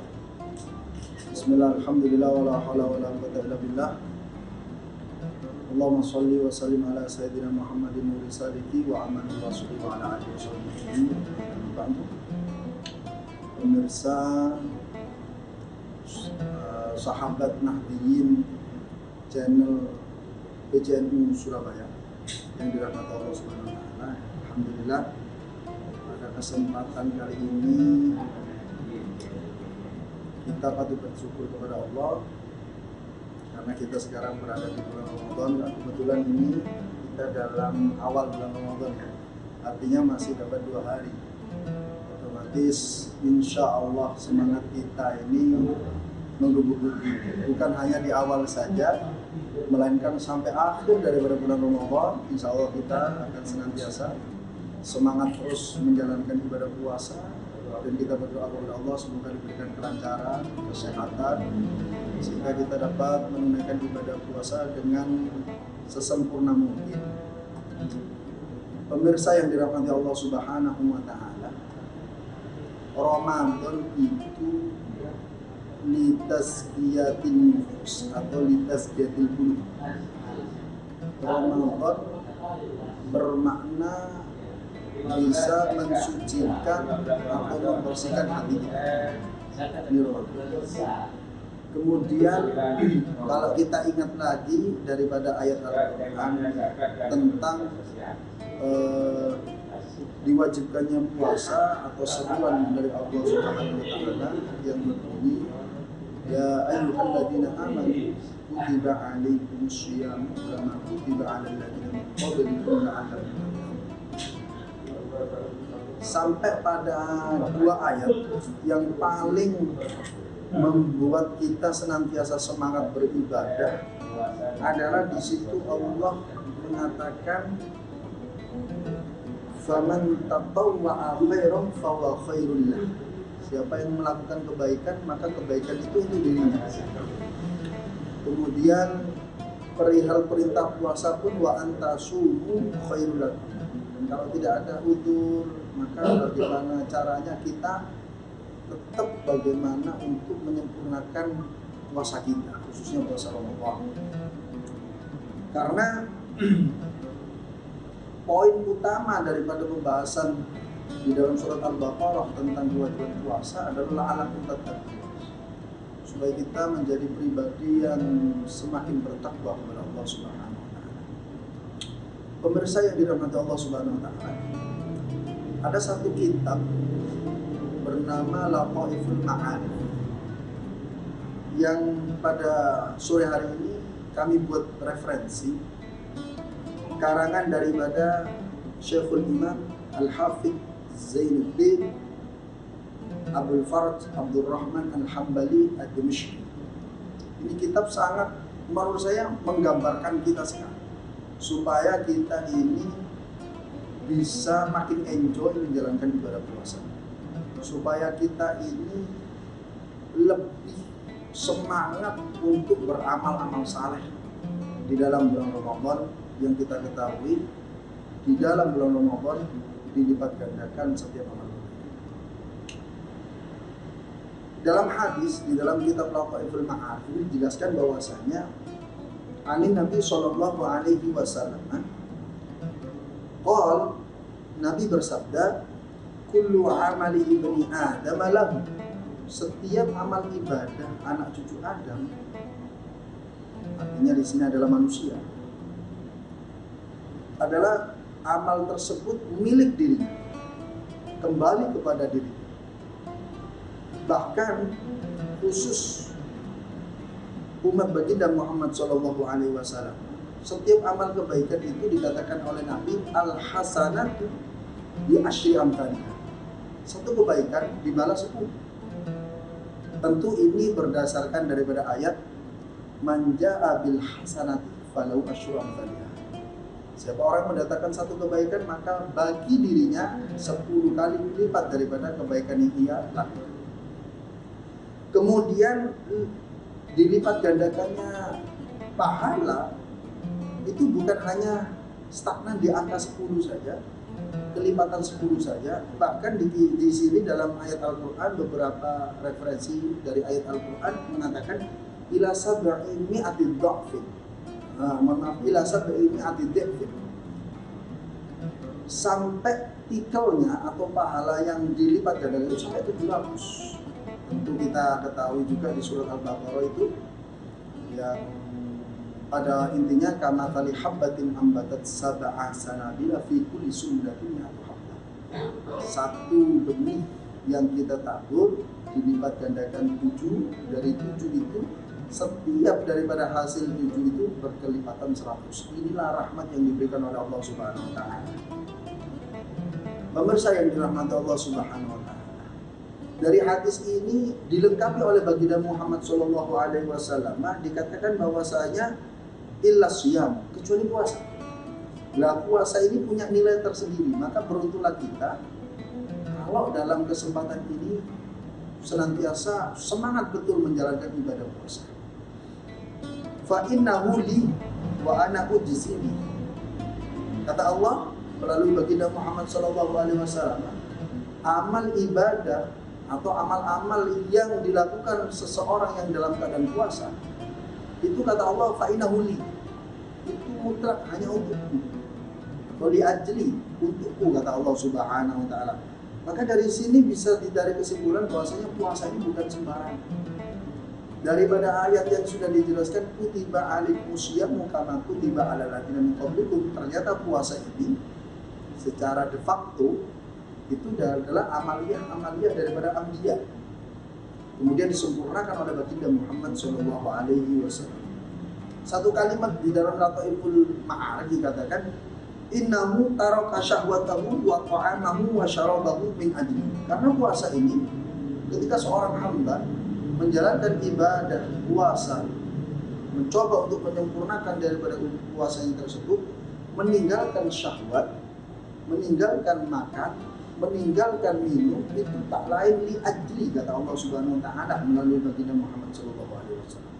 Tentu yang kita ketahui syahwat yang ditasarufkan secara halal, berhubungan suami istri ini diperbolehkan. Akan tapi di situ ada satu batasan ketika kita dalam keadaan puasa. Kemudian makan dan minum ini sesuatu yang diperbolehkan. Allah mengatakan wa kulu washrabu. Makanlah kalian, minumlah kalian. Akan tapi dalam keadaan berpuasa lain cerita. Orang dituntut untuk meninggalkan sesuatu yang sifatnya mubah, diperbolehkan li ajli, karena Allah Subhanahu wa taala. Ini sangat istimewa sekali. Maka orang yang berpuasa merupakan orang yang memiliki derajat khusus di hadapan Allah Subhanahu wa taala. Para pemirsa yang dirahmati Allah Subhanahu wa taala, dari konteks ini bisa dikatakan sesuai dalam keterangan kitab Lataiful Ma'arif, karangan daripada Zainuddin Abdul Faraj Abdurrahman Al-Hambali Ad-Dimashqi, bahwasanya fa inna siyama, maka sesungguhnya ibadah puasa minas sabri, termasuk bagian daripada praktek kesabaran setiap hamba. Bahkan ada satu hadis atau warada an Nabi sallallahu alaihi wasallam dikatakan annahu samma syahr ramadhana, sesungguhnya Nabi menisbatkan suatu nama pada bulan Ramadan khususnya karena Ramadan sendiri adalah syahrus sabr, bulan di mana setiap hamba harus mencoba untuk melaksanakan kesabaran. Tentu ini berdasarkan dari hadis sahih. Kemudian ada penguat daripada hadis yang lain, riwayat Tirmidzi atau Tirmidzi dikatakan wa fi haditsin akhar an Nabi sallallahu alaihi wasallam as-shaumu nisfus sabr.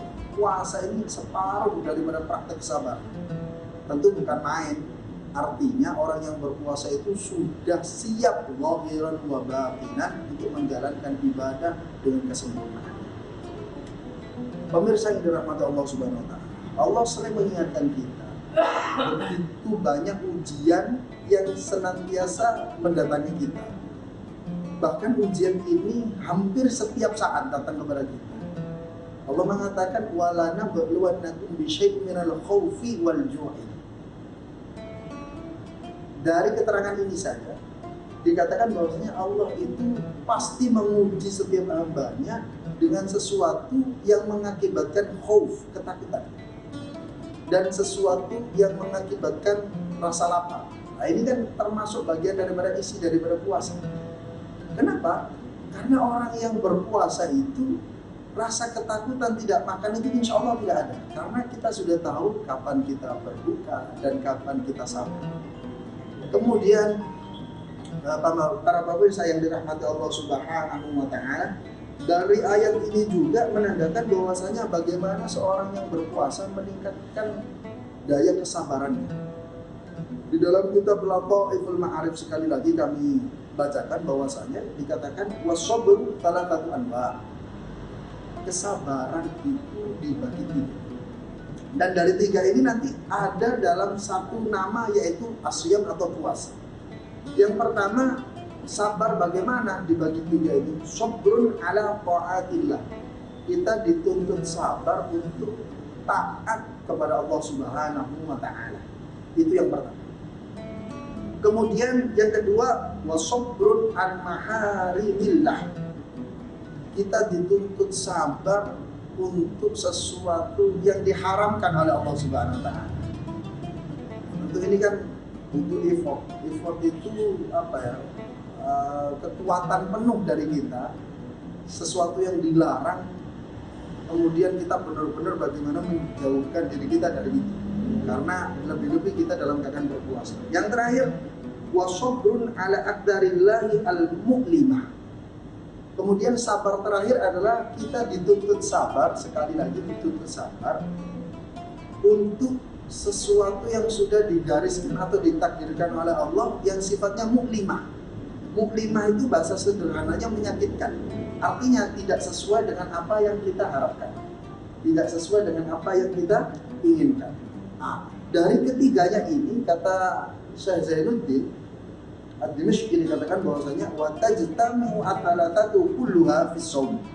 Sabar dengan ketaatan, sabar menjauhi kemaksiatan, sabar dengan apa namanya tadi dikatakan bahwasanya sabar dengan takdir yang sudah digariskan, itu semuanya ada pada aplikasi atau praktek kita berpuasa. Fa inna fihi sabran ala ta'atillah wa sabran mimma haramallahu ala shaim minasyahawat. Karena di dalamnya sabar dengan ketaatan, kemudian sabar pula dengan menjauhi syahwat, keinginan-keinginan ketika kita dalam keadaan puasa. Wa sabran ala ma yahsulu lis-shaimi fihi min alamil ju'. Kemudian dituntut sabar terhadap orang yang puasa yang pasti akan merasakan kelaparan, merasakan rasa lapar, wal atsyi dan haus, wa dhafin nafsi wal badan, dan lemahnya jiwa dan raga. Inilah yang ada dalam puasa. Terakhir, sebagai penutup, maka bagaimana kita menyikapi tentang ibadah kita dalam puasa? Allah menjanjikan kepada mereka yang berpuasa dan berbekal sabar.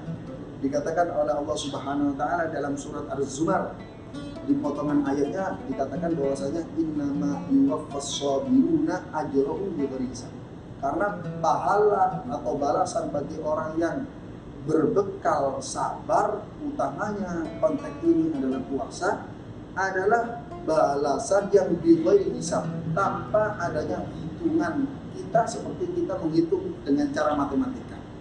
Maka sekali lagi, sebagai penutup, ada dua ulama yang sangat istimewa mengatakan bagaimana untuk kita senantiasa menjalankan perintah-perintah Allah.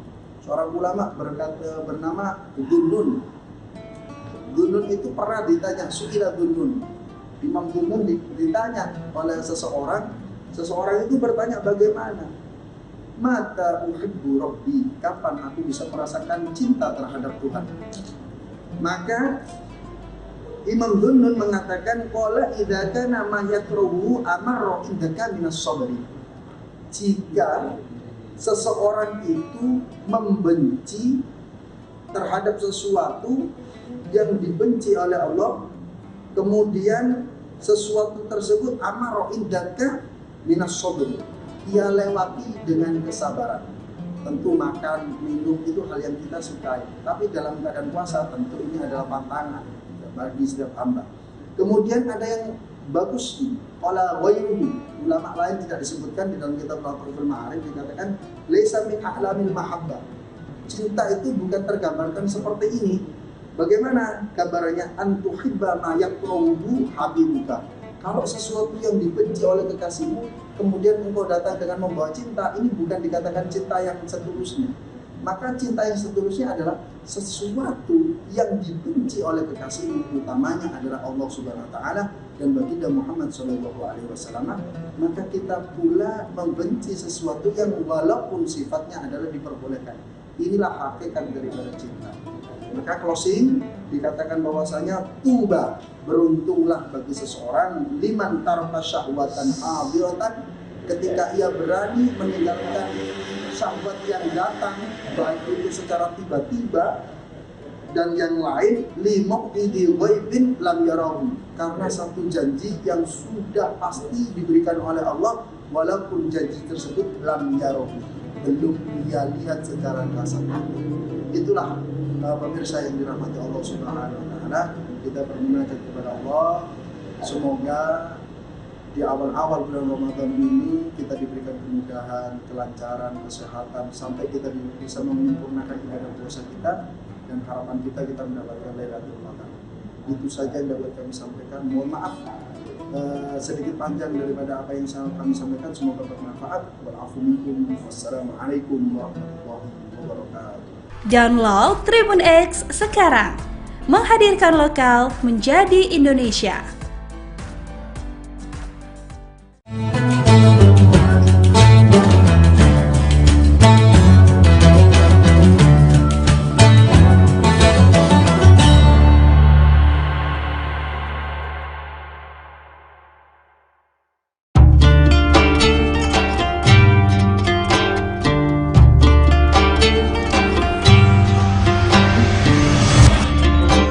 Syukur alhamdulillah. Tahun ini kita masih dipertemukan dengan bulan suci Ramadan. Ramadan bukan sekedar menahan lapar dan dahaga, tetapi waktu untuk memperbaiki kualitas diri, baik ibadah maupun menata akhlak. Jadikan Ramadan ini sebagai titik balik untuk menjadi pribadi yang jujur dalam perbuatan, sabar dalam ujian, dan disiplin dalam ketaatan. Dewan Komisaris, Direksi dan seluruh karyawan PT Semen Tonasa mengucapkan Selamat menunaikan ibadah puasa.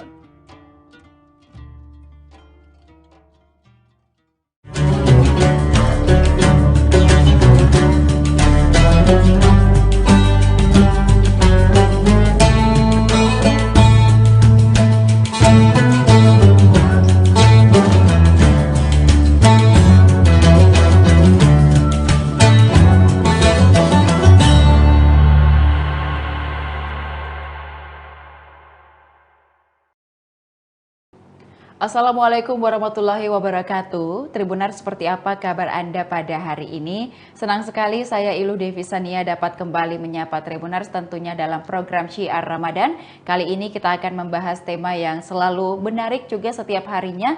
Dan spesial hari ini temanya merupakan Lailatul Qadar dan pencarian makna hidup. Dan tema ini akan kita bahas bersama dengan narasumber kita Bapak Ustadz Kiai Haji Sabarudin LC yang sudah hadir bersama kita di studio hari ini. Assalamualaikum Pak Ustadz. Waalaikumsalam warahmatullahi wabarakatuh. Baik, kabarnya seperti apa? Iya, alhamdulillah. Alhamdulillah baik. Nah, ini ada tema terkait dengan malam Lailatul Qadar yang kita tidak tahu tanggal pastinya begitu ya Pak Ustadz ya. Makanya setiap malam kita juga harus terus khusyuk beribadah. Siapa tahu pada saat malam itu adalah malam Lailatul Qadar. Nah, Pak Ustadz, kita sering mendengar bahwa Lailatul Qadar ini adalah malam yang lebih baik dari 1000 bulan. Namun mungkin secara esensi, mengapa Allah kemudian menyembunyikan tanggal pastinya? Apakah ini sebuah ujian ataupun juga seperti bentuk kasih sayang Allah kepada kita semua agar terus mencari makna ibadah di setiap malam dan setiap harinya? Silakan.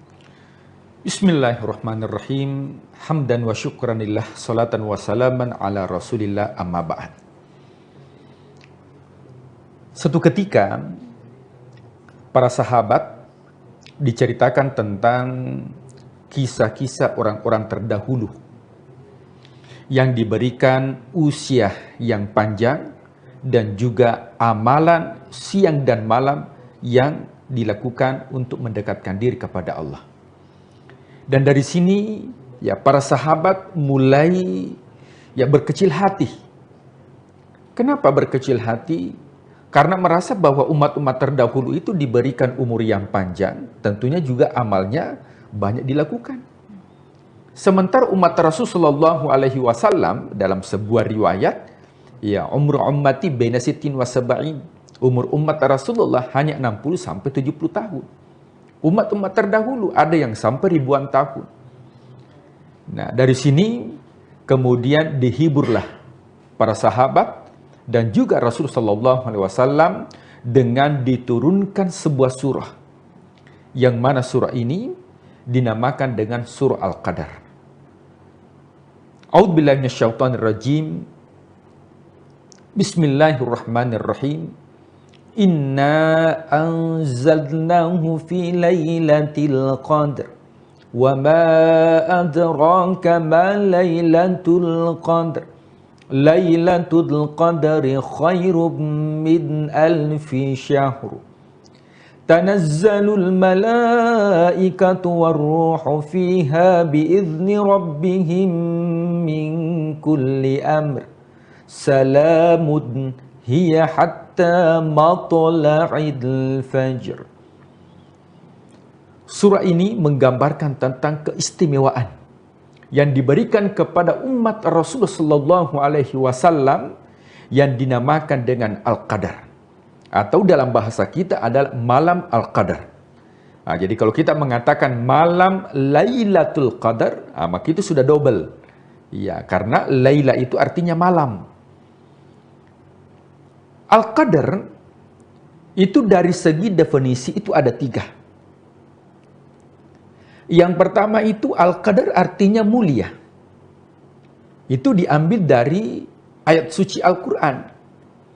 Inna anzalnahu fi lailatin mubarakah.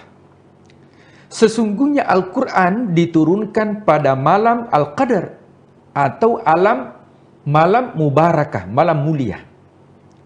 Kenapa malam itu disebut dengan malam mulia? Karena malam diturunkan Al-Quran. Maka semua yang berinteraksi dengan Al-Quran itu mendapatkan kemuliaan. Kenapa Ramadan disebut dengan bulan mulia? Karena bulan diturunkan Al-Quran. Kenapa malam Al-Qadar dinamakan dengan mulia? Karena bulan di mana turunnya Al-Quran.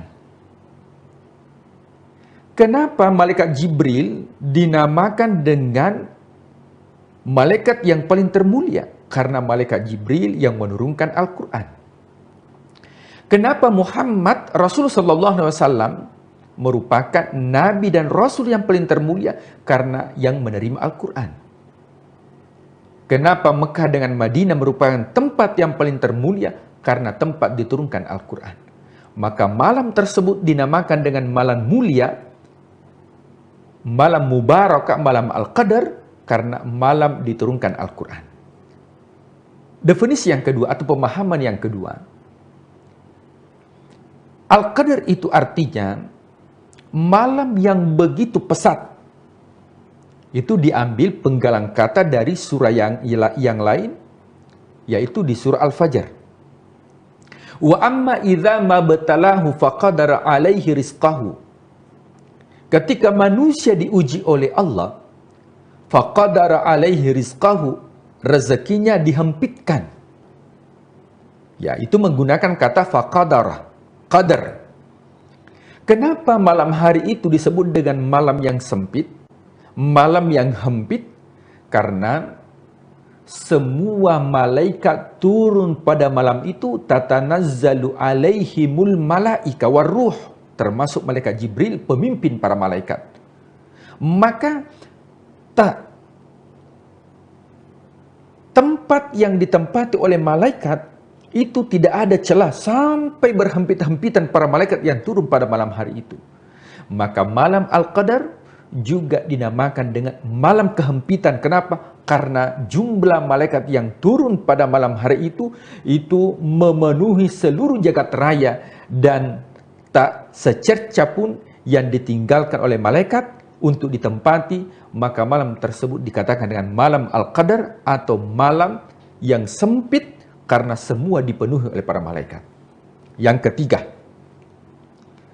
kenapa disebut dengan malam Al-Qadar? Karena pada malam hari itu adalah malam di mana ditentukan kadar takdir manusia selama 1 tahun yang akan datang, yang mana takdir tersebut sudah diberitahukan kepada malaikat. Nah, karena pada hakikatnya pada pertemuan yang lalu kita sampaikan bahwa sesungguhnya takdir manusia itu sudah dicatat. Wahai pena, catatlah takdir manusia. Wahai pena, catatlah alam semesta dari awal diciptakan sampai akhir. Takdir manusia dari awal diciptakan sampai terakhir itu sudah dicatat oleh Allah. Kemudian disimpan di satu tempat yang rapi dan terjaga yang disebut dengan Lauhil Mahfuz. Pada bulan Ramadan, malam Al-Qadar, maka diambil lembaran-lembaran arsip yang ada di Lauhil Mahfuz, dan itulah yang disampaikan kepada para malaikat untuk diketahui siapa pada tahun ini itu rezekinya, siapa pada tahun ini jodohnya, siapa pada tahun ini ajalnya. Itu diberitahukan kepada malaikat sehingga malaikat memantau manusia kapan dia wafat. Maka pada malam ini Allah juga memberitahukan takdir manusia selama 1 tahun ke depan. Tribuners yang dimuliakan Allah Subhanahu wa Ta'ala. Ya, tentunya malam ini adalah malam secret. Artinya malam rahasia yang sengaja Allah sembunyikan kepada seluruh manusia. Kenapa?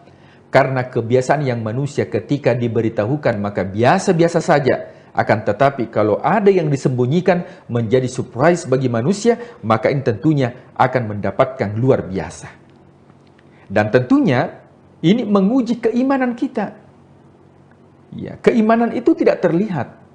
Maka segala sesuatu yang tidak terlihat, maka tentunya kita akan bermujahadah, bersungguh-sungguh, berlomba-lomba fastabiqul khairat. Akan tetapi ada bocoran. Ya, meskipun di awal Ramadan kita ada perbedaan, memang Al-Qadar itu tidak ditentukan oleh Allah di awal Ramadan. Maka kalaupun ada perbedaan tidak menjadi masalah. Di akhir Ramadan mungkin ada perbedaan Lebaran, tidak menjadi masalah. Kenapa? Karena Al-Qadar itu tidak ditentukan di awal, tidak ditentukan di ujung, tapi ditentukan di malam-malam ganjil 10 terakhir bulan suci Ramadan. Ya, makanya tetapi untuk mendapatkan 10 terakhir bulan suci Ramadan, tentunya dimulai dari start. Kalau start kita bulan suci Ramadan, diibaratkan ketika orang lari maraton, itu ya ditentukan di awal startnya. Kalau memang startnya sudah bagus, maka insya Allah sampai akhir bulan suci Ramadan, kualitas dan kuantitas ibadah tentunya lebih ditingkatkan. Nah, malam Al-Qadar ini adalah malam rahasia. Allah merahasiakan dengan tujuan bagaimana umat manusia berlomba-lomba untuk mendapatkan malam tersebut. Karena jika seandainya Allah mengungkap malam tersebut, maka boleh jadi manusia hanya fokus di satu malam, tapi mengabaikan malam yang lain. Tapi dengan rahmatnya Allah, Allah menyembunyikan yang mana malam Al-Qadar itu, meskipun ada bocoran dari Rasulullah SAW. Nah, kalau kita melihat riwayat, sebenarnya malam Al-Qadar itu pernah diungkapkan kepada Rasulullah SAW. Pernah disampaikan, wahai Muhammad, malam Al-Qadar itu turunnya pada malam sekian. Akan tetapi ketika Rasulullah SAW hendak untuk menyampaikan kepada sahabat, ternyata pada saat itu sahabat bertikai, bertengkar, sehingga ilmu tentang malam Al-Qadar dicabut oleh Allah. Maka menjadi pembelajaran bagi kita bahwa orang yang masih bertikai itu jauh untuk mendapatkan Al-Qadar. Dikatakan di akhir surah, salamun hiya hatta matla'il fajar, kedamaian. Jadi orang-orang yang mendapatkan Al-Qadar adalah orang yang memiliki jiwa dan hati yang damai. Orang yang bertengkar itu tidak mendapatkan Al-Qadar, jauh daripada Al-Qadar.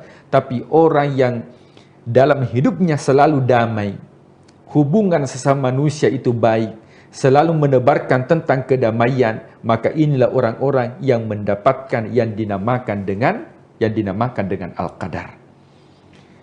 Nah, apa perbedaan dengan malam Isra Mi'raj dengan malam Al-Qadar? Dalam redaksi kata, Isra Mi'raj itu menggunakan kata lail. Subhanalladzi asra bi abdihi lailan. Sementara Al-Qadar itu menggunakan kata lailatul. Itu ada tamarbutah. Ya, dalam kajian ya literatur bahasa. Nah, kalau lailan berarti hanya sepertiga malam. Nah, jadi kalau orang tidak gunakan salat tahajud sepertiga malam, masuk waktu subuh, maka tidak mendapatkan kemuliaan malam itu. Tapi kalau Al-Qadar ini tidak menggunakan kata lailan, tapi menggunakan kata lailah, lailatul qadar. Apa bedanya? Bahwa yang disebut dengan lailatul qadar yaitu sepanjang malam, termasuk waktu subuh sampai mendekati waktu fajar. Maka siapa yang menggunakan ibadah di jalan Allah, zikir di jalan Allah, memperbanyak doa di jalan Allah, maka insya Allah akan mendapatkan keutamaan yang disebut dengan Al-Qadar. Makanya para malaikat itu akan kembali sampai kapan? Hatta matla'il fajar, sampai terbitnya fajar. Beda dengan sholat tahajud atau qiyamul lail yang hanya diperuntukkan sepertiga malam.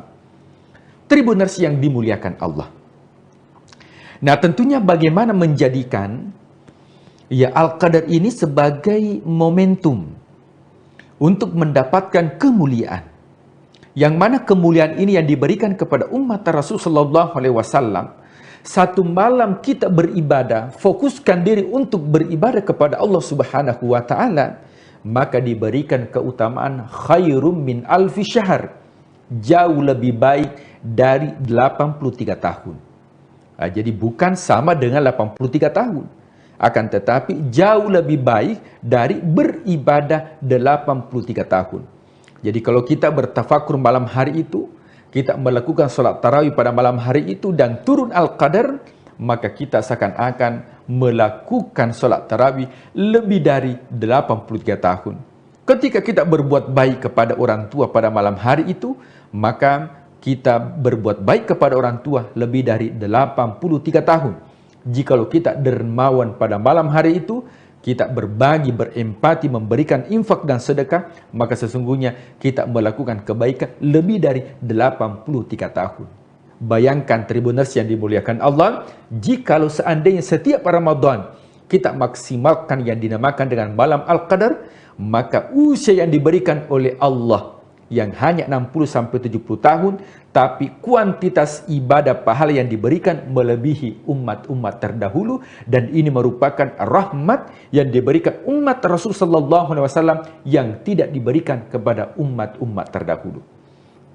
Yang terakhir, tentunya malam Al-Qadar ini bagaimana bisa membuat pribadi orang yang beriman bukan hanya mendapatkan malam Al-Qadar, akan tetapi bisa menjadi implikasi dalam kehidupan sehingga betul-betul aktivitas yang kita lakukan, kita tidak lelah. Kenapa? Karena lelah itu lillah. Lelah menjadi lillah. Setiap aktivitas yang kita lakukan, semua akan bernilai ibadah di sisi Allah Subhanahu wa Ta'ala. Kenapa? Karena kita sudah me time dengan Allah, sehingga setiap aktivitas yang kita lakukan di luar bulan suci Ramadan, selelah apapun fisik kita, akan tetapi kalau itu diniatkan untuk mendapatkan ridhonya Allah, maka insya Allah fisik ini terasa lelah, akan tetapi jiwa kita yang akan menguatkan. Kenapa? Karena orientasinya adalah untuk mendapatkan ridhonya Allah di akhirat. Yang paling terakhir adalah, apa sih tanda-tanda datangnya malam Al-Qadar? Yang pertama adalah, malam Al-Qadar ini adalah malam ganjil. 21, 23, 25, 27. Ini malam-malam ganjil yang diturunkan Al-Qadar. Ini sebagian besar atau mayoritas ulama. Kemudian, malam-malam ganjil ini yang harus kita lakukan adalah bagaimana kita mempersiapkan diri dengan melakukan i'tikaf sehingga kita bisa mendapatkan yang dinamakan dengan kemuliaan Al-Qadar. Kemudian apa tandanya?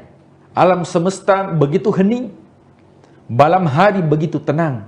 Bahkan ketika di pagi hari terik matahari, akan tetapi matahari tidak terlihat, akan tetapi nuansa teriknya itu kita dapatkan. Nah, itu tanda-tanda yang disampaikan oleh para ulama.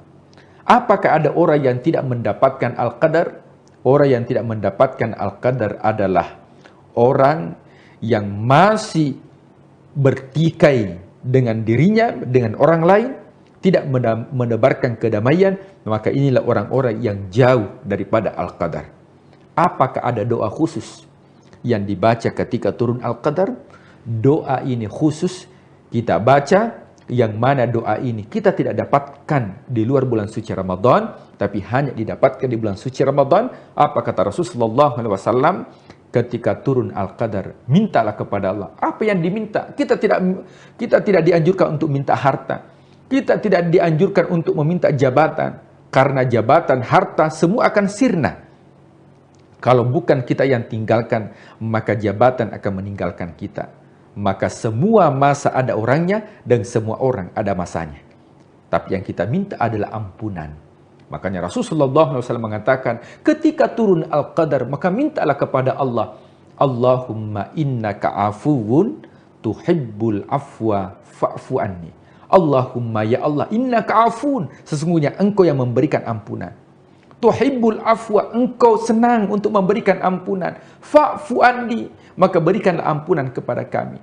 Ketika ampunan Allah itu sudah turun kepada kita, maka tidak ada yang paling berharga di muka bumi ini kecuali orang-orang yang mendapatkan ampunan Allah, karena dunia ini hanya tempat persinggahan, tapi tujuan kehidupan adalah akhirat, maka orang yang mendapatkan ampunan Allah, maka itulah orang yang mendapatkan al-qadar dan memberikan semangat dan motivasi dalam bekerja, karena semua pekerjaan yang kita lakukan adalah lelah menjadi lillah. Wallahu a'lam bishawab.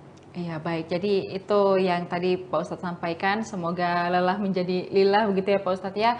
Dan ini menjadi perhatian kita bersama bahwa kalau ibadah itu jangan di awal-awal saja semangat ya, di awal-awal Ramadan, tetapi juga seyogyanya setiap harinya, setiap malamnya, dan juga apalagi kita menantikan bersama malam Lailatul Qadar. Siapa tahu di malam itu kita fokus beribadah, baik beribadah, dan siapa tahu juga kita mendapatkan malam Lailatul Qadar itu, dan hindari untuk orang yang masih berkonflik dengan diri sendiri ya Pak Ustadz ya. Ternyata kita juga perlu untuk memerhatikan apakah kita sudah tidak lagi berkonflik dengan diri sendiri, dengan orang-orang di sekitar kita, maka kita akan mendapatkan anugerah ataupun juga rahmat dari Allah Subhanahu wa taala di malam Lailatul Qadar itu. Dan mintalah ampunan, bukan minta jabatan dan juga harta begitu ya. Baik, terima kasih Pak Ustadz sudah memberikan sharing-sharingnya pada hari ini. Semoga kita semua juga dapat kembali menjalankan ibadah di bulan suci Ramadan ini dengan lebih khusyuk dan juga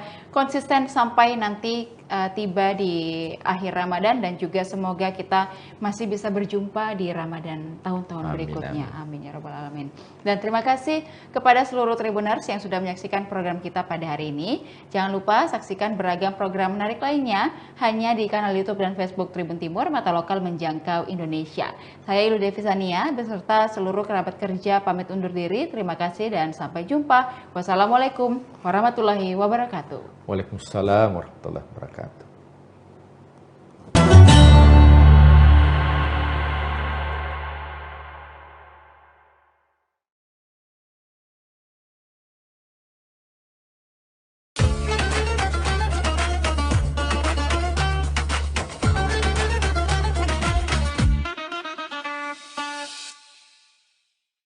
Assalamualaikum warahmatullahi wabarakatuh.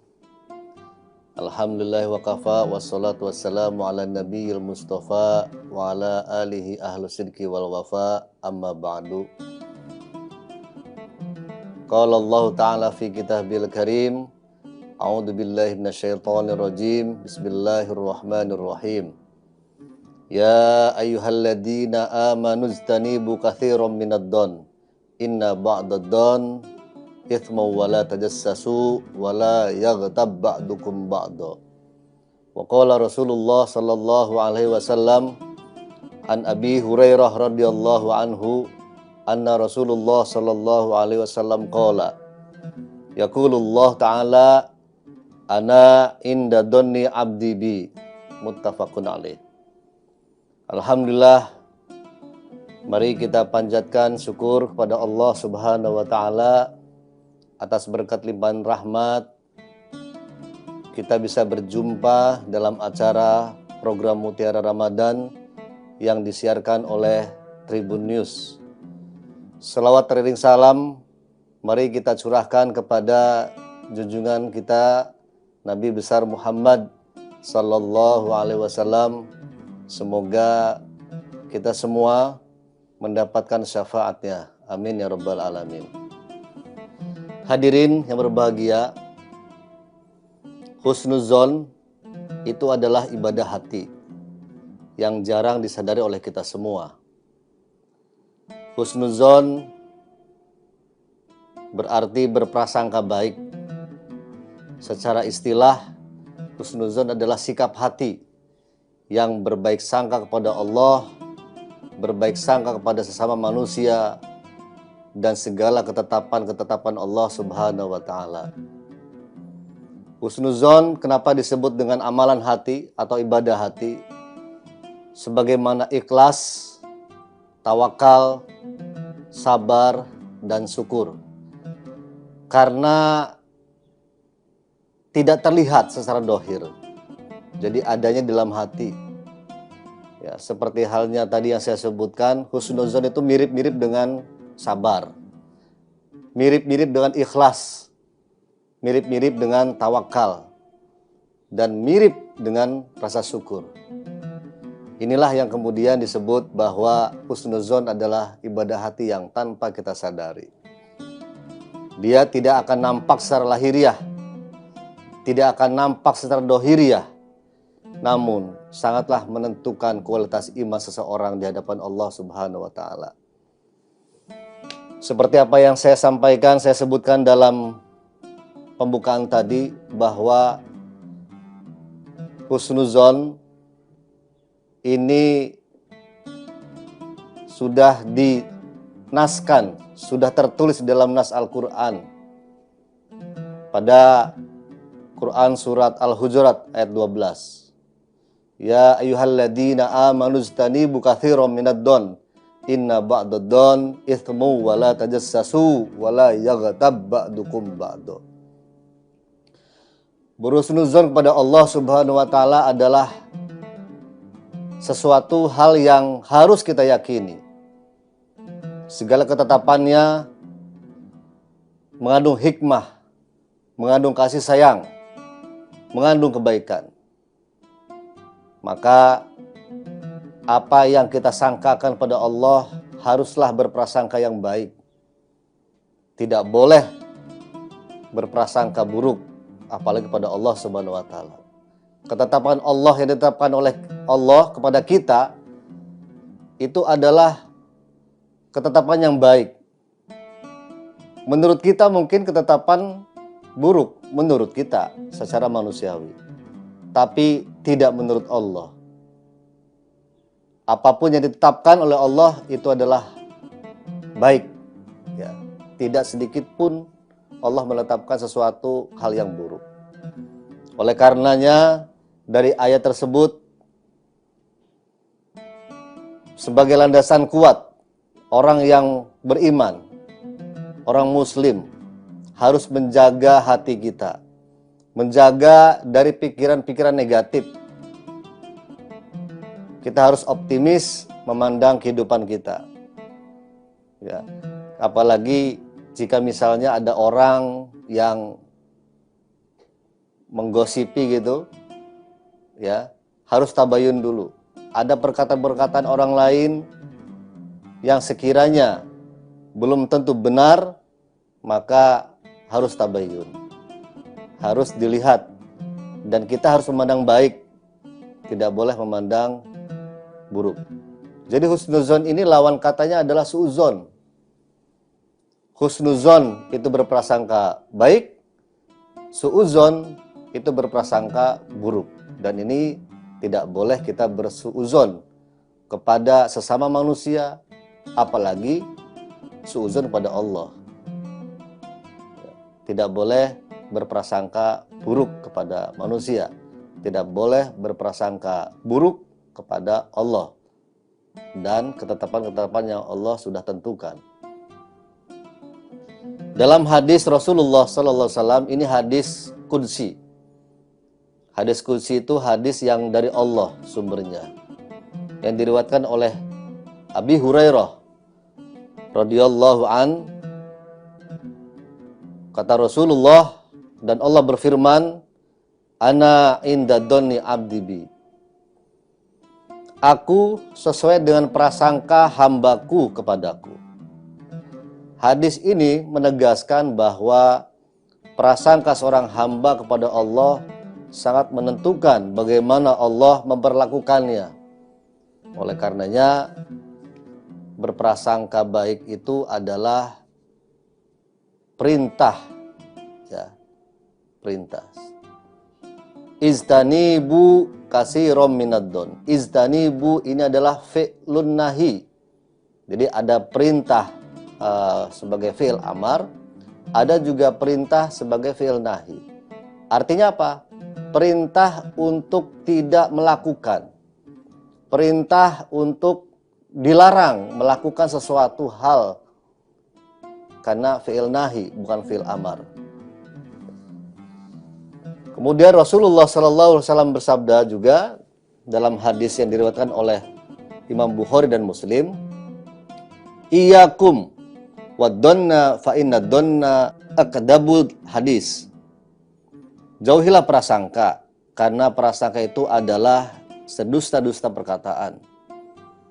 Ini juga larangan yang disampaikan, yang disabdakan oleh Rasulullah SAW bahwa kita harus menjauhi prasangka, praduga yang kita tidak tahu kebenarannya.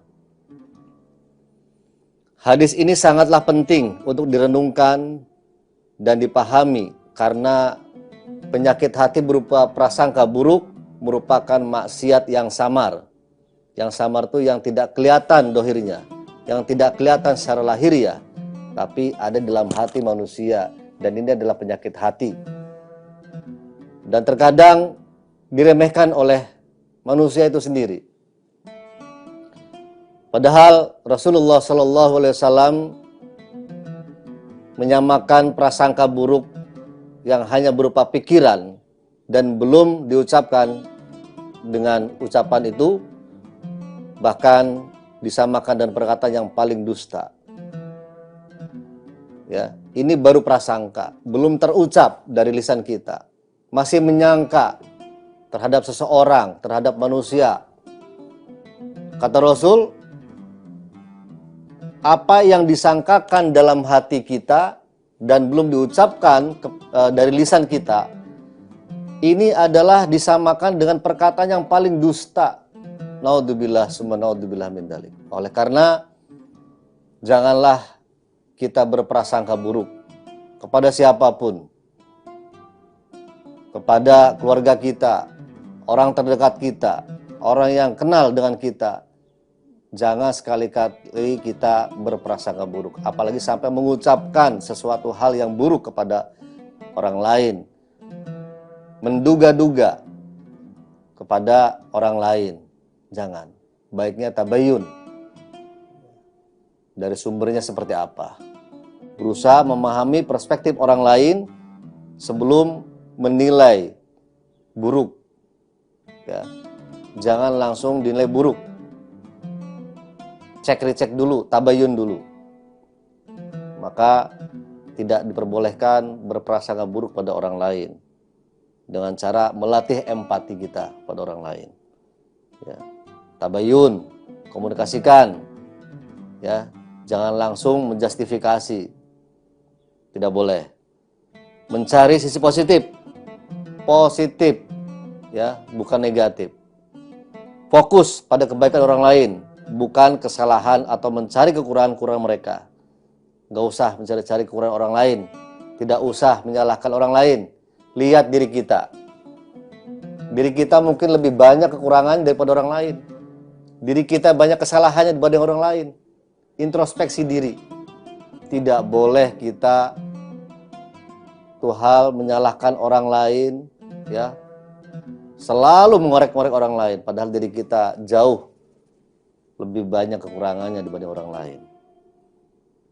Berprasangka baik, ini harus kita timbulkan, harus kita tumbuhkan kepada siapapun, kepada manusia, kepada Allah, kepada tempat Allah, kita harus berprasangka baik.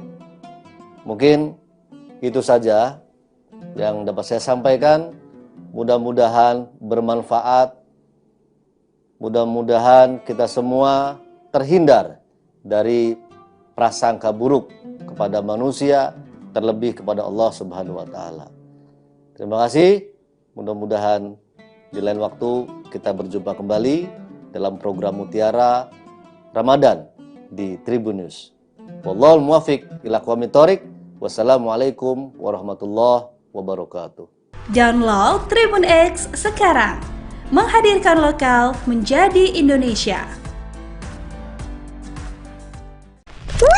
Dapat satu, guys. Oh my god. Enggak terhitung itu. Enggak terhitung, ditunjukin dong, ditunjukin. Nggak terhitung ini. Ditunjukin.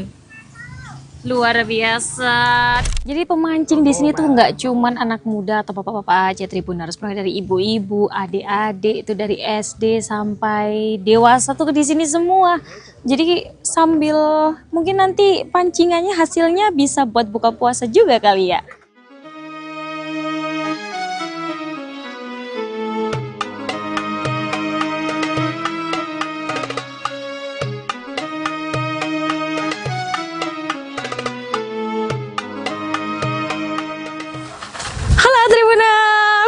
gini, kalian pasti bingung ya, mau nunggu waktu buka puasa sambil ngapain.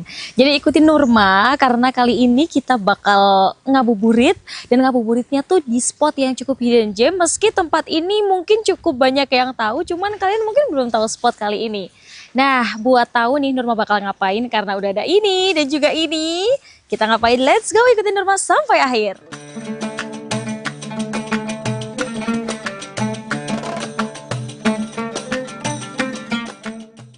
Jadi Nurma udah sampai nih lokasinya di Waduk Cengklik Tribuners. Kita bakalan mancing sambil nunggu waktu berbuka. Terus nanti kita juga bisa foto-foto cantik nih karena ada jembatan Sunset Cengklik di sini. Ayo ya ikutin keseruannya.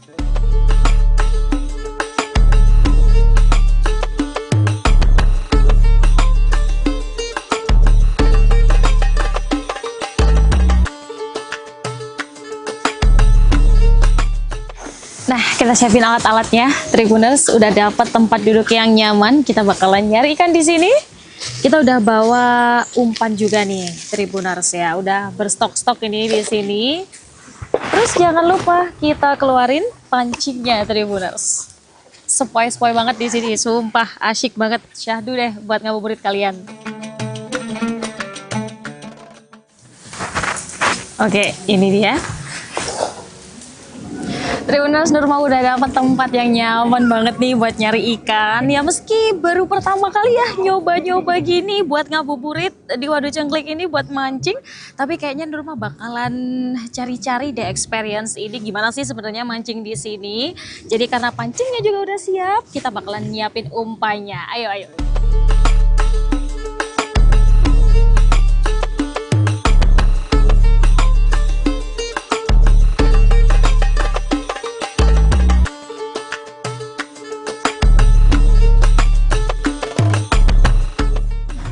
Umpan udah siap, kita bakal langsung cari umpan kita. Cari ikan, gas, mancing, Tribuners.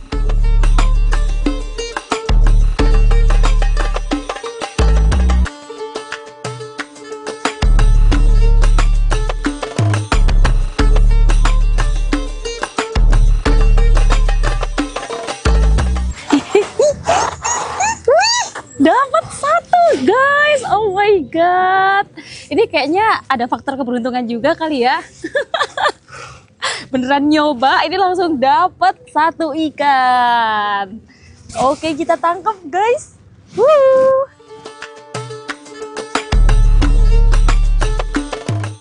Oke, karena tadi kita udah hoki nih ya, dapat ikan satu, jadi kita langsung lanjut lagi buat cari ikan-ikan lainnya. Kasih umpan dulu, guys.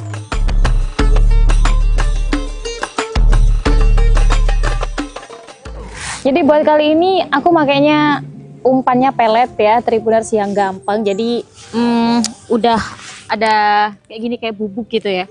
Terus nanti kita kasih air, terus nanti peletnya langsung dimasukin.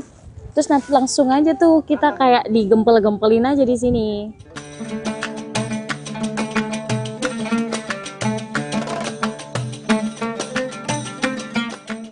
Nah, kalau bentuknya udah kayak gini, kita langsung aja habis ini celupin ke air. Nanti ikannya bakal datang sendiri, Tribuners. Kayak tadi ya, doain kita hoki lagi dapat banyak ikan.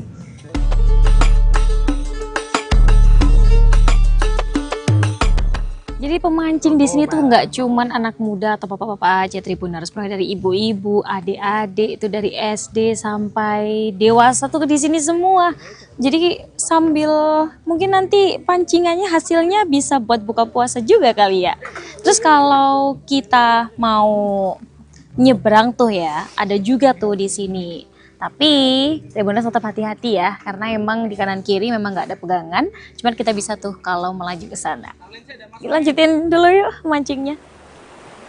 Di sepanjang tepian waduk, pengunjung bisa duduk santai, memancing, atau sekadar menikmati pemandangan air yang membentang luas. Tidak sedikit juga warga yang datang bersama keluarga atau teman untuk menghabiskan waktu ngabuburit di tempat ini. Suasana yang sejuk, pemandangan terbuka, serta area yang cukup luas membuat Waduk Cengklik menjadi salah satu spot yore yang menarik di kawasan Boyolali.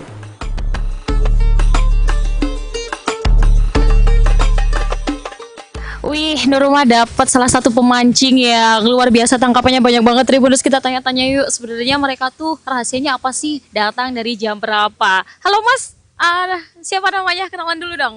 Namanya Rizky. Mas Rizky sama Mas? Mas Riko. Mas Riko, ini double RR Ya, gitu ya? double R. Terus ke sini dari jam berapa? 9 ya? Jam 9-an. Jam 9 pagi? Iya. Masya Allah, jam 9 pagi. Terus dapat berapa tangkapannya? Oh, enggak terhitung itu. Enggak terhitung, ditunjukin dong, ditunjukin. Enggak terhitung ini. Ditunjukin. Luar biasa. Tiap hari ke sini atau enggak? Enggak. Ya kalau ada waktu yang luang. Terus ini berarti meluangkan waktu ya? Iya. Oke, ternyata banyak banget ya ikan ada di sini. Jadi recommended banget buat kalian yang mau mancing di sini. Udah testi nih loh dari dua mas yang dapat ikan segede gaban ini ya. Bawaannya banyak banget. Salah satu daya tarik utama di kawasan Waduk Jengglik adalah Jembatan Sunset Jengglik. Jembatan ini menjadi titik favorit pengunjung untuk menikmati pemandangan matahari terbenam. Dari atas jembatan, pengunjung dapat melihat hamparan waduk dengan latar langit senja yang perlahan berubah warna. Tidak heran jika Jembatan Sunset Jengglik kini menjadi spot foto populer sekaligus tempat terbaik untuk menikmati suasana sore di Waduk Jengglik.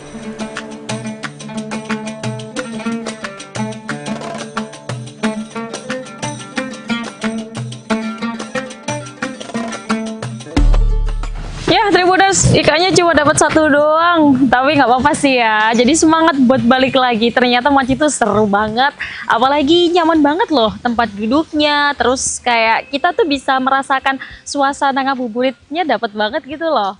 Jadi kalau kalian yang mau datang ke sini bisa banget, mau pakai motor, mau pakai mobil, karena parkirannya juga luas. Terus aja langsung di pinggir-pinggir nanti udah tersedia tempat-tempat buat mancingnya, dan bahkan kita bisa foto-foto cantik di sini karena ada jembatan Sunset Jengglik di sini. Dan Nurma mau pulang dulu ya, mau persiapan buka puasa. Bye bye, sampai jumpa di ngabuburit asyik selanjutnya.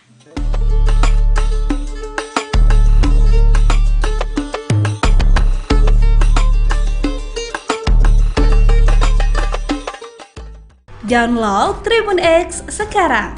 Menghadirkan lokal menjadi Indonesia.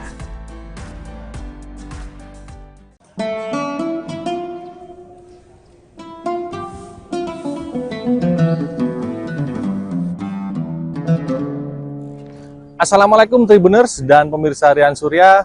Jumpa lagi dengan saya Rifki Edgar. Dan kali ini saya sedang berada di depan pintu gerbang Pondok Pesantren Bahrul Maghfirah. Dan pada bulan suci Ramadan kali ini, kami memiliki program cerita para kiai, dan rencananya kami akan masuk ke dalam Ponpes Bahrul Maghfirah untuk mengetahui lebih dekat Ponpes Bahrul Maghfirah yang ada di Kota Malang ini, terutama untuk ngobrol dan berbincang langsung dengan pengasuh Pondok Pesantren Bahrul Maghfirah, yakni Profesor Dr. Kiai Haji Muhammad Bisri. Yuk, ikuti perjalanan kami di sini.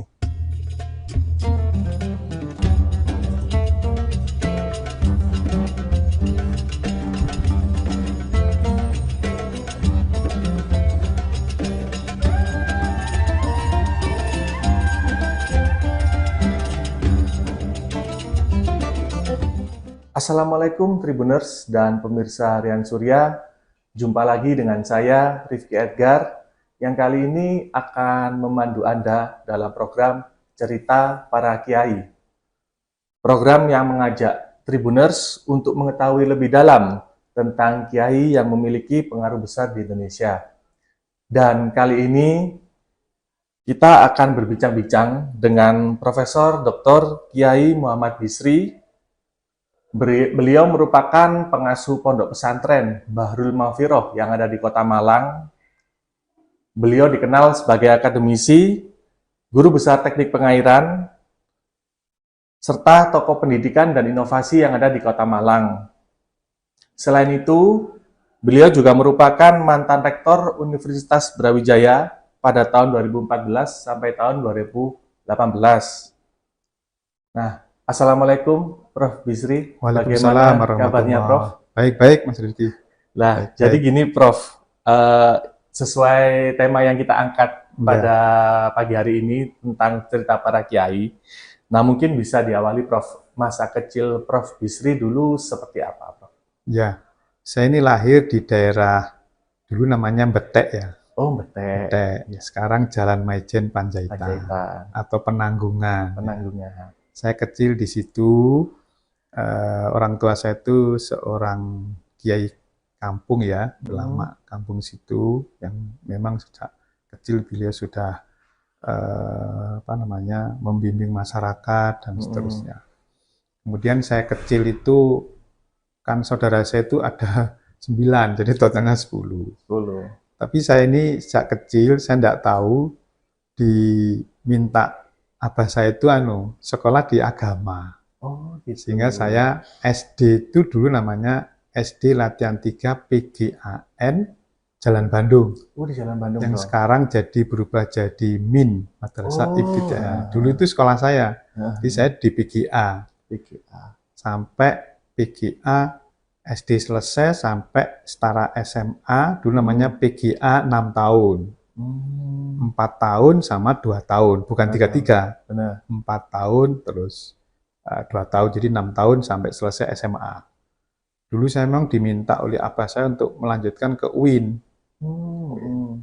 Tapi saya PGA yang 6 tahun tadi, yang setara SMP itu, saya kelas 3 PGA. Itu dibully sama teman-teman.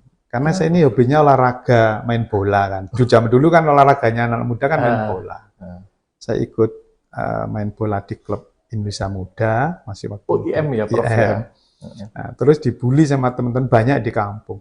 Sekolah PGA katik dadi mudin ta. Jadi dulu saya diolok-olok sama teman-teman. Akhirnya nggak kuat saya. Pindah ke SMA. Tanpa sepengetahuan orang tua saya dulu. Saya pindahkan dulu sekolah masih muda ya, tahun 70-an kan masih. Saya pindah ke SMA NU namanya.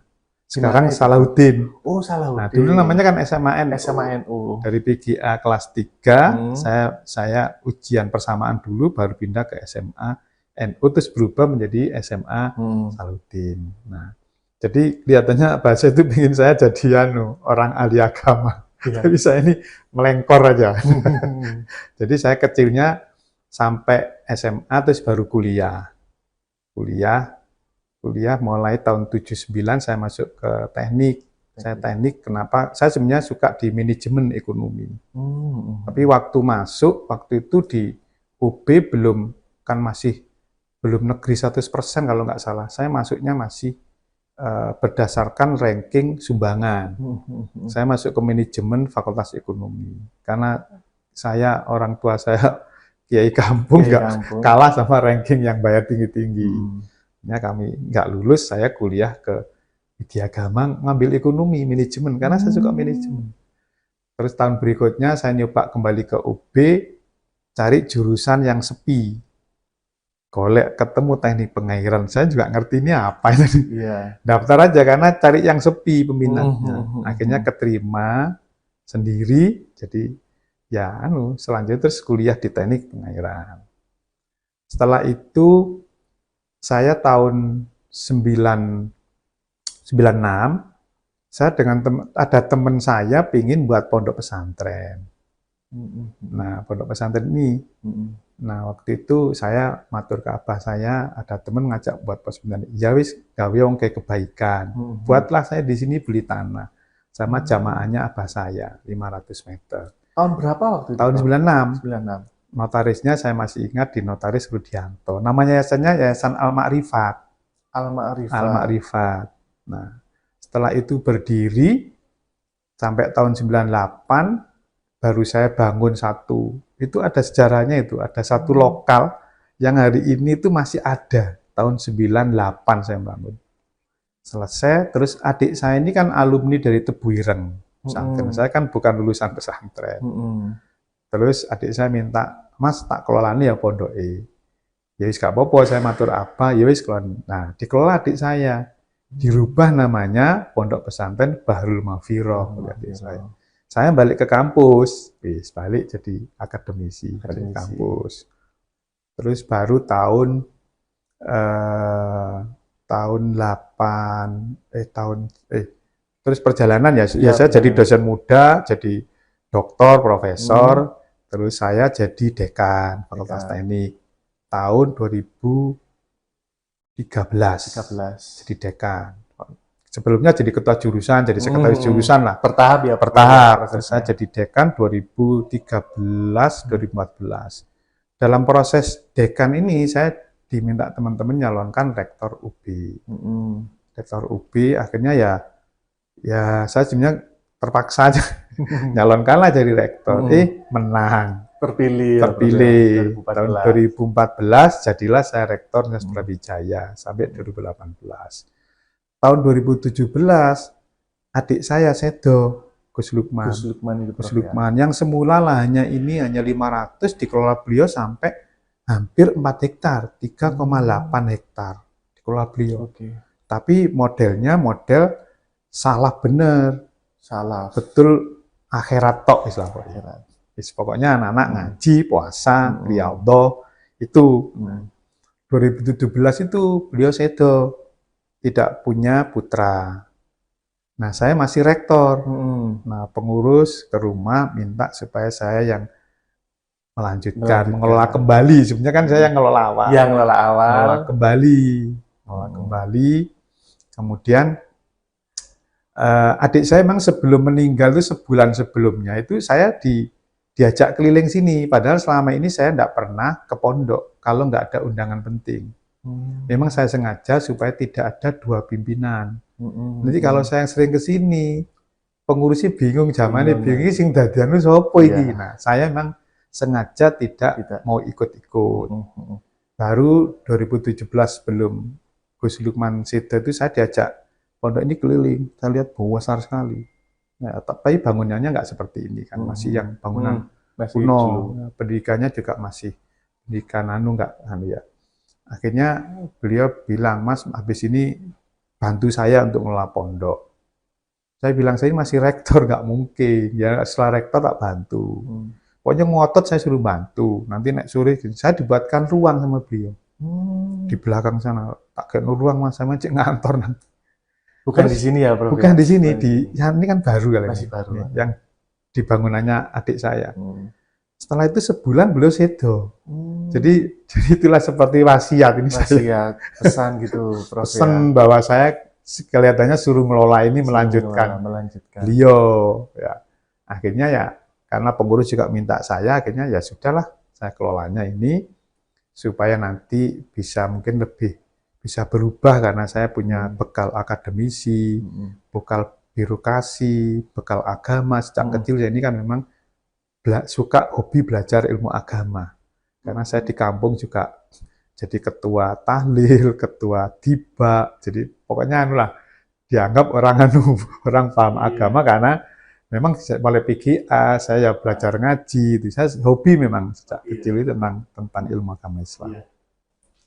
Menarik sekali nih Prof, cerita Prof mulai kecil sampai akhirnya menjadi rektor hingga akhirnya menjadi pengasuh Ponpes Darul Maghfirah nih Prof. Nah Prof, kembali lagi ke masa kecil, waktu itu siapa sih Prof yang membantu Prof untuk membentuk karakter atau cara pandang pemikiran Prof waktu kecil itu siapa Prof? Karena Prof kan juga memiliki hobi yang unik juga Prof ya? Iya, olahraga. Jadi gini, kalau olahraga itu dipengaruhi lingkungan. Kebetulan olahraga di lingkungan tempat saya tinggal itu hobinya main bola, voli. Malang itu mesti voli bola itu, mana-mana bola, basket belum populer seperti itu ya. Itu sehingga saya ya dua, kalau sore mesti main bola tiap hari itu. Tapi saya malam ngaji, saya memang dari abah saya. Jadi saya dibentuk karakternya tentang Islam itu dari abah saya. Saya juga ngaji ke abah saya. Ya, jadi saya ngaji tentang ilmu ilmu akidah gitu. Kalau saya ngaji Quran itu kan ada musola di tempat saya, dekat musola. Jadi saya ngaji Quran. Jadi kalau malam saya pasti kegiatannya agama. Kalau pagi sekolah, sore itu mesti olahraga. Kalau nggak bal-balan main voli. Itu rutinitas saya. Sehingga karakter itu terbentuk olahraga karena lingkungan. Apalagi sekolahnya saya di SMA Salahuddin dulu juga olahraga yang paling menonjol kan, dominan, terutama main bola. Nah, terus di rumah saya karakternya agama dibentuk oleh orang tua saya. Nah, ini juga menarik loh, Prof. Kan Prof juga menjadi seorang rektor waktu itu ya, terus juga mengasuh ponpes. Nah, Prof, dalam membentuk cara pandang jenengan untuk membangun atau mengelola pesantren ini seperti apa, Prof? Waktu itu? Ya, jadi saya waktu itu sudah melihat adik saya mengelola pesantren. Ya, tapi saya nggak ikut-ikut karena saya nggak mau mempengaruhi pemikiran beliau. Begitu saya jadi tahun 2017, saya ini sudah mulai kesini lihat-lihat. Nah, ini dulu nggak ada ruangan ini, jadi masih sepi, masih kosong. Saya lihat karena saya masih rektor, masih repot. Saya harus berpikir untuk merubah pemikiran tentang pondok pesantren. Saya ingin ada perubahan mindset. Karena awalnya adik saya itu santrinya itu diambil dari mana-mana dan gratis. Hanya bayar uang makan ya, hanya bayar uang makan gratis dari Lampung, dari mana di sini. Terus mereka ansik memang belajar Islam, hanya kitab-kitab belajar itu ya. Jadi memang arahnya memang ya kayak pondok-pondok zaman dulu, sehingga sekolah formalnya tidak begitu teropeni. Saya terus masuk, saya bilang kan dulu itu anak-anak juga nakal-nakal yang mondok di sini. Jadi mungkin terpengaruh oleh pondok-pondok zaman dulu bahwa justru pondok itu tempat pendidikan anak-anak nakal. Ya, di situ seperti itu jadi kiai kan itu. Terus saya begitu di sini saya bilang nggak bisa, pondok itu adalah tempat mencari ilmu agama Islam dan mengamalkan. Bukan penitipan anak-anak nakal. Anak nakal itu kewajiban negara loh, saya bilang itu. Kalau sebagian ya boleh lah, tapi kalau semua nakal terus seperti apa Islam nanti? Ya nanti ada yang jadi, ada yang enggak itu gimana? Dia mondok tapi nakal. Ya saya rubah mindsetnya bahwa pondok itu tempat orang mencari ilmu agama Islam dan mengamalkan. Sehingga kita harus ada saringan. Jadi itu mindset saya rubah dulu. Nanti saya nggak mau dari yang pondok sini harus ada seleksi. Nah, terus kedua tentang pondok ini, saya bilang pondok ini juga harus mengakomodasi orang ilmu-ilmu yang bersifat praktis untuk bekal dunia. Ilmu kauniyah, tidak hanya ilmu syariah. Jadi kan di banyak pendapat ilmu dibagi dua, syariah dan kauniyah, ilmu duniawi dan akhirat. Saya bilang sebenarnya ilmu dunia itu juga bisa jadi ilmu akhirat. Karena Allah itu menciptakan manusia untuk menjadi khalifah. Wa idza qala rabbuka lil malaikati ja'alna fil ardi khalifah. Kita jadi khalifah, wakil Tuhan mengurusi bumi. Nah, ilmu agama itu kan nggak cukup. Harus ilmu umum. Kalau nanti kita nggak bisa ilmu umum juga, nanti orang Islam ketinggalan. Masa orang Islam nanti nggak bisa mayungi bumi, nggak mesti dunia. Karena dia malah ke dunia Islam harus terus memayungi dunia. Sehingga saya berpikir ini Islam harus dibawa ke pendidikan yang tinggi. Karena Al-Islam ya'lu wa la yu'la alaih. Islam itu agama yang tinggi, jadi standarnya harus tinggi. Ya mungkin saya kebiasaan berpikir akademis ya. Ya. Harus standarnya tinggi, jangan Islam itu standarnya rendah, nanti diketawain saya bilang itu. Makanya saya di sini punya tagline, di sini pondok ini harus mengelolanya ikhlas dan profesional. Tidak hanya ikhlas tapi profesional. Jangan profesional tanpa ikhlas, ini nggak jadi ibadah. Jadi ikhlas dan profesional. Profesional itu ya jadi standarnya tinggi. Prof, jadi ini arahnya ke ponpes modern ya, Prof ya? Kalau bisa dibilang seperti itu, Prof, iya, atau seperti apa? Saya sebetulnya tidak modern ya. Islam itu memang menaungi zaman. Islam itu agama yang menaungi zaman. Coba bagaimana Islam menaungi orang ibadah di Kutub Utara. Bagaimana Islam itu hadir menaungi kehidupan di Amerika. Bagaimana Islam itu di pedalaman di Papua. Jadi sebetulnya kan Islam itu ya tidak modern, ya pokoknya dia menaungi Harus zaman. menyesuaikan Iya, gitu. rahmatan alam, dia naungi terus di mana-mana. Jadi dunia harus menyesuaikan Islam yang membimbing. Islam membimbing bagaimana kehidupan mengabdi kepada Allah itu kalau kita kondisi dikutub. Bagaimana membimbingnya Islam itu. Jadi apakah itu modern? Enggak juga kan. Sebetulnya ya itulah posisi Islam. Karena Islam ya'lu wa la yu'la. Islam itu agama yang tinggi, yang rahmatul alamin. Dia menaungi segala zaman dan sekolah tempat. Ya, jadi jangan terus kita ini beringin Islam itu kayak di hanya Arab Saudi loh lah. Terus yang dikutub gimana? Yang di Papua gimana? Yang di daerah enggak pernah ada enggak pernah tenggelam Swedia, itu gimana?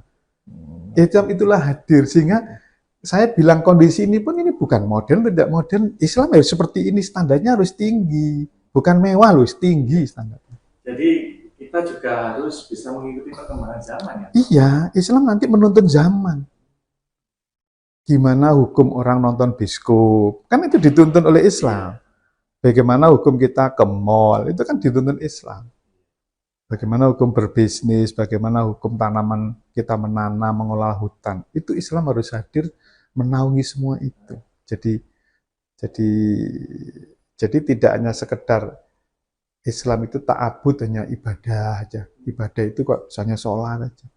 Jangan ta'aluk hanya berpikir, tapi tahaluk jadi budaya. Ya. Prof, kurikulumnya Prof di Ponpes ini juga mengikuti perkembangan zaman, Prof. Karena setahu saya dulu waktu pernah liputan di sini kan ada laboratorium digital dan AI ya, Prof. Ya. Seperti apa, Prof?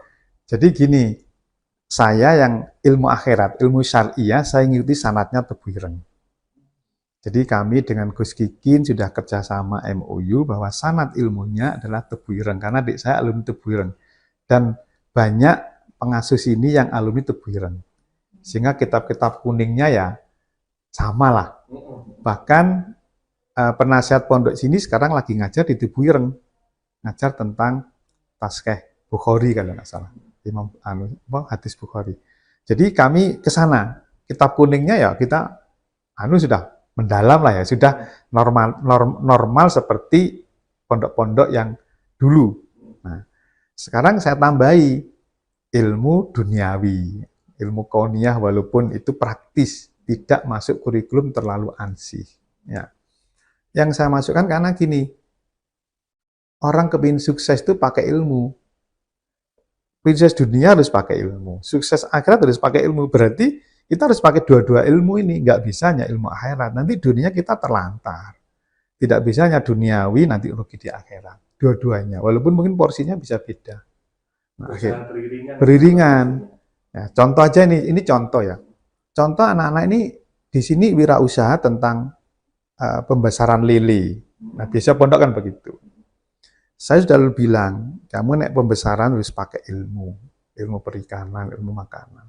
Tapi karena background-nya asli pondok, maka dikelolalah lele itu saya dapat bantuan itu dikelola. Dalam kurun waktu tertentu seharusnya panen itu malah kok nggak panen-panen. Sing anu itu besar ya kepalanya. Badannya tetap kecil, berarti lele sombong. Karena tidak pakai ilmu tadi, ilmu dunia, ilmu perikanan. Nah, oleh karena itu di sini saya tekankan harus visi misinya adalah kita harus mandiri. Jadi membentuk SDM yang mandiri. Mandiri untuk menyiapkan akhirat, mandiri untuk menyiapkan hidup di dunia. Sehingga ini ditopang oleh wirausaha. Makanya di sini ada mata pelajaran wirausaha, kita punya balai latihan kerja. Ada program petani milenial, ada program pedagang milenial. Jadi diciptakan anak-anak itu supaya hidup dan dunia nanti kalau nggak ikut negara ya jadilah pengusaha. Makanya di sini ada BM Mart, ada Pertasop, ada usaha lili, usaha ayam, usaha bebek, ada rumah potong unggas, ada kowi, ada macam-macam lah. Supaya anak-anak bisa, nah terus ada BLK. BLK itu Balai Latihan Kerja, anak dilatih kerja juga. Packaging, bagaimana membuat lain-lain. Supaya punya modal untuk kehidupan dunia. Nah, terus Roisa itu karena sekarang zaman digital, nah kita buatkan laboratorium digital dan artificial intelligence. Selain kita punya laboratorium multimedia kreatif. Ada di atas itu, ada studionya, anak-anak bisa belajar foto, organisasi wedding, itu ada di atas. Jadi lengkap. Kompresor rasa kampus ya, Pak? Iya, memang saya ingin mengkombinasi antara din dan sains, walaupun sains adalah bagian dari ad-din.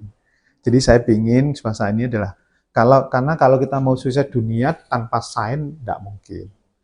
Maka saya ingin kehidupan kita ya kayak sukses di dunia, sukses di akhirat. Saya yang orang gini bisa jadi rektor.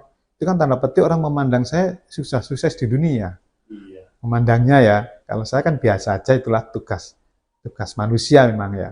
Jadi saya ingin dua itulah nanti hasil dari output ini mandiri di dunia maupun akhirat. Ini juga menarik, Prof ya. Artinya kita juga harus berjalan beriringan. Nah, sekarang gini, Prof. Mungkin bagaimana sih, Prof, menjaga agar santri ini tetap kuat secara spiritual di tengah perkembangan zaman? Ya itulah latihannya di pondok ini. Di pondok ini, Prof. Latihan di pondok ini. Jadi nanti kalau jadi pilot, akidahnya kuat, sholatnya nggak pernah telat. Semuanya berbasis pada syariat Islam. Nanti jadi wali kota, nah itu tetap jangan terima, jangan korupsi, jangan itu karakternya dibentuk di sini. Makanya dia juga harus tahu hidup dunia di luar. Makanya ada digital, ya ada belajar marketing dia. Karena saya pingin anak-anak itu juga. Bahkan saya ini lagi mau ngerintis untuk kurikulum Cambridge di sini. Seperti apa itu, Prof? Cambridge itu standarnya kayak Cambridge di Inggris sana. Saya udah ketemu sama PJ Global, Pak Amin. Saya mau kunjungan ke sana, nanti kami akan ikut beliau. Metode pembelajaran Cambridge-nya. Bahasa Inggris, nanti suatu saat saya ingin di sini bahasa Arab. Jadi dua-duanya akan saya anukan, terutama bahasa ini sudah kita rintis untuk SD Cambridge-nya ya. Mungkin insya Allah tahun depan sudah buka untuk kelas Cambridge. Kalau nanti berjalan, SMP-nya juga saya buka kelas Cambridge. Jadi saya ingin tadi sains dan din mau saya kombinasikan di pondok ini. Menarik sekali ya Tribuners ya terkait apa yang sudah disampaikan oleh Prof Bisri ini, Prof. Nah, Prof, mungkin Prof kalau kita berbicara masa depan, Prof ya, menurut jenengan harus seperti apa sih pesantren-pesantren di Indonesia ini, Prof? Seharusnya pesantren ini harus menjadi tempat pengembelengan ilmu akhirat dan sebagian ilmu dunia dalam rangka pembaharuan pemikiran Islam. Seperti Imam Ghazali, seperti banyak Al-Jabar, itu kan akidahnya kuat, tapi dia penuh-penuh ilmu pengetahuan yang luar biasa. Kalau Islam mau berjaya, Islam itu ya'lu walayula alaih, di atas.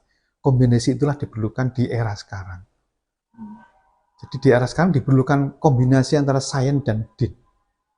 Kalau itu jadi, karena makalah Imam Syafi'i jelas, man arada dunya fa'ali bil ilmi, wa man arada al-akhirah fa'ali bil ilmi, wa man arada huma fa'ali bil ilmi. Semua pakai ilmu.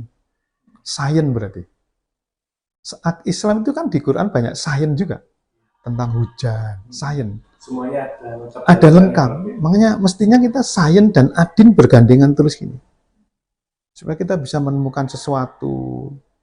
Saya kan menemukan sumur injeksi. Nah, itu kan satu inovasi sains ya, yang dan itu manfaat. Banyak loh, Prof, inovasi.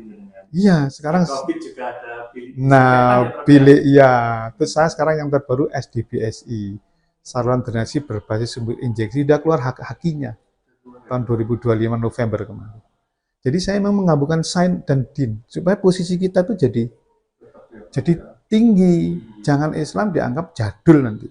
Islam agama eksklusif, tidak inklusif. Islam harus memayungi semua zaman. Kita jangan alergi terhadap zaman sekarang. Justru kita payungi. Dibutuhkan sains. Baik. Prof, mungkin terakhir, Prof, mungkin ada pesan, doa. Saya berpesan kepada para santri, jangan lelah untuk belajar ilmu agama Islam dan juga ilmu dunia. Gabungkan dua-dua ilmu itu supaya kita kalau berdoa Rabbana atina fid dunya hasanah wa fil akhirati hasanah wa qina adzabannar. Kita berbahagia hasanah di dunia dan di akhirat. Kita berdoa dua-duanya, tapi kita tidak pernah juga belajar sains. Nanti akhirnya kita seakan-akan keterbelakang di dunia ini orang Islam. Padahal Islam harus di depan, memimpin bangsa, memimpin negara, dan memimpin kebudayaan yang berdasarkan pada syarat Islam yang kuat. Apa yang disampaikan oleh Prof. Bisri ini bisa menjadi suri tauladan dan juga manfaat bagi para masyarakat dan tribuners dimanapun berada. Saya Rifki Edgar, pamit undur diri. Wassalamualaikum warahmatullahi wabarakatuh. Sof, makasih. Iya, sama-sama. Download Tribun X sekarang. Menghadirkan lokal menjadi Indonesia.